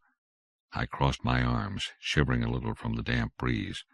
I hesitated. "You told me that is impossible. Unscientific, unprofessional thinking." She smiled and ran her tongue over her lip to lick away the blood. "Unprofessional? This has all been very unprofessional, Windy. Didn't you know that?" "The tenets of the Nuremberg Act state that a scientist should not perform any research upon a subject which she would not undergo herself." Dr. Harrow shook her head, ran a hand through damp hair. "Is that what you thought it was? Research?" I shrugged. I don't know. The boy. Your twin?" Aiden. She spread her fingers against the bed's coverlet, flexed a finger that bore a simple silver ring. They found out. Teachers, our father, about us. Do you understand? A flicker of the feeling she had evoked in bed with her brother returned, and I slitted my eyes, tracing it. Yes, I whispered. I think so. It is, she fumbled for a phrase, like what is forbidden here, between empaths and staff. They separated us. Aiden, they sent him away to another kind of school, tested him. She stood and paced to the window, leaned with a hand upon each side so that the rain lashed about her, then turned back to me with her face streaming. Whether with rain or tears I could not tell. Something happened that night. Shaking her head furiously, she pounded the wall with flattened palms. He was never the same. He had terrible dreams. He couldn't bear to sleep alone. That was how it started. And then he came home for the holidays. Good Friday. He would not come to Mass with us. Papa was furious, but Aiden wouldn't leave his room. And when we returned, I looked for him. He wasn't there, not in his room, not anywhere. I found him. He had... Her voice broke, and she stared past me to the wall beyond. Apple blossom in his hair, and his face. I thought she would weep, but her expression twisted so that almost I could imagine she laughed to recall it. Like hers. She drew nearer until her eyes were very close to mine. I sniffed and moved to the edge of the bed warily. She had dosed herself with hyoscine derived from the herbarium. Now her words slurred as she spoke, spittle a fine hail about her face. Do you know what happens now, Wendy? In the rain-streaked light she glowed faintly. Dr. Leslie was here tonight. They've cancelled our term of research. We're all terminated. A purge. Tomorrow they take over. She made a clicking noise with her tongue. And you, Wendy, and Anna, and all the others. Toys. Weapons. She swayed slightly as she leaned toward me. You especially. They'll find him, you know. Dig him up and use him. Who? I asked. Now sweat purled where the rain had dried on her forehead. I clutched a bolster as she stretched a hand to graze my temples and shivered. My brother, she murmured. No, Dr. Harrow, the other. Who is the other? Smiling, she drew me toward her, the bolster pressing against her thighs. She reached for the NET's rig, flicking rain from the colored wires. Let's find out. I cried out at her clumsy hookup. A spot of blood welled from her temple, and I protectively touched my own face, drew away a finger, gelled with the fluid she had smeared carelessly from ear to jaw. Then, before I could lie down, she made the switch, and I cried out at the dizzy vistas erupting behind my eyes. Aniline lightning, faculae streamed from synapse to synapse as Tylen floods my mouth, and my head rears instinctively to smash against the headboard. She has not tied me down. The hyoscine lashes into me like a fiery bile, and I open my mouth to scream. In the instant before it begins, I taste something faint and caustic in the back of her throat, and struggle to free myself from her arms. Then I'm gone. Before me looms a willow tree, shivering in a breeze frigid with the shadow of the northern mountains. Sap oozes from a raw, flat yellow scar on the trunk above my head, where 2 days before my father had sawed the damaged limb free. It had broken from the weight. When I found him, he lay pillowed by a crush of twigs and young leaves and scattered bark, the blossoms in his hair alone unmarked by the fall. Now I stand on tiptoe and stroke the splintery wound, bring my finger to my lips and kiss it. I shut my eyes because they burn so. No tears left to shed, only this terrible dry throbbing, as though my eyes have been etched with sand. The sobs begin again suddenly. The wrenching weight in my chest drags me to my knees until I crouch before the tree, bow until my forehead brushes grass trampled by grieving family. I groan and try to think of words, imprecations, a curse to rend the light and living from my world, so abruptly strangled and still. But I can only moan. My mouth opens upon dirt and shattered granite. My nails claw at the ground as though to wrest from it something besides stony roots and scurrying earwigs. The earth swallows my voice as I force myself to my knees, and, sobbing, raise my head to the tree. It is enough. He has heard me. Through the shroud of new leaves he peers with lambent eyes. April's first apple blossoms weave a snowy cloud about his brow. His eyes are huge, the palest, purest green in the cold morning sun. They stare at me unblinking, harsh and bright and implacable as moonlight, as languidly he extends his hand toward mine. I stagger to my feet, clots of dirt falling from my palms. From the north the wind rises and rattles the willow branches. Behind me a door rattles as well as my father leans out to call me back to the house. At the sound I start to turn, to break the reverie that binds me to this place, this tree stirred by a tainted wind, riven from a bleak and noiseless shore. And then I stop, where in memory I have stopped 1,000 times, and turn back to the tree, and for the first time I meet his eyes. He is waiting, as he has always waited, as he will always wait. At my neck the wind gnaws cold as bitter iron, stirring the collar of my blouse so that already the chill creeps down my chest, to nuzzle there at my breasts and burrow between them. I nod my head, very slightly, and glance back at the house. All the colors have fled the world. For the first time I see it clearly. The gray skin taut against granite hills and grassless haughs, the horizon livid with clouds like a rising barrow, the hollow bones and nerveless hands, drowned beneath black waters lapping at the edge of a charred orchard. The rest is fled, and I see the true world now, the sleeping world as it wakes, as it rears from the ruins and whispers in the wind at my cheeks. This is what awaits you, this and nothing more. The lie is revealed, and now you are waking, and the time has come. Come to me, come to me. In the ghastly light only his eyes glow, and it is to them that I turn. It is into those hands, white and cold and welcome, that I slip my own. It is to him that I have come, not weeping, no, not ever again, not laughing, but still and steady and cold as the earth beneath my feet, the gray earth that feeds the roots and limbs and shuddering leaves of the tree.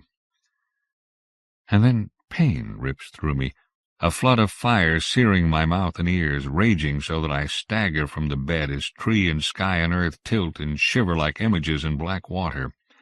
Gagging, I reach into my own throat, trying to dislodge the capsule Emma Harrow has bitten. Try to breathe through the fumes that strip the skin from my gums.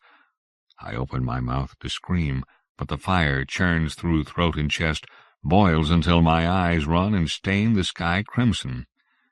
And then I fall. The wires rip from my skull.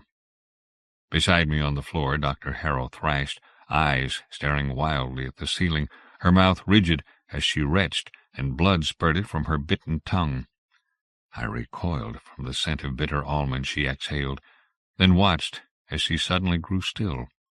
Quickly I knelt, tilting her head away so that half of the broken capsule rolled onto the floor at my feet.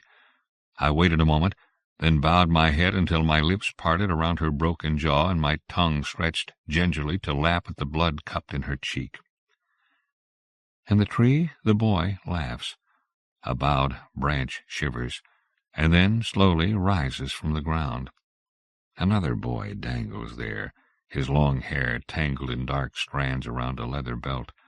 I see him lift his head, and, as the world rushes away in a blur of red and black, he smiles at me. A cloud of frankincense, 7 stars limned against a dormer window, a boy with a bulldog puppy, and she is dead. I cannot leave my room now. Beside me a screen dances with colored lights that refract and explode in brilliant parhelions when I dream. But I am not alone now, ever.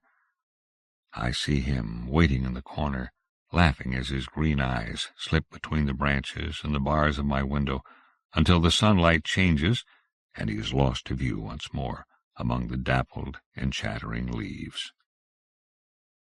Family. Joyce Carol Oates. Joyce Carol Oates, 1938, is an American author who has published over 50 novels, as well as many volumes of short stories, poetry, and nonfiction. Her novel, Them, 1969, won the National Book Award, and her novels Black Water, 1992, What I Lived For, 1994, and Blonde, 2000, were nominated for the Pulitzer Prize.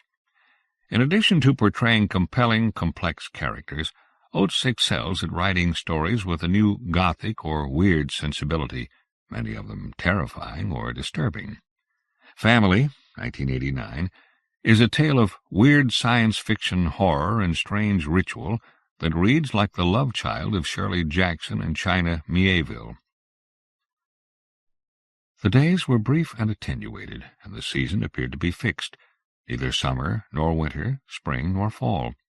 A thermal haze of inexpressible sweetness, though bearing tiny bits of grit or mica, had eased into the valley from the industrial region to the north, and there were nights when the sun set at the western horizon as if it were sinking through a porous red mass, and there were days when a hard glaring moon-like bone remained fixed in a single position, prominent in the sky.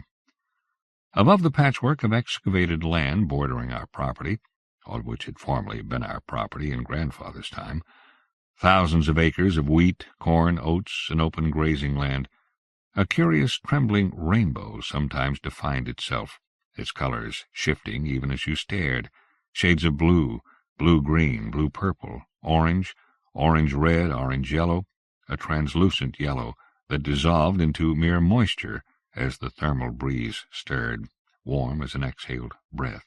And if you had run to tell others of the rainbow, it was likely to be gone when they came. "Liar," my older brothers and sisters said. "Don't say such things if you don't mean them," Father said, frowning. "Don't say such things at all if you aren't certain they will be true for others, not simply for yourself."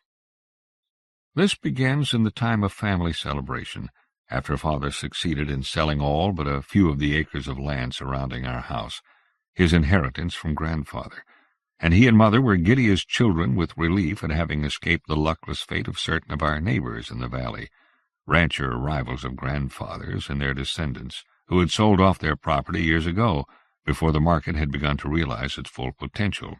Full potential were words that Father often uttered, rolling the words about in his mouth like round, smooth stones whose taste absorbed him.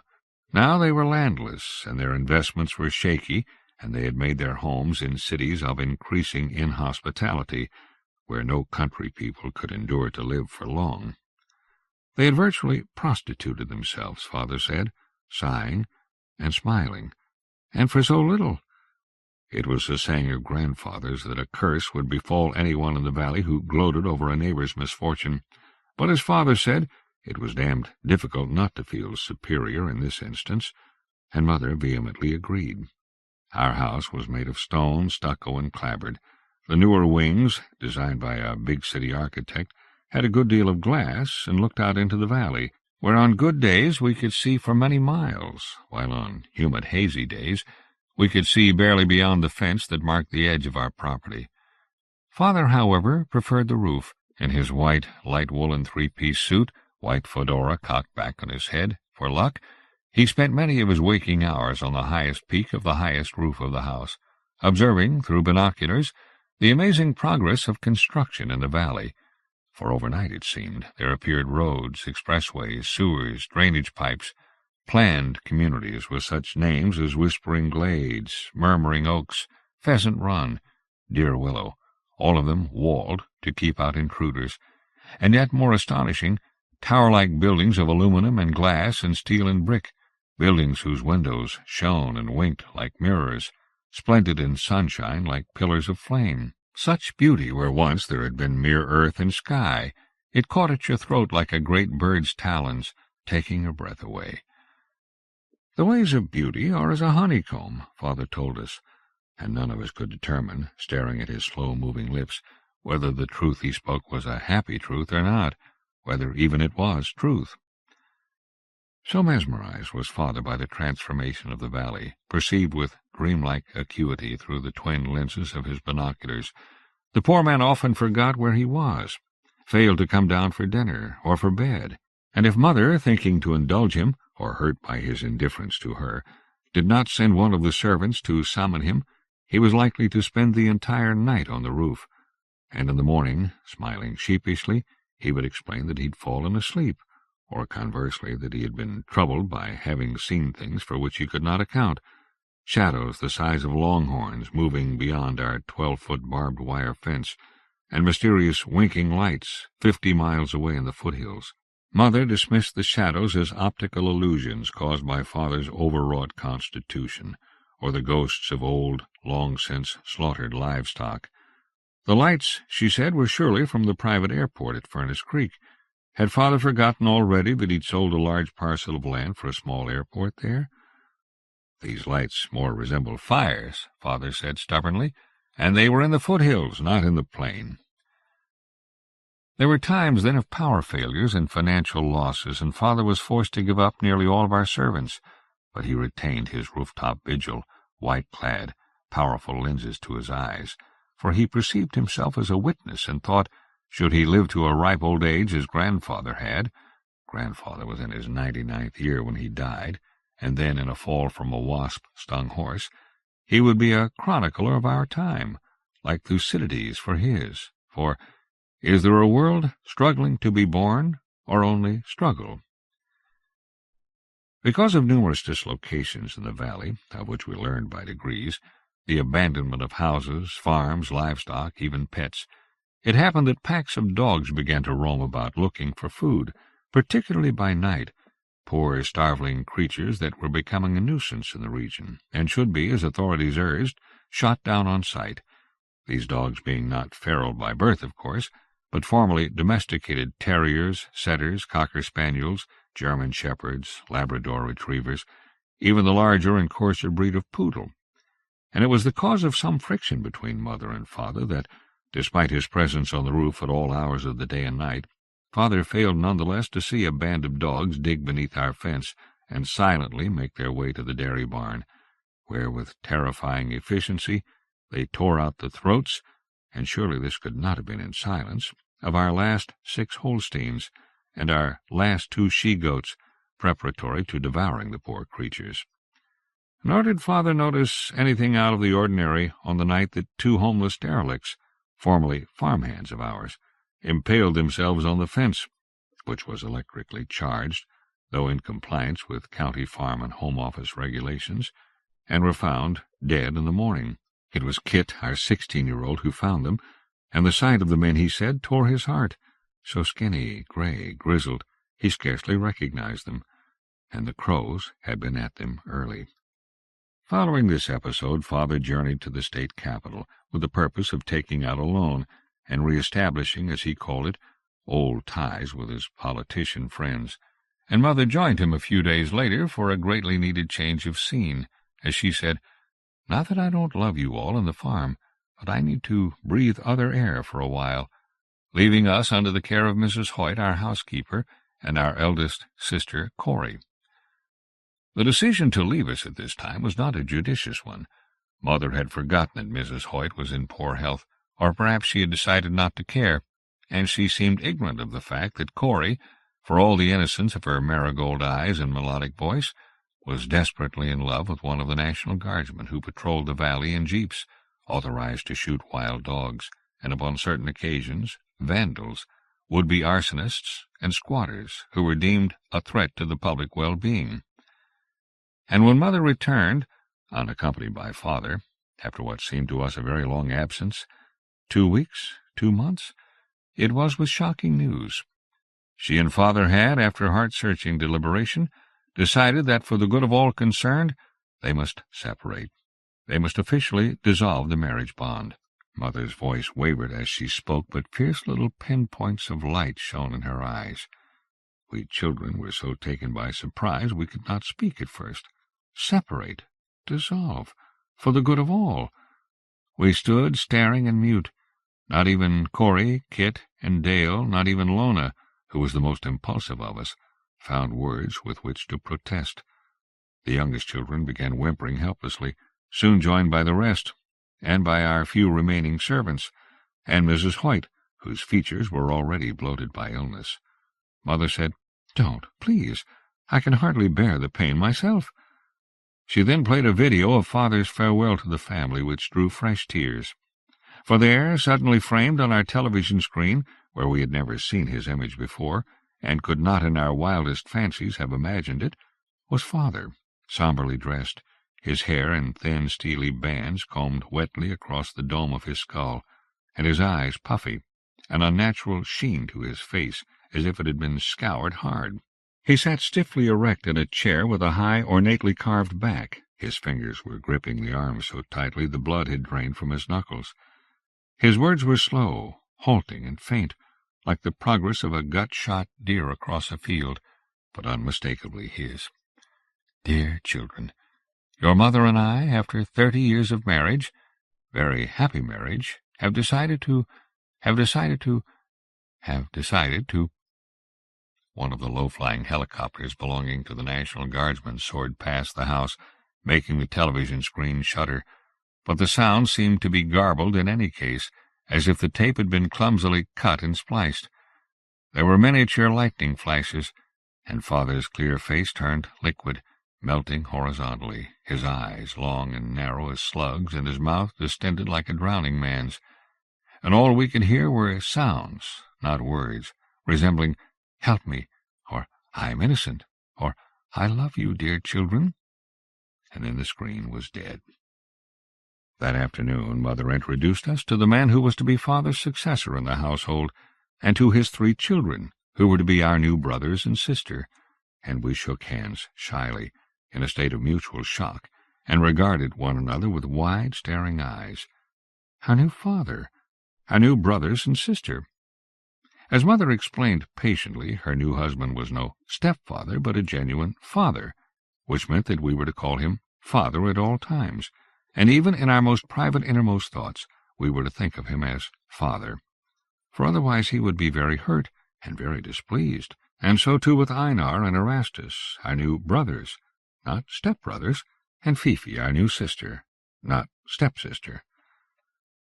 Our new father stood before us, beaming, a man of our former father's approximate age, but heavier and more robust than that father, with an unusually large head, the cranium particularly developed, and small, shrewd, quick-darting eyes beneath brows of bone. He wore a fashionably tailored suit so dark as to resemble an undertaker's, and sported a red carnation in his lapel. His black shoes shone so splendidly they might have been phosphorescent. "Hello, Father," we murmured, hardly daring to raise our eyes to his. "Hello, Father." "Hello." The man's jaws were elongated, the lower jaw a good inch longer than the upper, so that a wet, malevolent ridge of teeth was revealed.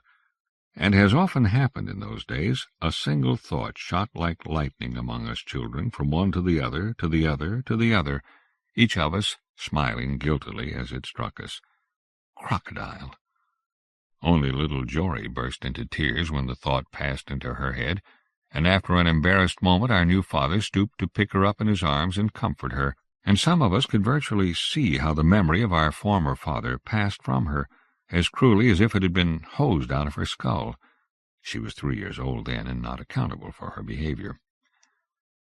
New father's children were tall, big-boned, solemn, with a greenish, peevish cast to their skin, like many city children.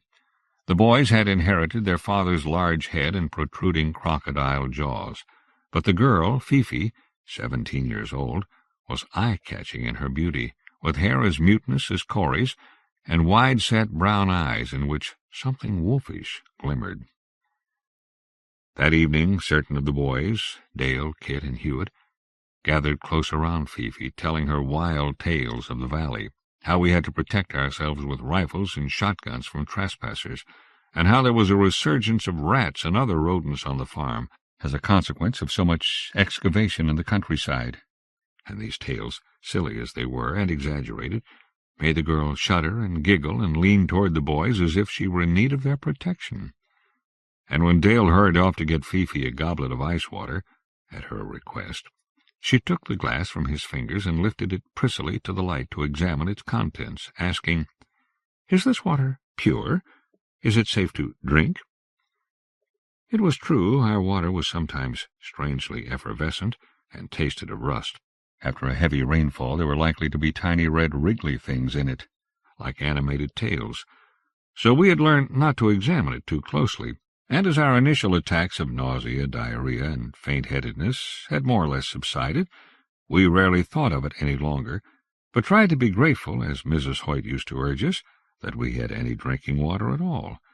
So it was offensive to us to see Fifi make such a face, handing the goblet of water back to Dale, and asking him how anyone in his right mind could drink such spilth.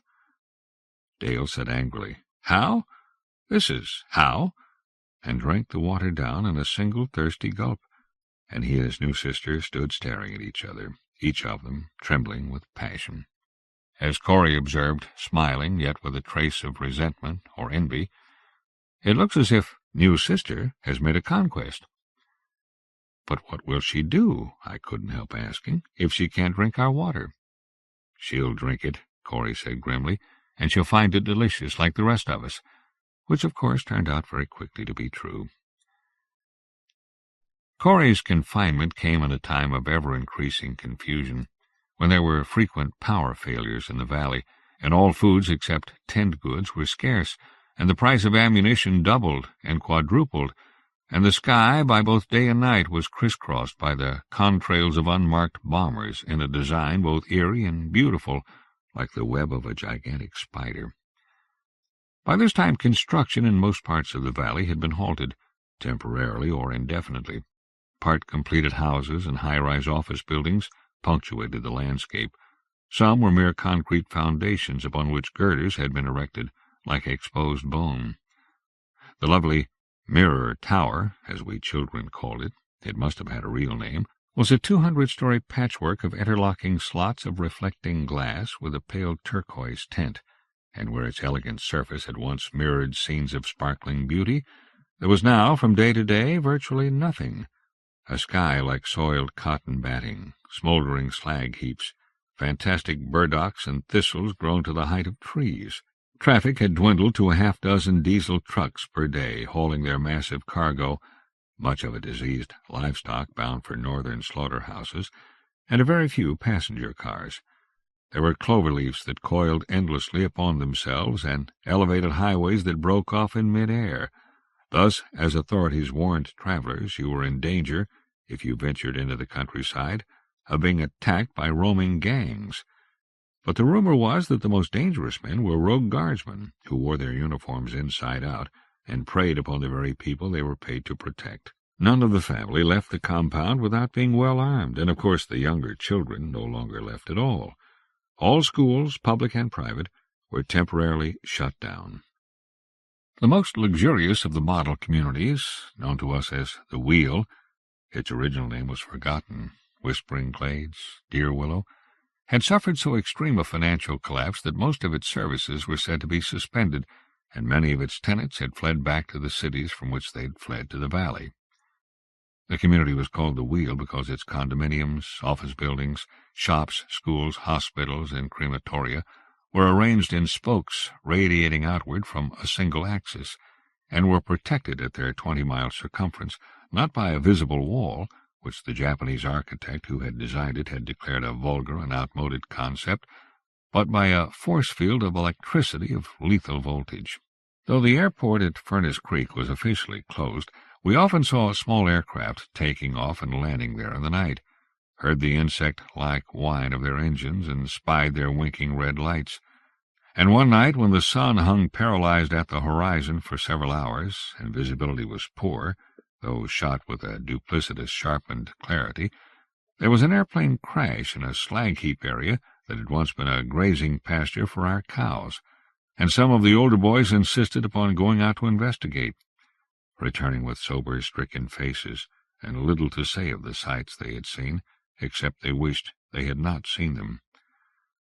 Miles away in the foothills were mysterious encampments, some of them mere camps in which people lived and slept on the ground, others deliberately, if crudely, erected villages like those once displayed in museums as being the habitations of Native American peoples, the names of these peoples long since forgotten.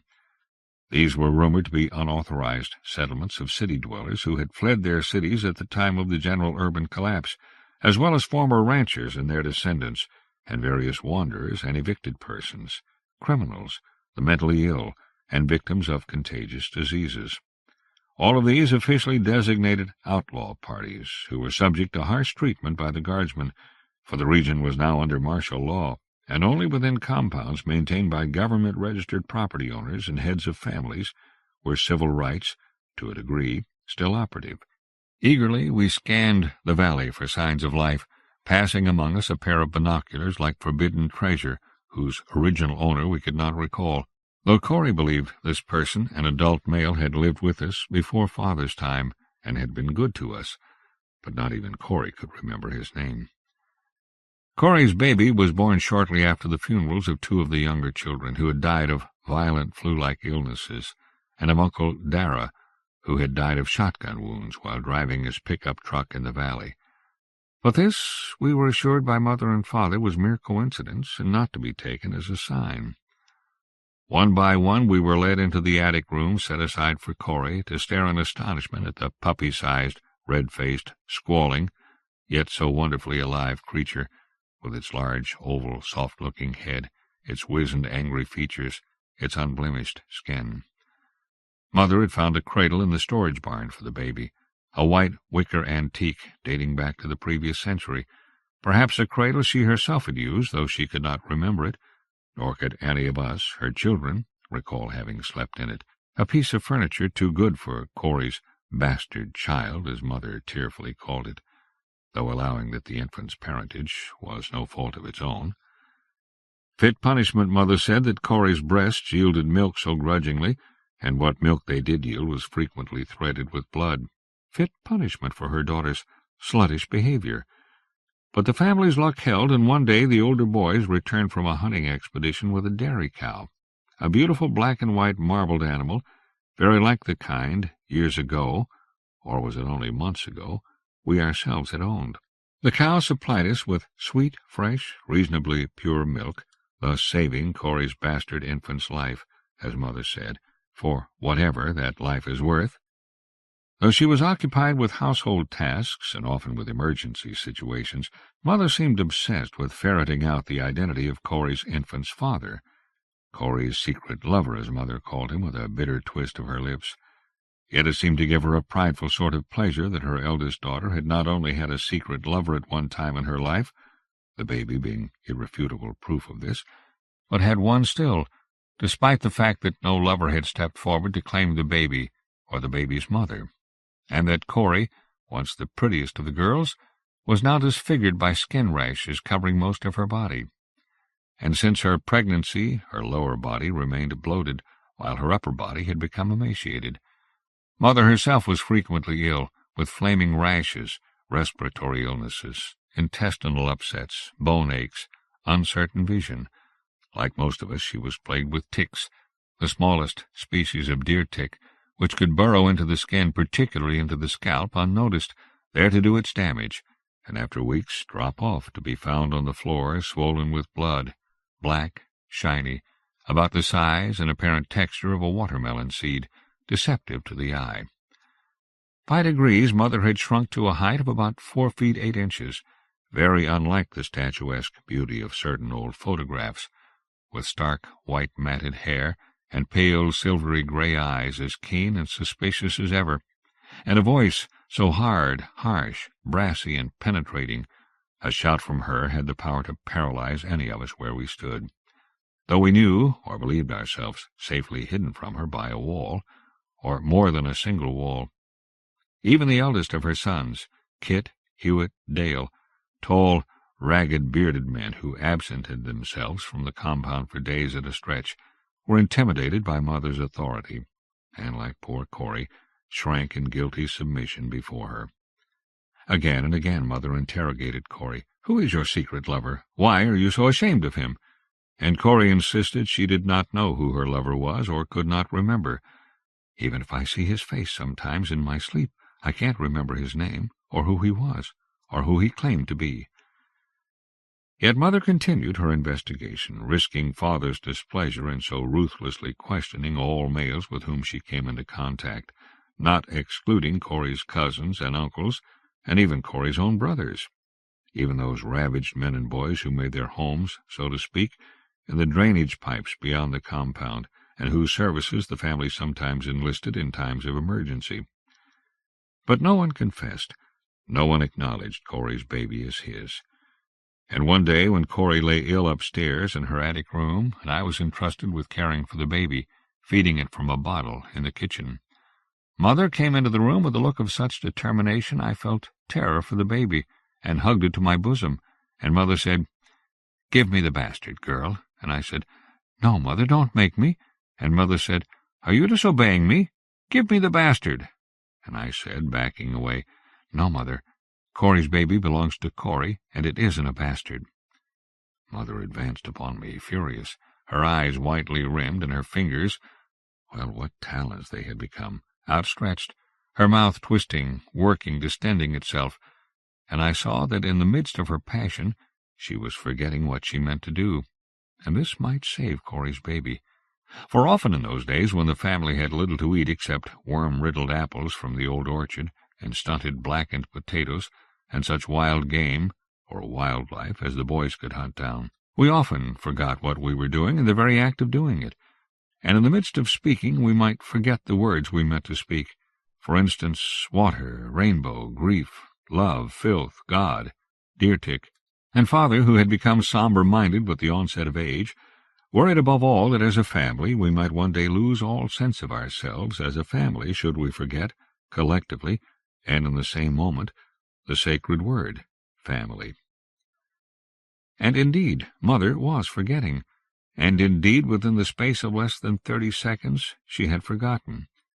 She stared at the living thing, the quivering, palpitating creature in my arms, with its soft, flat, shallow face, its tiny recessed eyes, its mere holes for nostrils, above all its small pursed mouth set like a manta ray's in its shallow face, and could not, simply could not, recall the word baby, or infant, or Corey's bastard.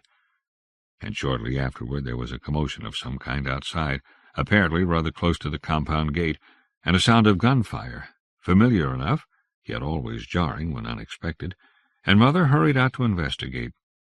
And Corey's baby continued to suck hungrily at the bottle's frayed rubber nipple, and all was safe for the time being.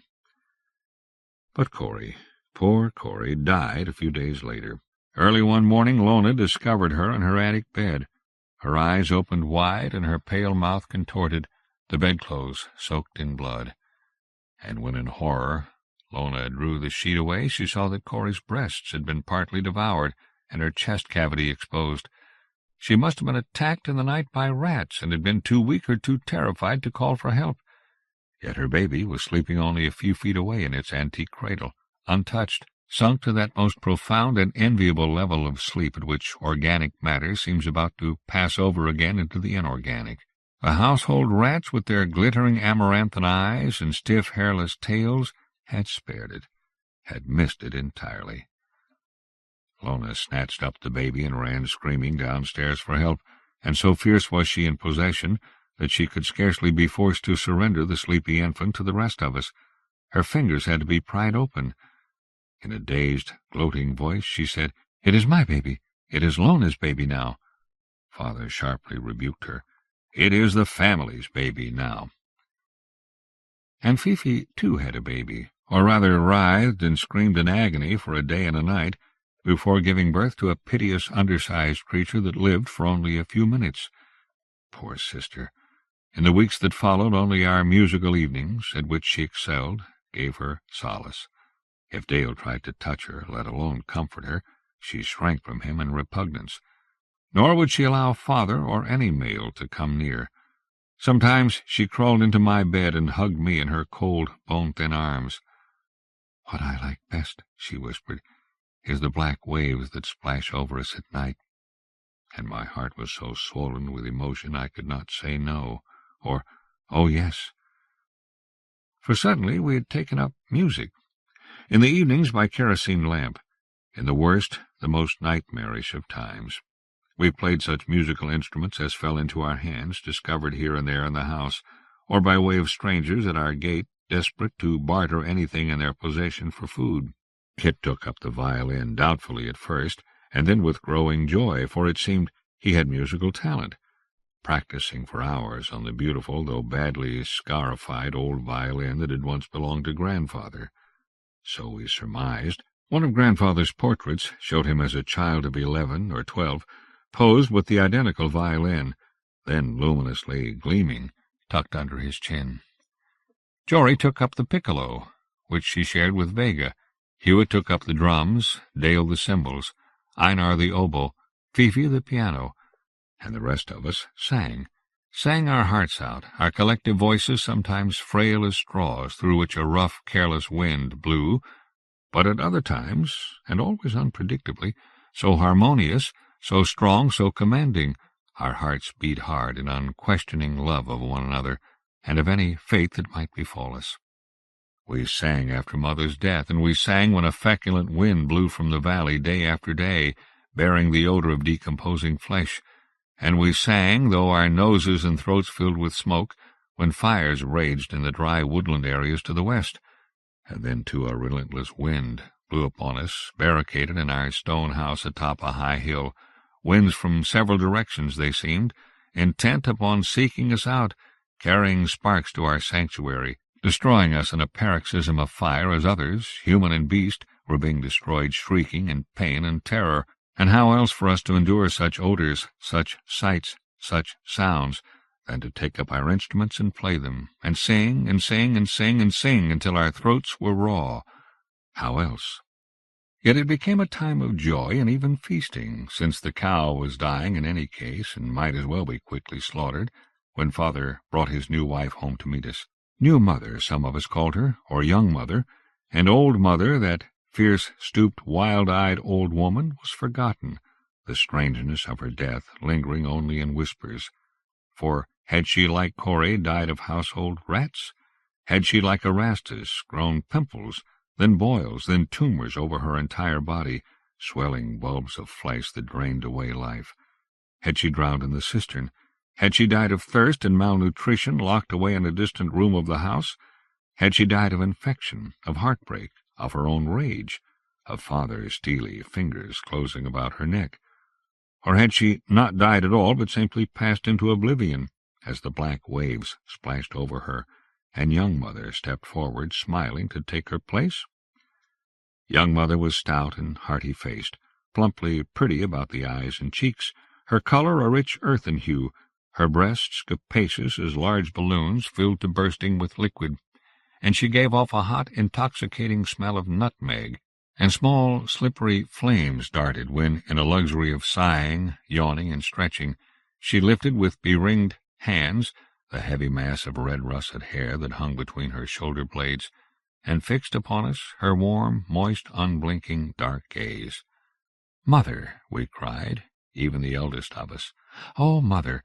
Begging, would she hug us? Would she fold us in those plump arms, press our faces against that bosom, each of us, all of us, weeping in her arms against her bosom, there? Corey's baby was not maturing as it was believed babies should, nor had it been named, since we could not determine whether it was male or female, or both, or neither, and this household vexation Young Mother addressed herself to at once. No matter Lona's jealous love of the baby, Young Mother declared herself practical-minded, for why otherwise had Father brought her to this household but to reform it and give hope? She could not comprehend, she said, how and why an extra mouth, and in this case not only a useless but perhaps even a dangerous mouth, could be tolerated in a time of near famine, in violation of certain government edicts, as she understood them. "Drastic remedies in drastic times," Young Mother said. Lona said, "I will give it my food. I will protect it with my life." And Young Mother simply repeated, smiling, her warm brown eyes easing like a caress over us all, "Drastic remedies in drastic times." There were those of us who loved Corey's baby, and felt an unreasoned joy in its very existence, for it was flesh of our flesh, it was the future of the family. Yet there were others, among them not only the males, who seemed fearful of it, keeping their distance when it was fed or bathed, and averting their eyes when it crawled into a room to nudge its head or mouth against a foot, an ankle, a leg.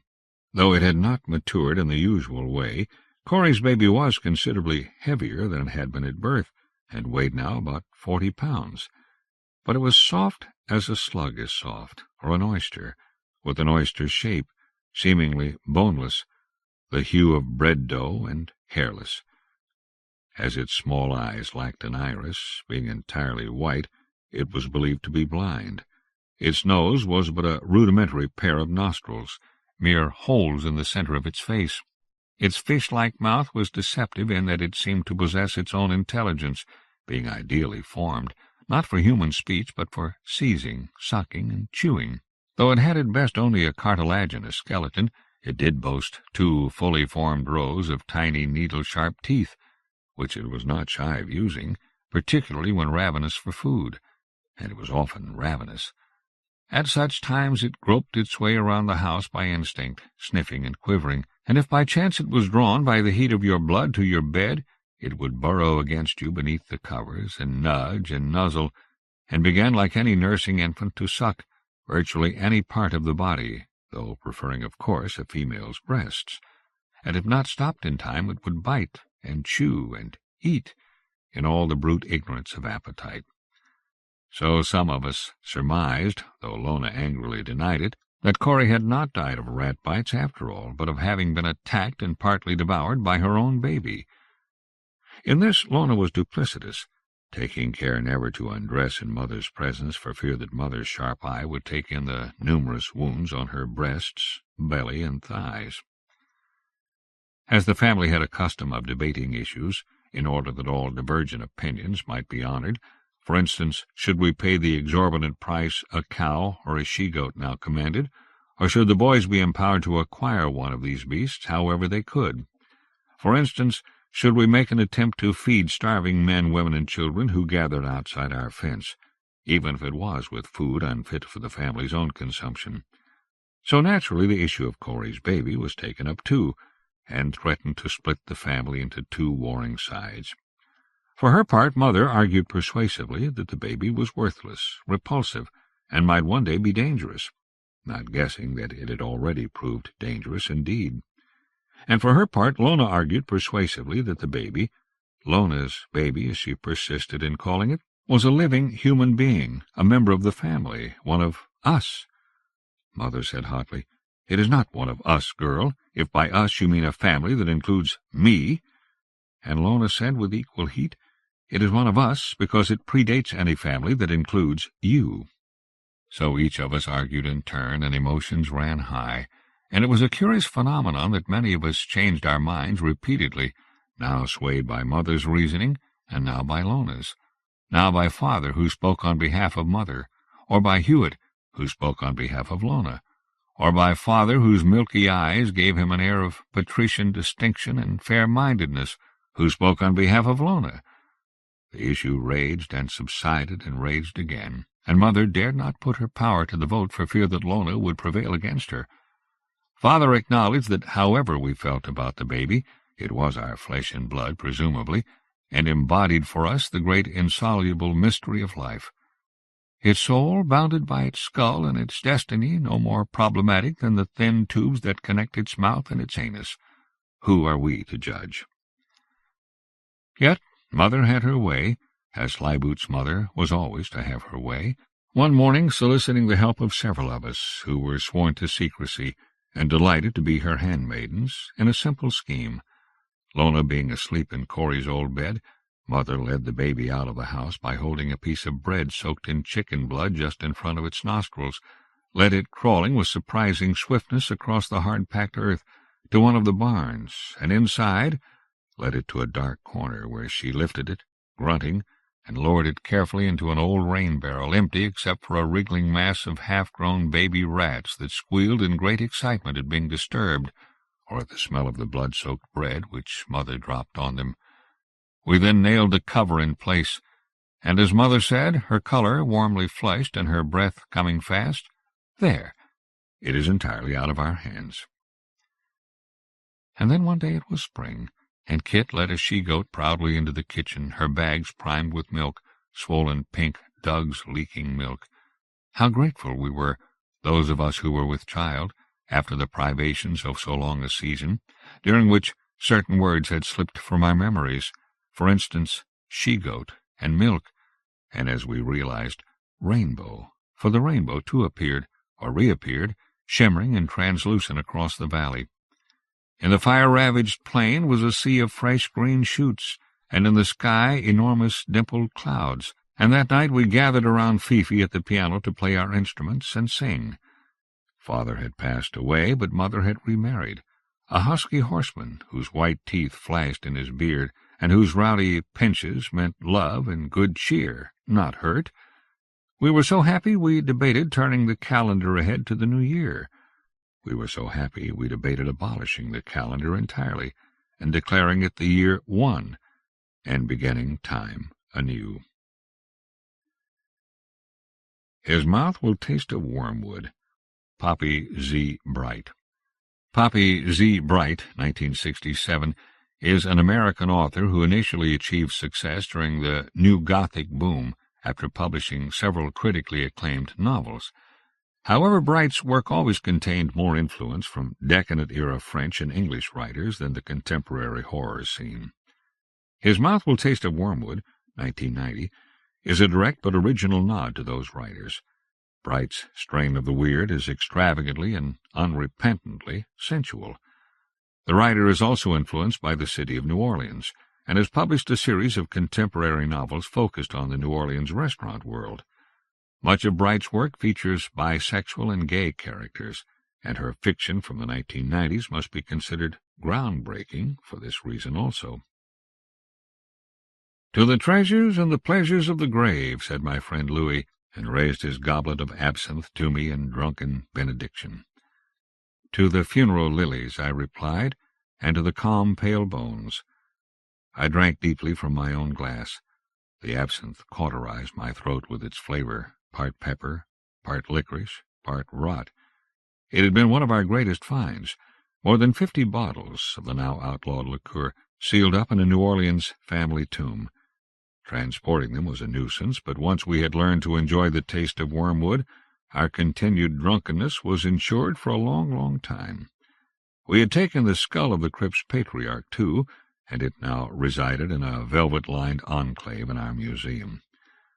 Louis and I, you see, were dreamers of a dark and restless sort. We met in our second year of college and quickly found that we shared one vital trait. Both of us were dissatisfied with everything. We drank straight whiskey and declared it too weak. We took strange drugs, but the visions they brought us were of emptiness, mindlessness, slow decay. The books we read were dull. The artists who sold their colorful drawings on the street were mere hacks in our eyes. The music we heard was never loud enough, never harsh enough to stir us.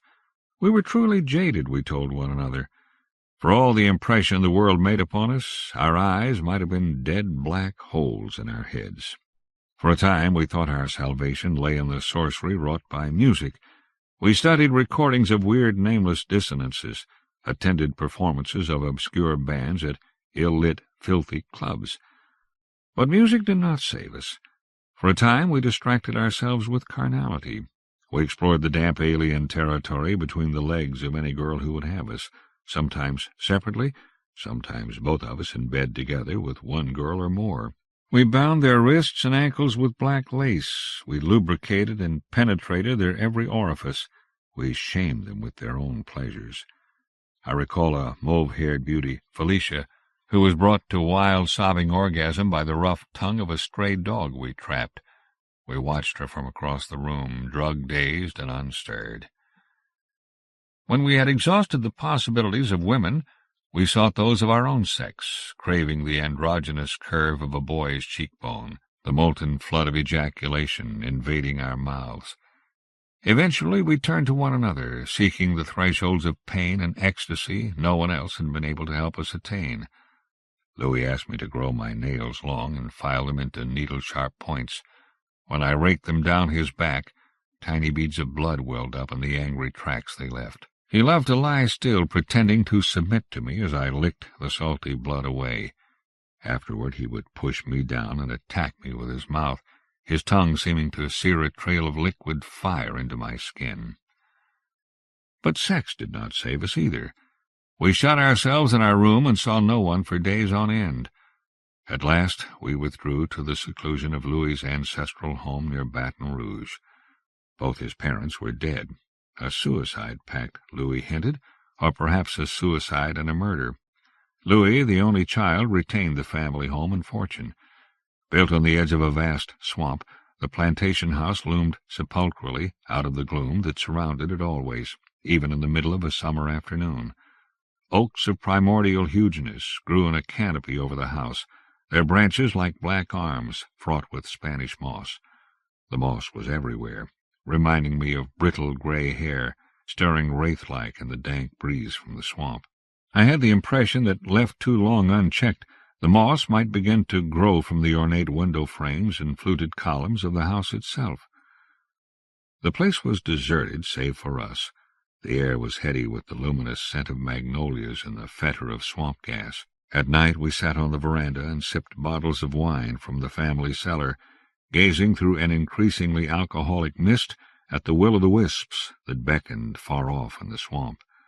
Obsessively we talked of new thrills and how we might get them. Louis's wit sparkled liveliest when he was bored, and on the night he first mentioned grave-robbing, I laughed. I could not imagine that he was serious. What would we do with a bunch of dried-up old remains? Grind them to make a voodoo potion? I preferred your idea of increasing our tolerance to various poisons. Louis's sharp face snapped toward me. His eyes were painfully sensitive to light, so that even in this gloaming he wore tinted glasses, and it was impossible to see his expression. He kept his fair hair clipped very short, so that it stood up in crazy tufts when he raked a nervous hand through it. No, Howard, think of it. Our own collection of death, a catalogue of pain, of human frailty, all for us, set against a backdrop of tranquil loveliness. Think what it would be to walk through such a place, meditating, reflecting upon your own ephemeral essence.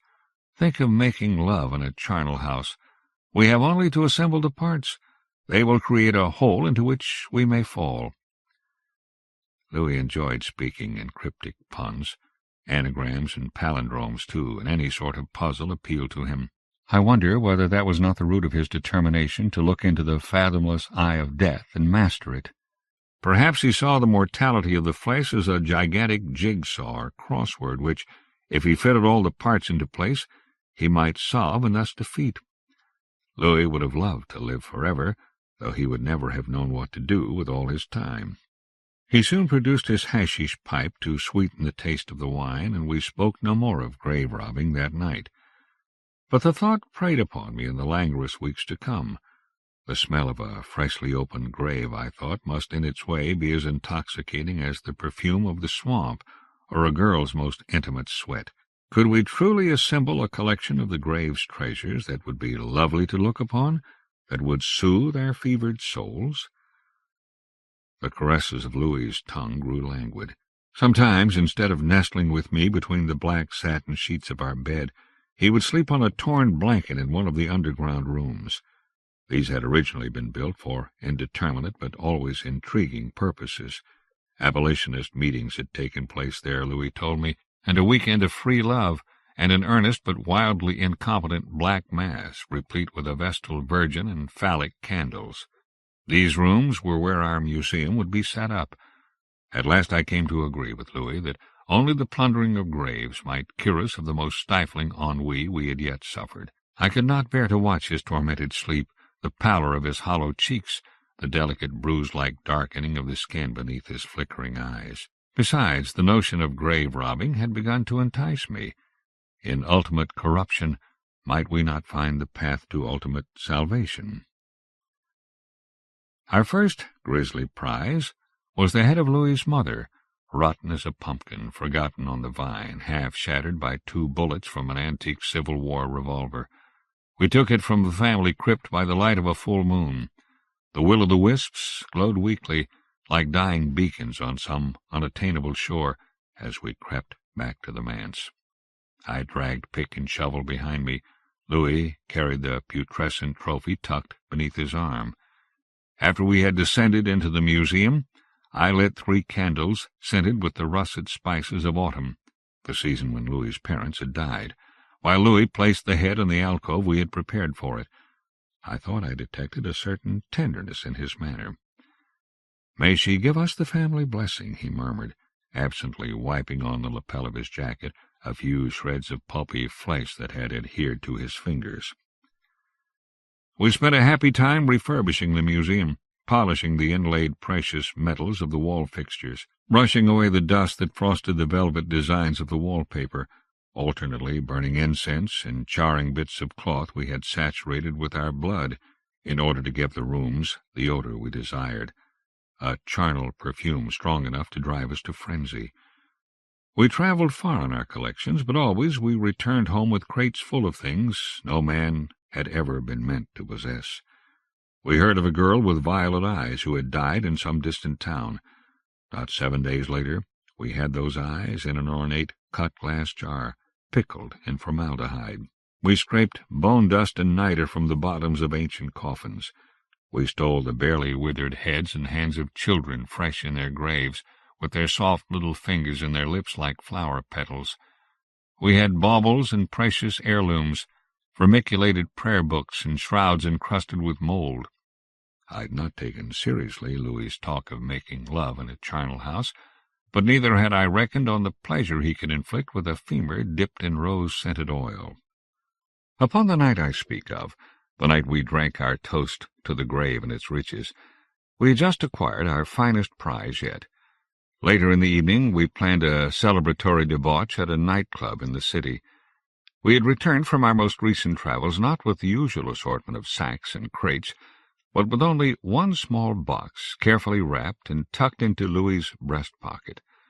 The box contained an object whose existence we had only speculated upon previously. From certain half-articulate mutterings of an old blind man plied with cheap liquor in a French quarter bar, we traced rumors of a certain fetish or charm to a Negro graveyard in the southern bayou country. The fetish was said to be a thing of eerie beauty, capable of luring any lover to one's bed, hexing any enemy to a sick and painful death, and, this I think was what intrigued Louis the most, turning back tenfold on anyone who used it with less than the touch of a master. A heavy mist hung low over the graveyard when we arrived there, lapping at our ankles, pooling around the markers of wood and stone, abruptly melting away in patches to reveal a gnarled root or a patch of blackened grass, then closing back in. By the light of a waning moon we made our way along a path overgrown with rioting weeds. The graves were decorated with elaborate mosaics of broken glass, coins, bottle caps, oyster shells lacquered silver and gold. Some mounds were outlined by empty bottles, shoved neck downward into the earth. I saw a lone plaster saint whose features had been worn away by years of wind and rain. I kicked half-buried rusty cans that had once held flowers. Now they held only bare brittle stems and pestilent rainwater, or nothing at all. Only the scent of wild spider-lilies pervaded the night. The earth in one corner of the graveyard seemed blacker than the rest. The grave we sought was marked only by a crude cross of charred and twisted wood. We were skilled at the art of violating the dead. Soon we had the coffin uncovered. The boards were warped by years of burial in wet, foul earth. Louis pried up the lid with his spade, and by the moon's meagre and watery light we gazed upon what lay within. Of the inhabitant we knew almost nothing. Some said a hideously disfigured old conjure-woman lay buried there. Some said she was a young girl with a face as lovely and cold as moonlight on water, and a soul crueler than fate itself. Some claimed the body was not a woman's at all, but that of a white voodoo priest who had ruled the bayou. He had features of a cool, unearthly beauty, they said, and a stock of fetishes and potions which he would hand out with the kindest blessing, or the direst curse. This was the story Louis and I liked best. The sorcerer's capriciousness appealed to us, and the fact that he was beautiful. No trace of beauty remained to the thing in the coffin, at least not the sort of beauty that a healthy eye might cherish. Louis and I loved the translucent parchment skin stretched tight over long bones that seemed to have been carved from ivory, the delicate brittle hands folded across the sunken chest, the soft black caverns of the eyes, the colorless strands of hair that still clung to the fine white dome of the skull. To us, these things were the poetry of death. Louis played his flashlight over the withered cords of the neck. There, on a silver chain gone black with age, was the object we had come seeking. No crude wax doll or bit of dried root was this. Louis and I gazed at each other, moved by the beauty of the thing. Then, as if in a dream, he reached to grasp it. This was our rightful knight's prize, our plunder from a sorcerer's grave. "How does it look?" Louis asked as we were dressing. I never had to think about my clothes. On an evening such as this, when we were dressing to go out, I would choose the same garments I might wear for a night's digging in the graveyard. Black, unornamented black, with only the whiteness of my face and hands showing against the backdrop of night. On a particularly festive occasion such as this, I might smudge a bit of coal round my eyes. The absence of color made me nearly invisible. If I walked with my shoulders hunched and my chin tucked down, no one except Louis would see me. "Don't slouch so, Howard," said Louis irritably as I ducked past the mirror. "Turn around and look at me. Aren't I fine in my sorcerer's jewelry?" Even when Louis wore black, he did it to be noticed.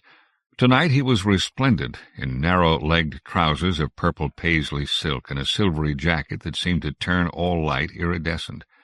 He had taken our prize out of its box and fastened it around his throat.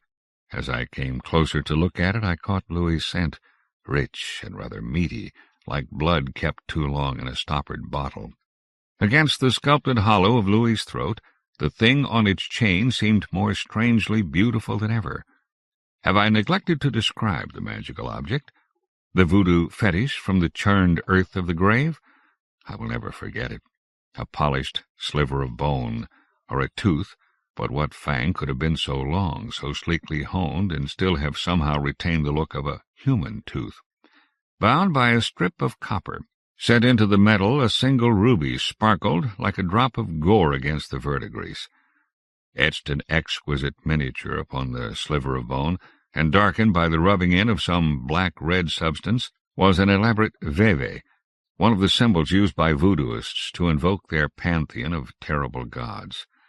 Whoever was buried in that lonely bayou grave, he had been no mere dabbler in swamp magic. Every cross and swirl of the veve was reproduced to perfection. I thought the thing still retained a trace of the grave's scent, a dark odor like potatoes long spoiled. Each grave has its own peculiar scent, just as each living body does. "Are you certain you should wear it?" I asked. "It will go into the museum tomorrow," he said, "with a scarlet candle burning eternally before it. Tonight, its powers are mine." The nightclub was in a part of the city that looked as if it had been gutted from the inside out by a righteous tongue of fire. The street was lit only by occasional scribbles of neon high overhead, advertisements for cheap hotels and all-night bars. Dark eyes stared at us from the crevices and pathways between buildings, disappearing only when Louis's hand crept toward the inner pocket of his jacket. He carried a small stiletto there, and knew how to use it for more than pleasure. We slipped through a door at the end of an alley and descended the narrow staircase into the club. The lurid glow of a blue bulb flooded the stairs, making Louis's face look sunken and dead behind his tinted glasses. Feedback blasted us as we came in, and above it a screaming battle of guitars. The inside of the club was a patchwork of flickering light and darkness. Graffiti covered the walls and the ceiling like a tangle of barbed wire come alive. I saw bands' insignia and jeering death's heads, crucifixes bejeweled with broken glass, and black obscenities writhing in the stroboscopic light. Louis brought me a drink from the bar. I sipped it slowly, still drunk on absinthe. Since the music was too loud for conversation, I studied the club-goers around us. A quiet bunch they were, staring fixedly at the stage as if they had been drugged, and no doubt many of them had. I remembered visiting a club one night on a dose of hallucinogenic mushrooms, watching in fascination as the guitar strings seemed to drip soft viscera onto the stage. Younger than Louis and myself, most of them were, and queerly beautiful in their thrift-shop rags, their leather and fishnet and cheap costume jewelry, their pale faces and painted hair. Perhaps we would take one of them home with us tonight. We had done so before. The delicious gutter snipes, Louis called them. A particularly beautiful face, starkly boned and androgynous, flickered at the edge of my vision. When I looked, it was gone. I went into the restroom. A pair of boys stood at a single urinal, talking animatedly. I stood at the sink, rinsing my hands, watching the boys in the mirror and trying to overhear their conversation. A hairline fracture in the glass seemed to pull the taller boy's eyes askew. "Caspar and Alyssa found her tonight," he said, "in some old warehouse by the river. I heard her skin was gray, man, and sort of withered, like something had sucked out most of the meat." "Far out," said the other boy. His black-rimmed lips barely moved. "She was only 15, you know," said the tall boy as he zipped his ragged trousers. "She was a cunt anyway." They turned away from the urinal and started talking about the band. Ritual Sacrifice, I gathered, whose name was scrawled on the walls of the club. As they went out, the boys glanced at the mirror, and the tall one's eyes met mine for an instant. Nose like a haughty Indian chief's, eyelids smudged with black and silver. Louis would approve, I thought, but the night was young, and there were many drinks left to be had. When the band took a break, we visited the bar again. Louis edged in beside a thin, dark-haired boy who was bare-chested except for a piece of torn lace tied about his throat. When he turned, I knew his was the androgynous and striking face I had glimpsed before. His beauty was almost feral, but overlaid with a cool elegance like a veneer of sanity hiding madness. His ivory skin stretched over cheekbones like razors. His eyes were hectic pools of darkness. "I like your amulet," he said to Louis. "It's very unusual." "I have another one like it at home," Louis told him. "Really? I'd like to see them both together." The boy paused to let Louis order our vodka gimlets, then said, "I thought there was only one." Louis's back straightened like a string of beads being pulled taut.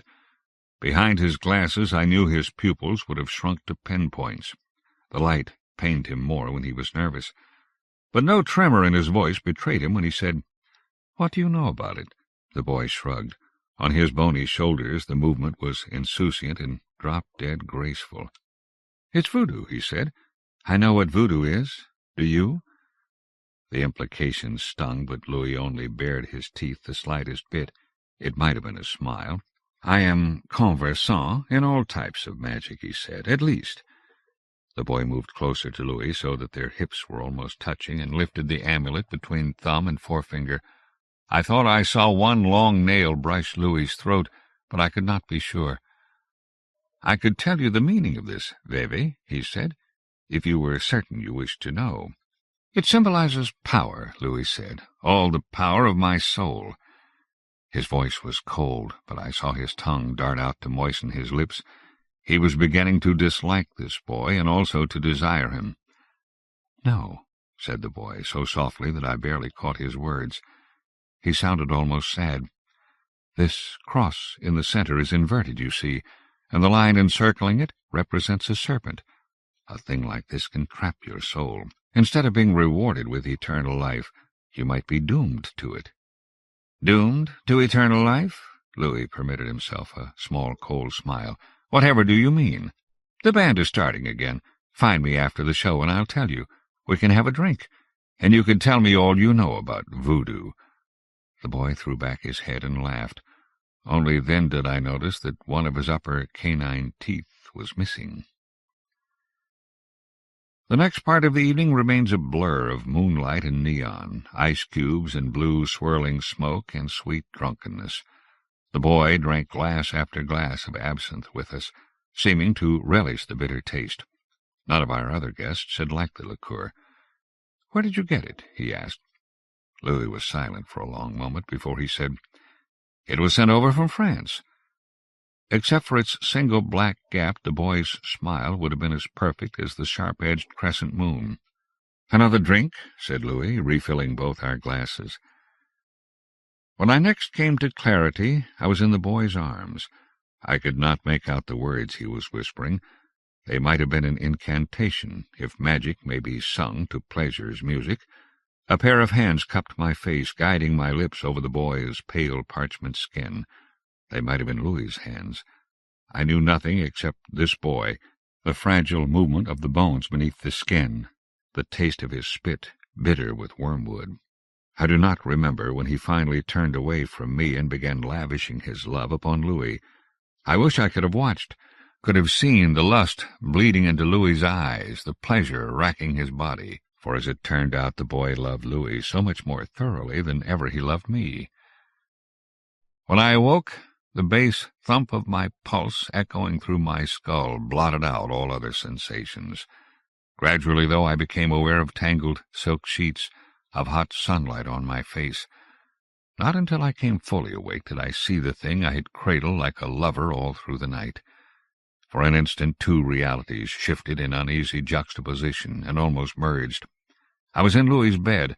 I recognized the feel of the sheets, their odor of silk and sweat.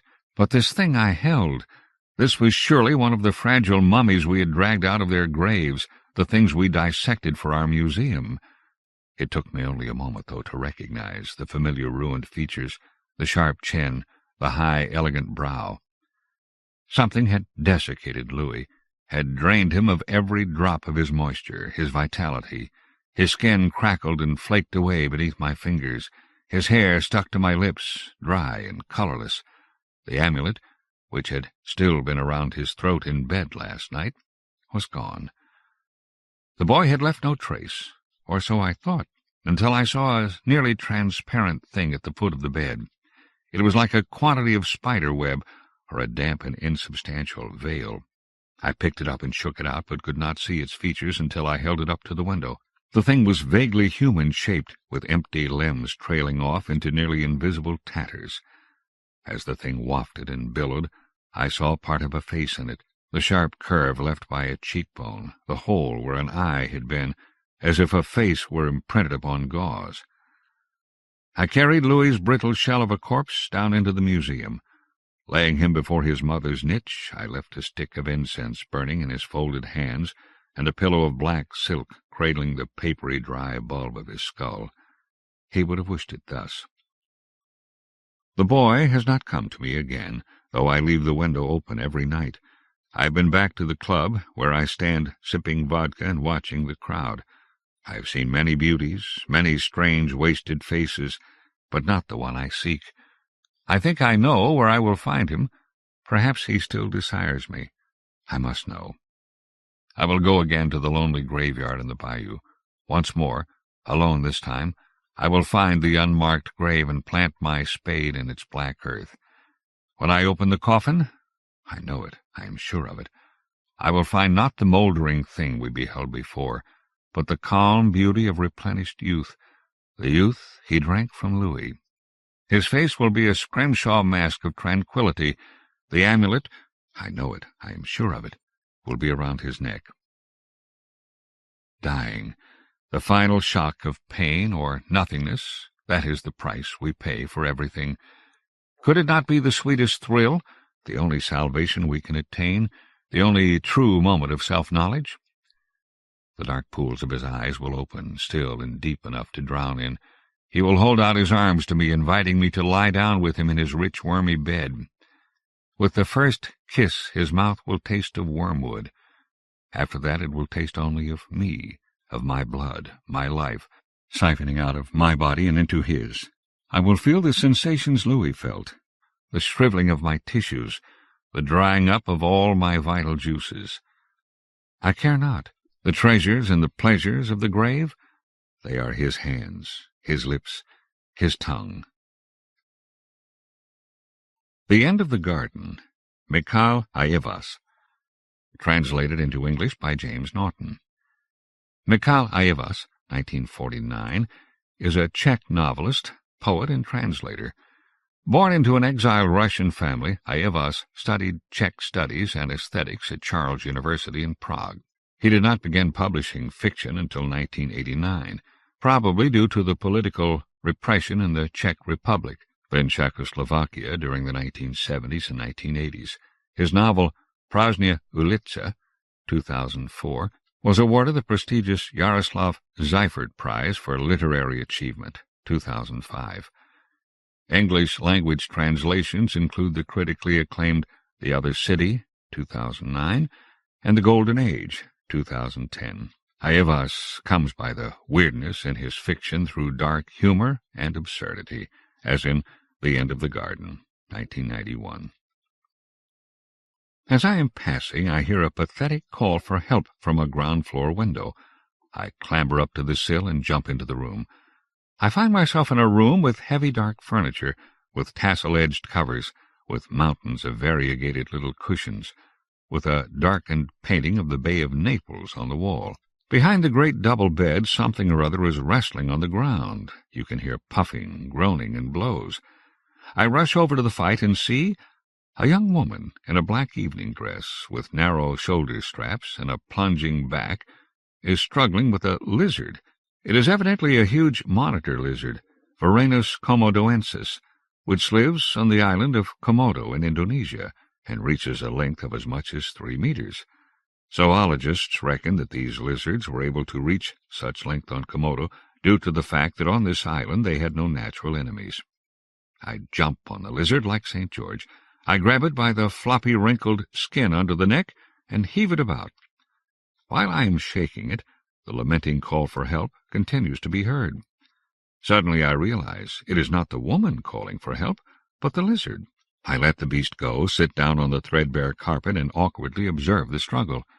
It really looks as if the woman is the assailant and the lizard the assaulted. If he didn't have any enemies on Komodo, I said to myself, here it is evidently otherwise. The lizard would clearly have done better to remain in Indonesia. He would have saved not only himself from a nasty situation, but also me, for I was unable to decide how to behave. On the one hand, the lizard was obviously the victim of an attack. On the other, it seemed morally unacceptable for me to side with a lizard in this fight between a lizard and a human being. Hegel reproaches Kant for the merely formal and abstractly universal quality of his categorical imperative, which makes it unable to guide us sufficiently in concrete situations. Act in such a way that the principle of your behavior may become a universal maxim. Should this universal maxim rather be help those under attack or help women who are struggling with monitor lizards? Kant says, in your conduct, let a human being be always the aim, not the means. What of the lizard? Can he be a means? On this subject, the critique of practical reason has absolutely nothing to say. As far as I know, in the whole of this extensive work there is not a single mention of monitor lizards.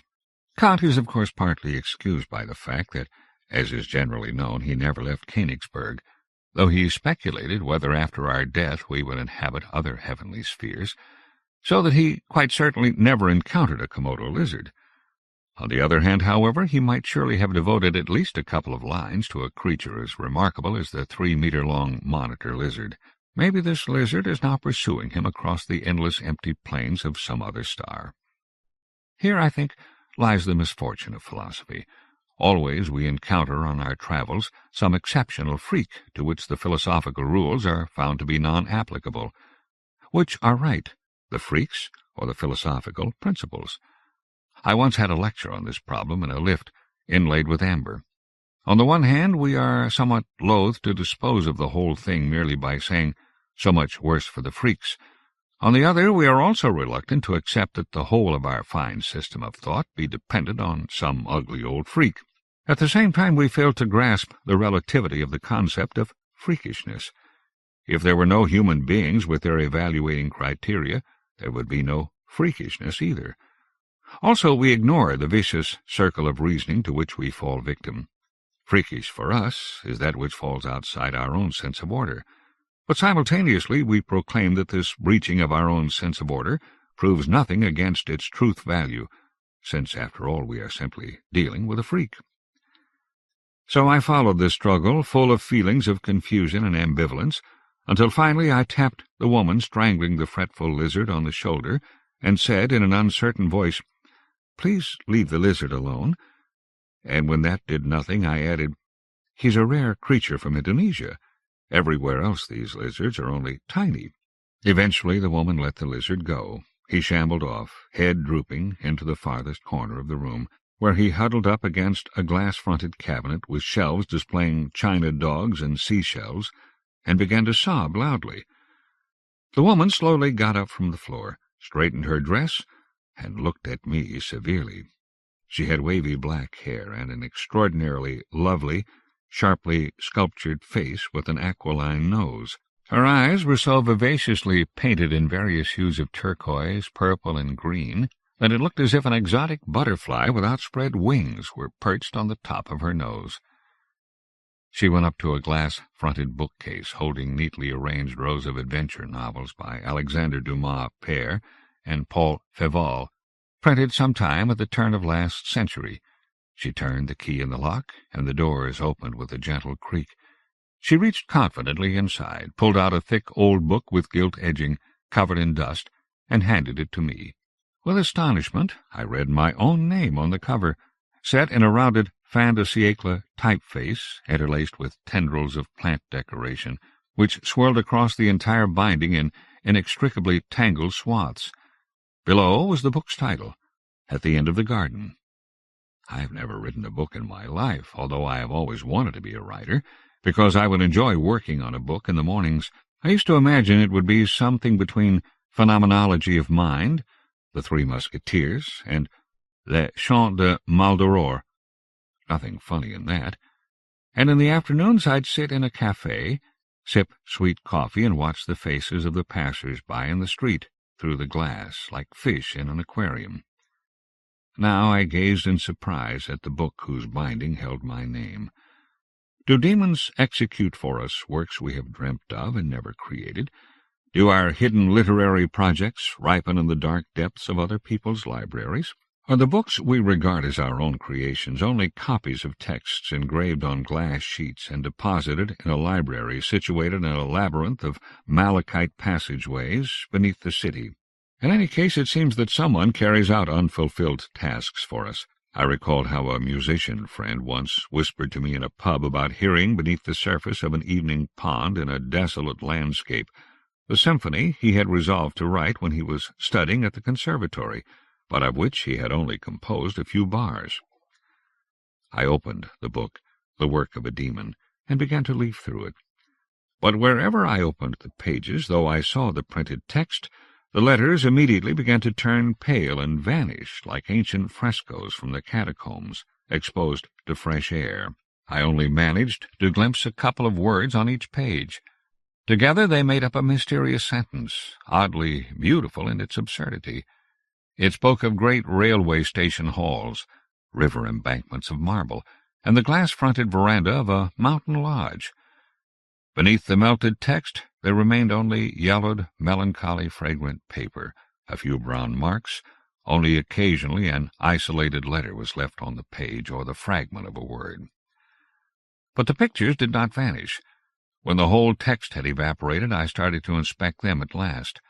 I liked them because they reminded me of the naive wash illustrations from the books of Karl May, which I read in my childhood when I was ill, lying by myself at home in an empty flat. All the pictures showed a monitor lizard in some situation or other, displaying him as a perfect scoundrel without a single jot of honor in all his long body. Here, with lascivious paws, he assails an innocent girl as she prepared in her translucent nightdress to lie down in her virginal bed. Here we see him on top of the Pyramid of Cheops, disguised as a Bedouin, knocking over with his rifle butt a gentleman in a light-colored colonial suit, who loses his balance and hurtles into the terrible abyss. His tropical helmet has fallen off his head. In the picture it hangs in the air a foot or two above the top of the pyramid. Another illustration is especially fine. We see a gloomy, dark underground cavern, flooded with water, gushing in a great current out of the mouth of some pipe projecting from the wall. To the pillar supporting the vault, an elegant mustachioed young man and a nice young girl are tied with a strong rope. The girl is maybe the same as the one in the picture of the bedroom. The water has reached up to their waists. The monitor lizard is standing over them at the top of the stairs, opening the door, through which rays of daylight penetrate, and turning his head towards the unfortunates. The text beneath this picture lasted a bit longer, so I managed to read all of it. It said, "I am sorry, my dear Count, that we shall not have occasion to finish our interesting debate on Kant's moral philosophy, begun during those unforgettable days in the gardens of El Amarna," said the lizard, with a devilish leer on his horrid face. Page 427. When I had finished looking through the illustrations, I glanced in surprise at the monitor lizard huddled in the corner. He had covered his face with his paws, as though he were terribly ashamed, and tried to secrete himself right into the hollow between the display cabinet and the wall. He now surely regretted that his ancestors had attained such a length in Komodo. The woman took the book from my hand and placed it on a low round table covered with a crocheted cloth. She looked at me frowningly and shook her head rebukingly. Although she was younger than I, she now looked like a schoolteacher. I began to feel ashamed, too. I felt like crawling behind the cabinet after the lizard. Will this schoolteacher not complain to my parents that I make friends with lizards, that I am incapable of carrying out the categorical imperative in spite of going on about Kant all the time in Prague's Mala Strana restaurants, that I haven't written the book I was set to do as homework, that instead of working on this, I spent my time aimlessly walking along past garden walls and fences, that my brain has produced nothing but incompletely crystallized thoughts, still half just the sense of places and inconsequential rhythms. Now the monitor lizard got up, and still squinting timidly at the woman in the black dress, he opened a case lying on the cabinet. He took out of it a viola d'amore and tucked it under his lower jaw, after first pushing aside the obstructing flap of skin. He caught the bow in his other claw and started playing a waltz. Into the quavering sounds of the strings he mingled his unabated wailing lament, sometimes reminiscent of the whining of a dog. I went up to the woman, bowed slowly and grandly to her, and took her round the waist. We started to dance. Clumsily we circled the leather armchairs and lamps on long metal standards. The room echoed to the melancholy notes of the viola and the lizard's whimpering and whining. But in his playing the lizard evidently forgot his pain. The music engrossed him more and more. The whining gradually ceased, and the notes of the viola became louder, more emphatic and joyous. The melody became ever more boisterous and aggressive. He rose from his corner, and, with the viola under his chin, he approached us, playing like the first fiddler at a gypsy ball after midnight. He whooped and thumped the beat with his tail on the floor. His boisterous smile gradually changed into a devilish leer. A change also came over the woman. Her face was no longer that of a school-teacher, rather the face of a terrified little girl. She gazed in horror at the grinning monster and pressed herself timidly against me. I stroked her hair soothingly. "Don't be afraid. I'm here with you. I won't let the lizard eat you up." She whispered to me, "I love you very much. If we manage to escape the claws of this terrible beast, we'll go off together somewhere where no such horrid lizards live. There must be such a place. Not long ago 3-meter-long lizards were only to be found on Komodo, and now they're everywhere. When I ride in the metro, they're sitting opposite me, dozing. I have to spend the whole journey looking at their thick faces. At work, they've made a lizard my new boss. He keeps coming up and pawing my shoulders when I'm typing. He makes lewd suggestions." The lizard stood close beside us, his jaw hanging open, with ghastly teeth flashing. He played a wild Hungarian tune. He stamped his foot till the walls shook and cracks appeared in them like branching roots, and he whooped loudly. But the tension fell away from me, too. I wasn't afraid of the lizard's teeth.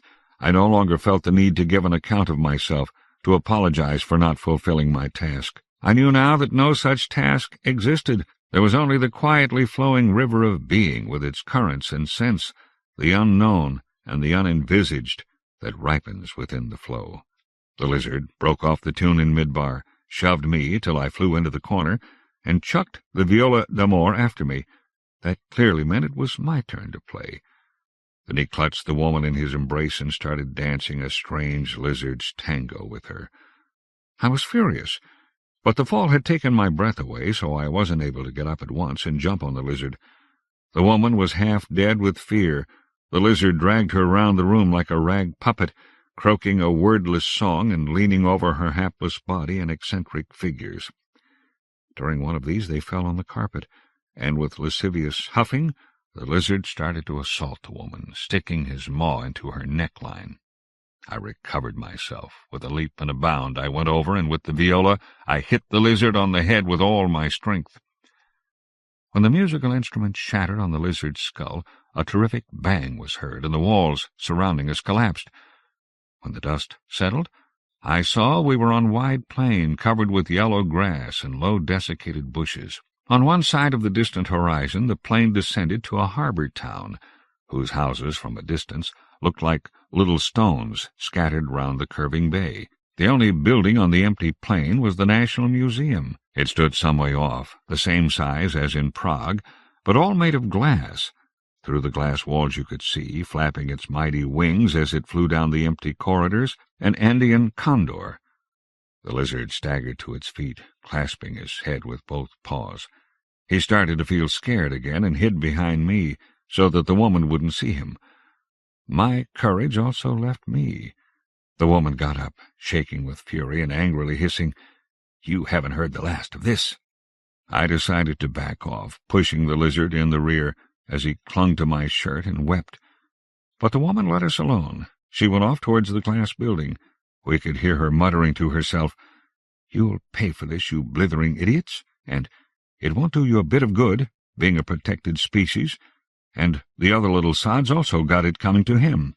Up the glass ramp, past the glass statues, she went, reached the main doorway and entered.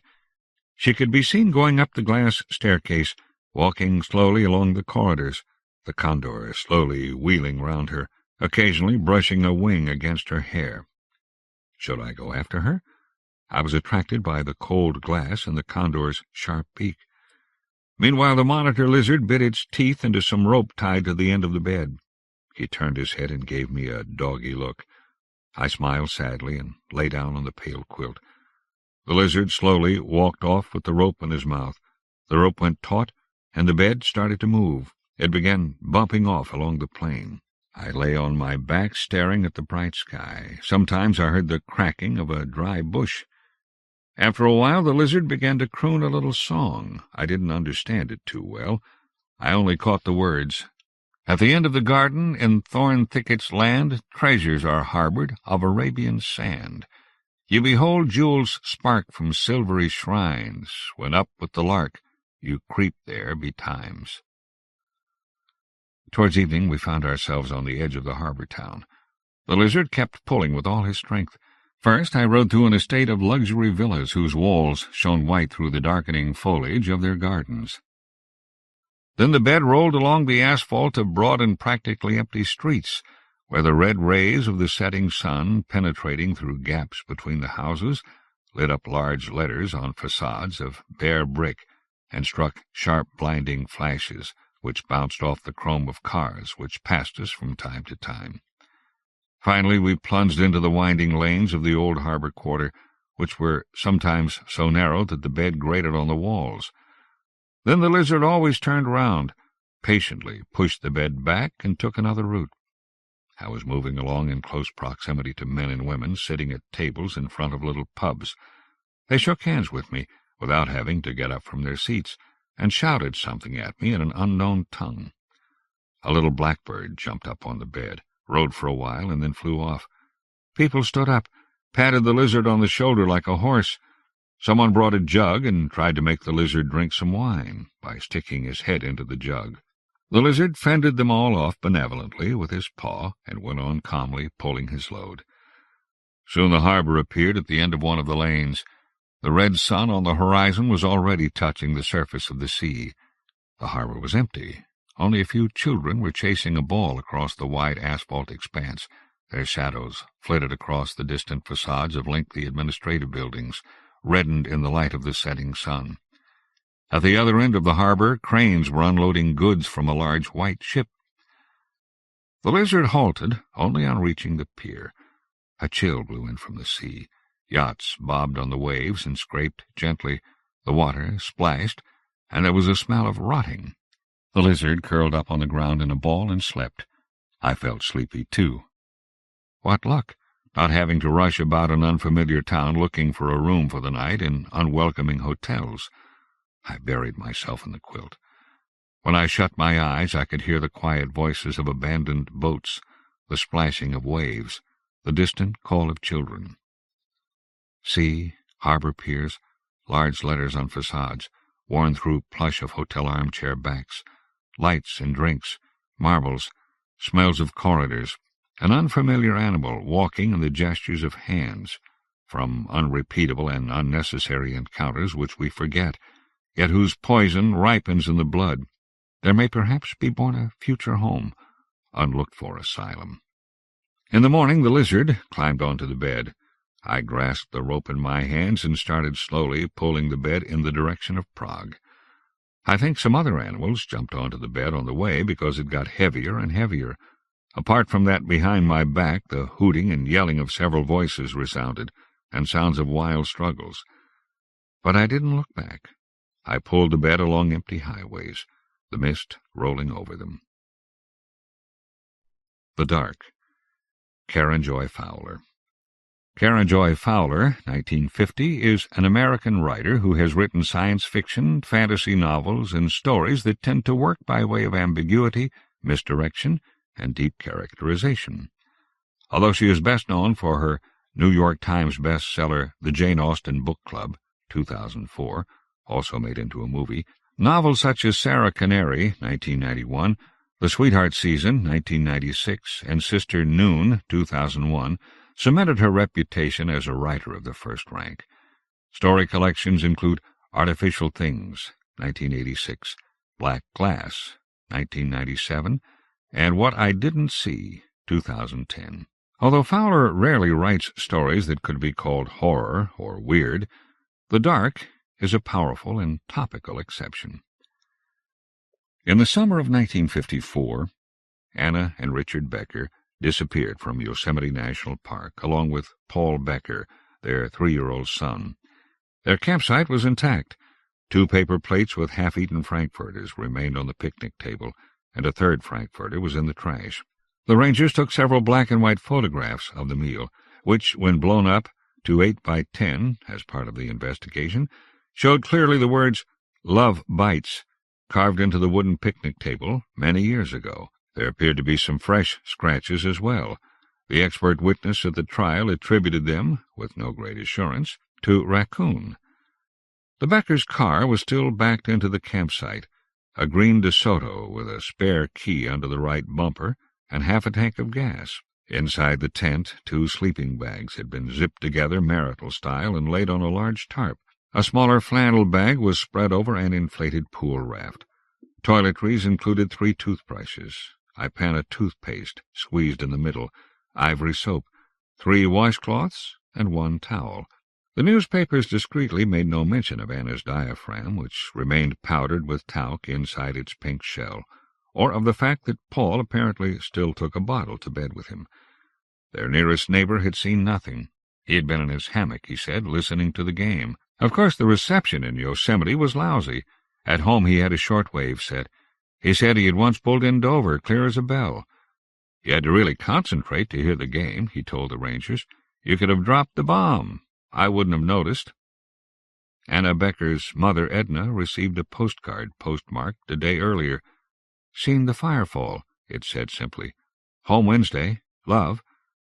Edna identified the bottle. "Oh, yes, that's Paul's bookie," she told the police. She resolved into tears. "He never goes anywhere without it," she said. In the spring of 1960, Mark Cooper and Manuel Rodriguez went on a fishing expedition in Yosemite. They set up a base camp in Tuolumne Meadows and went off to pursue steelhead. They were gone from camp approximately 6 hours, leaving their food and a 6-pack of beer zipped inside their backpacks, zipped inside their tent. When they returned, both beer and food were gone. Canine footprints circled the tent, but a small and mysterious handprint remained on the tent flap. "Raccoon," said the rangers, who hadn't seen it. The tent and packs were undamaged. Whatever had taken the food had worked the zippers. "Has to be raccoon." The last time Manuel had gone backpacking, he'd suspended his pack from a tree to protect it. A deer had stopped to investigate, and when Manuel shouted to warn it off, the deer hooked the pack over its antlers in a panic, tearing the pack loose from the branch and carrying it away. Pack and antlers were so entangled, Manuel imagined the deer must have worn his provisions and clean shirts until antler-shedding season. He reported that incident to the rangers, too, but what could anyone do?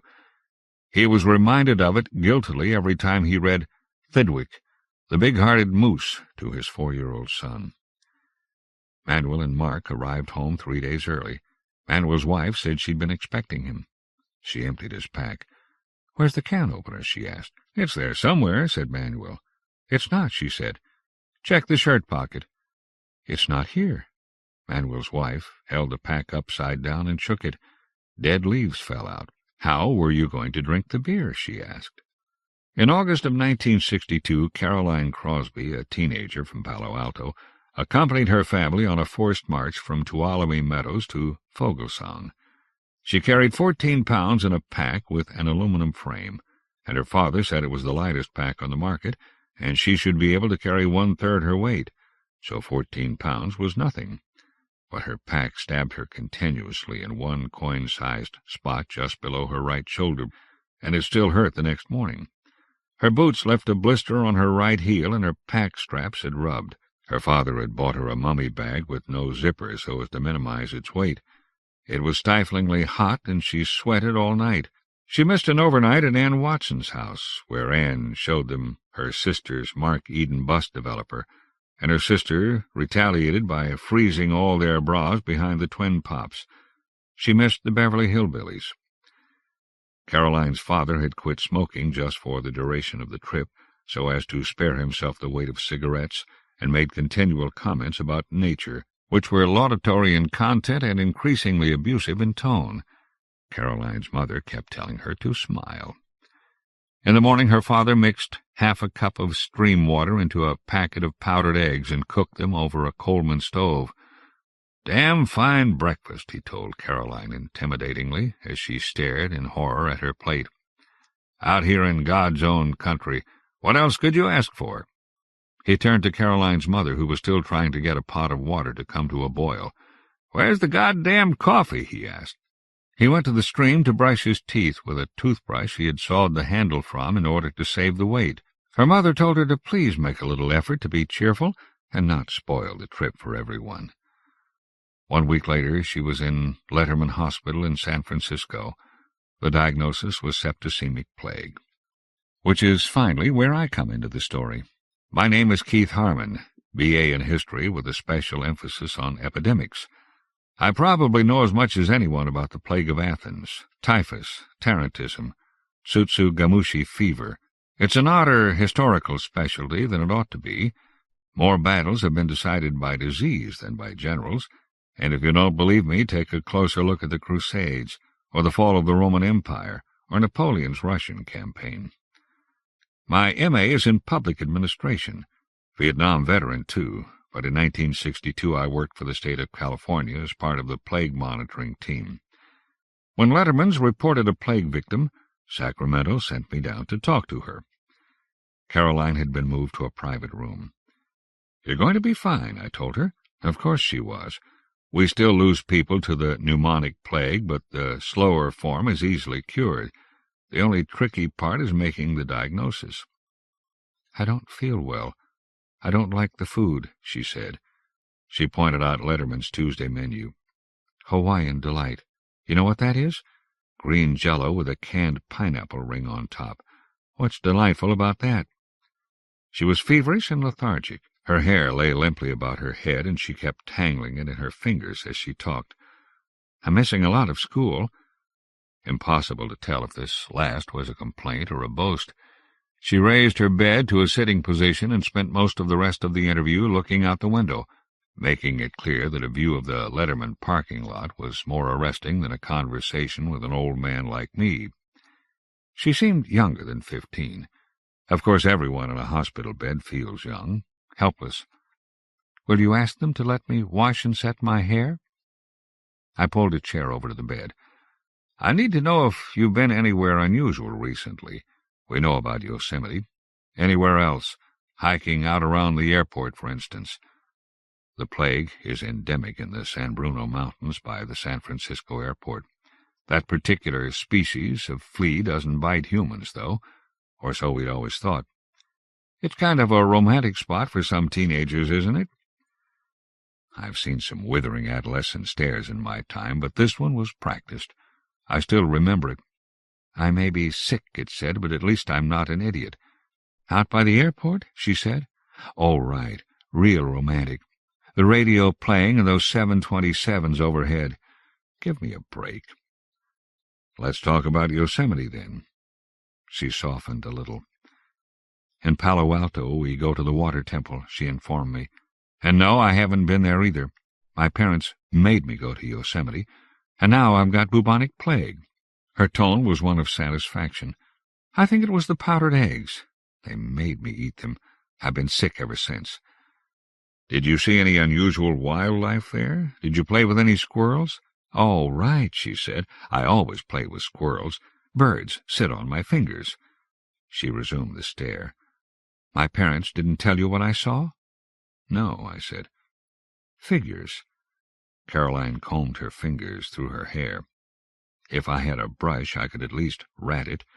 Will you ask the doctors to bring me a brush? What did you see, Caroline? Nothing, according to my parents. No big deal. She looked out at the parking lot. I saw a boy. She wouldn't look at me, but she finished her story. I heard about the mummy bag and the overnight party she missed. I heard about the eggs. Apparently the altercation over breakfast had escalated, culminating in Caroline's refusal to accompany her parents on a brisk hike to Ireland Lake. She stayed behind, lying on top of her sleeping bag and reading the part of Green Mansions where Abel eats a fine meal of anteater flesh. After the breakfast I had, my mouth was watering, she told me. Something made her look up suddenly from her book. She said it wasn't a sound. She said it was a silence. A naked boy dipped his hands into the stream and licked the water from his fingers. His fingernails curled toward his palms like claws. Hey, Caroline told me she told him. She could see his penis and everything. The boy gave her a quick look and then backed away into the trees. She went back to her book. She described him to her family when they returned. Real dirty, she said, real hairy. You have a very superior attitude, her mother noted. It's going to get you in trouble some day.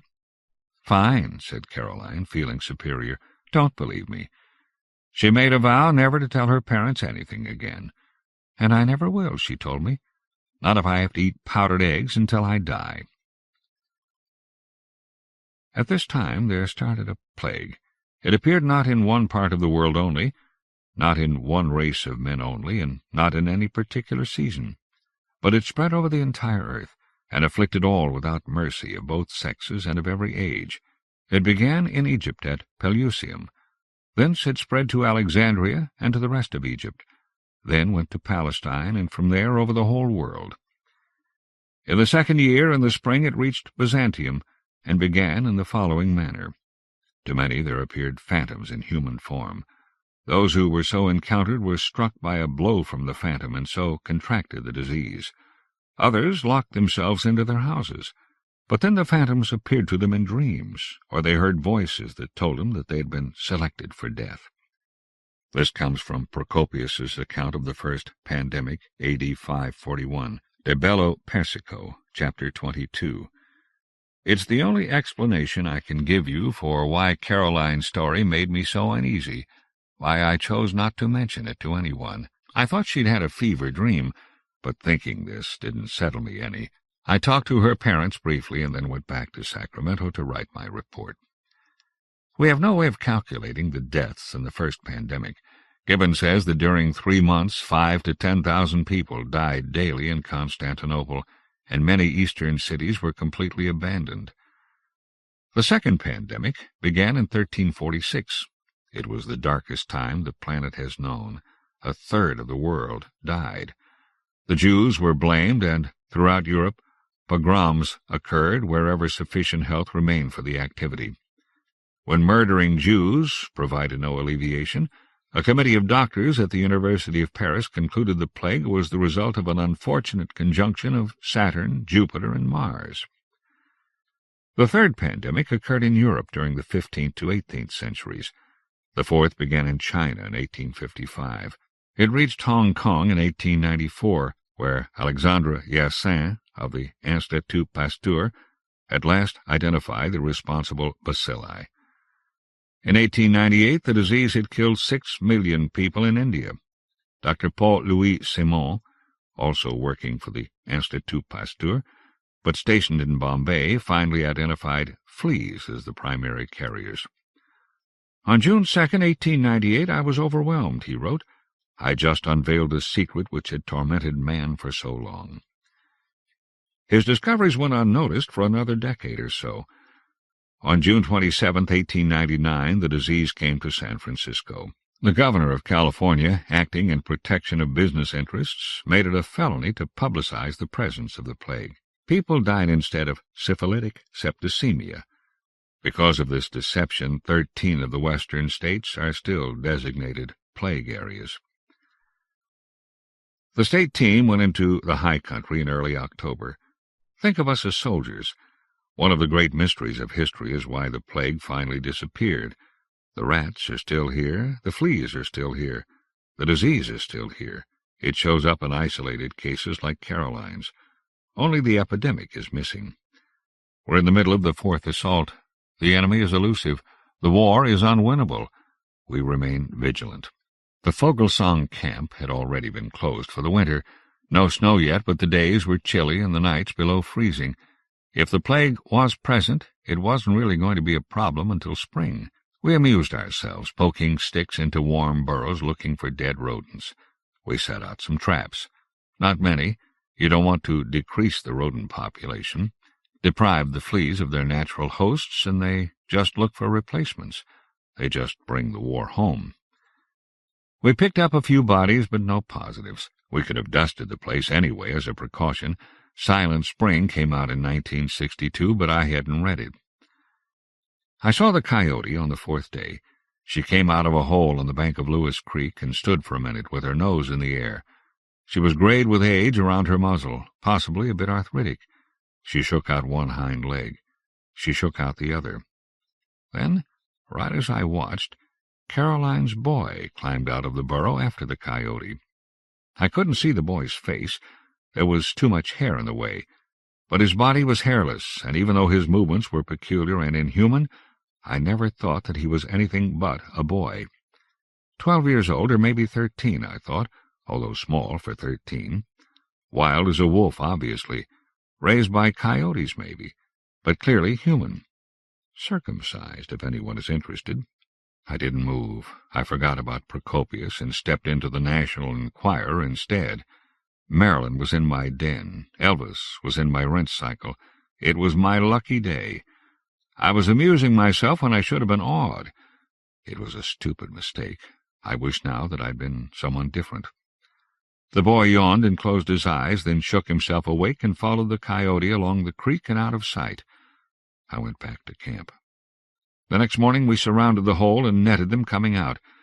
This is the moment it stopped being such a lark. This is an uncomfortable memory.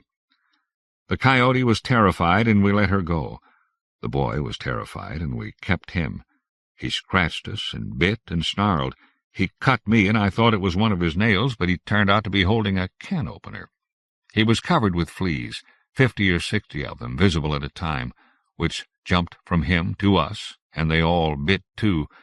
It was like being attacked by a cloud. We sprayed the burrow and the boy and ourselves, but we'd all been bitten by then. We took an immediate blood sample. The boy screamed and rolled his eyes all the way through it. The reading was negative. By the time we all calmed down, the boy really didn't like us. Clint and I tied him up, and we took turns carrying him down to Tuolumne. His odor was somewhere between dog and boy, and worse than both. We tried to clean him up in the showers at the ranger station. Clint and I both had to strip to do this, so God knows what he must have thought we were about. He reacted to the touch of water as if it burned. There was no way to shampoo his hair, and no one with the strength to cut it. So we settled for washing his face and hands, put our clothes back on, gave him a sweater that he dropped by the drain, put him in the back seat of my Rambler, and drove to Sacramento. He cried most of the way, and when we went around curves he allowed his body to be flung unresisting from one side of the car to the other, occasionally knocking his head against the door-handle with a loud, painful sound. I bought him a ham sandwich when we stopped for gas in Modesto, but he wouldn't eat it. He was a nice-looking kid, had a normal face, freckled, with blue eyes, brown hair, and if he'd had a haircut, you could have imagined him in some Sears catalog modeling raincoats. One of life's little ironies. It was October 14th. We rescue a wild boy from isolation and deprivation and winter in the mountains. We bring him civilization and human contact. We bring him straight into the Cuban Missile Crisis. Maybe that's why you don't remember reading about him in the paper. We turned him over to the state of California, which had other things on its mind. The state put him in Mercy Hospital and assigned maybe 100 doctors to the case. I was sent back to Yosemite to continue looking for fleas. The next time I saw the boy, about a week had passed. He'd been cleaned up, of course, scoured of parasites, inside and out, measured. He was just over 4 feet tall and weighed 75 pounds. His head was all but shaved so as not to interfere with the various neurological tests, which had turned out normal and were being redone. He had been observed rocking in a seated position, left to right and back to front, mouth closed, chin up, eyes staring at nothing. Occasionally he had small spasms, convulsive movements, which suggested abnormalities in the nervous system. His teeth needed extensive work. He was sleeping under his bed. He wouldn't touch his Hawaiian delight. He liked us even less than before. About this time I had a brief conversation with a doctor whose name I didn't notice. I was never able to find him again. Red-haired doctor with glasses, maybe 32 years old. He's got some unusual musculature, this red-haired doctor told me. Quite singular, especially the development of the legs. He's shown us some really surprising capabilities. The boy started to howl, an unpleasant, inhuman sound that started in his throat and ended in yours.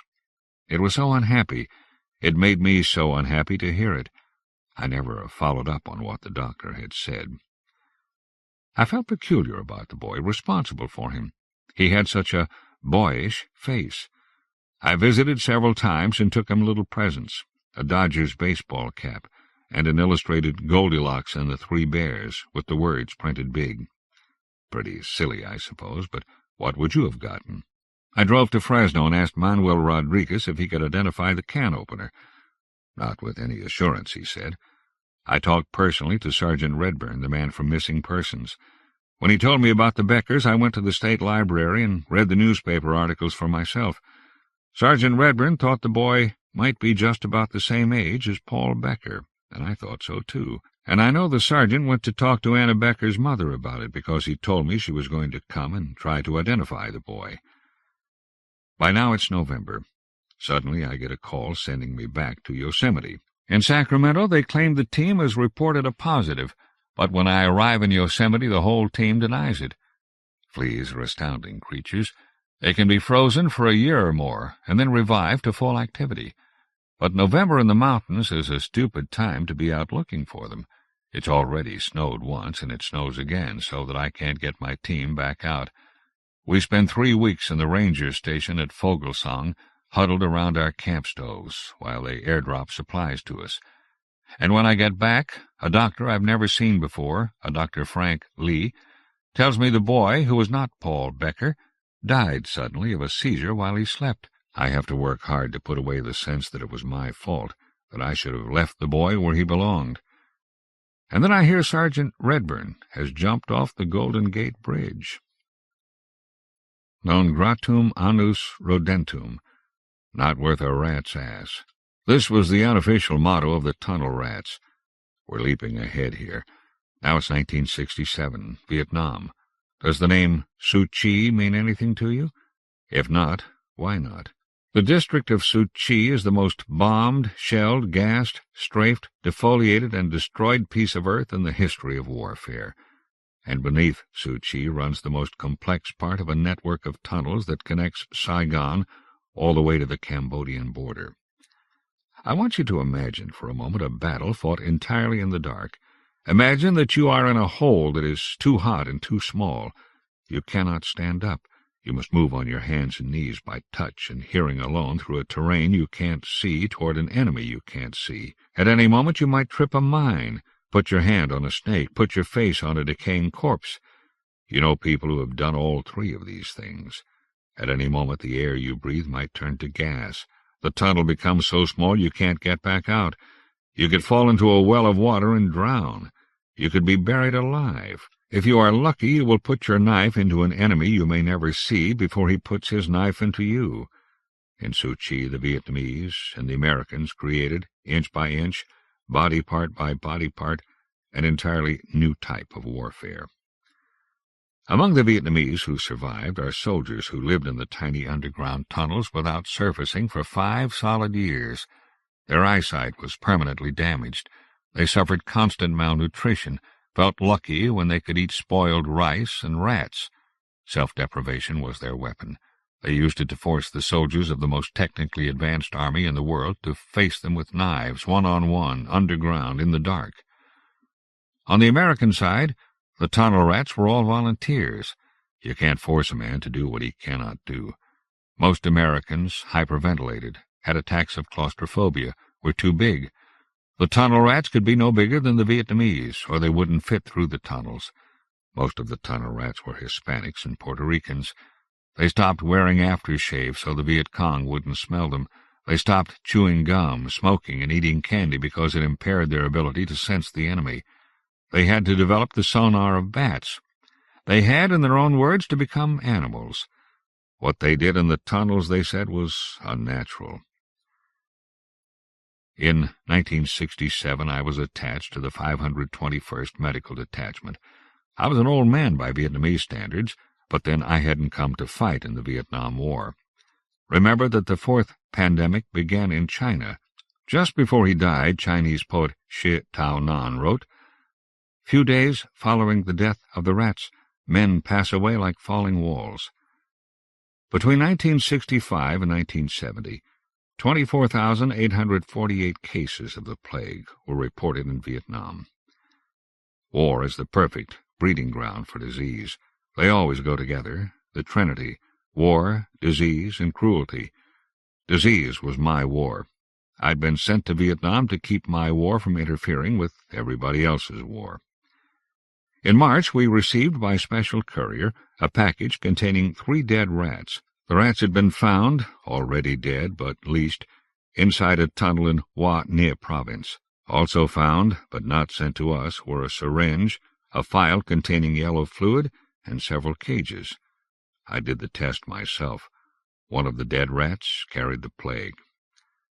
There has been speculation that the Viet Cong were trying to use plague rats as weapons. It's also possible they were merely testing the rats prior to eating them themselves.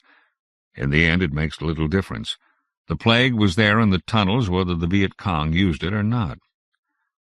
I set up a tent outside Suchi town to give boosters to the tunnel rats. One of the men I inoculated was David Rivera. David has been into the tunnels so many times he's a legend, his companions told me. Yeah, said David. Right. Me and Victor. Victor Charlie? I said. I was just making conversation. I could see David, whatever his record in the tunnels, was afraid of the needle. He held out one stiff arm. I was trying to get him to relax. No, not hardly. Victor is the one. He took his shot, put his shirt back on, gave up his place to the next man in line. Victor can see in the dark, the next man told me. Victor Charlie? I asked again. No, the man said impatiently. You want to know about Victor? David said. Let me tell you about Victor. Victor's the one who comes when someone goes down and doesn't come back out. Victor can go faster on his hands and knees than most men can run, the other man said. I pressed cotton on his arm after I withdrew the needle. He got up from the table. A third man sat down and took off his shirt. David still stood next to me. I go into this tunnel. I'm not too scared because I think it's cold. I'm not feeling anybody else there, and I'm maybe a quarter of a mile in, on my hands and knees, when I can almost see a hole in front of me, blacker than anything else in the tunnel, which is all black, you know. So I go into the hole, feeling my way, and I have this funny sense, like I'm not moving into the hole. The hole is moving over to me. I put out my hands, and the ground moves under them. Shit, said the third man. I didn't know if it was David's story or the shot. A fourth man sat down. I risk a light, and the whole tunnel is covered with spiders, covered like wallpaper, only worse. 2 or 3 bodies thick, David said. I'm sitting on them, and the spiders are already inside my pants and inside my shirt and covering my arms. And it's fucking Vietnam, you know. I don't even know if they're poisonous or not. Don't care really, because I'm going to die just from having them on me. I can feel them moving toward my face. So I start to scream. And then this little guy comes and pulls me back out a ways, and then he sits for maybe half an hour, calm as can be, picking spiders off me. When I decide to live after all, I go back out. I tell everybody. That was Victor, they say. Had to be Victor. I know a guy says Victor pulled him from a hole, the fourth soldier said. He falls through a false floor down maybe 12 straight feet into this tiny little trap with straight walls all around and no way up, and Victor comes down after him, jumps back out, holding the guy in his arms. 12 feet, the guy swears it. Tiny little guy, said David. Even for VC, this guy'd be tiny. He just looks tiny, the second soldier said. I know a guy saw Victor buried under more than a ton of dirt. Victor just digs his way out again. No broken bones, no nothing. Inexcusably slow, and I'd been told twice, but I just figured out that Victor wasn't short for VC. I'd better inoculate this Victor, I said. You think you could send him in? The men stared at me. You don't get it, do you? Said David. Victor don't report, the fourth man says. No CO, says the third man, no unit. He's got the uniform, the second man tells me, so we don't know if he's special forces of some sort or if he's AWOL down in the tunnels. Victor lives in the tunnels, said David. Nobody up top has ever seen him. I tried to talk to one of the doctors about it. Tunnel vision, he told me. We get a lot of that. Forget it. In May, we got a report of more rats, some leashed, some in cages, in a tunnel near Anon Te village in the Ho-Bo woods. But no one wanted to go in and get them because these rats were alive. And somebody got the idea this was my job, and somebody else agreed. They would clear the tunnel of VC first, they promised me. So I volunteered. Let me tell you about rats.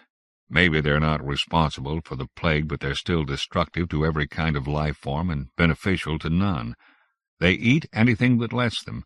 They breed during all seasons. They kill their own kind. They can do it singly, but they can also organize and attack in hordes. The brown rat is currently embroiled in a war of extinction against the black rat. Most animals behave better than that. I'm not afraid of rats. I read somewhere that about the turn of the century a man in western Illinois heard a rustling in his fields one night. He got out of bed and went to the back door, and behind his house he saw a great mass of rats that stretched all the way to the horizon. I suppose this would have frightened me, all those naked tails in the moonlight, but I thought I could handle a few rats in cages, no problem. It wasn't hard to locate them.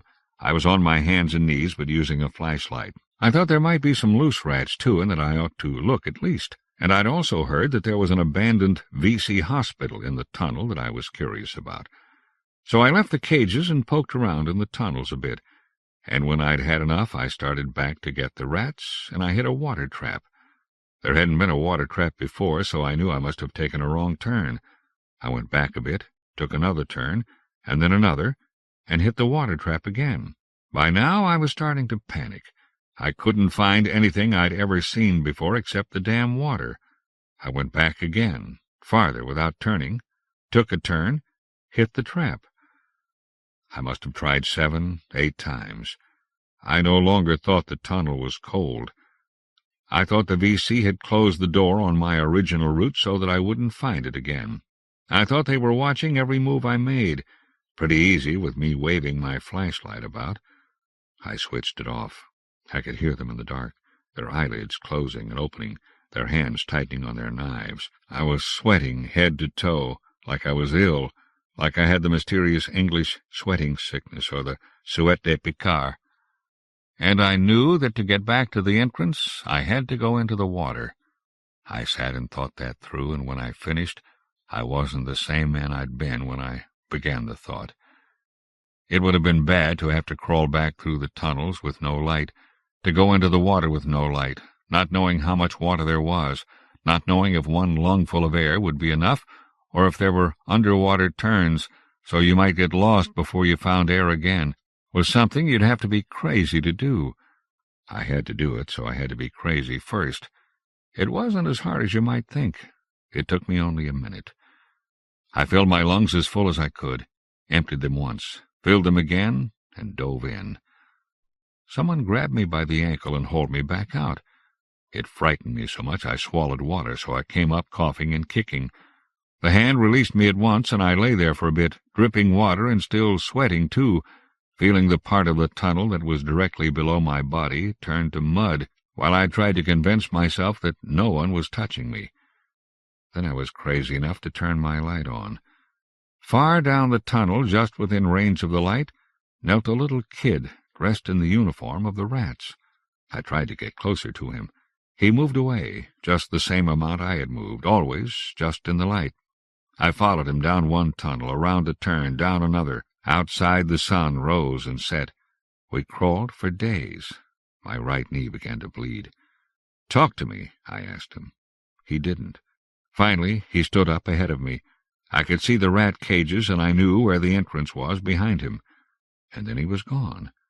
I tried to follow with my flashlight, but he jumped or something. He was just gone. "Victor," Rat 6 told me when I finally came out. "Goddamn Victor." Maybe so. If Victor was the same little boy I put a net over in the high country in Yosemite.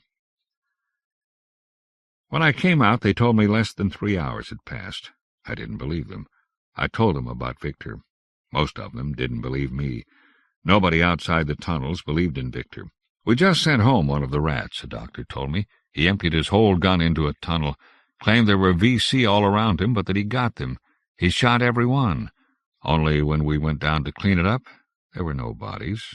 All his bullets were found in the walls." Tunnel vision. Everyone sees things. It's the dark. Your eyes no longer impose any limit on the things you can see. I didn't listen. I made demands, right up the chain of command for records, recruitment, AWOLs, special projects. I wanted to talk to everyone who'd ever seen Victor. I wrote Clint to see what he remembered of the drive back from Yosemite. I wrote 1,000 letters to Mercy Hospital, telling them I'd uncovered their little game. I demanded to speak with the red-haired doctor with glasses whose name I never knew. I wrote the Curry Company and suggested they conduct a private investigation into the supposed suicide of Sergeant Redburn. I asked the CIA what they had done with Paul's parents. That part was paranoid. I was so unstrung I thought they'd killed his parents and given him to the Coyote to raise him up for the tunnel wars. When I calmed down, I knew the CIA would never be so far-sighted. I knew they'd just gotten lucky. I didn't know what happened to the parents. Still don't. There were so many crazy people in Vietnam it could take them a long time to notice a new one, but I made a lot of noise. A team of 3 doctors talked to me for a total of 7 hours. Then they said I was suffering from delayed guilt over the death of my little dog boy, and that it surfaced, along with every other weak link in my personality, in the stress and the darkness of the tunnels. They sent me home. I missed the moon landing because I was having a nice little time in a hospital of my own. When I was finally and truly released, I went looking for Caroline Crosby. The Crosbys still lived in Palo Alto, but Caroline did not. She'd started college at Berkeley, but then she dropped out. Her parents hadn't seen her for several months. Her mother took me through their beautiful house and showed me Caroline's old room. She had a canopy bed and her own bathroom. There was a mirror with old pictures of some boy on it, a throw rug with roses. There was a lot of pink. "We drive through the hate every weekend," Caroline's mother said. "Just looking." She was pale and controlled. "If you should see her, would you tell her to call?" I would not. I made one attempt to return one little boy to his family, and look what happened. Either Sergeant Redburn jumped from the Golden Gate Bridge in the middle of his investigation, or he didn't. Either Paul Becker died in Mercy Hospital, or he was picked up by the military to be their special weapon in a special war. I've thought about it now for a couple of decades, and I've decided that, at least for Paul, once he'd escaped from the military, things didn't work out so badly. He must have felt more at home in the tunnels under Suit Chi than he had under the bed in Mercy Hospital. There is a darkness inside us all that is animal. Against some things, untreated or untreatable disease, for example, or old age, the darkness is all we are. Either we are strong enough animals or we are not. Such things pare everything that is not animal away from us. As animals we have a physical value, but in moral terms we are neither good nor bad. Morality begins on the way back from the darkness. The first 2 plagues were largely believed to be a punishment for man's sinfulness. So many died, wrote Agnolo de Tura, the fat, who buried all 5 of his own children himself, that all believed that it was the end of the world. This being the case, you'd imagine the cessation of the plague must have been accompanied by outbreaks of charity and godliness. The truth was just the opposite. In 1349, in Erfurt, Germany, of the 3,000 Jewish residents there, not one survived. This is a single instance of a barbarism so marked and so pervasive it can be understood only as a form of mass insanity. Here is what Procopius said. And after the plague had ceased, there was so much depravity and general licentiousness that it seemed as though the disease had left only the most wicked. When men are turned into animals, it's hard for them to find their way back to themselves. When children are turned into animals, there's no self to find. There's never been a feral child who found his way out of the dark. Maybe there's never been a feral child who wanted to. You don't believe I saw Paul in the tunnels at all. You think I'm crazy, or charitably that I was crazy then, just for a little while. Maybe you think the CIA would never have killed a policeman, or tried to use a little child in a black war, even though the CIA has done everything else you've ever been told and refused to believe. That's okay. I like your version just fine, because if I made him up, and all the tunnel rats who ever saw him made him up, then he belongs to us. He marks us. Our vision, our Procopian phantom in the tunnels, Victor to take care of us in the dark. Caroline came home without me. I read her wedding announcement in the paper more than 20 years ago. She married a Stanford chemist. There was a picture of her in her parents' backyard with gardenias in her hair. She was 25 years old. She looked happy. I never did go talk to her. So here's a story for you, Caroline. A small German town was much plagued by rats who ate the crops and the chickens, the ducks, the cloth, and the seeds. Finally, the citizens called in an exterminator. He was the best. He trapped and poisoned the rats. Within a month, he had deprived the fleas of most of their hosts. The fleas then bit the children of the town instead. Hundreds of children were taken with a strange dancing and raving disease. Their parents tried to control them, tried to keep them safe in their beds. But the moment their mothers' backs were turned, the children ran into the streets and danced. The town was Erfurt. The year was 1237. Most of the children danced themselves to death, but not all. A few of them recovered and lived to be grown-ups.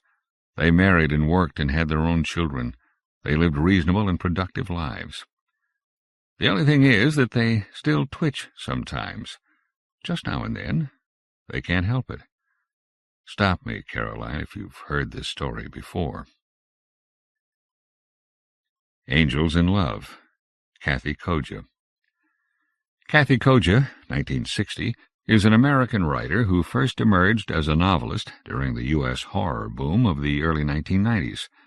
Kafkaesque, transgressive novels such as The Cipher, 1991, Bad Brains, 1992, Skin, 1993, and Strange Angels, 1994, established her as one of weird fiction's most innovative practitioners. Story collaborations with science fiction writer Barry Malzberg broadened her oeuvre, and as Koja moved into the realm of young adult novels, her work continued to evade easy categorization. In 2010, her first historical novel, Under the Poppy, was published, with the sequel to follow in 2012. As Angels in Love, 1991, demonstrates, Koja's version of the weird is both claustrophobic and luminous, continually questioning the nature of reality. Like wings, rapturous as the muted screams, lush the beating of air through chipboard walls, luscious like sex and, oh my, far more forbidden.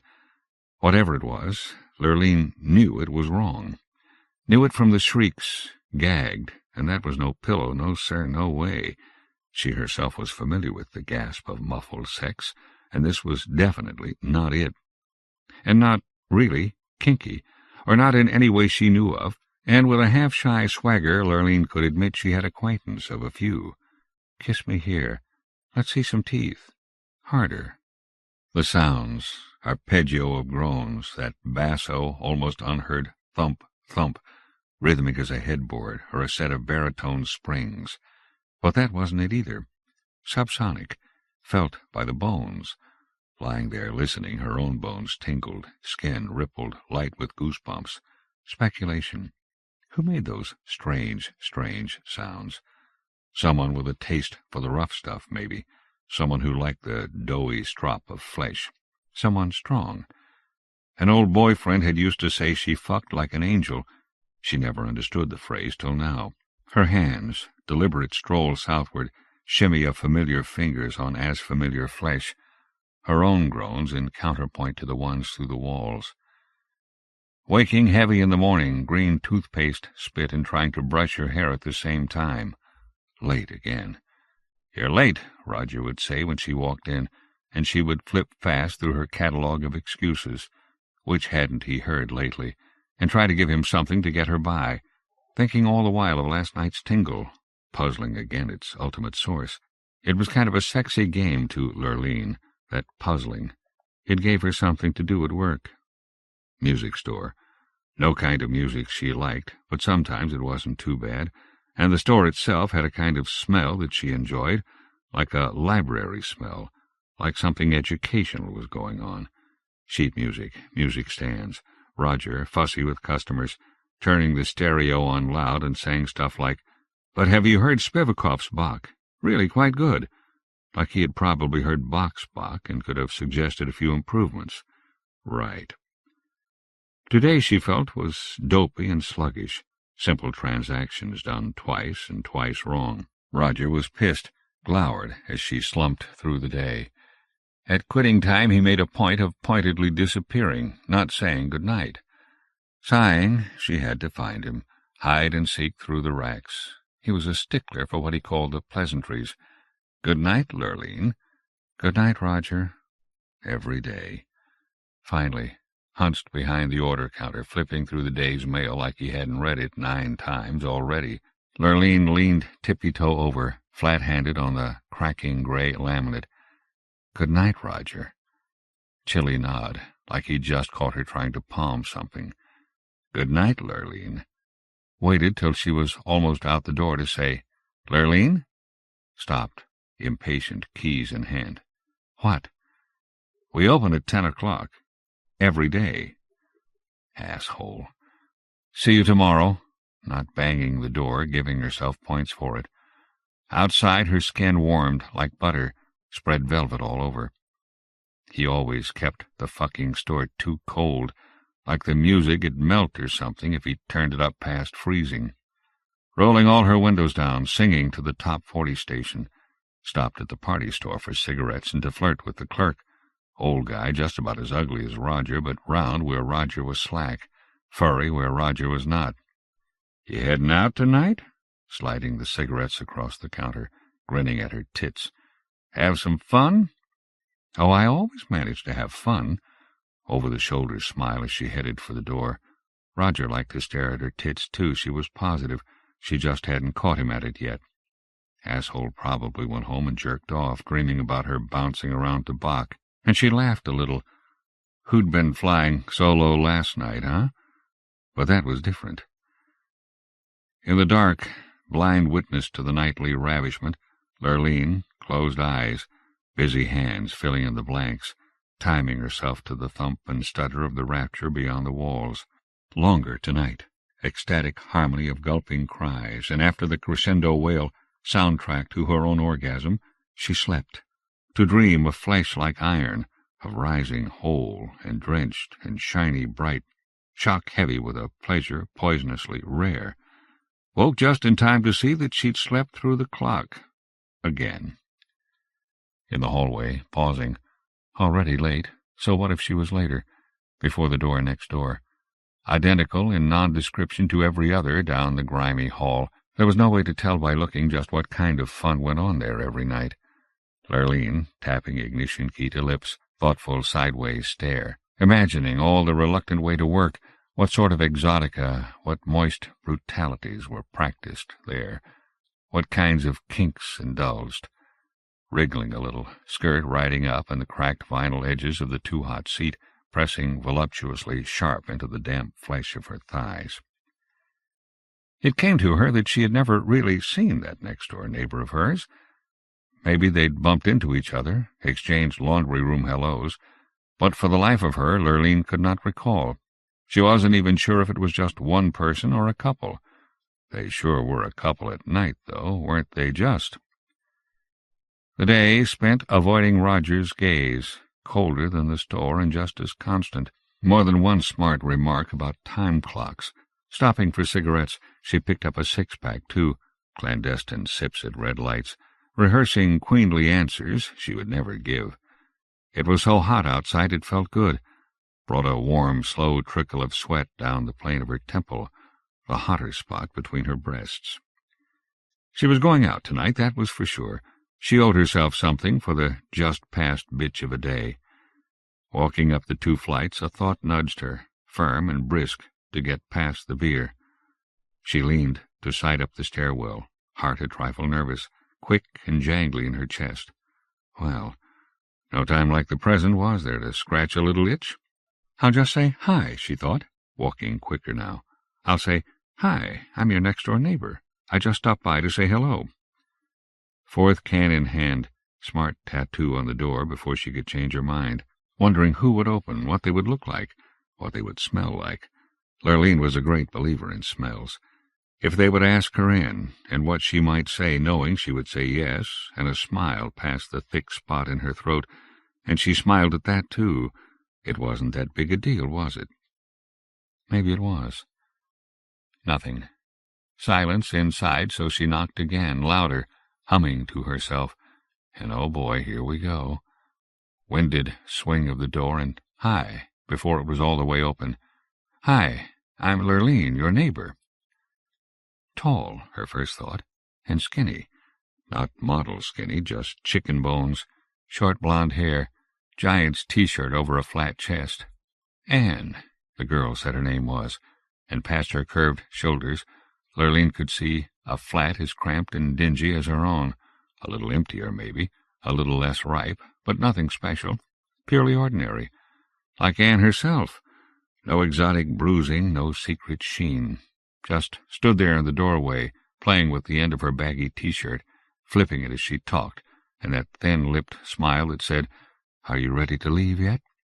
Just one big disappointment, but Lurleen didn't show it, kept up her own smile, through the strain of the stillborn chatter until she was back inside her own place, sucking up the last of her beer. Well, through a closed-mouthed, ladylike burp. Well, how could someone so dull have such a wild sex life? Be better off meeting the boyfriend. He had to be the real show. Fucking angel. Lurleen's giggles lasted through the rest of the beer, her long, cool shower, and half-hour's worth of moose and primp. When she left for the bar, Anne's flat was silent still, not even the requisite TV drone. From the parking lot, the lifeless drift of her curtains, beige to Lurleen's red, was all there was to see. At the bar, she met a couple of guys, nice ones. She couldn't quite remember which was Jeff and which was Tony, but they kept her dancing and drinking, and that was nice, too. After last call, she swiveled off her seat, sweet, and smiled and said she was sorry, but she had an hour to make the airport to pick up her husband. And even as she said it, she had to wonder why. It was one of them she'd planned on picking up, and never mind that she couldn't remember who was who. Names didn't exactly matter at that time of night. Words didn't matter past who's got the rubber. But still, she left alone. Coming home, off-center slew into her parking space, radio up way too loud, singing, and her voice a bray in the cut-engine quiet. She almost slipped going up the stairs, shushing herself as she poured a glass of milk, her invariable after-binge cure-all. Lifting the glass, she caught from the damp skin of her forearm an aftershave scent mixed with the male smell of Tony. Jeff? It didn't matter. Such a pretty boy. But not as pretty as the boy next door. And, her thought seeming eerily a signal, she heard the preliminary noises, shifting warm through the wall as if they stroked her. Anne's breathy, wordless voice, that rush of sound, half-sinister whirlwind pavane. Pressed against the wall herself, her bare-skinned sweat a warm adhesive, Lurleen stood, mouth open and eyes shut, working her thin imagination as Anne, presumably, worked her thin body, both, all three, ending in vortex, whirlpool, mouthing that dwindling symphony of screams. Lurleen herself louder than she'd ever been, with any man. Loud enough that they could maybe hear her through the walls. Slumped, damp, she could not quite admit it. Say to herself, you want them to hear you. You want him to hear you, whoever he is. You want what Anne's getting, better than any bar pickup, better than anything you ever had. Glamorous and dirty and scary and hot. By the next night she was ready, had turned her bed to face the wall lengthwise, willing herself, forcing herself like an unseen deliberate splinter in their shared and coupling flesh. She would be part of this. She had never had anything like what went on there, never anything good. She would have this if she had to knock down the wall to get it. Fingers splayed against her flesh, heels digging hard into the sheets and letting go, crying out, "Hear me! Hear me!" Exhausted at work, but on time, she couldn't take any of Roger's bitching now, not when she had to think, make a plan. Anne, she was a sorry-looking bitch. No competition once the boyfriend got a good look at Lurleen. The trick was to get him to look, to see what he'd been hearing night after night. Of course it wouldn't be all that easy. If Anne had any brains, she would want to keep her boyfriend and Lurleen far, far apart. Lurleen decided she would have to take it slow and smart. Be smart. Not exactly her strong point, but she could be slick. She knew what she wanted. She began to stalk Anne, never thinking of it in so many words, but as sure and surely cautious as any predator, waiting, lingering in the hallway after work for Anne to come home from whatever unfathomable job she did all day, never stopping to talk, just a smile, pleasant make-believe. She made it her business to do her laundry when Anne did hers. At the first whoosh and stagger of the old machine, Lurleen was there, quarters in hand. Her clothes had never been so clean. She had to see. Any jockey shorts, bikini underwear, jockstraps, what?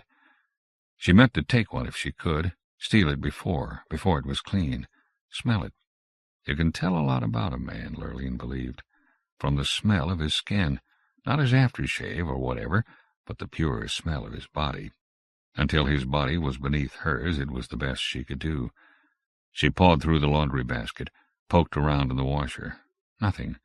Just Anne's Miss blouses, baggy slacks, cheap bras, and just about everything beige. Balked, angry toss of the clothing, stepped on it to push it back into the basket. Maybe he liked Anne because she was so beige, so nothing? Could a man want a woman to be nothing, just a space to fill? Lurleen had known plenty of guys who liked their women dumb. It made them feel better.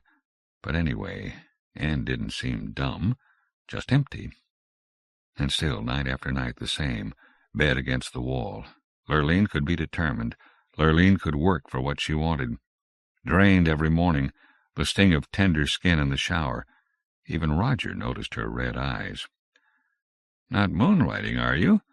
But she saw he knew it was no question, half-gazed through those tired eyes, and she even for a moment considered telling him, considered saying, "I want the boy next door, Roger. I want him real bad.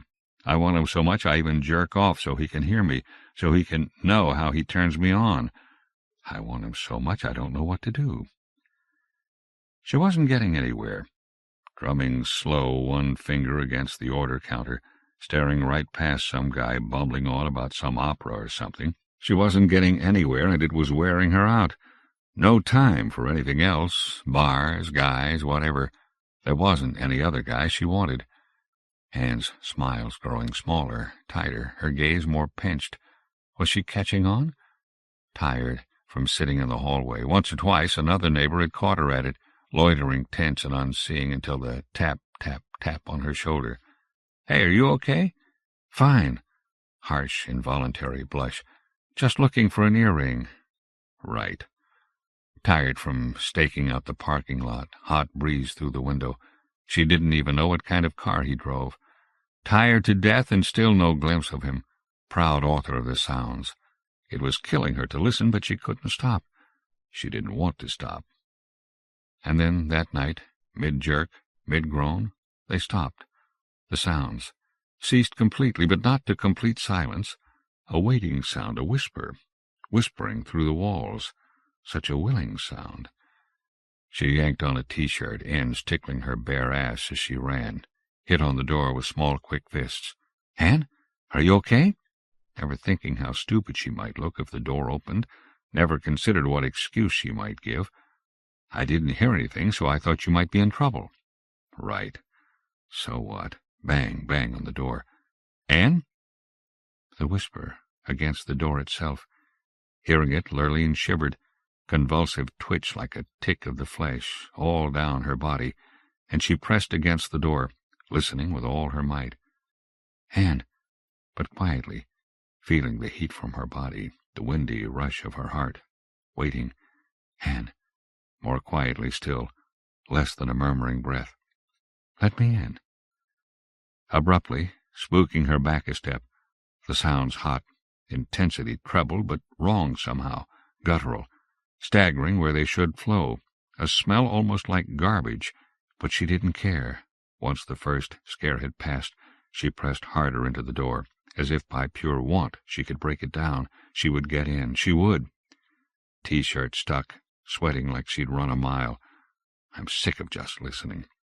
The hall was so hot, sweat on her forehead, running into her eyes like leaking tears, the doorknob in her slick fingers. It turned. Simple as that. In the inn, so quick and easy, and it seemed almost that she could not breathe, could not get enough air to move. But she moved all right. Oh, yes. Stepped right inside into the semi-darkness. A fake hurricane lamp broken beside the bed. But there was light enough to see by. Like angels in love, mating in the cold, graceful rapture of thin air, hovering above the bed, at least a yard or maybe more. No wonder she never heard springs. Instead, the groaned complaint of the walls itself as his thrusting brushed them. On his back, the enormous, strange construction that kept them airborne, as careless as if it had grown there amongst the pebbled bumps and tiny iridescent fins. His body, beautiful and huge, not like a man's, but so real it seemed to suck up all the space in the room. Big, elementary muscles, and he was using them all. And, bent like a coat-hanger, it hurt to see the angle of her back, her eyes wide and empty, and some stuff coming out of her mouth like spoiled black jelly. But it was too late. Lurleen had sent the door swinging backwards to close with a final catch, and in its sound his gaze swiveling to touch hers. The cold regard of a nova, the summoning glance of a star. Her mouth as open as Anne's as she approached the vast brutality of his embrace. Room enough for two there, oh my, yes. Fierce, relentless encroachment, promising no pleasure but the pleasure of pain. Not an angel, never had been. Or maybe once, a long, long time ago. The Iceman, Haruki Murakami, translated into English by Philip Gabriel. Haruki Murakami, 1949, is an iconic Japanese writer whose novels, short stories, and works of non-fiction have garnered him significant critical acclaim and numerous awards, including the Franz Kafka Prize and the World Fantasy Award for his novel Kafka on the Shore, 2005. The Guardian praised him as one of the world's greatest living novelists for his works and achievements.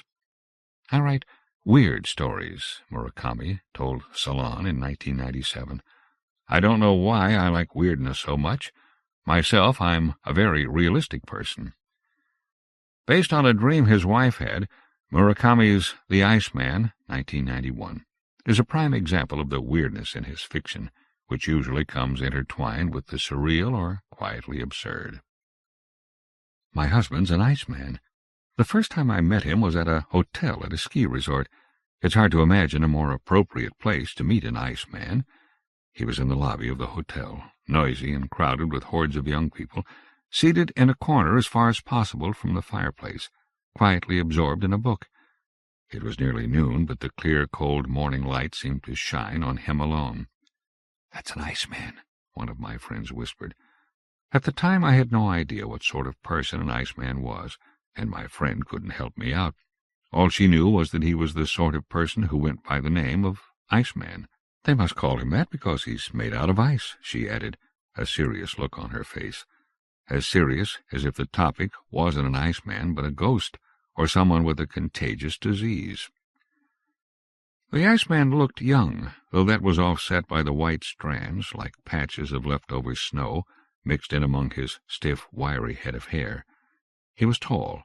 His cheeks were sharply chiseled, like frozen crags, his fingers covered with frost that looked like it would never, ever melt. Other than this, he looked perfectly normal.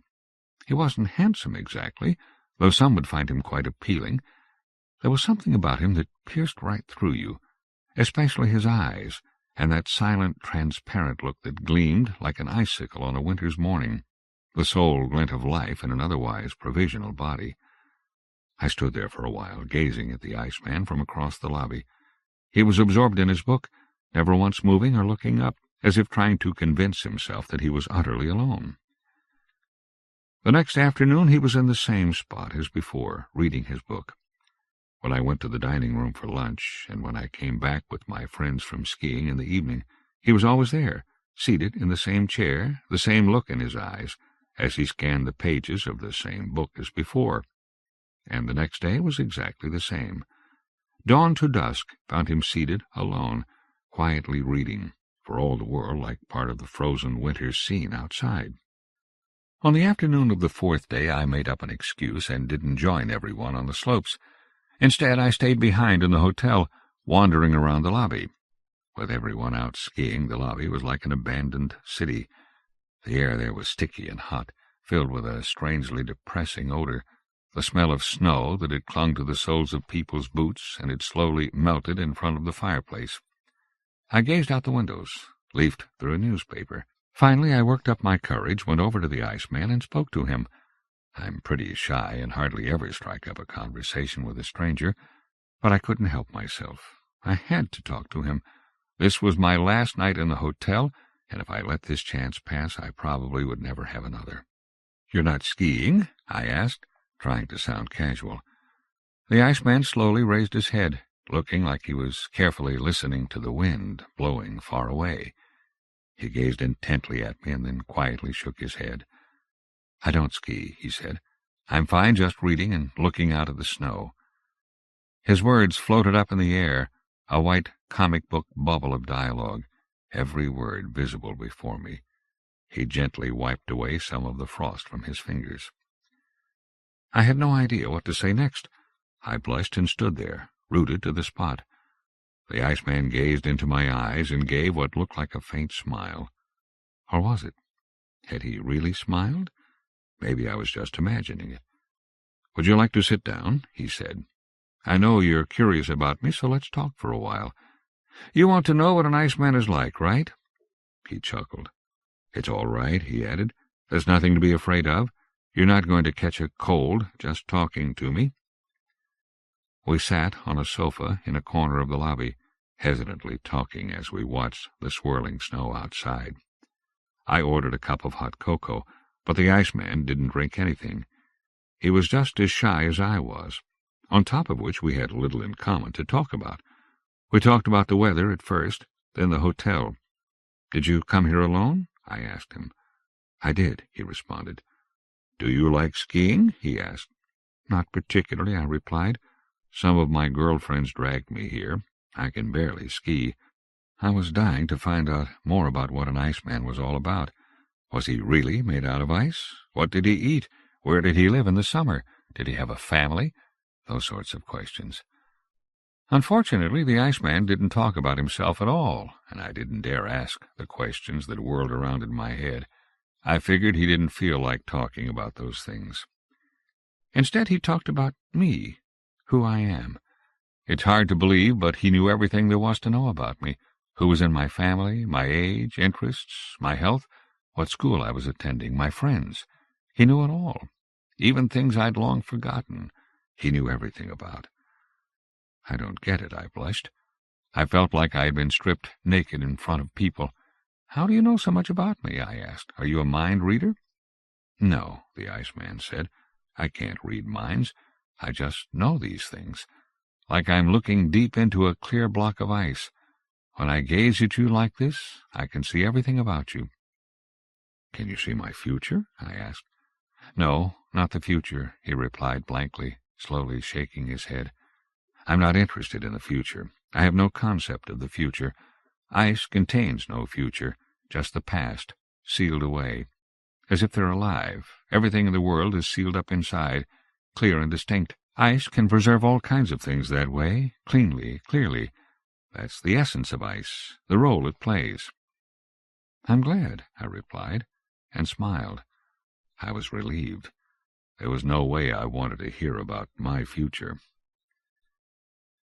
We got together a few times after we returned to Tokyo, eventually dating every weekend. We didn't go on typical dates, to see movies or spend time in coffee shops. We didn't even go out to eat. The Iceman hardly ever ate. Instead, we'd spend time on a park bench, side by side, talking. We discussed all kinds of subjects, yet not once did the Iceman talk about himself. Why is this? I asked one day. Why don't you ever talk about yourself? I want to know more about you, where you were born, what kind of parents you had, how you came to be an Iceman. The Iceman gazed at me for a while, then slowly shook his head. I don't know the answer to those things, he responded quietly and decisively, exhaling his hard white breath. I have no past. I know the past of everything else and preserve it, but I have no past myself. I have no idea where I was born. I don't know what my parents looked like, or whether I even had any.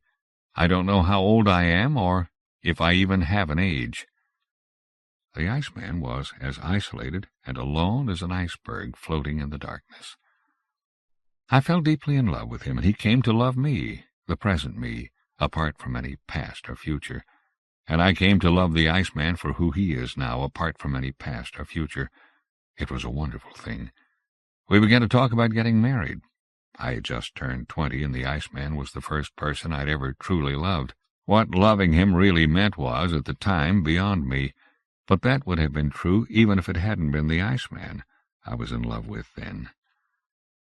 My mother and older sister were totally opposed to our marriage. You're too young to get married, they argued. You don't know the man's background, even where or when he was born. How are we supposed to explain that to our relatives? And listen, they went on, he's an Iceman, so what happens if he melts? You don't seem to understand this, but when you get married, you take on certain responsibilities. How can an Iceman possibly fulfill his duties as a husband? Their fears were groundless, however. The Iceman wasn't really made out of ice. He was just as cold as ice. So even if it got hot, he wasn't about to melt. He was cold, all right, but this wasn't the kind of cold that was going to rob someone else of his body heat. So we got married. No one celebrated our wedding. No one, not my friends or relatives or my family, was happy about us getting married. We didn't even have a wedding ceremony. The Iceman didn't have a family register, so even a civil ceremony was out. The two of us simply decided that we were married. We bought a small cake and ate it, just the two of us. That was our ceremony. We rented a small apartment, and the Iceman took a job at a refrigerated meat warehouse. The cold never bothered him, of course, and he never got tired, no matter how hard he worked. He never even ate very much, so his boss really liked him and paid him more than any of his fellow employees. We lived a quiet life, just the two of us, not bothered by anyone else, not troubling anybody. When we made love, I always pictured a solitary, silent clump of ice off somewhere. Hard ice, as hard as it could possibly be, the largest chunk of ice in the entire world. It was somewhere far away, though the Iceman must know where that chunk of ice is. What he did was convey a memory of that ice. The first few times we made love I was confused, but soon I grew used to it. I grew to love it when he took me in his arms. As always, he never said a word about himself, not even why he became an Iceman, and I never asked him. The two of us simply held each other in the darkness, sharing that enormous ice, inside of which the world's past, millions of years' worth, was preserved. Our married life was fine. We loved each other, and everyone left us alone. People found it hard at first to get used to the Iceman, but after a while they started to talk with him. An Iceman's not so different from anybody else, they concluded. But deep down I knew they didn't accept him, and they didn't accept me for having married him. We're different people from them, they concluded, and the gulf separating them and us will never be filled. We tried but failed to have a baby, perhaps because of a genetic difference between humans and Icemen that made having children difficult. Without a baby to keep me busy, I found I had a lot of spare time on my hands. I'd straighten up the house in the morning, but after that had nothing to keep me busy. I didn't have any friends to talk to or go out with, and I didn't know anybody in the neighborhood. My mother and sister were still angry with me over marrying an Iceman and refused to get in touch. I was the family black sheep they were embarrassed about. There was no one to talk to even over the phone. While the Iceman was working in the warehouse, I stayed alone at home, reading or listening to music. I was a bit of a homebody anyway, and didn't mind being by myself all that much. Still, I was young and couldn't put up with such a monotonous routine for long. Boredom didn't bother me as much as the sheer repetitiveness of each day. I started to see myself as nothing more than a repetitive shadow within that daily routine. So one day I suggested to my husband that we take a trip somewhere to break up the routine. "A trip?" the Iceman asked, his eyes narrowing. "Why would you want to go on a trip? You're not happy the way we are, just the two of us?" "No, that's not it," I replied. "I'm perfectly happy. We get along fine. It's just that I'm bored. I'd like to go someplace far away, see things I've never seen before, experience something new. Do you know what I mean? And besides, we never went on a honeymoon. We have enough saved up, plus you have plenty of vacation time. It would be nice to take a leisurely vacation for once." The Iceman let out a deep, nearly freezing sigh which crystallized audibly in the air, then brought his long frost-covered fingers together on his lap. "Well," he said, "if you really want to go on a trip that much, I don't see why not. I don't think traveling is all that great, but I'll do whatever it takes to make you happy. Go wherever you want. I've worked hard at the warehouse and should be able to take some time off. It shouldn't be a problem. But where would you like to go?" "How about the South Pole?" I said. I picked the South Pole because I was sure the Iceman would be interested in going there. And truth be told, I'd always wanted to go see it, to see the aurora and the penguins. I had this wonderful mental picture of myself in a hooded parka underneath the aurora, playing with the penguins. The Iceman looked deep into my eyes, unblinking. His look was like a sharply pointed icicle piercing deep into my brain. He was silent for a while, thinking. Then, with a twinkle in his voice, he said, "All right. If you'd really like to go to the South Pole, then let's do it. You're sure that's where you want to go?" I nodded. "I can take a long vacation in a couple of weeks," he said. "You should be able to get everything ready for the trip in the meantime. That's all right with you?" I couldn't respond. His icicle stare had frozen my brain, and I couldn't think. As the days passed, though, I started to regret bringing up the idea to my husband of a trip to the South Pole. I'm not sure why. It's like ever since I mentioned the name South Pole, he changed. His eyes grew more piercing and icicle-like than ever, his breath whiter, his fingers covered with an increasing amount of frost. He was quieter than before and more stubborn, and he was no longer eating, which had me worried. 5 days before we were set to depart, I decided I had to say something. "Let's not go to the South Pole after all," I said to him. "It's too cold and might not be good for us. It'd be better to go to some ordinary place, Europe or Spain or somewhere. We could drink some wine, eat some paella, watch a bullfight or two." But my husband ignored me. He had this far-away look for a while, then turned to me and looked deep into my eyes. His stare went so deep I felt like my body was about to vanish right then and there. "No," my husband the Iceman said flatly. "Spain doesn't interest me. I'm sorry, but it's just too hot and dusty, and the food's too spicy. and I already bought our tickets to the South Pole and a fur coat and fur-lined boots for you. We can't let those go to waste. We can't just back out now." To tell you the truth, I was frightened. If we went to the South Pole, I felt sure something terrible was going to happen to us. I had the same awful dream night after night. I'm walking somewhere, when I fall into a deep hole. Nobody finds me, and I freeze solid. I'm frozen inside the ice, gazing up at the sky. I'm conscious, but can't even move a finger. It's such a weird feeling. With each passing moment, I'm becoming part of the past. There is no future for me, just the past, steadily accumulating. Everybody is watching this happening to me.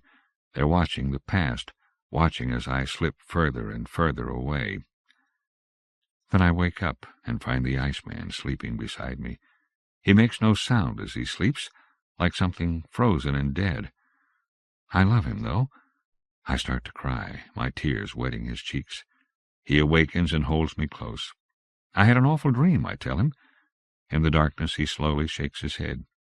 It was only a dream, he says. Dreams come from the past, not from the future. Dreams shouldn't control you. You should control them. You're right, I say, but I'm not at all certain. So we ended up taking a plane to the South Pole. I couldn't find a reason to call off our trip. The pilots and stewardesses in our plane barely said a word the whole way. I was hoping to enjoy the scenery as we flew, but the clouds were so thick I couldn't see a thing. Before long, the windows were covered with a thick film of ice. All this time, my husband just quietly read a book. I felt none of the usual excitement and happiness you feel as you set out on a trip, merely the feeling that we were fulfilling what we'd set out to do. As we walked down the ramp and first set foot at the South Pole, I could feel my husband's whole body tremble. It all happened in the blink of an eye, in half an instant, and his expression didn't change a jot, so no one else noticed. But I didn't miss it. Something inside him sent a quiet yet intense jolt through him. I stared at his face. He stood there, looked up at the sky, then at his hands, and then let out a deep breath. He looked over at me and smiled.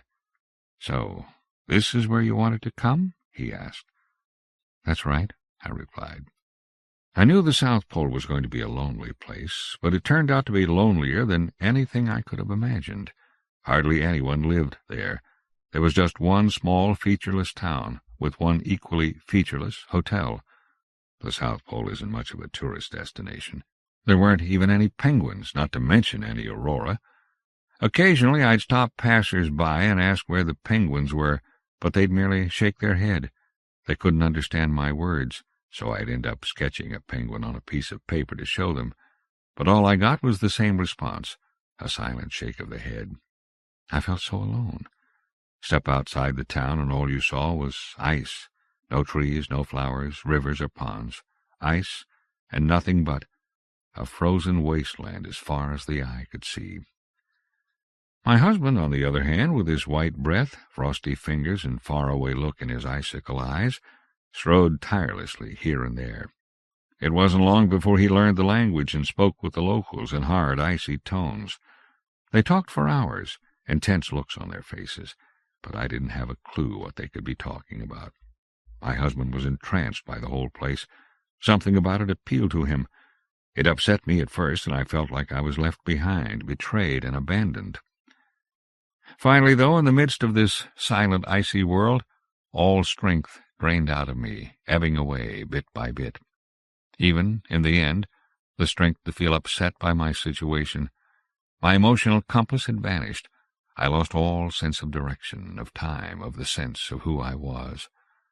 I don't know when it began, or when it ended, but before I knew it, I was locked away, alone and numb in the endless winter of that world of ice. Even after I'd lost almost all sensation, I still knew this. The husband here at the South Pole is not the husband I used to know. I couldn't say how he'd changed exactly, for he still was always thoughtful, always had kind words for me, and I knew he sincerely meant the things he said. But I also knew that the Iceman before me now was not the Iceman I'd first met at the ski resort. But who was I going to complain to? All the South Pole people liked him a lot, and they couldn't understand a word I said. With white breath and frosty faces they talked, joked around, and sang songs in that distinctively spirited language of theirs. I stayed shut up in my hotel room, gazing out at the gray skies that wouldn't clear for months, struggling to learn the complicated grammar of the South Pole language, something I knew I'd never master. There weren't any more airplanes at the airport. After the plane that carried us here departed, no more landed. By this time the runway was buried beneath a hard sheet of ice, just like my heart. "Winter's come," my husband said. "A long, long winter. No planes will come, no ships either. Everything's frozen solid," he said. "All we can do is wait for spring." It was 3 months after we'd come to the South Pole that I realized I was pregnant, and I knew one thing, that the baby I was going to give birth to would be a tiny iceman. My womb had frozen over, a thin sheet of ice mixed in with my amniotic fluid. I could feel that chill deep inside my belly. And I knew this, too. My child would have the same icicle eyes as his father, the same frost-covered fingers. And I knew one more thing. Our new little family would never step outside the South Pole again. The outrageous weight of the eternal past had grabbed us and wasn't about to let go. We'd never be able to shake free. My heart is just about gone now. The warmth I used to have has retreated somewhere far away. Sometimes I even forget that warmth ever existed. I'm still able to cry, though. I'm completely alone in the coldest, loneliest place in the world. When I cry, my husband kisses my cheeks, turning my tears to ice. He peels off those frozen tears and puts them on his tongue. "You know I love you," he says. And I know it's true. The Iceman does love me. But the wind blows his frozen words further and further into the past, and I cry some more, icy tears welling up endlessly in our frozen little home in the far-off South Pole.